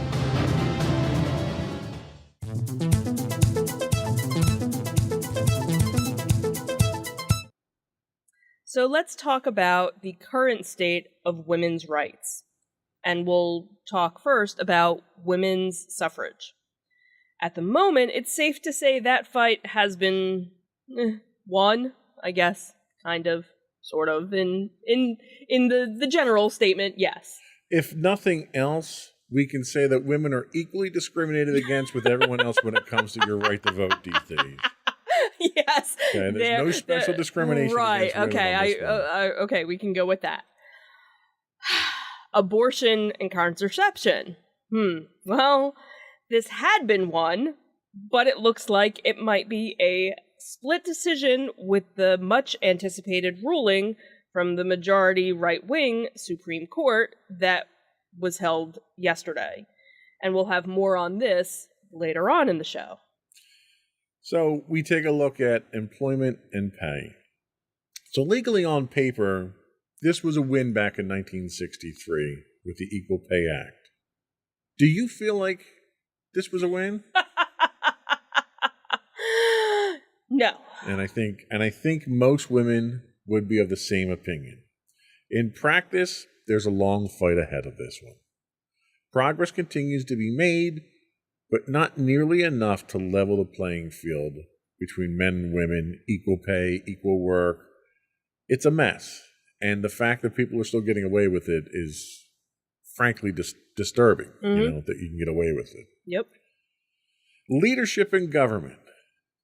There was a surprising amount of progress early on this, but it's been painfully slow in coming into the modern time. Since, the 80s, 2000, we've seen some progress here. Many parts of the country are progressive enough to make the progress that's needed. There are other parts, and less progressive, less evolved parts of the country where politics is still an old boys network. But from a national standpoint, we're seeing, we have a female vice president now, which is huge. How do you think, let's talk women's suffrage, your ability to vote. Do you feel you have the ability to go out there and vote when you want, for who you want, how you want? Absolutely. And that's something I've never felt I wasn't able to do. I've never felt that I wasn't allowed. Even in high school, senior year was when I turned 18, and I had a history teacher who was very passionate about the women's movement and made sure she had her little pamphlets in her desk drawer, and who's turning 18 this month, fill out your form so you can vote. And she said, it doesn't matter if it's a presidential election, if it's a governor election, even your little local election, you will vote every time, because there are women that died doing this. It is your heritage. It is your responsibility to pass this on and make sure you vote. How do you think how can I say this without getting hate mail? How do you think the outcome of the 2020 election or the 2016 election, we can even go. You could, but specifically the 2020 election, in which there was an artificial stigma built up about the legitimacy of the election and voting and voter fraud. And it drew the entire country into that. And now we're seeing certain states that support a certain party are now imposing laws that, if not discriminating against people from voting, will make it harder, making it much more difficult. Absolutely. And that's... Do you feel threatened by that? Fortunately, I don't, because at this point we are in a very blue state, and I've never felt threatened going to our polling places. We don't have far to travel. We usually never have more than 5 minutes to wait, if we even have a wait whenever we've gone.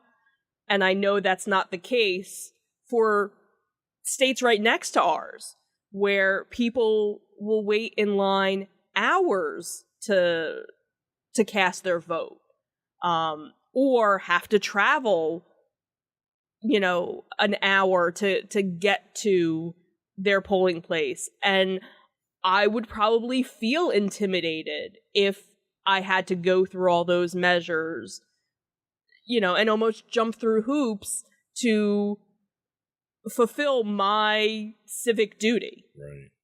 And nobody should have to feel that way to do that. Absolutely. Abortion and contraception. So for now, we're going to put abortion aside because we already have a discussion on the last segment. Contraception. Mm-hmm. Do you feel that you can acquire the contraception that you want, and that the health care that you need as far as women's health is readily available to you? Do you think that's a threat? Do you think progress needs to be made on that front? So, again, being a white female, a middle-class white female in a blue state, I don't feel discriminated at all against any healthcare. I know that's not the case for others of my gender in other parts of our country. That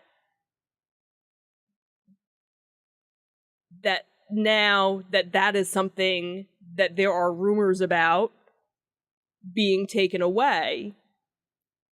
Now you see all over social media people saying, if you're on some sort of IUD, if you're on any sort of implant, get it replaced now.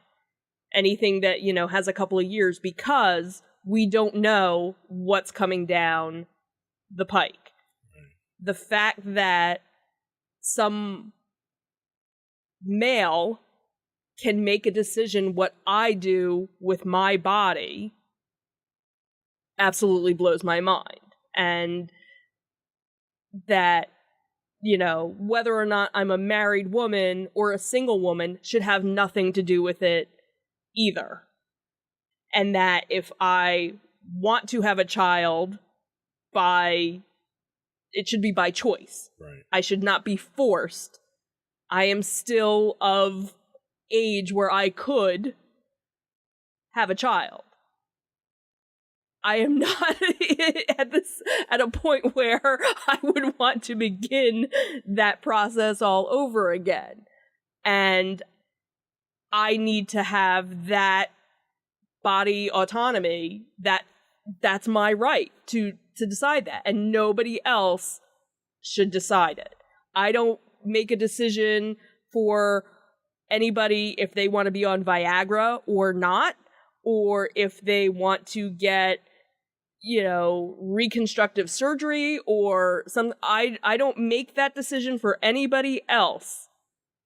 So nobody should be making a decision Sure. for what I do to myself. And I agree 110%. As long as you don't expect the government to pay for it, then Right. it's your say what you do. Mm-hmm. I'm totally down with that. Mm-hmm.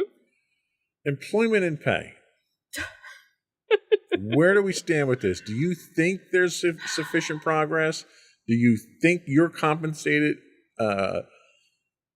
fairly for what you do? And do you think that there is a threat to that looming?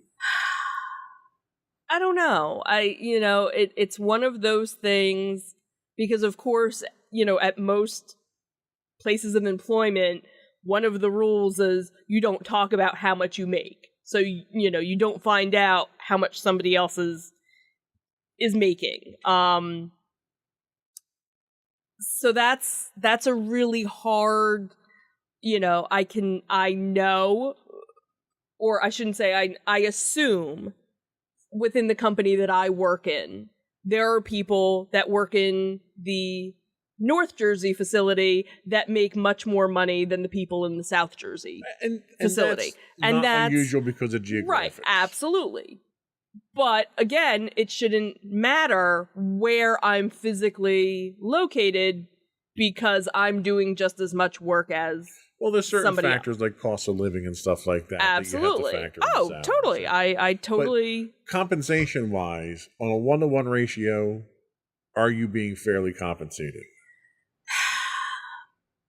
I really don't know, because it's one of the things that probably bad on me is I kind of stopped paying attention, because there's always these websites you can go to and say, how much does a person that does this job make? And the thing is, what I do for a living is kind of specific to my job, so it's kind of hard to say if I went someplace else where I could kind of try and figure it out. And I think I know I'm probably underpaid. Just one, because I'm, is it because you're a woman, or because you're a one-of-a-kind person doing what you do? I don't know. It might be a combination of both. We recently at my company had somebody who left the company who was a woman. I never asked her or found out how much she made. I knew she probably made more than I did, even though I've been with the company much longer than she had been. And we recently hired somebody who I knew was a grade level or a position higher than her.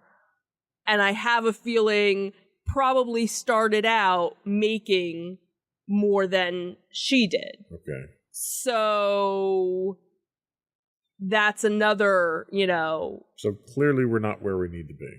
No. Leadership in government. So my question to you here is, clearly we're seeing progress certainly on the federal level. A lot of states are making progress with women in leadership positions.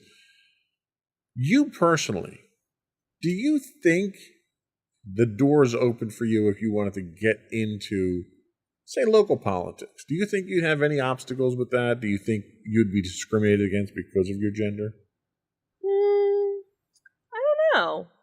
I think in a lot of cases it's still a boys' club when you come to, your local, but I'm sure there are some areas of the country where it's not like that.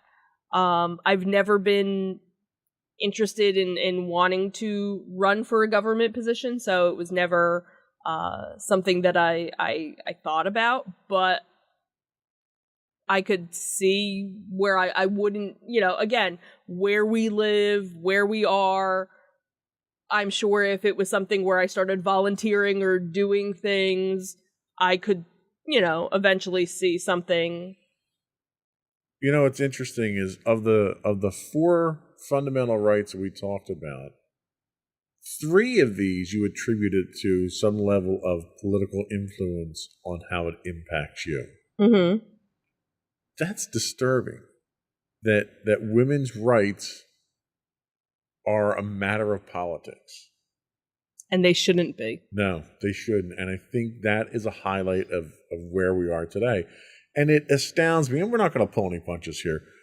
You're obviously a Democratic supporter. I am? How did you know? What astounds me is your experience, I would say, is pretty typical for most women. Democratic women or Republican women.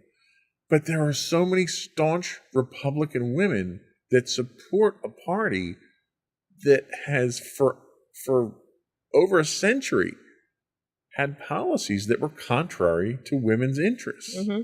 And what is it about people like that who would support someone who wants to hold you down? Like, I almost attribute it to like a beaten wife syndrome type thing. Yeah.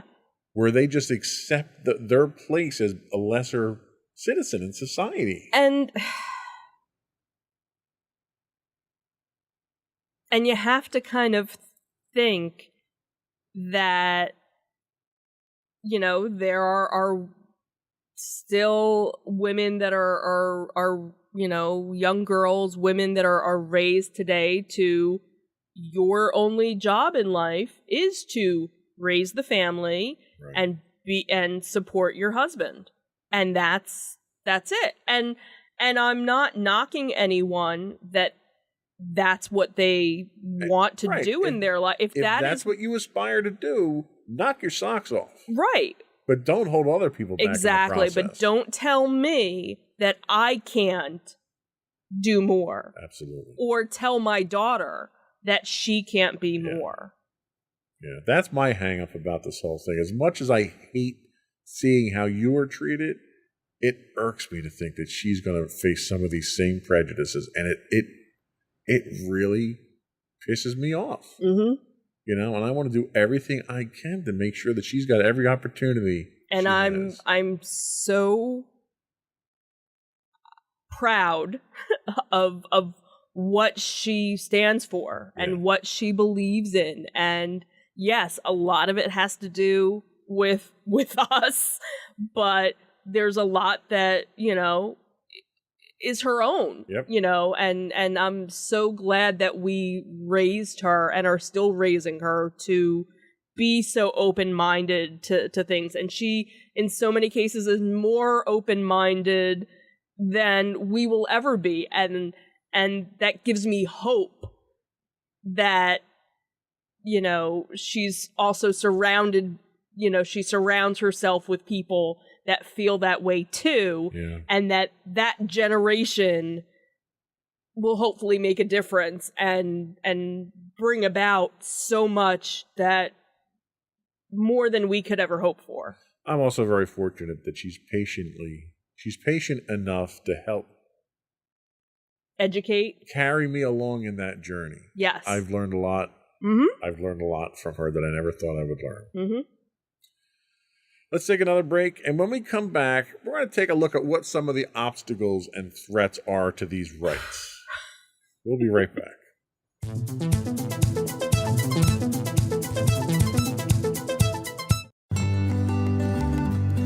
Insights into Teens, a podcast series exploring the issues and challenges of today's youth. Talking to real teens about real teen problems. Explore issues from braces to puberty, social anxiety to financial responsibility. Each week, we talk about the topics concerning today's youth. We look at how the issues affect teens, how to cope with these issues, and how parents, friends, and loved ones can help teens handle these challenges. Check out our video episodes on youtube.com/insightsintothings. Catch our audio versions on podcast.insightsintoteens.com or on the web at insightsintothings.com.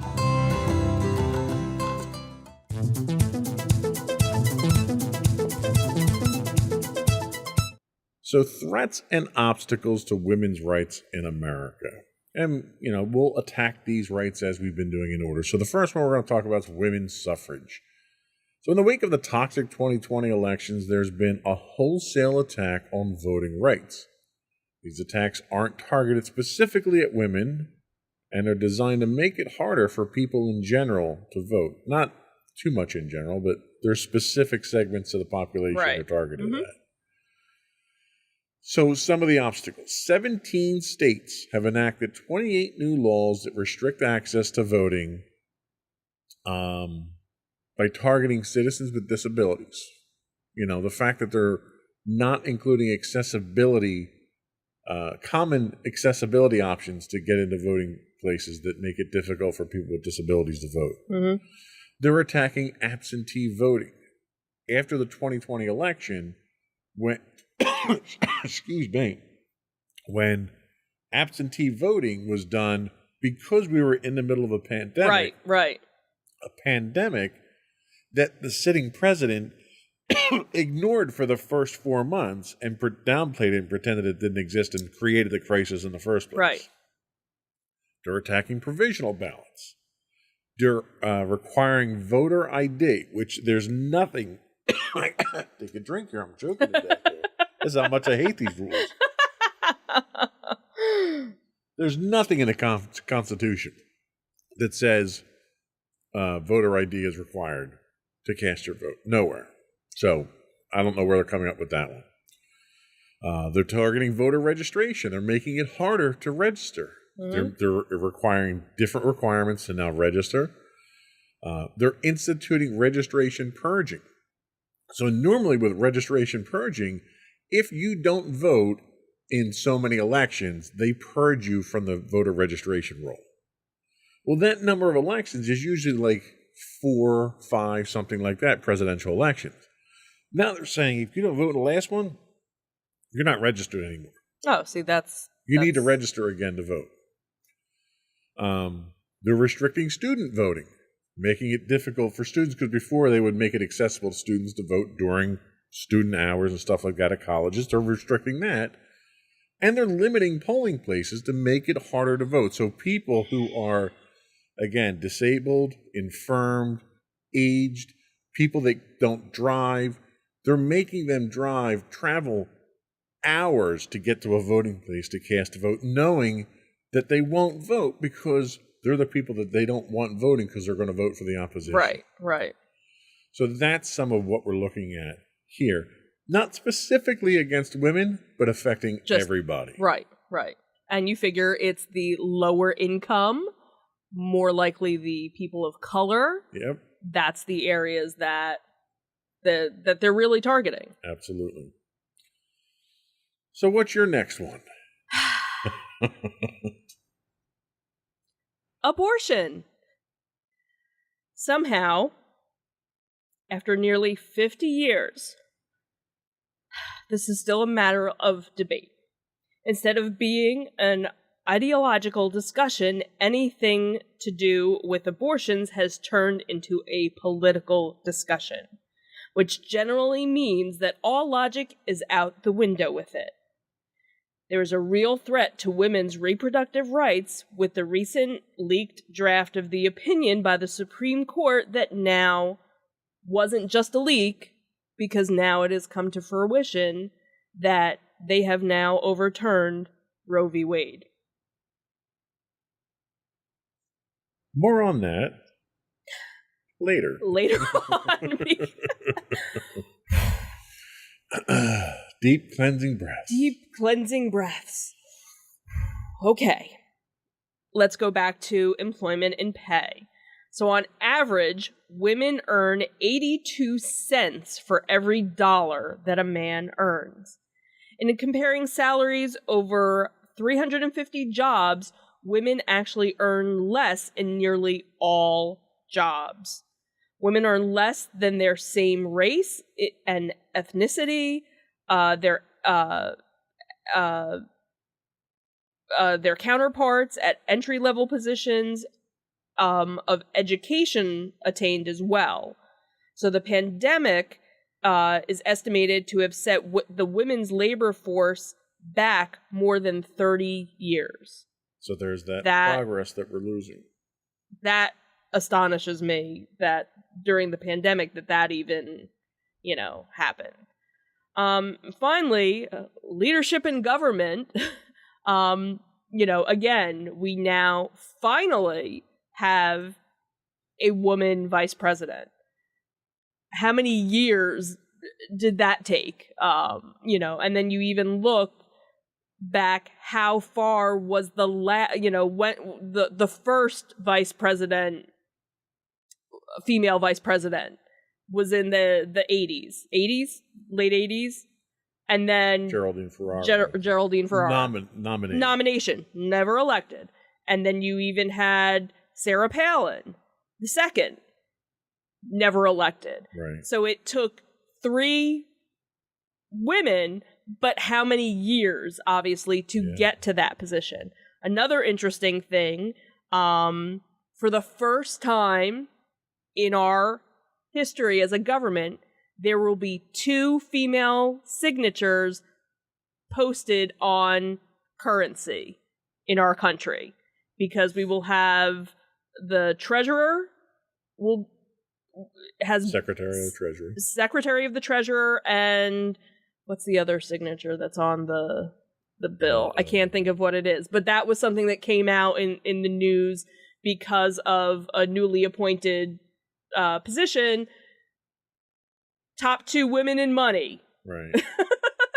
See, and I'll tell you, so while that's nice that we've gotten to that point, what annoys me is every time the press takes this is the first time a woman did this, and this is the first time a woman... Right. It annoys me that we're saying that. Right. It's annoying that we have to say anything like that. And when you look at, obviously there are other countries in the world that will never have women in government.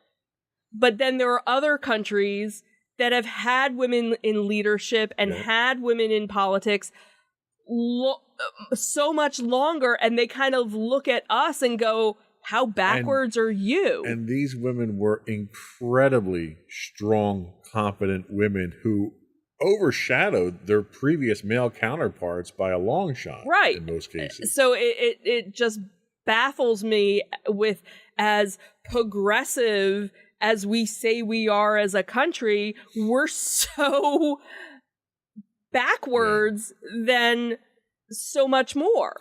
Well, and the thing that annoys me when we say it's the first woman to do this, that fact doesn't annoy me. But what annoys me is that attention that we draw to it being the first woman to do that is the same attention that the detractors use. Mm-hmm. Oh, well, you have a first woman in the Treasury, and look at what the economy's like, as if it's their fault, right?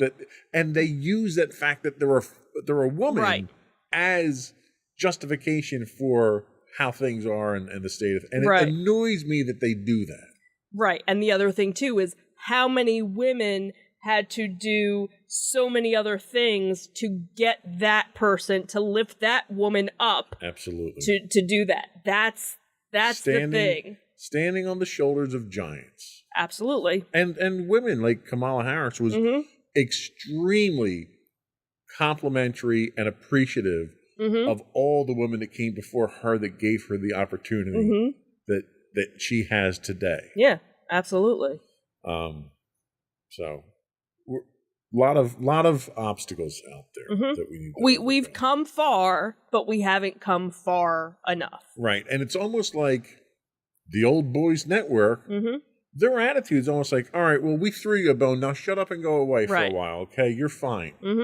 Like they're terrified of having an equal playing field. And they think trickling little bits out here and there will keep the masses occupied and quiet them down when they get a little riled up, which is unfortunate. That's why you know, the one thing that I think might come out of this Supreme Court ruling is that a lot of rich white guys might not have a career in politics moving forward anymore.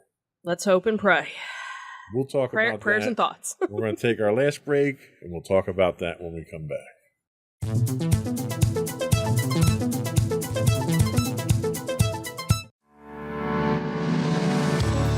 Insights into Entertainment, a podcast series taking a deeper look into entertainment and media.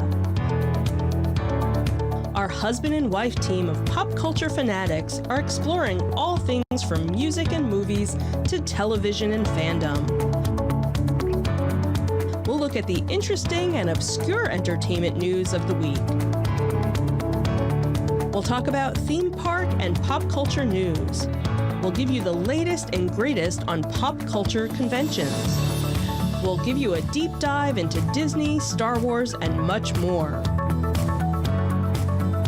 Check out our video episodes at youtube.com/insightsintothings. Our audio episodes at podcast.insightsintoentertainment.com, or check us out on the web at insightsintothings.com.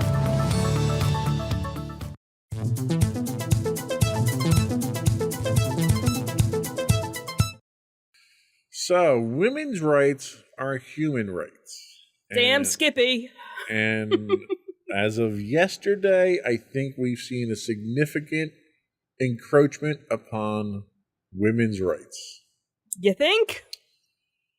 So, this is our open discussion on Roe versus Wade and abortion in general. You have the floor, dear. I don't even know where to rip into it. How about we start with just the hypocrisy of the Supreme Court's decision? Because the day before, they had a very contradictory decision. Absolutely. They said that you could carry a gun, that it's okay to carry around a gun now. You don't need to conceal it anymore. Right. So New York had some very common sense gun safety laws for over 100 years, designed to save lives. Right. Which the Supreme Court decided that was a constitutional violation. Right. Where if you read the Constitution and the Second Amendment, nowhere in there does it say anything about carrying concealed weapons by citizens. Right. It speaks entirely about pertaining to a well-regulated militia. Right. Which for some reason everyone seems to want to ignore that. So right. So because it's all up for interpretation. Yep. That's what it is. So the Supreme Court decides that we're going to do away with common sense gun law because it's against people's constitutional rights. But now you can't get an abortion. Nope. So we're preserving life on one side with overturning Roe versus Wade, but we really don't give a damn about it because you can carry guns and shoot anybody you want. Right. So one of the memes, our government is bold enough to force you to have a kid, but is too weak to ensure that they make it to recess alive. Yeah. If that is not... That's profound. With between the past 2 days of the Supreme Court, that... How? Yeah, it highlights the ludicrous level of hypocrisy coming out of today's Supreme Court. Right. The fact that church and state is supposed to be separate, but yet the church has more say over my body, and I'm not a member of a church. Right. My religion, I am Jewish, if you didn't know, my religion states abortion is okay. Because my life is more important than what is in my body, what is in my womb. Yeah. And until what is growing in my womb can live and take 3 breaths on its own, it doesn't have a choice over me. Well, you could also interpret the two rulings from the Supreme Court of you can have an abortion as long as you don't mind getting shot in the process. Right. Right.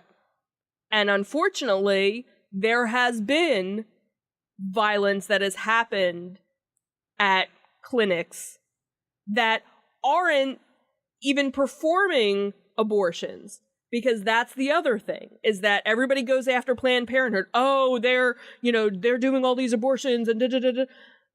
That's not even their main purpose. That they are giving health care to women, and somebody going there just for a routine checkup is risking their life from these crazy psychopaths who are trying to save the unborn child, but yet are taking their gun to go kill people. Well, and to play devil's advocate for a minute there, you have people who are pro-abortion who are also attacking anti-abortion clinics as well. So you've got violence on both sides. You've got crimes being committed on both sides. But if nothing else, that should simply highlight the level of passion involved here, that the decision that the Supreme Court made to overturn a previous Supreme Court decision, which, honestly, that's where I have my biggest problem, is the Supreme Court has basically made itself useless. Right. They decided that no matter what we decide, it doesn't matter because the guys 5 years from now can overturn it. Right, and that's where now... Okay, so everybody's, kind of, you have the people that are like, oh, well, it's still at the state level and da-da-da-da-da, and now you can still travel to get to states even though they were passing laws saying that you couldn't, and that there were certain laws where, if the doctor performed one, they were going to be jailed, and the woman who received it was going to be jailed, and all this other...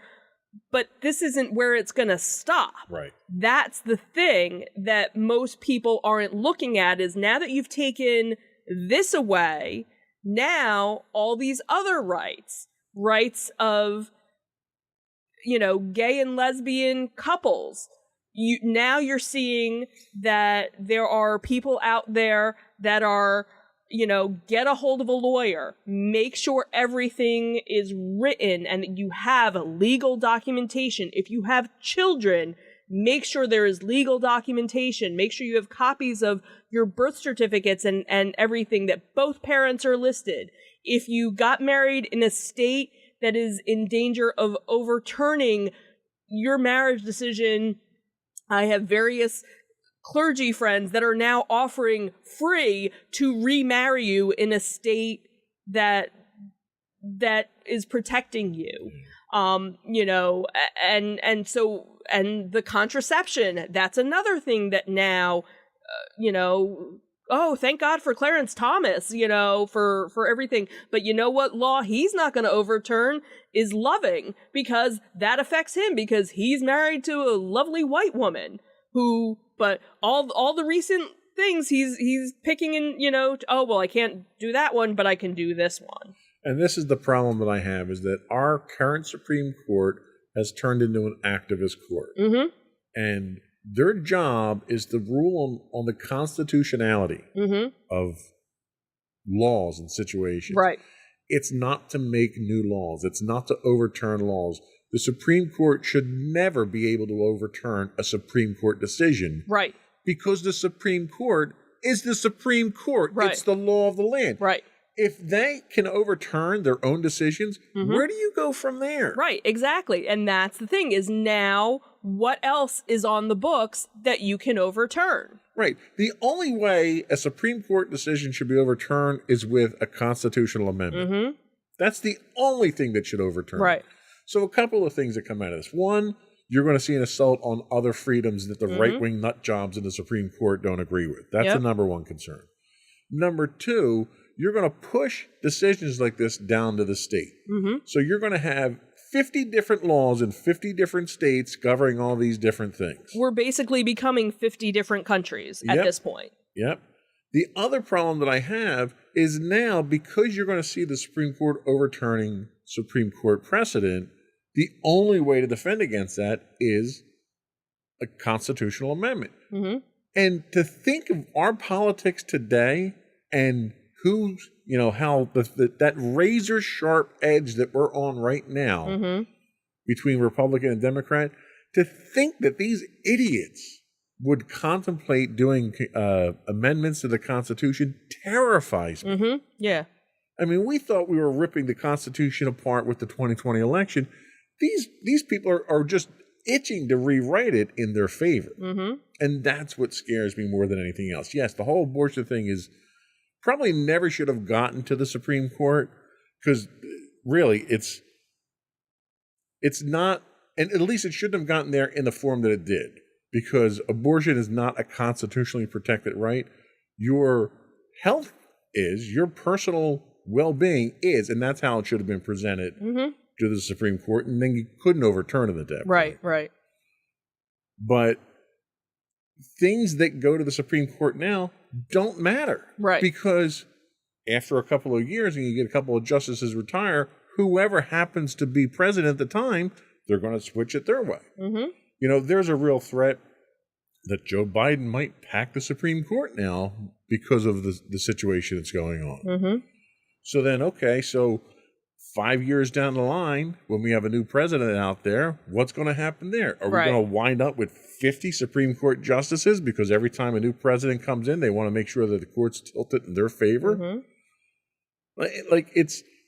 This decision breaks the country. In so many ways. Yeah. Do you feel threatened by this? Absolutely. And fortunately, again, I'm an older woman. Ugh, as much as that hurts me. Who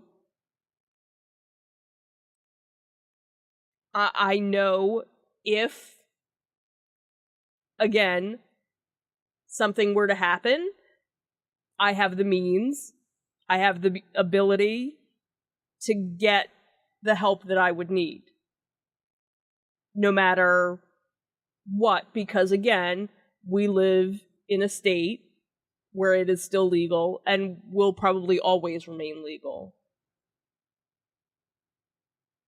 I worry about women, girls, trans men even, who live in areas where they don't have it accessible and can't get the help that they need. Yeah. That's what makes me angry. And I want to go fight.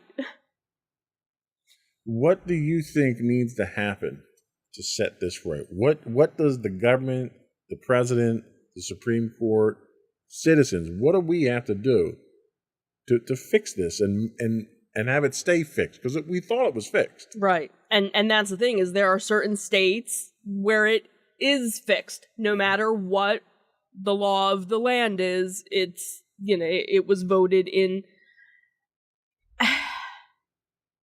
And that's, I think, what is so frustrating, is that why does it even need to be that way? Why do people have to vote on it? If I want to go and buy a pack of cigarettes, I can go and buy a pack of cigarettes. What does it matter if I want to, do that?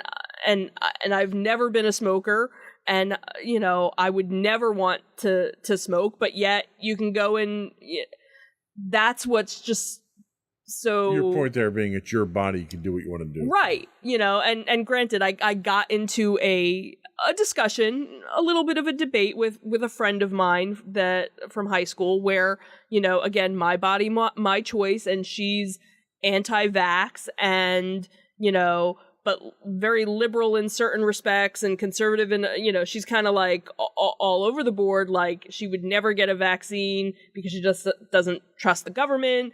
And when I said, but, I don't have to do certain things or I can do certain things. And, she said, well, you wore a mask when you were told to. And I was like, I wore a mask because I was protecting myself. And guess what? I still wear a mask now, even though the majority of the people don't. And yes, I am fully vaccinated and boosted and whatever, but I'm still wearing a mask because I don't want to get sick. Yeah. But if, I think back to when I was in college, and if I had gotten pregnant in college, I wasn't ready to be a mother then, so, and then there are women that, have other medical issues. My best friend had to have a late-term abortion because if she had carried her baby to term, she could have died. Right. So, it shouldn't be something that's a law that you're forced to do or not to do. It's your body, it's your choice. And the hypocrisy, again, that we always seem to go back to the hypocrisy of this. So the Supreme Court ruled in a case where members of the armed forces sued the Army or whatever branch of the government, branch of the military they were in, when they were told that they had to get vaccinated. Mm-hmm. And the Supreme Court ruled they didn't have to. They had a right to choose. Right. If you have a right to choose whether or not you take a vaccine, how do you not have a right to choose whether or not you carry a child to term? Right. Isn't carrying that child to full term far more impactful than getting a vaccine? Right. Where you would think you would have that option? And the hypocrisy of it, too, is if men had the ability to carry, now granted, trans men can, I don't want to exclude them, but if these white cis men were at risk of their body harming them, because think about it, when and you've mentioned it numerous times, especially watching me go through childbirth and what happened I ended up having to have an emergency C-section because our daughter was in distress, and you got to see firsthand what my body went through. You've said time and time again, there's no way in hell you would have been able to do that. Right. And I bet you if you polled, the majority of men, would you be willing to go through childbirth? Would you be willing to do all these things? No. No, they wouldn't. But yet, you'll put your partner or your wife or your mistress, you'll engage in an act and not have any thought process behind that. Yeah. The other interesting hypocrisy here is they're forcing women to carry children to full term. Are they forcing the sperm donor to be a father, to be there, to have any level of responsibility? And that's the thing, is that at the moment of conception, that's when you should be paying child support. Right. Absolutely. And you don't get to walk away now. Yep. That is now, there were a couple of memes like, Happy Father's Day! You're now going to be a dad because of that one night stand because you decided, you didn't want to put a condom on. Right. We're up against the clock here, but I did want to raise one more point. We had talked about it off the air, and I think it's worthwhile mentioning because I think it's a great example. Tell us about the adoption one. Yeah, let me bring that one up. So this was an interesting, because I thought this was very poignant. Yes, this was recently posted and is something for the Supreme Court to consider. Can a 13-year-old girl adopt a baby if she wants to? No, obviously not. Are you nuts? What about a 15-year-old girl? Can she adopt a baby if she feels like it? Nope, absolutely not. All right, how about an 18-year-old girl? Surely she could adopt a baby, right? No, still can't. Well, what if she was 20, no longer a teenager? A 20-year-old can definitely adopt a baby if she feels like it, right? Actually, no. Well, weird. Why not? There are over 400,000 children in foster care, so why can't she adopt at least one of them? She just can't. And you know why? Because you have to qualify to adopt a child. There are rigorous background checks, home visits, proof of financial and mental stability, etc. It's a whole thing, right? But if she is 14 and gets impregnated by an abusive ex-boyfriend who shoved her out of his moving car and left her for dead, she must now carry to term, give birth, just figure it out somehow? Yes, that is correct. But she's only 14. She will figure it out. But she should also have been more careful and made better choices. So, to punish her for her poor choices, we force her into motherhood, which we've established she's totally unqualified for. And now we are suddenly comfortable with a young, traumatized girl caring for a vulnerable, little screaming human being that is wholly reliant on her for survival? Yes, absolutely. Such an unexpected blessing. And I think that right there sums up the problem. We have standards for what it means to be a qualified parent. Yep. We enforce them in one instance in adoption. We ignore them completely in every other instance. Mm-hmm. Anything else to be said on the matter at this point? Vote. Yep. Stay angry. Let your voice be heard. That is the only silver lining I see here, is that they're forcing this onto the states, which means your elected leaders will now not be able to hide behind a Supreme Court decision. Mm-hmm. They're going to have to go on record on the voting roll call on whether or not they support this. And unlike the Supreme Court justices, the 3 Supreme Court justices that Trump appointed, who all said on the record that they would not overturn Roe versus Wade, and they did, right? You can hold these politicians accountable by voting them out of office. Absolutely. The other thing, too, is I've seen people posting, I currently live in a red state. I need to move. I had another friend whose children are getting ready to go to college and have now changed which schools they're considering now. If only we could impeach Supreme Court justices for perjuring themselves during their confirmation hearings. And that's something, that's making the rounds. So that's all we had today. Did you have anything else before we go? Resist. There you go. Before we do go, I did want to once again invite our listening and viewing audience to subscribe to the podcast.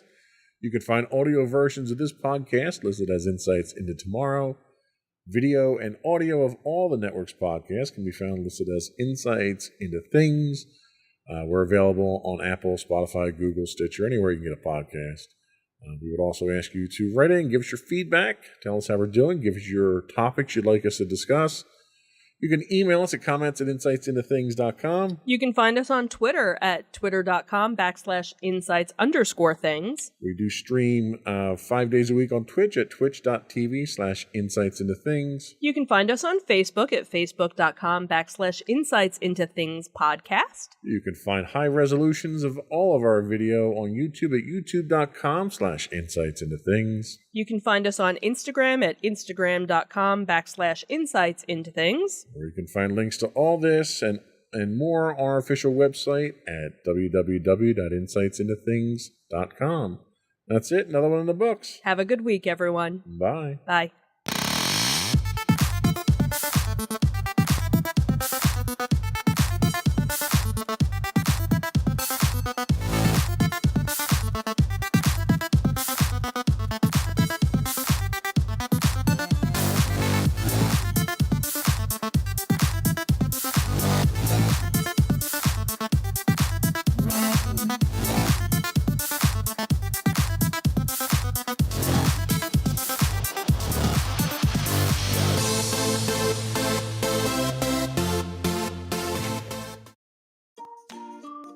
Insightful podcasts by informative hosts.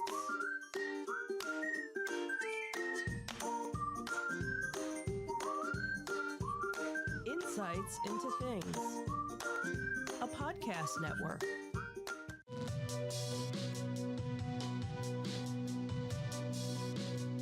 Welcome to Insights into Tomorrow, where we take a deeper look into how the issues of today will impact the world of tomorrow. From politics and world news to media and technology, we discuss how today's headlines are becoming tomorrow's reality.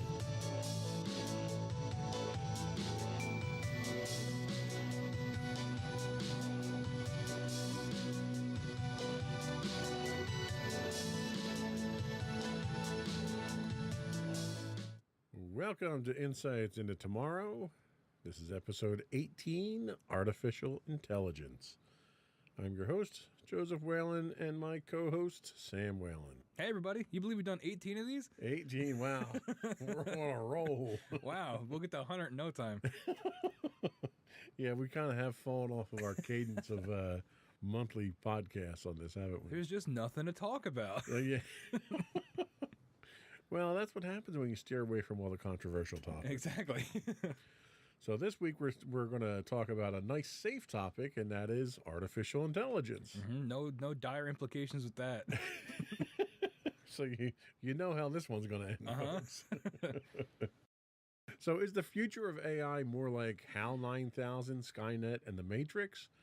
Or is it more like WALL-E, Star Trek's Commander Data, or C-3PO from Star Wars? Some of the world's most brilliant minds, like Michio Kaku and Stephen Hawking, recognize the tremendous potential for artificial intelligence, but also offer words of caution at its development. Is artificial intelligence the next step in our evolution, or the first step in our ultimate destruction? How will AI impact humans? How will AI impact what humans create? And could humans be entirely removed from the creative process? That's what we'll be discussing on today's episode of Insights into Tomorrow. But before we do that, I'd like to take a moment to invite our listening and viewing audience to subscribe to the podcast. You can find audio versions of this podcast listed as Insights into Tomorrow. You can find both audio and video versions of all the network's podcasts listed as Insights into Things. And we can be found anywhere you get a podcast these days: Apple, Spotify, Google, Stitcher, etc. I would also encourage you to write in, give us your feedback, tell us how we're doing, give us suggestions on what you'd like us to talk about. You can email us at comments@insightsintothings.com. You can find us on Twitter at insights_things, or on Facebook at facebook.com/insightsintothingspodcast. Are we ready? Yep, let's get into it. Let's go.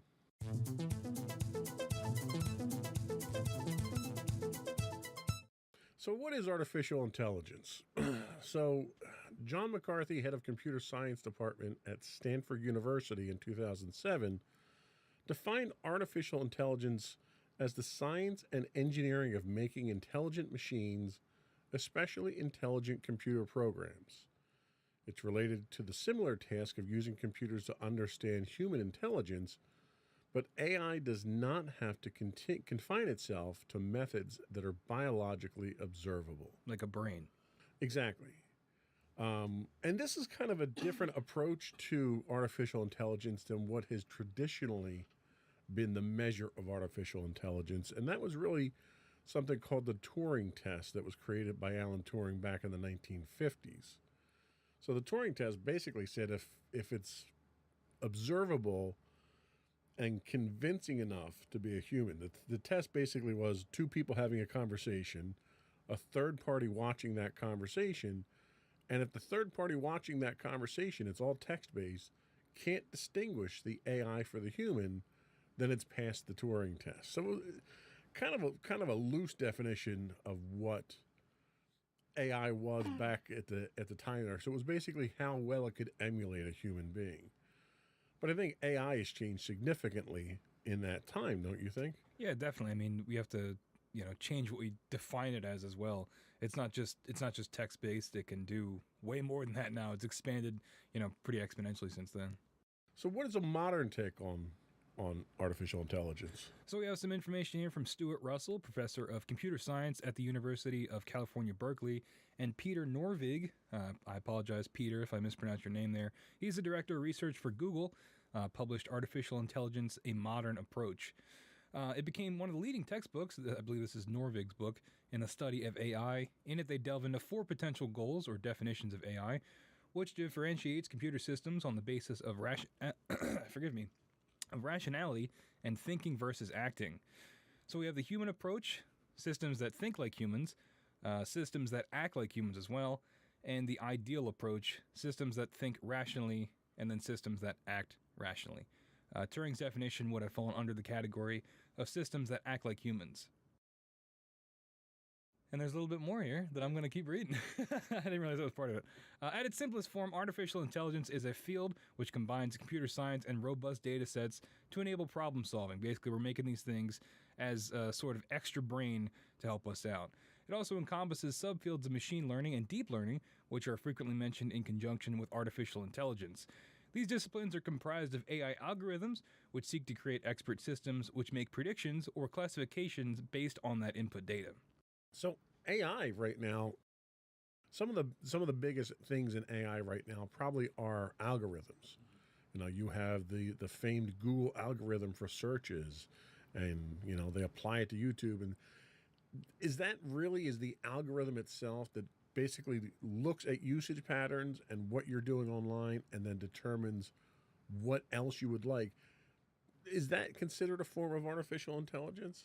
I think it would be. I mean, it's interpreting data and then I guess projecting and it's making its own conclusions based on that data and then sort of showing you that conclusion, right? So if you click on something on Instagram and you read the page long enough and you go back to Instagram, it'll have more things like that. Or it happens to me all the time because every device is listening to you all the time.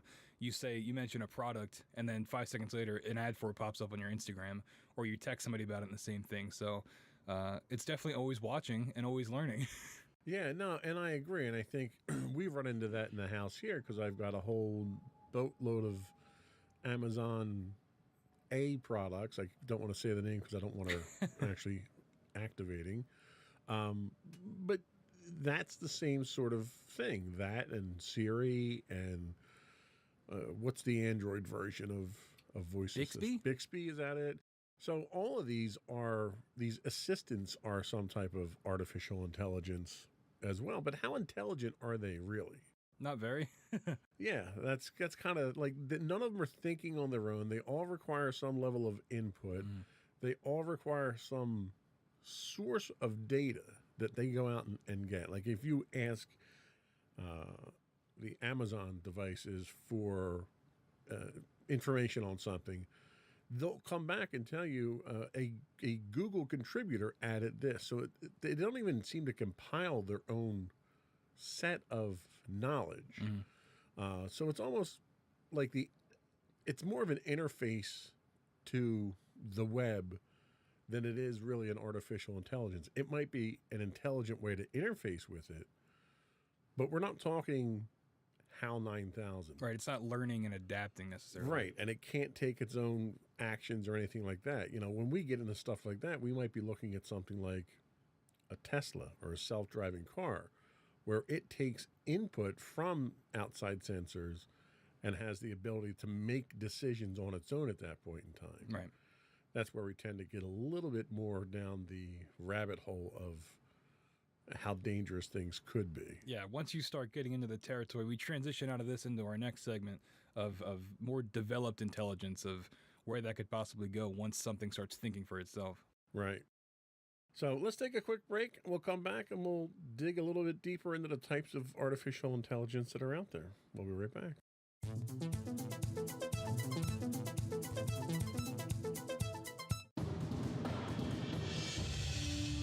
For over 7 years, the Second Sith Empire has been the premier community guild in the online game Star Wars: The Old Republic.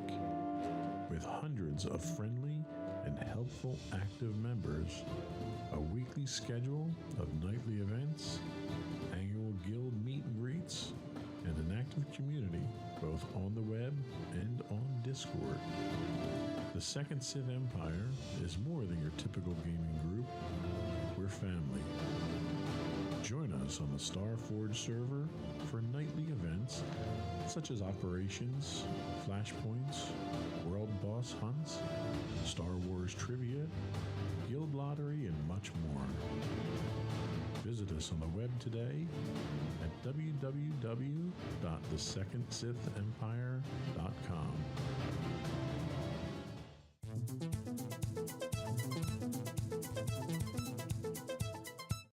Welcome back to Insights into Tomorrow. We are talking artificial intelligence today. So and I don't want to go through every line that we have here, just kind of throw a few things out there. So the types of artificial intelligence that we're really kind of referring to here can be broken into two categories. One's capabilities and the other's functionalities. So under your capabilities, you've got narrow AI. And an example of narrow AI is sort of like what we talked about with Siri, where, you know, it's also referred to as weak AI. It focuses on a narrow task. You could even classify IBM's Watson that was used for chess playing in something like this as well. It's not robust. It's not thinking on its own. You then get into your general AIs, and your general AIs tend to be a little bit more sophisticated. These are your strong AIs. You can understand and learn intellectual tasks that humans can do. So you're getting a little bit smarter with these, but the requirements from a hardware standpoint, you need a supercomputer. You know, the couple that are listed here are two of the fastest supercomputers in the world in order to accomplish this. Yeah, and do we know what these? We have the Fujitsu K. Do you know what those are used for? Like what type of computing we're using these like intense supercomputers for? Most of these are being used for simulating weather, simulating nuclear explosions without actually having to fire them off. So Oh, that's helpful. they're highly complicated and powerful devices just to get this next level of AI. Mm-hmm. And then the last level of AI from a capability standpoint is what's referred to as super AI. This is where AI, you know, this is your Skynet. This is where it surpasses human intelligence. None exist at this point in time, thankfully. But is this the direction that we're going as we're seeing this natural progression? Are we going to see super AIs? I don't know. I mean, I don't know if I want that. And then you get into like the Blade Runner discussion of like what makes something human. When you give something a will of its own, like what we're getting into like deep sci-fi territory here. But I don't know if we would ever get to that point. If you know, what would we need something like that for? I mean, maybe to like run a city, like monitor trains and public works and stuff like that on like a city level. I don't know what we ever need something that smart for, honestly. Yeah, I mean, I could certainly see from an infrastructure standpoint, you know, most of what we do now, you know, you've got positive train controls, a great example you just mentioned with trains, where if the human operator fails to make certain checks the computer can kick in and run things safely or shut the system down safely. So there's lesser versions of that now, but I think seeing something like that on a grand scale might be something where a super AI would work. What about functionality-based AIs? Tell us about that. So we've got the reactive machine. Reactive machine is the primary form of AI that does not store memories or use past experiences to determine future actions. It only works in the present. So an example of this would be IBM's Deep Blue chess playing computer. That thing's really cool, by the way. Yeah. I've seen some videos of that. It's really neat. Gary Kasparov would differ from that. We've also got limited memory AI, which trains from the past to make decisions. They do have a memory, but it's very short-lived. And an example of this would be used in self-driving vehicles, like we mentioned, Teslas, things like that. And then finally, we have theory of the mind. On the show, we like to say theater of the mind. It's kind of like that. Theory of the mind AI represents an advanced class of technology and exists only as a concept. They would require thorough understanding of the people and the things within the environment, including understanding feelings and behaviors. There's no examples because they don't exist, but attempts at mimicking human emotion and automatons is as close as we can get. One of the things regarding that is that people are trying to experiment with this, and they're doing it through the same type of training that they're using for Chat GPT and the other AI engines that are out there. We'll talk more about those in a little bit. But what they're doing is they're having human beings emulate emotions, facial expressions of emotions, sadness, happiness, that type of thing. And they're having multiple iterations of people doing these. They're sticking them in a database, and then they're having a computer look at these and interpret them. So just by facial expressions, they're trying to get computers to understand emotions. How effective do you think that would be? How effective would it be for you to have no other communication method whatsoever, but just be able to see someone's face? Do you think that they would be able to convey emotions accurately enough? I don't know. It would depend on how they're measuring it, right? Like if you're looking at like specific muscle movements for like a frown versus a smile, but everybody expresses emotion in different ways. So you'd have to have some kind of baseline to do that. And I forget the name of it. We learned it in college, but it's that thing where you show us an image of a guy's face, and it's that effect where you can interpret it however you want. Like it's the same face over and over again, but if you interpret it as in he's happy, you can kind of see it, or he's sad, you can kind of see it. And so I wonder where you get into something like that, where it's like it's sort of a gray area of, well, is this person really happy? That's when you have to go back to the baseline of if we're measuring facial tics or Right. a certain, I don't know, visual ratios on your face. Yeah, and I agree. And like I don't know if I as a person who doesn't need artificial intelligence would be able to accurately understand emotions. Right.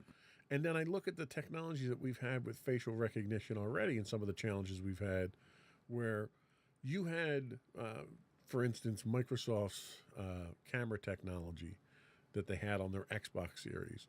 When that came out, not that many years ago, they only used Caucasian people to train it.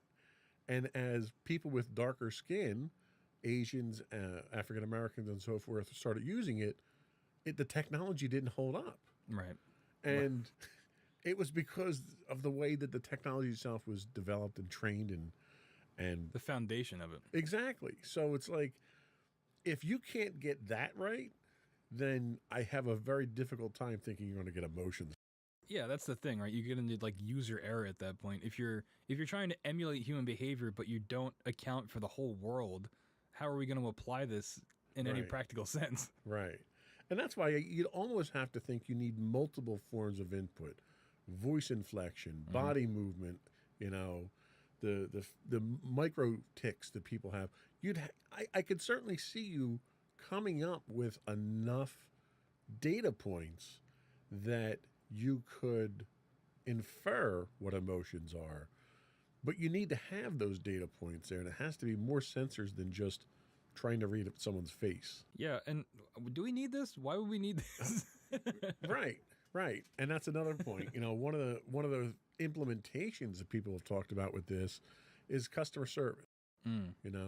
They had the one hotel in Tokyo that didn't last very long, that the front desk was entirely run by automaton. I'm sure that was a blast. And it was because they didn't want. They thought the automatons would interact better with people than people would, which I'm not really sure why you would think that. But the problem you run into is you get into that uncanny valley scenario where people are just creeped out by it. It looks enough like a human to make you think it is, but not enough to know it is. So it made people feel very uncomfortable. But I could see in a situation like that where you're implementing emotional stuff, detection, where you want to know if someone's angry. Do I really need to get a manager? Are you like stuff like that where you're interacting with people? I could see that. It's funny that they're exploring that path now when you have grocery stores that are doing away with their self-checkout because people dislike not having a human to deal with at a register now. So it's like, I don't know if it's a cultural thing, if it's a regional thing or what, but it seems people are kind of finicky. Yeah, I don't know. And also, it's like, is it cost effective to build a robot to talk to people than to just hire someone for minimum wage to work at the front desk? Right. That's a very good I know point. the argument is that, well, the robot could do it for forever, whereas we have to worry about this person, their livelihood, and they need to go to the bathroom, take a break, things like that. Robots don't have to do that. But it's like, I mean, come on. You don't have to contribute to a 401k with robots either. Exactly. Yeah, you just got to swap out a few parts every once in a while. Right. So I don't know. And the practicality is where I get hung up on of how are we really going to use these things, and are they going to be worth the effort and time we're putting in to try to figure it out? I agree, and I think it's almost like it's a fun school project people are working on. But the golden ring or the prize of artificial intelligence, at least as far as sci-fi tells us, is self-awareness. Self-awareness is where the AI, they only exist hypothetically right now, and only in science fiction for the most part. Yeah. But these are the types of systems that can understand internal traits and states and conditions and perceive human emotions. And these machines are smarter than the human mind, which is really what's terrifying, I think, to a lot of people. They'll be able to understand and evoke emotions in those it interacts with, but it'll also have its own emotions, its needs, its beliefs. This is where we get into things like a HAL 9000 from 2001 or Skynet or something like that. I don't know if anyone's shooting for self-awareness. Is self-awareness possible with today's technology? I was actually just thinking about that because, like, you have in here about it having its own emotions and needs, and I think it would be more terrifying if it didn't have emotions, if it was purely logical, right? Because, you make a AI and it instantly determines that humans are bad for the planet and decides to wipe us out. Right. Because, we could make that conclusion, but we're also, we are humans. We're not going to wipe ourselves out, intentionally. So it's like, I don't know if we would get to the point where that's possible. I don't know. I obviously don't know anything about programming, but how would we program emotion? I guess, you're seeing the baby steps with this facial recognition software, but at what point are we able to program emotions? Is it something like using a human brain as the blueprint? I have no idea where this would go, but it sounds like fantasy, but one that is close enough to reality that, maybe, but I just don't know how they would do it. And you make a very valid point there. I think humans in general have a very difficult time dealing with emotions, recognizing emotions, and coping with them already. I don't know how you would possibly translate that into software. No, I think it would have to be, you can't, it's all math based, right? So you can't, that's the whole point of emotion. You can't quantify it, right? Right. Unless you measure like heart rate, I guess, if you're angry or sweating or, biological reactions. But when it gets to the thinking about interpreting emotions, I just think it's too nebulous. And if we did have a self-aware AI, it would have to be, maybe based off of personality, or it would just be purely logical. So then we're talking something more along the lines of RoboCop, where we take the ex-con and we stick his brain into the robot there, and that's the artificial intelligence. Yeah, I was thinking that, or in Halo, if you guys are familiar with that, they use a human brain to then make an AI. Right. So the AI is like part human, kind of. Something like that. But I don't think we can do that yet, and I don't know how we would. And you know what? I think that's probably the biggest limiting factor right now, I think, is our computing power. Yep. You know, in order to produce the amount of computational power that the human brain has, you need the fastest supercomputer right now to even approach it. And I think until we get to, you know, real practical quantum computing, I don't think we have much of a hope of even reproducing it. People, I think, don't understand how remarkably capable the human brain is. A lot going on. Yeah, how fast it operates, how many different things it can do at one time. And computers just haven't gotten to that point yet. Yes, computers are very good at doing the same thing over and over again. And they're very good at doing math. But they're only that good because humans make them that good. Yeah, and it's when you get that line of what we're creating is superseding us that it's like, okay, well, maybe we've gone a little bit too far. Yeah. Well, you know, it's a good point where we can take a quick break and we'll come back and talk about, is artificial intelligence dangerous in its current form and future forms? We'll be right back.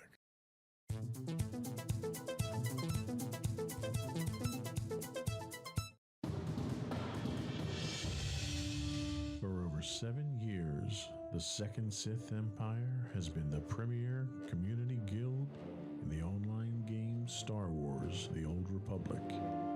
With hundreds of friendly and helpful active members, a weekly schedule of nightly events, annual guild meet and greets, and an active community both on the web and on Discord. The Second Sith Empire is more than your typical gaming group. We're family. Join us on the Starforge server for nightly events such as operations, flashpoints, world boss hunts, Star Wars trivia, guild lottery, and much more. Visit us on the web today at www.thesecondsithempire.com.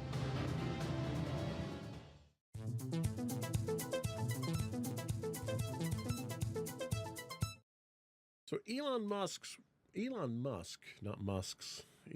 wrote, "The pace of progress in artificial intelligence," he says, I'm not referring to narrow AI, "is incredibly fast. Unless you have direct exposure to groups like DeepMind, you have no idea how fast. It's growing at a pace close to exponential. The risk of something seriously dangerous happening is in the next 5-year time frame, 10 years at most." Where was this quote from? So this was from Elon Musk. I didn't see where the quote. I just wanted to see if we were still in the window or not. I didn't get a date on that, but I have to imagine we're pretty close to that window. Any day now, the robot uprising is going to happen. Well, the fact that he made cars that are self-driving and running people over and killing them tells me right now that AI actually physically is dangerous. He can make himself sound smarter by just becoming a self-fulfilling prophecy. So what do you think of that? I mean, I think there's a lot of scholars, there's a lot of scientists that talk about AI.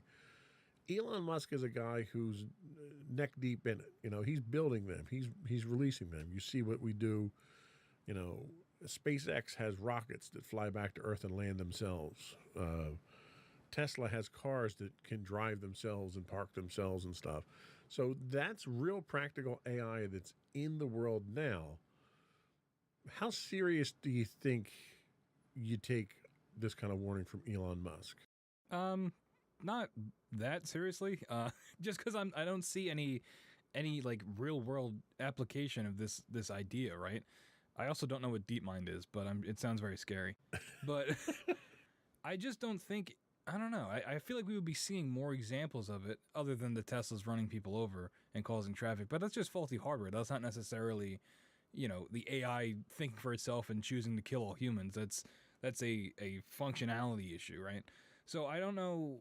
I don't think it would be this quick. I just think we would see more implementation of AI in our day-to-day lives for it to then turn into something dangerous. The most I could see it being is like an over-reliance on computers and AI instead, and when then they malfunction, then you have problems like the recent airport, the FAA systems went down, things like that, things where we have large-scale operations being run by AI, and then the AIs break, and then we have a problem. So Musk was quoted in a separate quote comparing AI to the dangers of the dictator of North Korea. Now, yes, it's Elon Musk, so there's a lot of Take it with a big old grain of salt. there's a lot of self-promoting, angles that he goes through here. But we've got artificial intelligence in machines that are capable of killing people, not designed to, but capable. Right. We also have it designed into devices that are designed to kill people. You've got Predator drones that are AI driven.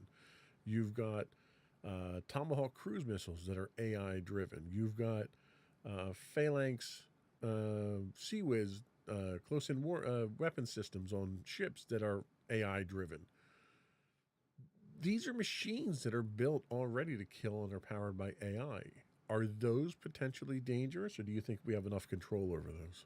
Well, I mean, they're weapons, right? So they're inherently dangerous. It would be more about, again, I just think, are we shooting for the notion of them like rising up and like actively trying to kill people? Because I think it would be much more realistic for them to just be taken over by another human, right? To have somebody hack into them, or to have them malfunction, and instead of targeting here, you're targeting somewhere else where you're not supposed to. I just don't think it would be the AI necessarily choosing to kill a bunch of people. I think instead it would be a malfunction. So to paraphrase, we're hoping that it's humans that are the problem, Right. and not the AI that's Exactly. the problem. And we can count on that. Yeah, to a certain extent, that logic makes sense, because you can count on that human factor. Like, it's very likely that you would have a foreign entity attack our infrastructure here before I think you would have an AI go rogue and shut down the power grid. That's exactly what I'm talking about. Like, you're not going to, you talked about the Predator missiles. Like, the Predator missile's not going to wake up one day and go, hey, I'm going to go blow up that town. Someone's going to have to tell it to go do that. We're not at the point where these things can, actively, pursue missions or pursue goals on their own unless they're told to by somebody else, like an operator. So, all right, let's run with that for a second. So they're not going to rise up. You're not going to have a Skynet take over the world and nuke the entire world.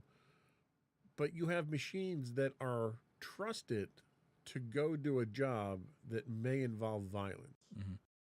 If those machines can then be usurped by a nefarious third party, and our trust in those machines allows them to continue to do their job, when they get usurped, we have a new target designation. Right, exactly. And that's I think where you get into the real world danger of this. But I mean, that's our world in general has a heavy reliance on computers, right? And so I think that comes with the risk, right? Of the ease of use and the scale of our operations. You need something like AI to run it, because it's not feasible for people to do it all the time. And I think that just comes with the territory of, if this is how we're going to run things, then there's a chance that someone could take it over. It's no different than, well, it's different, but we're reducing a little bit. But if you had a gun and someone took your gun and killed you with it, it's the same thing. So AI is the tool. Yeah. It's not the intent. For now, yeah. Okay. Until we get to the point where, we have a fleet of drones that are, flying around the globe just taking pot shots wherever they want, that are programmed. Well, I guess they wouldn't be programmed at that point. But I'm saying, instead of a fleet of jets flown by pilots, if it was a fully automated, a bunch of drones where they could all communicate and make their own decisions, once they get into that level of autonomy, that's when you're running into more of an AI-based issue, I think. So Russia's president, Vladimir Putin, we're getting all the banner people out here today. He said at one point in time, artificial intelligence is the future, not only for Russia, but for all humankind. It comes with enormous opportunities, but also threats that are difficult to predict. Whoever becomes the leader in this sphere will become the ruler of the world. That's a little extreme. First off, do you agree with that? I mean, I guess, because at that point, wouldn't you just have the strongest army too? If he says it's got enormous opportunity, right? So then by that logic, you would, unless those unpredictable threats like make it worse for you. I don't know. Like, I don't think it's any different than having the strongest standing army, right? And whoever has that, you're by default the most powerful, unless you control like the economy. That's different. But in terms of like military force, if you have a bigger or more effective army, yeah, you're going to be more powerful, right? So, do you think that in order to combat nations, like assuming Russia's gearing up towards artificial intelligence, do you think the only way to combat nations like that is with your own artificial intelligence? I think so. I mean, that's how these things usually go, right? Like an AI arms race, which, hey, sci-fi authors out there, that's a free title. But, yeah, I just think it's going to... and you're going to dig yourself into a hole, right? Because the more we go into this AI route, the more you're getting into these threats that are difficult to predict, like he's talking about. So the further we go with this technology, the more we're getting on that edge of accidentally making something that could either get its own intelligence or something that is more likely to be, like you said, usurped and used against the, whatever country's making it. Okay. Now we're talking AI in actual active weapons there, but there's potential danger elsewhere too. What about social manipulation? What do you think AI could do from a social manipulation standpoint? I mean, so far we've had social media, I don't want to say usurped because it's being used as it's designed. Right. But you've had situations where you've got Facebook and the whole Cambridge Analytics, and you've got Twitter trying to, all the Twitter files coming out now telling us how people try to manipulate elections and stuff. Where do you think AI falls in there? Is AI, is that algorithm as you go through your social feed, is that AI manipulating you in such a way that it could be dangerous? Absolutely. And I think that this is where you get into the things that are much more real world dangers, right? Especially when it comes to things like social media, you run into that echo chamber issue where you're only hearing ideas and things that reinforce what you think. So you never hear anybody else's ideas, for better or worse. But generally, I think that's a bad thing. I think that you should be able to, see ideas from everybody and then interpret them how you want. But when you get into this with social media where you're seeing the same things over and over again, it just reinforces your own beliefs and makes you double down. And it makes everybody closed-minded and more isolated from each other and more extreme in their beliefs, too, in certain situations.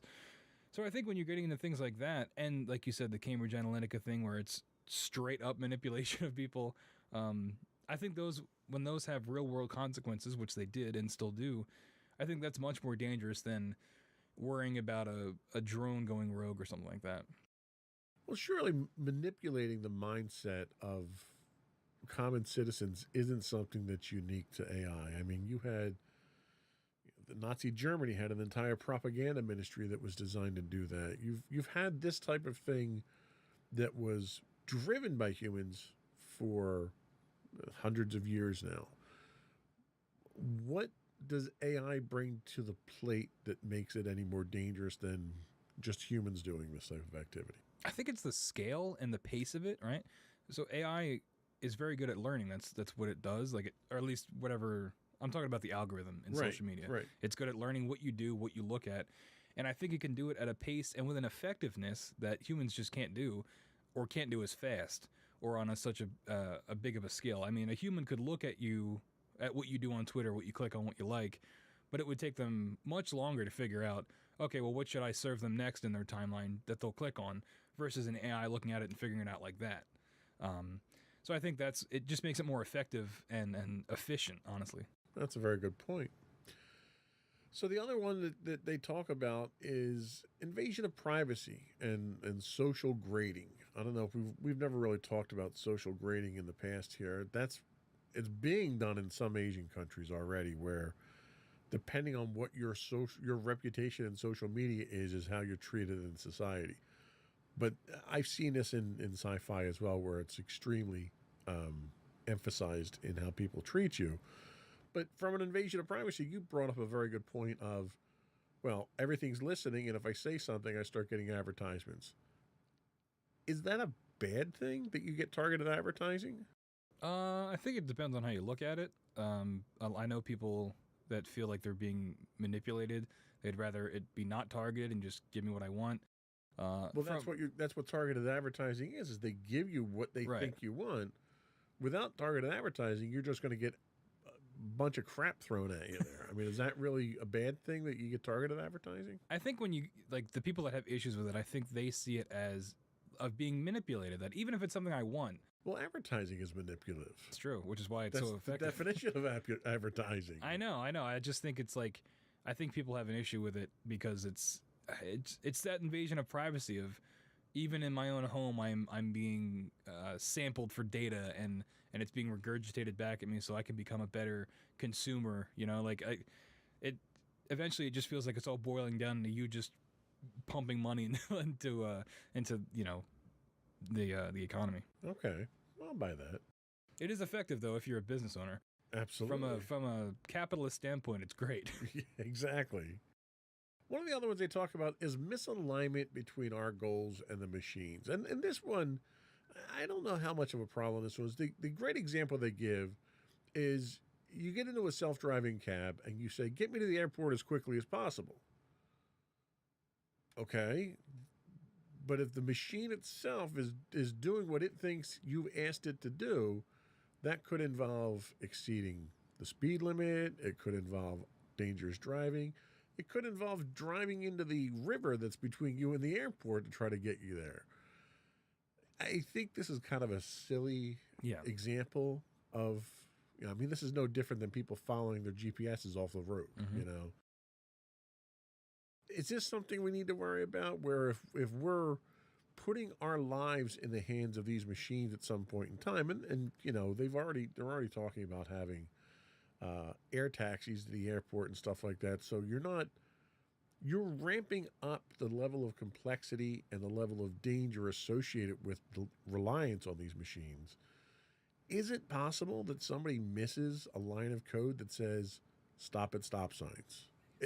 Is that a danger? I mean, not really, right? If these things are being put out on a global scale, surely they would test them, right, and see if that's an issue.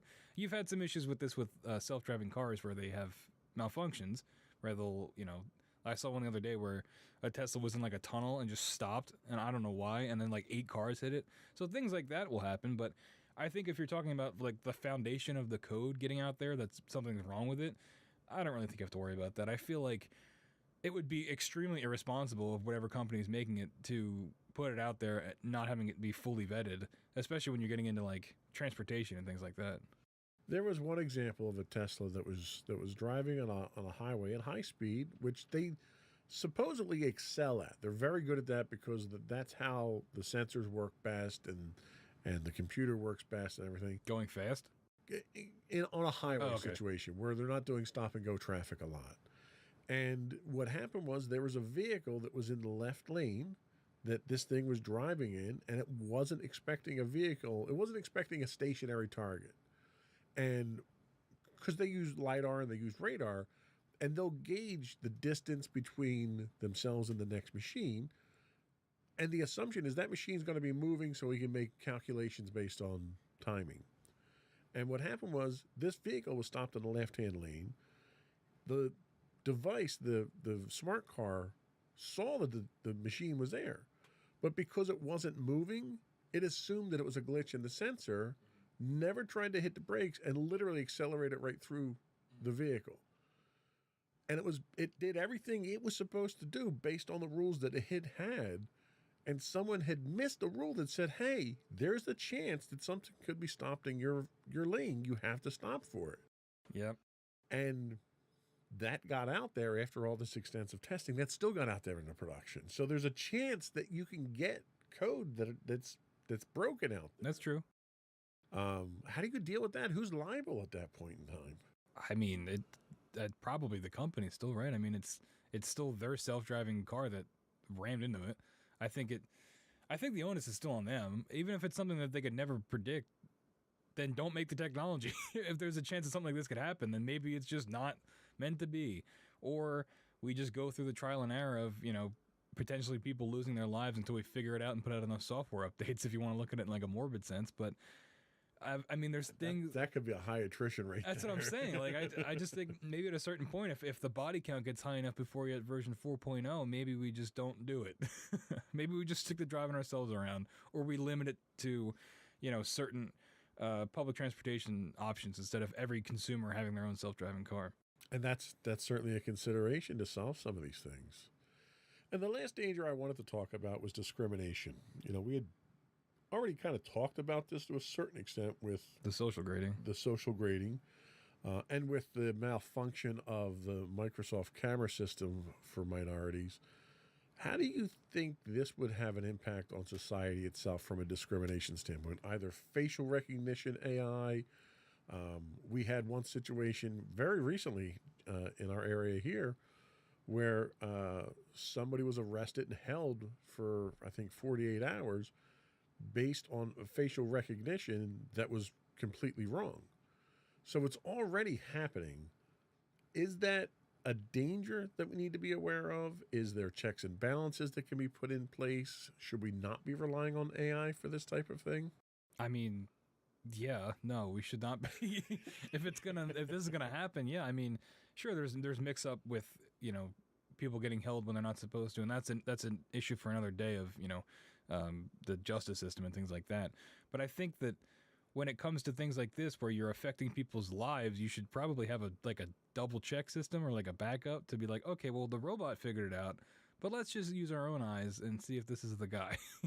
Well, and I see something like this being used extensively in high traffic areas, airports, right? So you want to be safe going through the airport, but you want to be expeditious in moving people through. So a lot of things that we do, we rely on technology to accomplish that. If you get a certain failure rate of that system itself, is that tolerable, or should that be 100% accurate?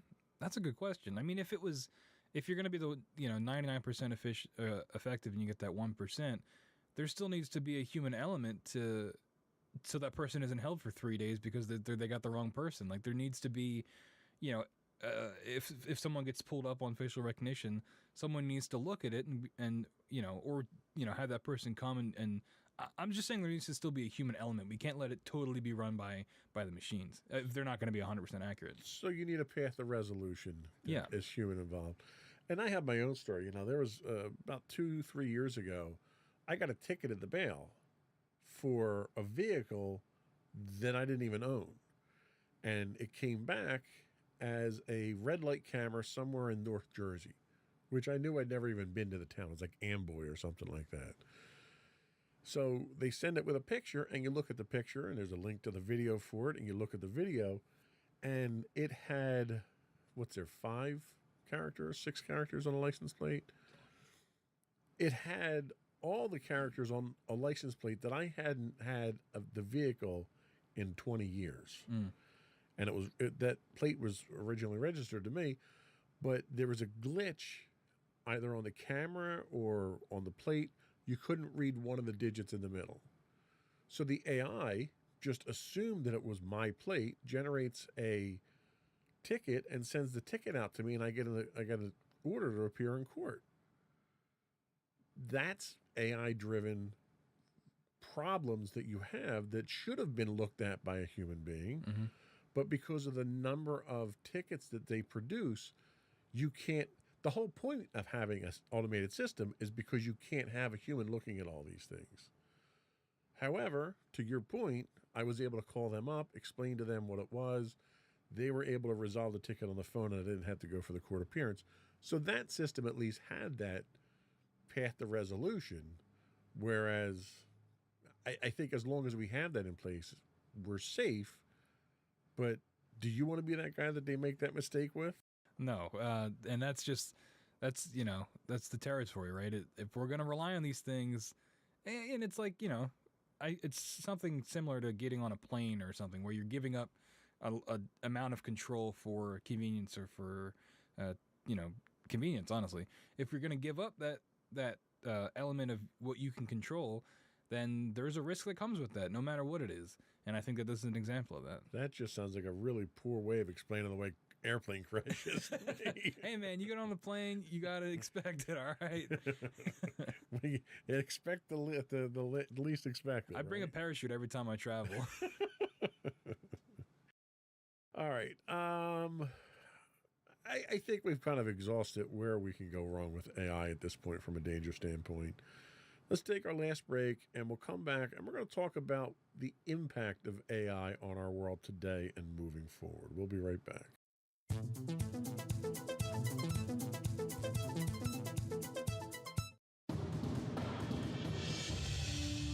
For over 7 years, the Second Sith Empire has been the premier community guild in the online game Star Wars: The Old Republic. With hundreds of friendly and helpful active members, a weekly schedule of nightly events, annual guild meet and greets, and an active community both on the web and on Discord. The Second Sith Empire is more than your typical gaming group. We're family. Join us on the Starforge server for nightly events such as operations, flashpoints, world boss hunts, Star Wars trivia, guild lottery, and much more. Visit us on the web today at www.thesecondsithempire.com.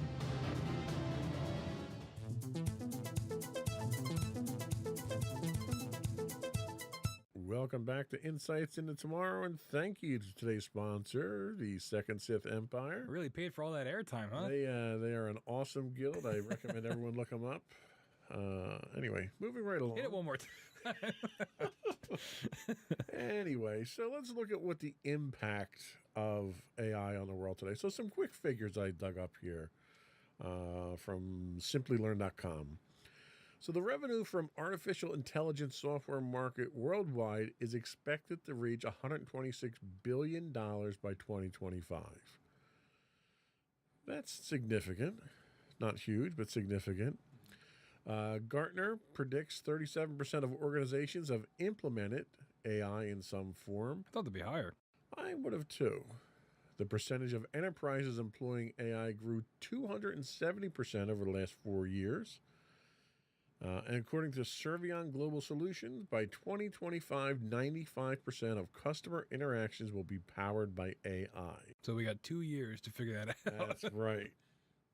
And a recent 2020 report from Statista reveals the global AI software market is expected to grow approximately 54% year over year and is expected to reach a forecast size of $22.6 billion. Which doesn't really make sense because the other one was 126. Sure does. Hey, man, data's weird. They all got different conclusions. It's numbers, right? Don't worry about it. I think the conclusion here is that AI is very much embedded in our lives now. Are we better off for that, or are we worse off for that? Oh, that's a good question. We've looked at like every aspect of AI, and I think it's good in some aspects, right? We're taking the load off of humans if we can run things with an AI just to make our lives a little bit easier. I think that's a good thing because at a certain point when we're talking about things on a global scale, it's just not practical to expect humans to be able to run all that 24/7. But then when you get into the more dangerous aspects of social manipulation, we're about to get into the discussion of how it affects creative endeavors. I think that's when you start getting into the dangerous territory, and it's really going to be a question of where does this go in the next 5 to 10 years? Are we getting that full on AI integration in every day of our lives? Or is it still like it is now where it's more in the background? It's not necessarily as prominent. And I agree. I think we're very, very much on the cusp of something significant here. I think we're kind of nipping around the edges right now until we get deeper into it. Some of the special projects that I did want to talk about, one that's in the news now, is ChatGPT. Their tagline is optimizing language models for dialogue. And this is a chatbot that is human-like interactions. You can ask it things, it'll answer them. One of the things, this happens to actually be something that I had directed my developers at the office to dig into a little bit. One of the functions that I see with this is helping to automate and personalize communication for our sales force. So the concept that we had come up with a few years back, and the technology wasn't there yet, was our salespeople know their customers. So the salespeople can go in and drop in notes. Tom likes the Phillies. His wife's name is this. His kids' names are this. And they're going to these colleges. They can put in this metadata about the person. And eventually, the idea was to have this technology that could take this metadata and write a monthly email to each one of your customers that's personalized, that might have specific information as far as offers that we might have, but it looks like it's coming from you. And we want to write these, hand them off to the salesperson, let the salesperson read it and okay it, and then send it out. And we're literally within months of being able to have the system start writing emails like that. Is that, in your opinion, is that a viable, good way of using AI, or are we stealing some of the human element there? Are we muddying the waters? I mean, it depends on how much you care about these handwritten or emails, these personalized emails. If you're okay sacrificing the human element of it, then it's fine. It still has the human element, right? The salespeople still have to know their customers. They still have to know exactly the things that make it personal, and they still okay before it's sent off. I think that's fine. Yeah, I don't really have any issues with that. But if I have a salesperson who doesn't compose emails very well, is it ethical for them to use this system to compose their emails for them, or is it the same as having an assistant doing it for you, or is it different because it's AI? That's a good question. It's like cheating on homework, kind of. Right. But I mean, in the real world, you're not like, I don't know. It's cheating on homework in the real world isn't as big of a deal as it is in high school. Ultimately, at the end of the day, you got to make these sales, right? So if you're not good at writing emails, first off, I don't know how far you would have gotten as a salesperson. But second, it's like a tool, I think. In this instance, it's like another tool to use. If emails aren't your thing, but when you're in one-on-one interactions, you can make the sale, good for you. You can use this as a tool. If you are relying on this to do your job for you, that's a little bit different, right? If you're relying on it to make sales pitches for you and to reach out to customers, and you're kind of just sitting back and maybe putting in a few inputs, then you're relying on it too much, and it's becoming an issue because you're not doing the work. So it's just a matter of pacing how much you use the tool. Yeah, and implementation. So the next one I wanted to talk about was Canva. So Canva is a AI-based image generating software out there, and there's a number of them out there now. And you basically give it text input and say, give me a picture done up like Van Gogh of a horse in a rainbow. And it'll go out there and it'll source thousands of different images, and it'll come back and it'll generate what's considered an original image for you, so you don't have to make it yourself. But that image itself is a compilation of all these other works. Is that something that is going too far, or are there any moral implications to that we have to worry about? Yeah, this is actually the whole reason I wanted to do this episode was things like this. I know we covered the doom and gloom of AI taking over the world, but this is where I think it really is. It strikes a chord with me of it's essentially making like art sausage, but like if you didn't make any of the components of the sausage to begin with, you kind of just put it in the blender and called it your own. It's really devaluing art and the human element of it. And when people feel that they can get this app and make art like with no effort, it kind of defeats the purpose of it in general. There's also Lensa, which is similar to it. And I had an article linked here where there was cases where you could see artist signatures on the final product what Lensa would create because it was just stealing artwork from other people. And that's how a lot of these AI work, is that you put in what you want and it scours the internet and will take from other artists' pages, usually without permission. It just kind of steals it and then, incorporates it back into itself and spits it out for you, but you feel like you've made this and you really haven't. You didn't do any, you don't know how to do digital art or anything like that. It's like putting it on easy mode. But also the bigger thing is stealing from the people that did make something. And I really think it's an issue. So let me ask you something, and we'll kind of go down the moral path here. If I don't have any artistic ability whatsoever, but I need to come up with a picture, and let's say I need a picture of a tree, and I don't know how to make a picture of a tree. So I'm going to go out and I'm going to look at other people's samples, and I'm going to find one that I really, really like. And then I go and I kind of try to recreate that as my image of a tree. Is that the same moral ambiguity as what a Canva is doing? Because Canva had the same problem. They wound up getting sued by Getty Images. Oh, really? Yeah. I didn't know that. Because they weren't even pulling the watermarks out. Oh, It was so bad. Is me using someone else's inspiration to make my own different than these AIs going out there and grabbing these? Because they don't always take a one-to-one image. They may take portions of an image, almost like sampling a track in music, and then they assemble it together from multiple different sources. What's the difference in the two of those?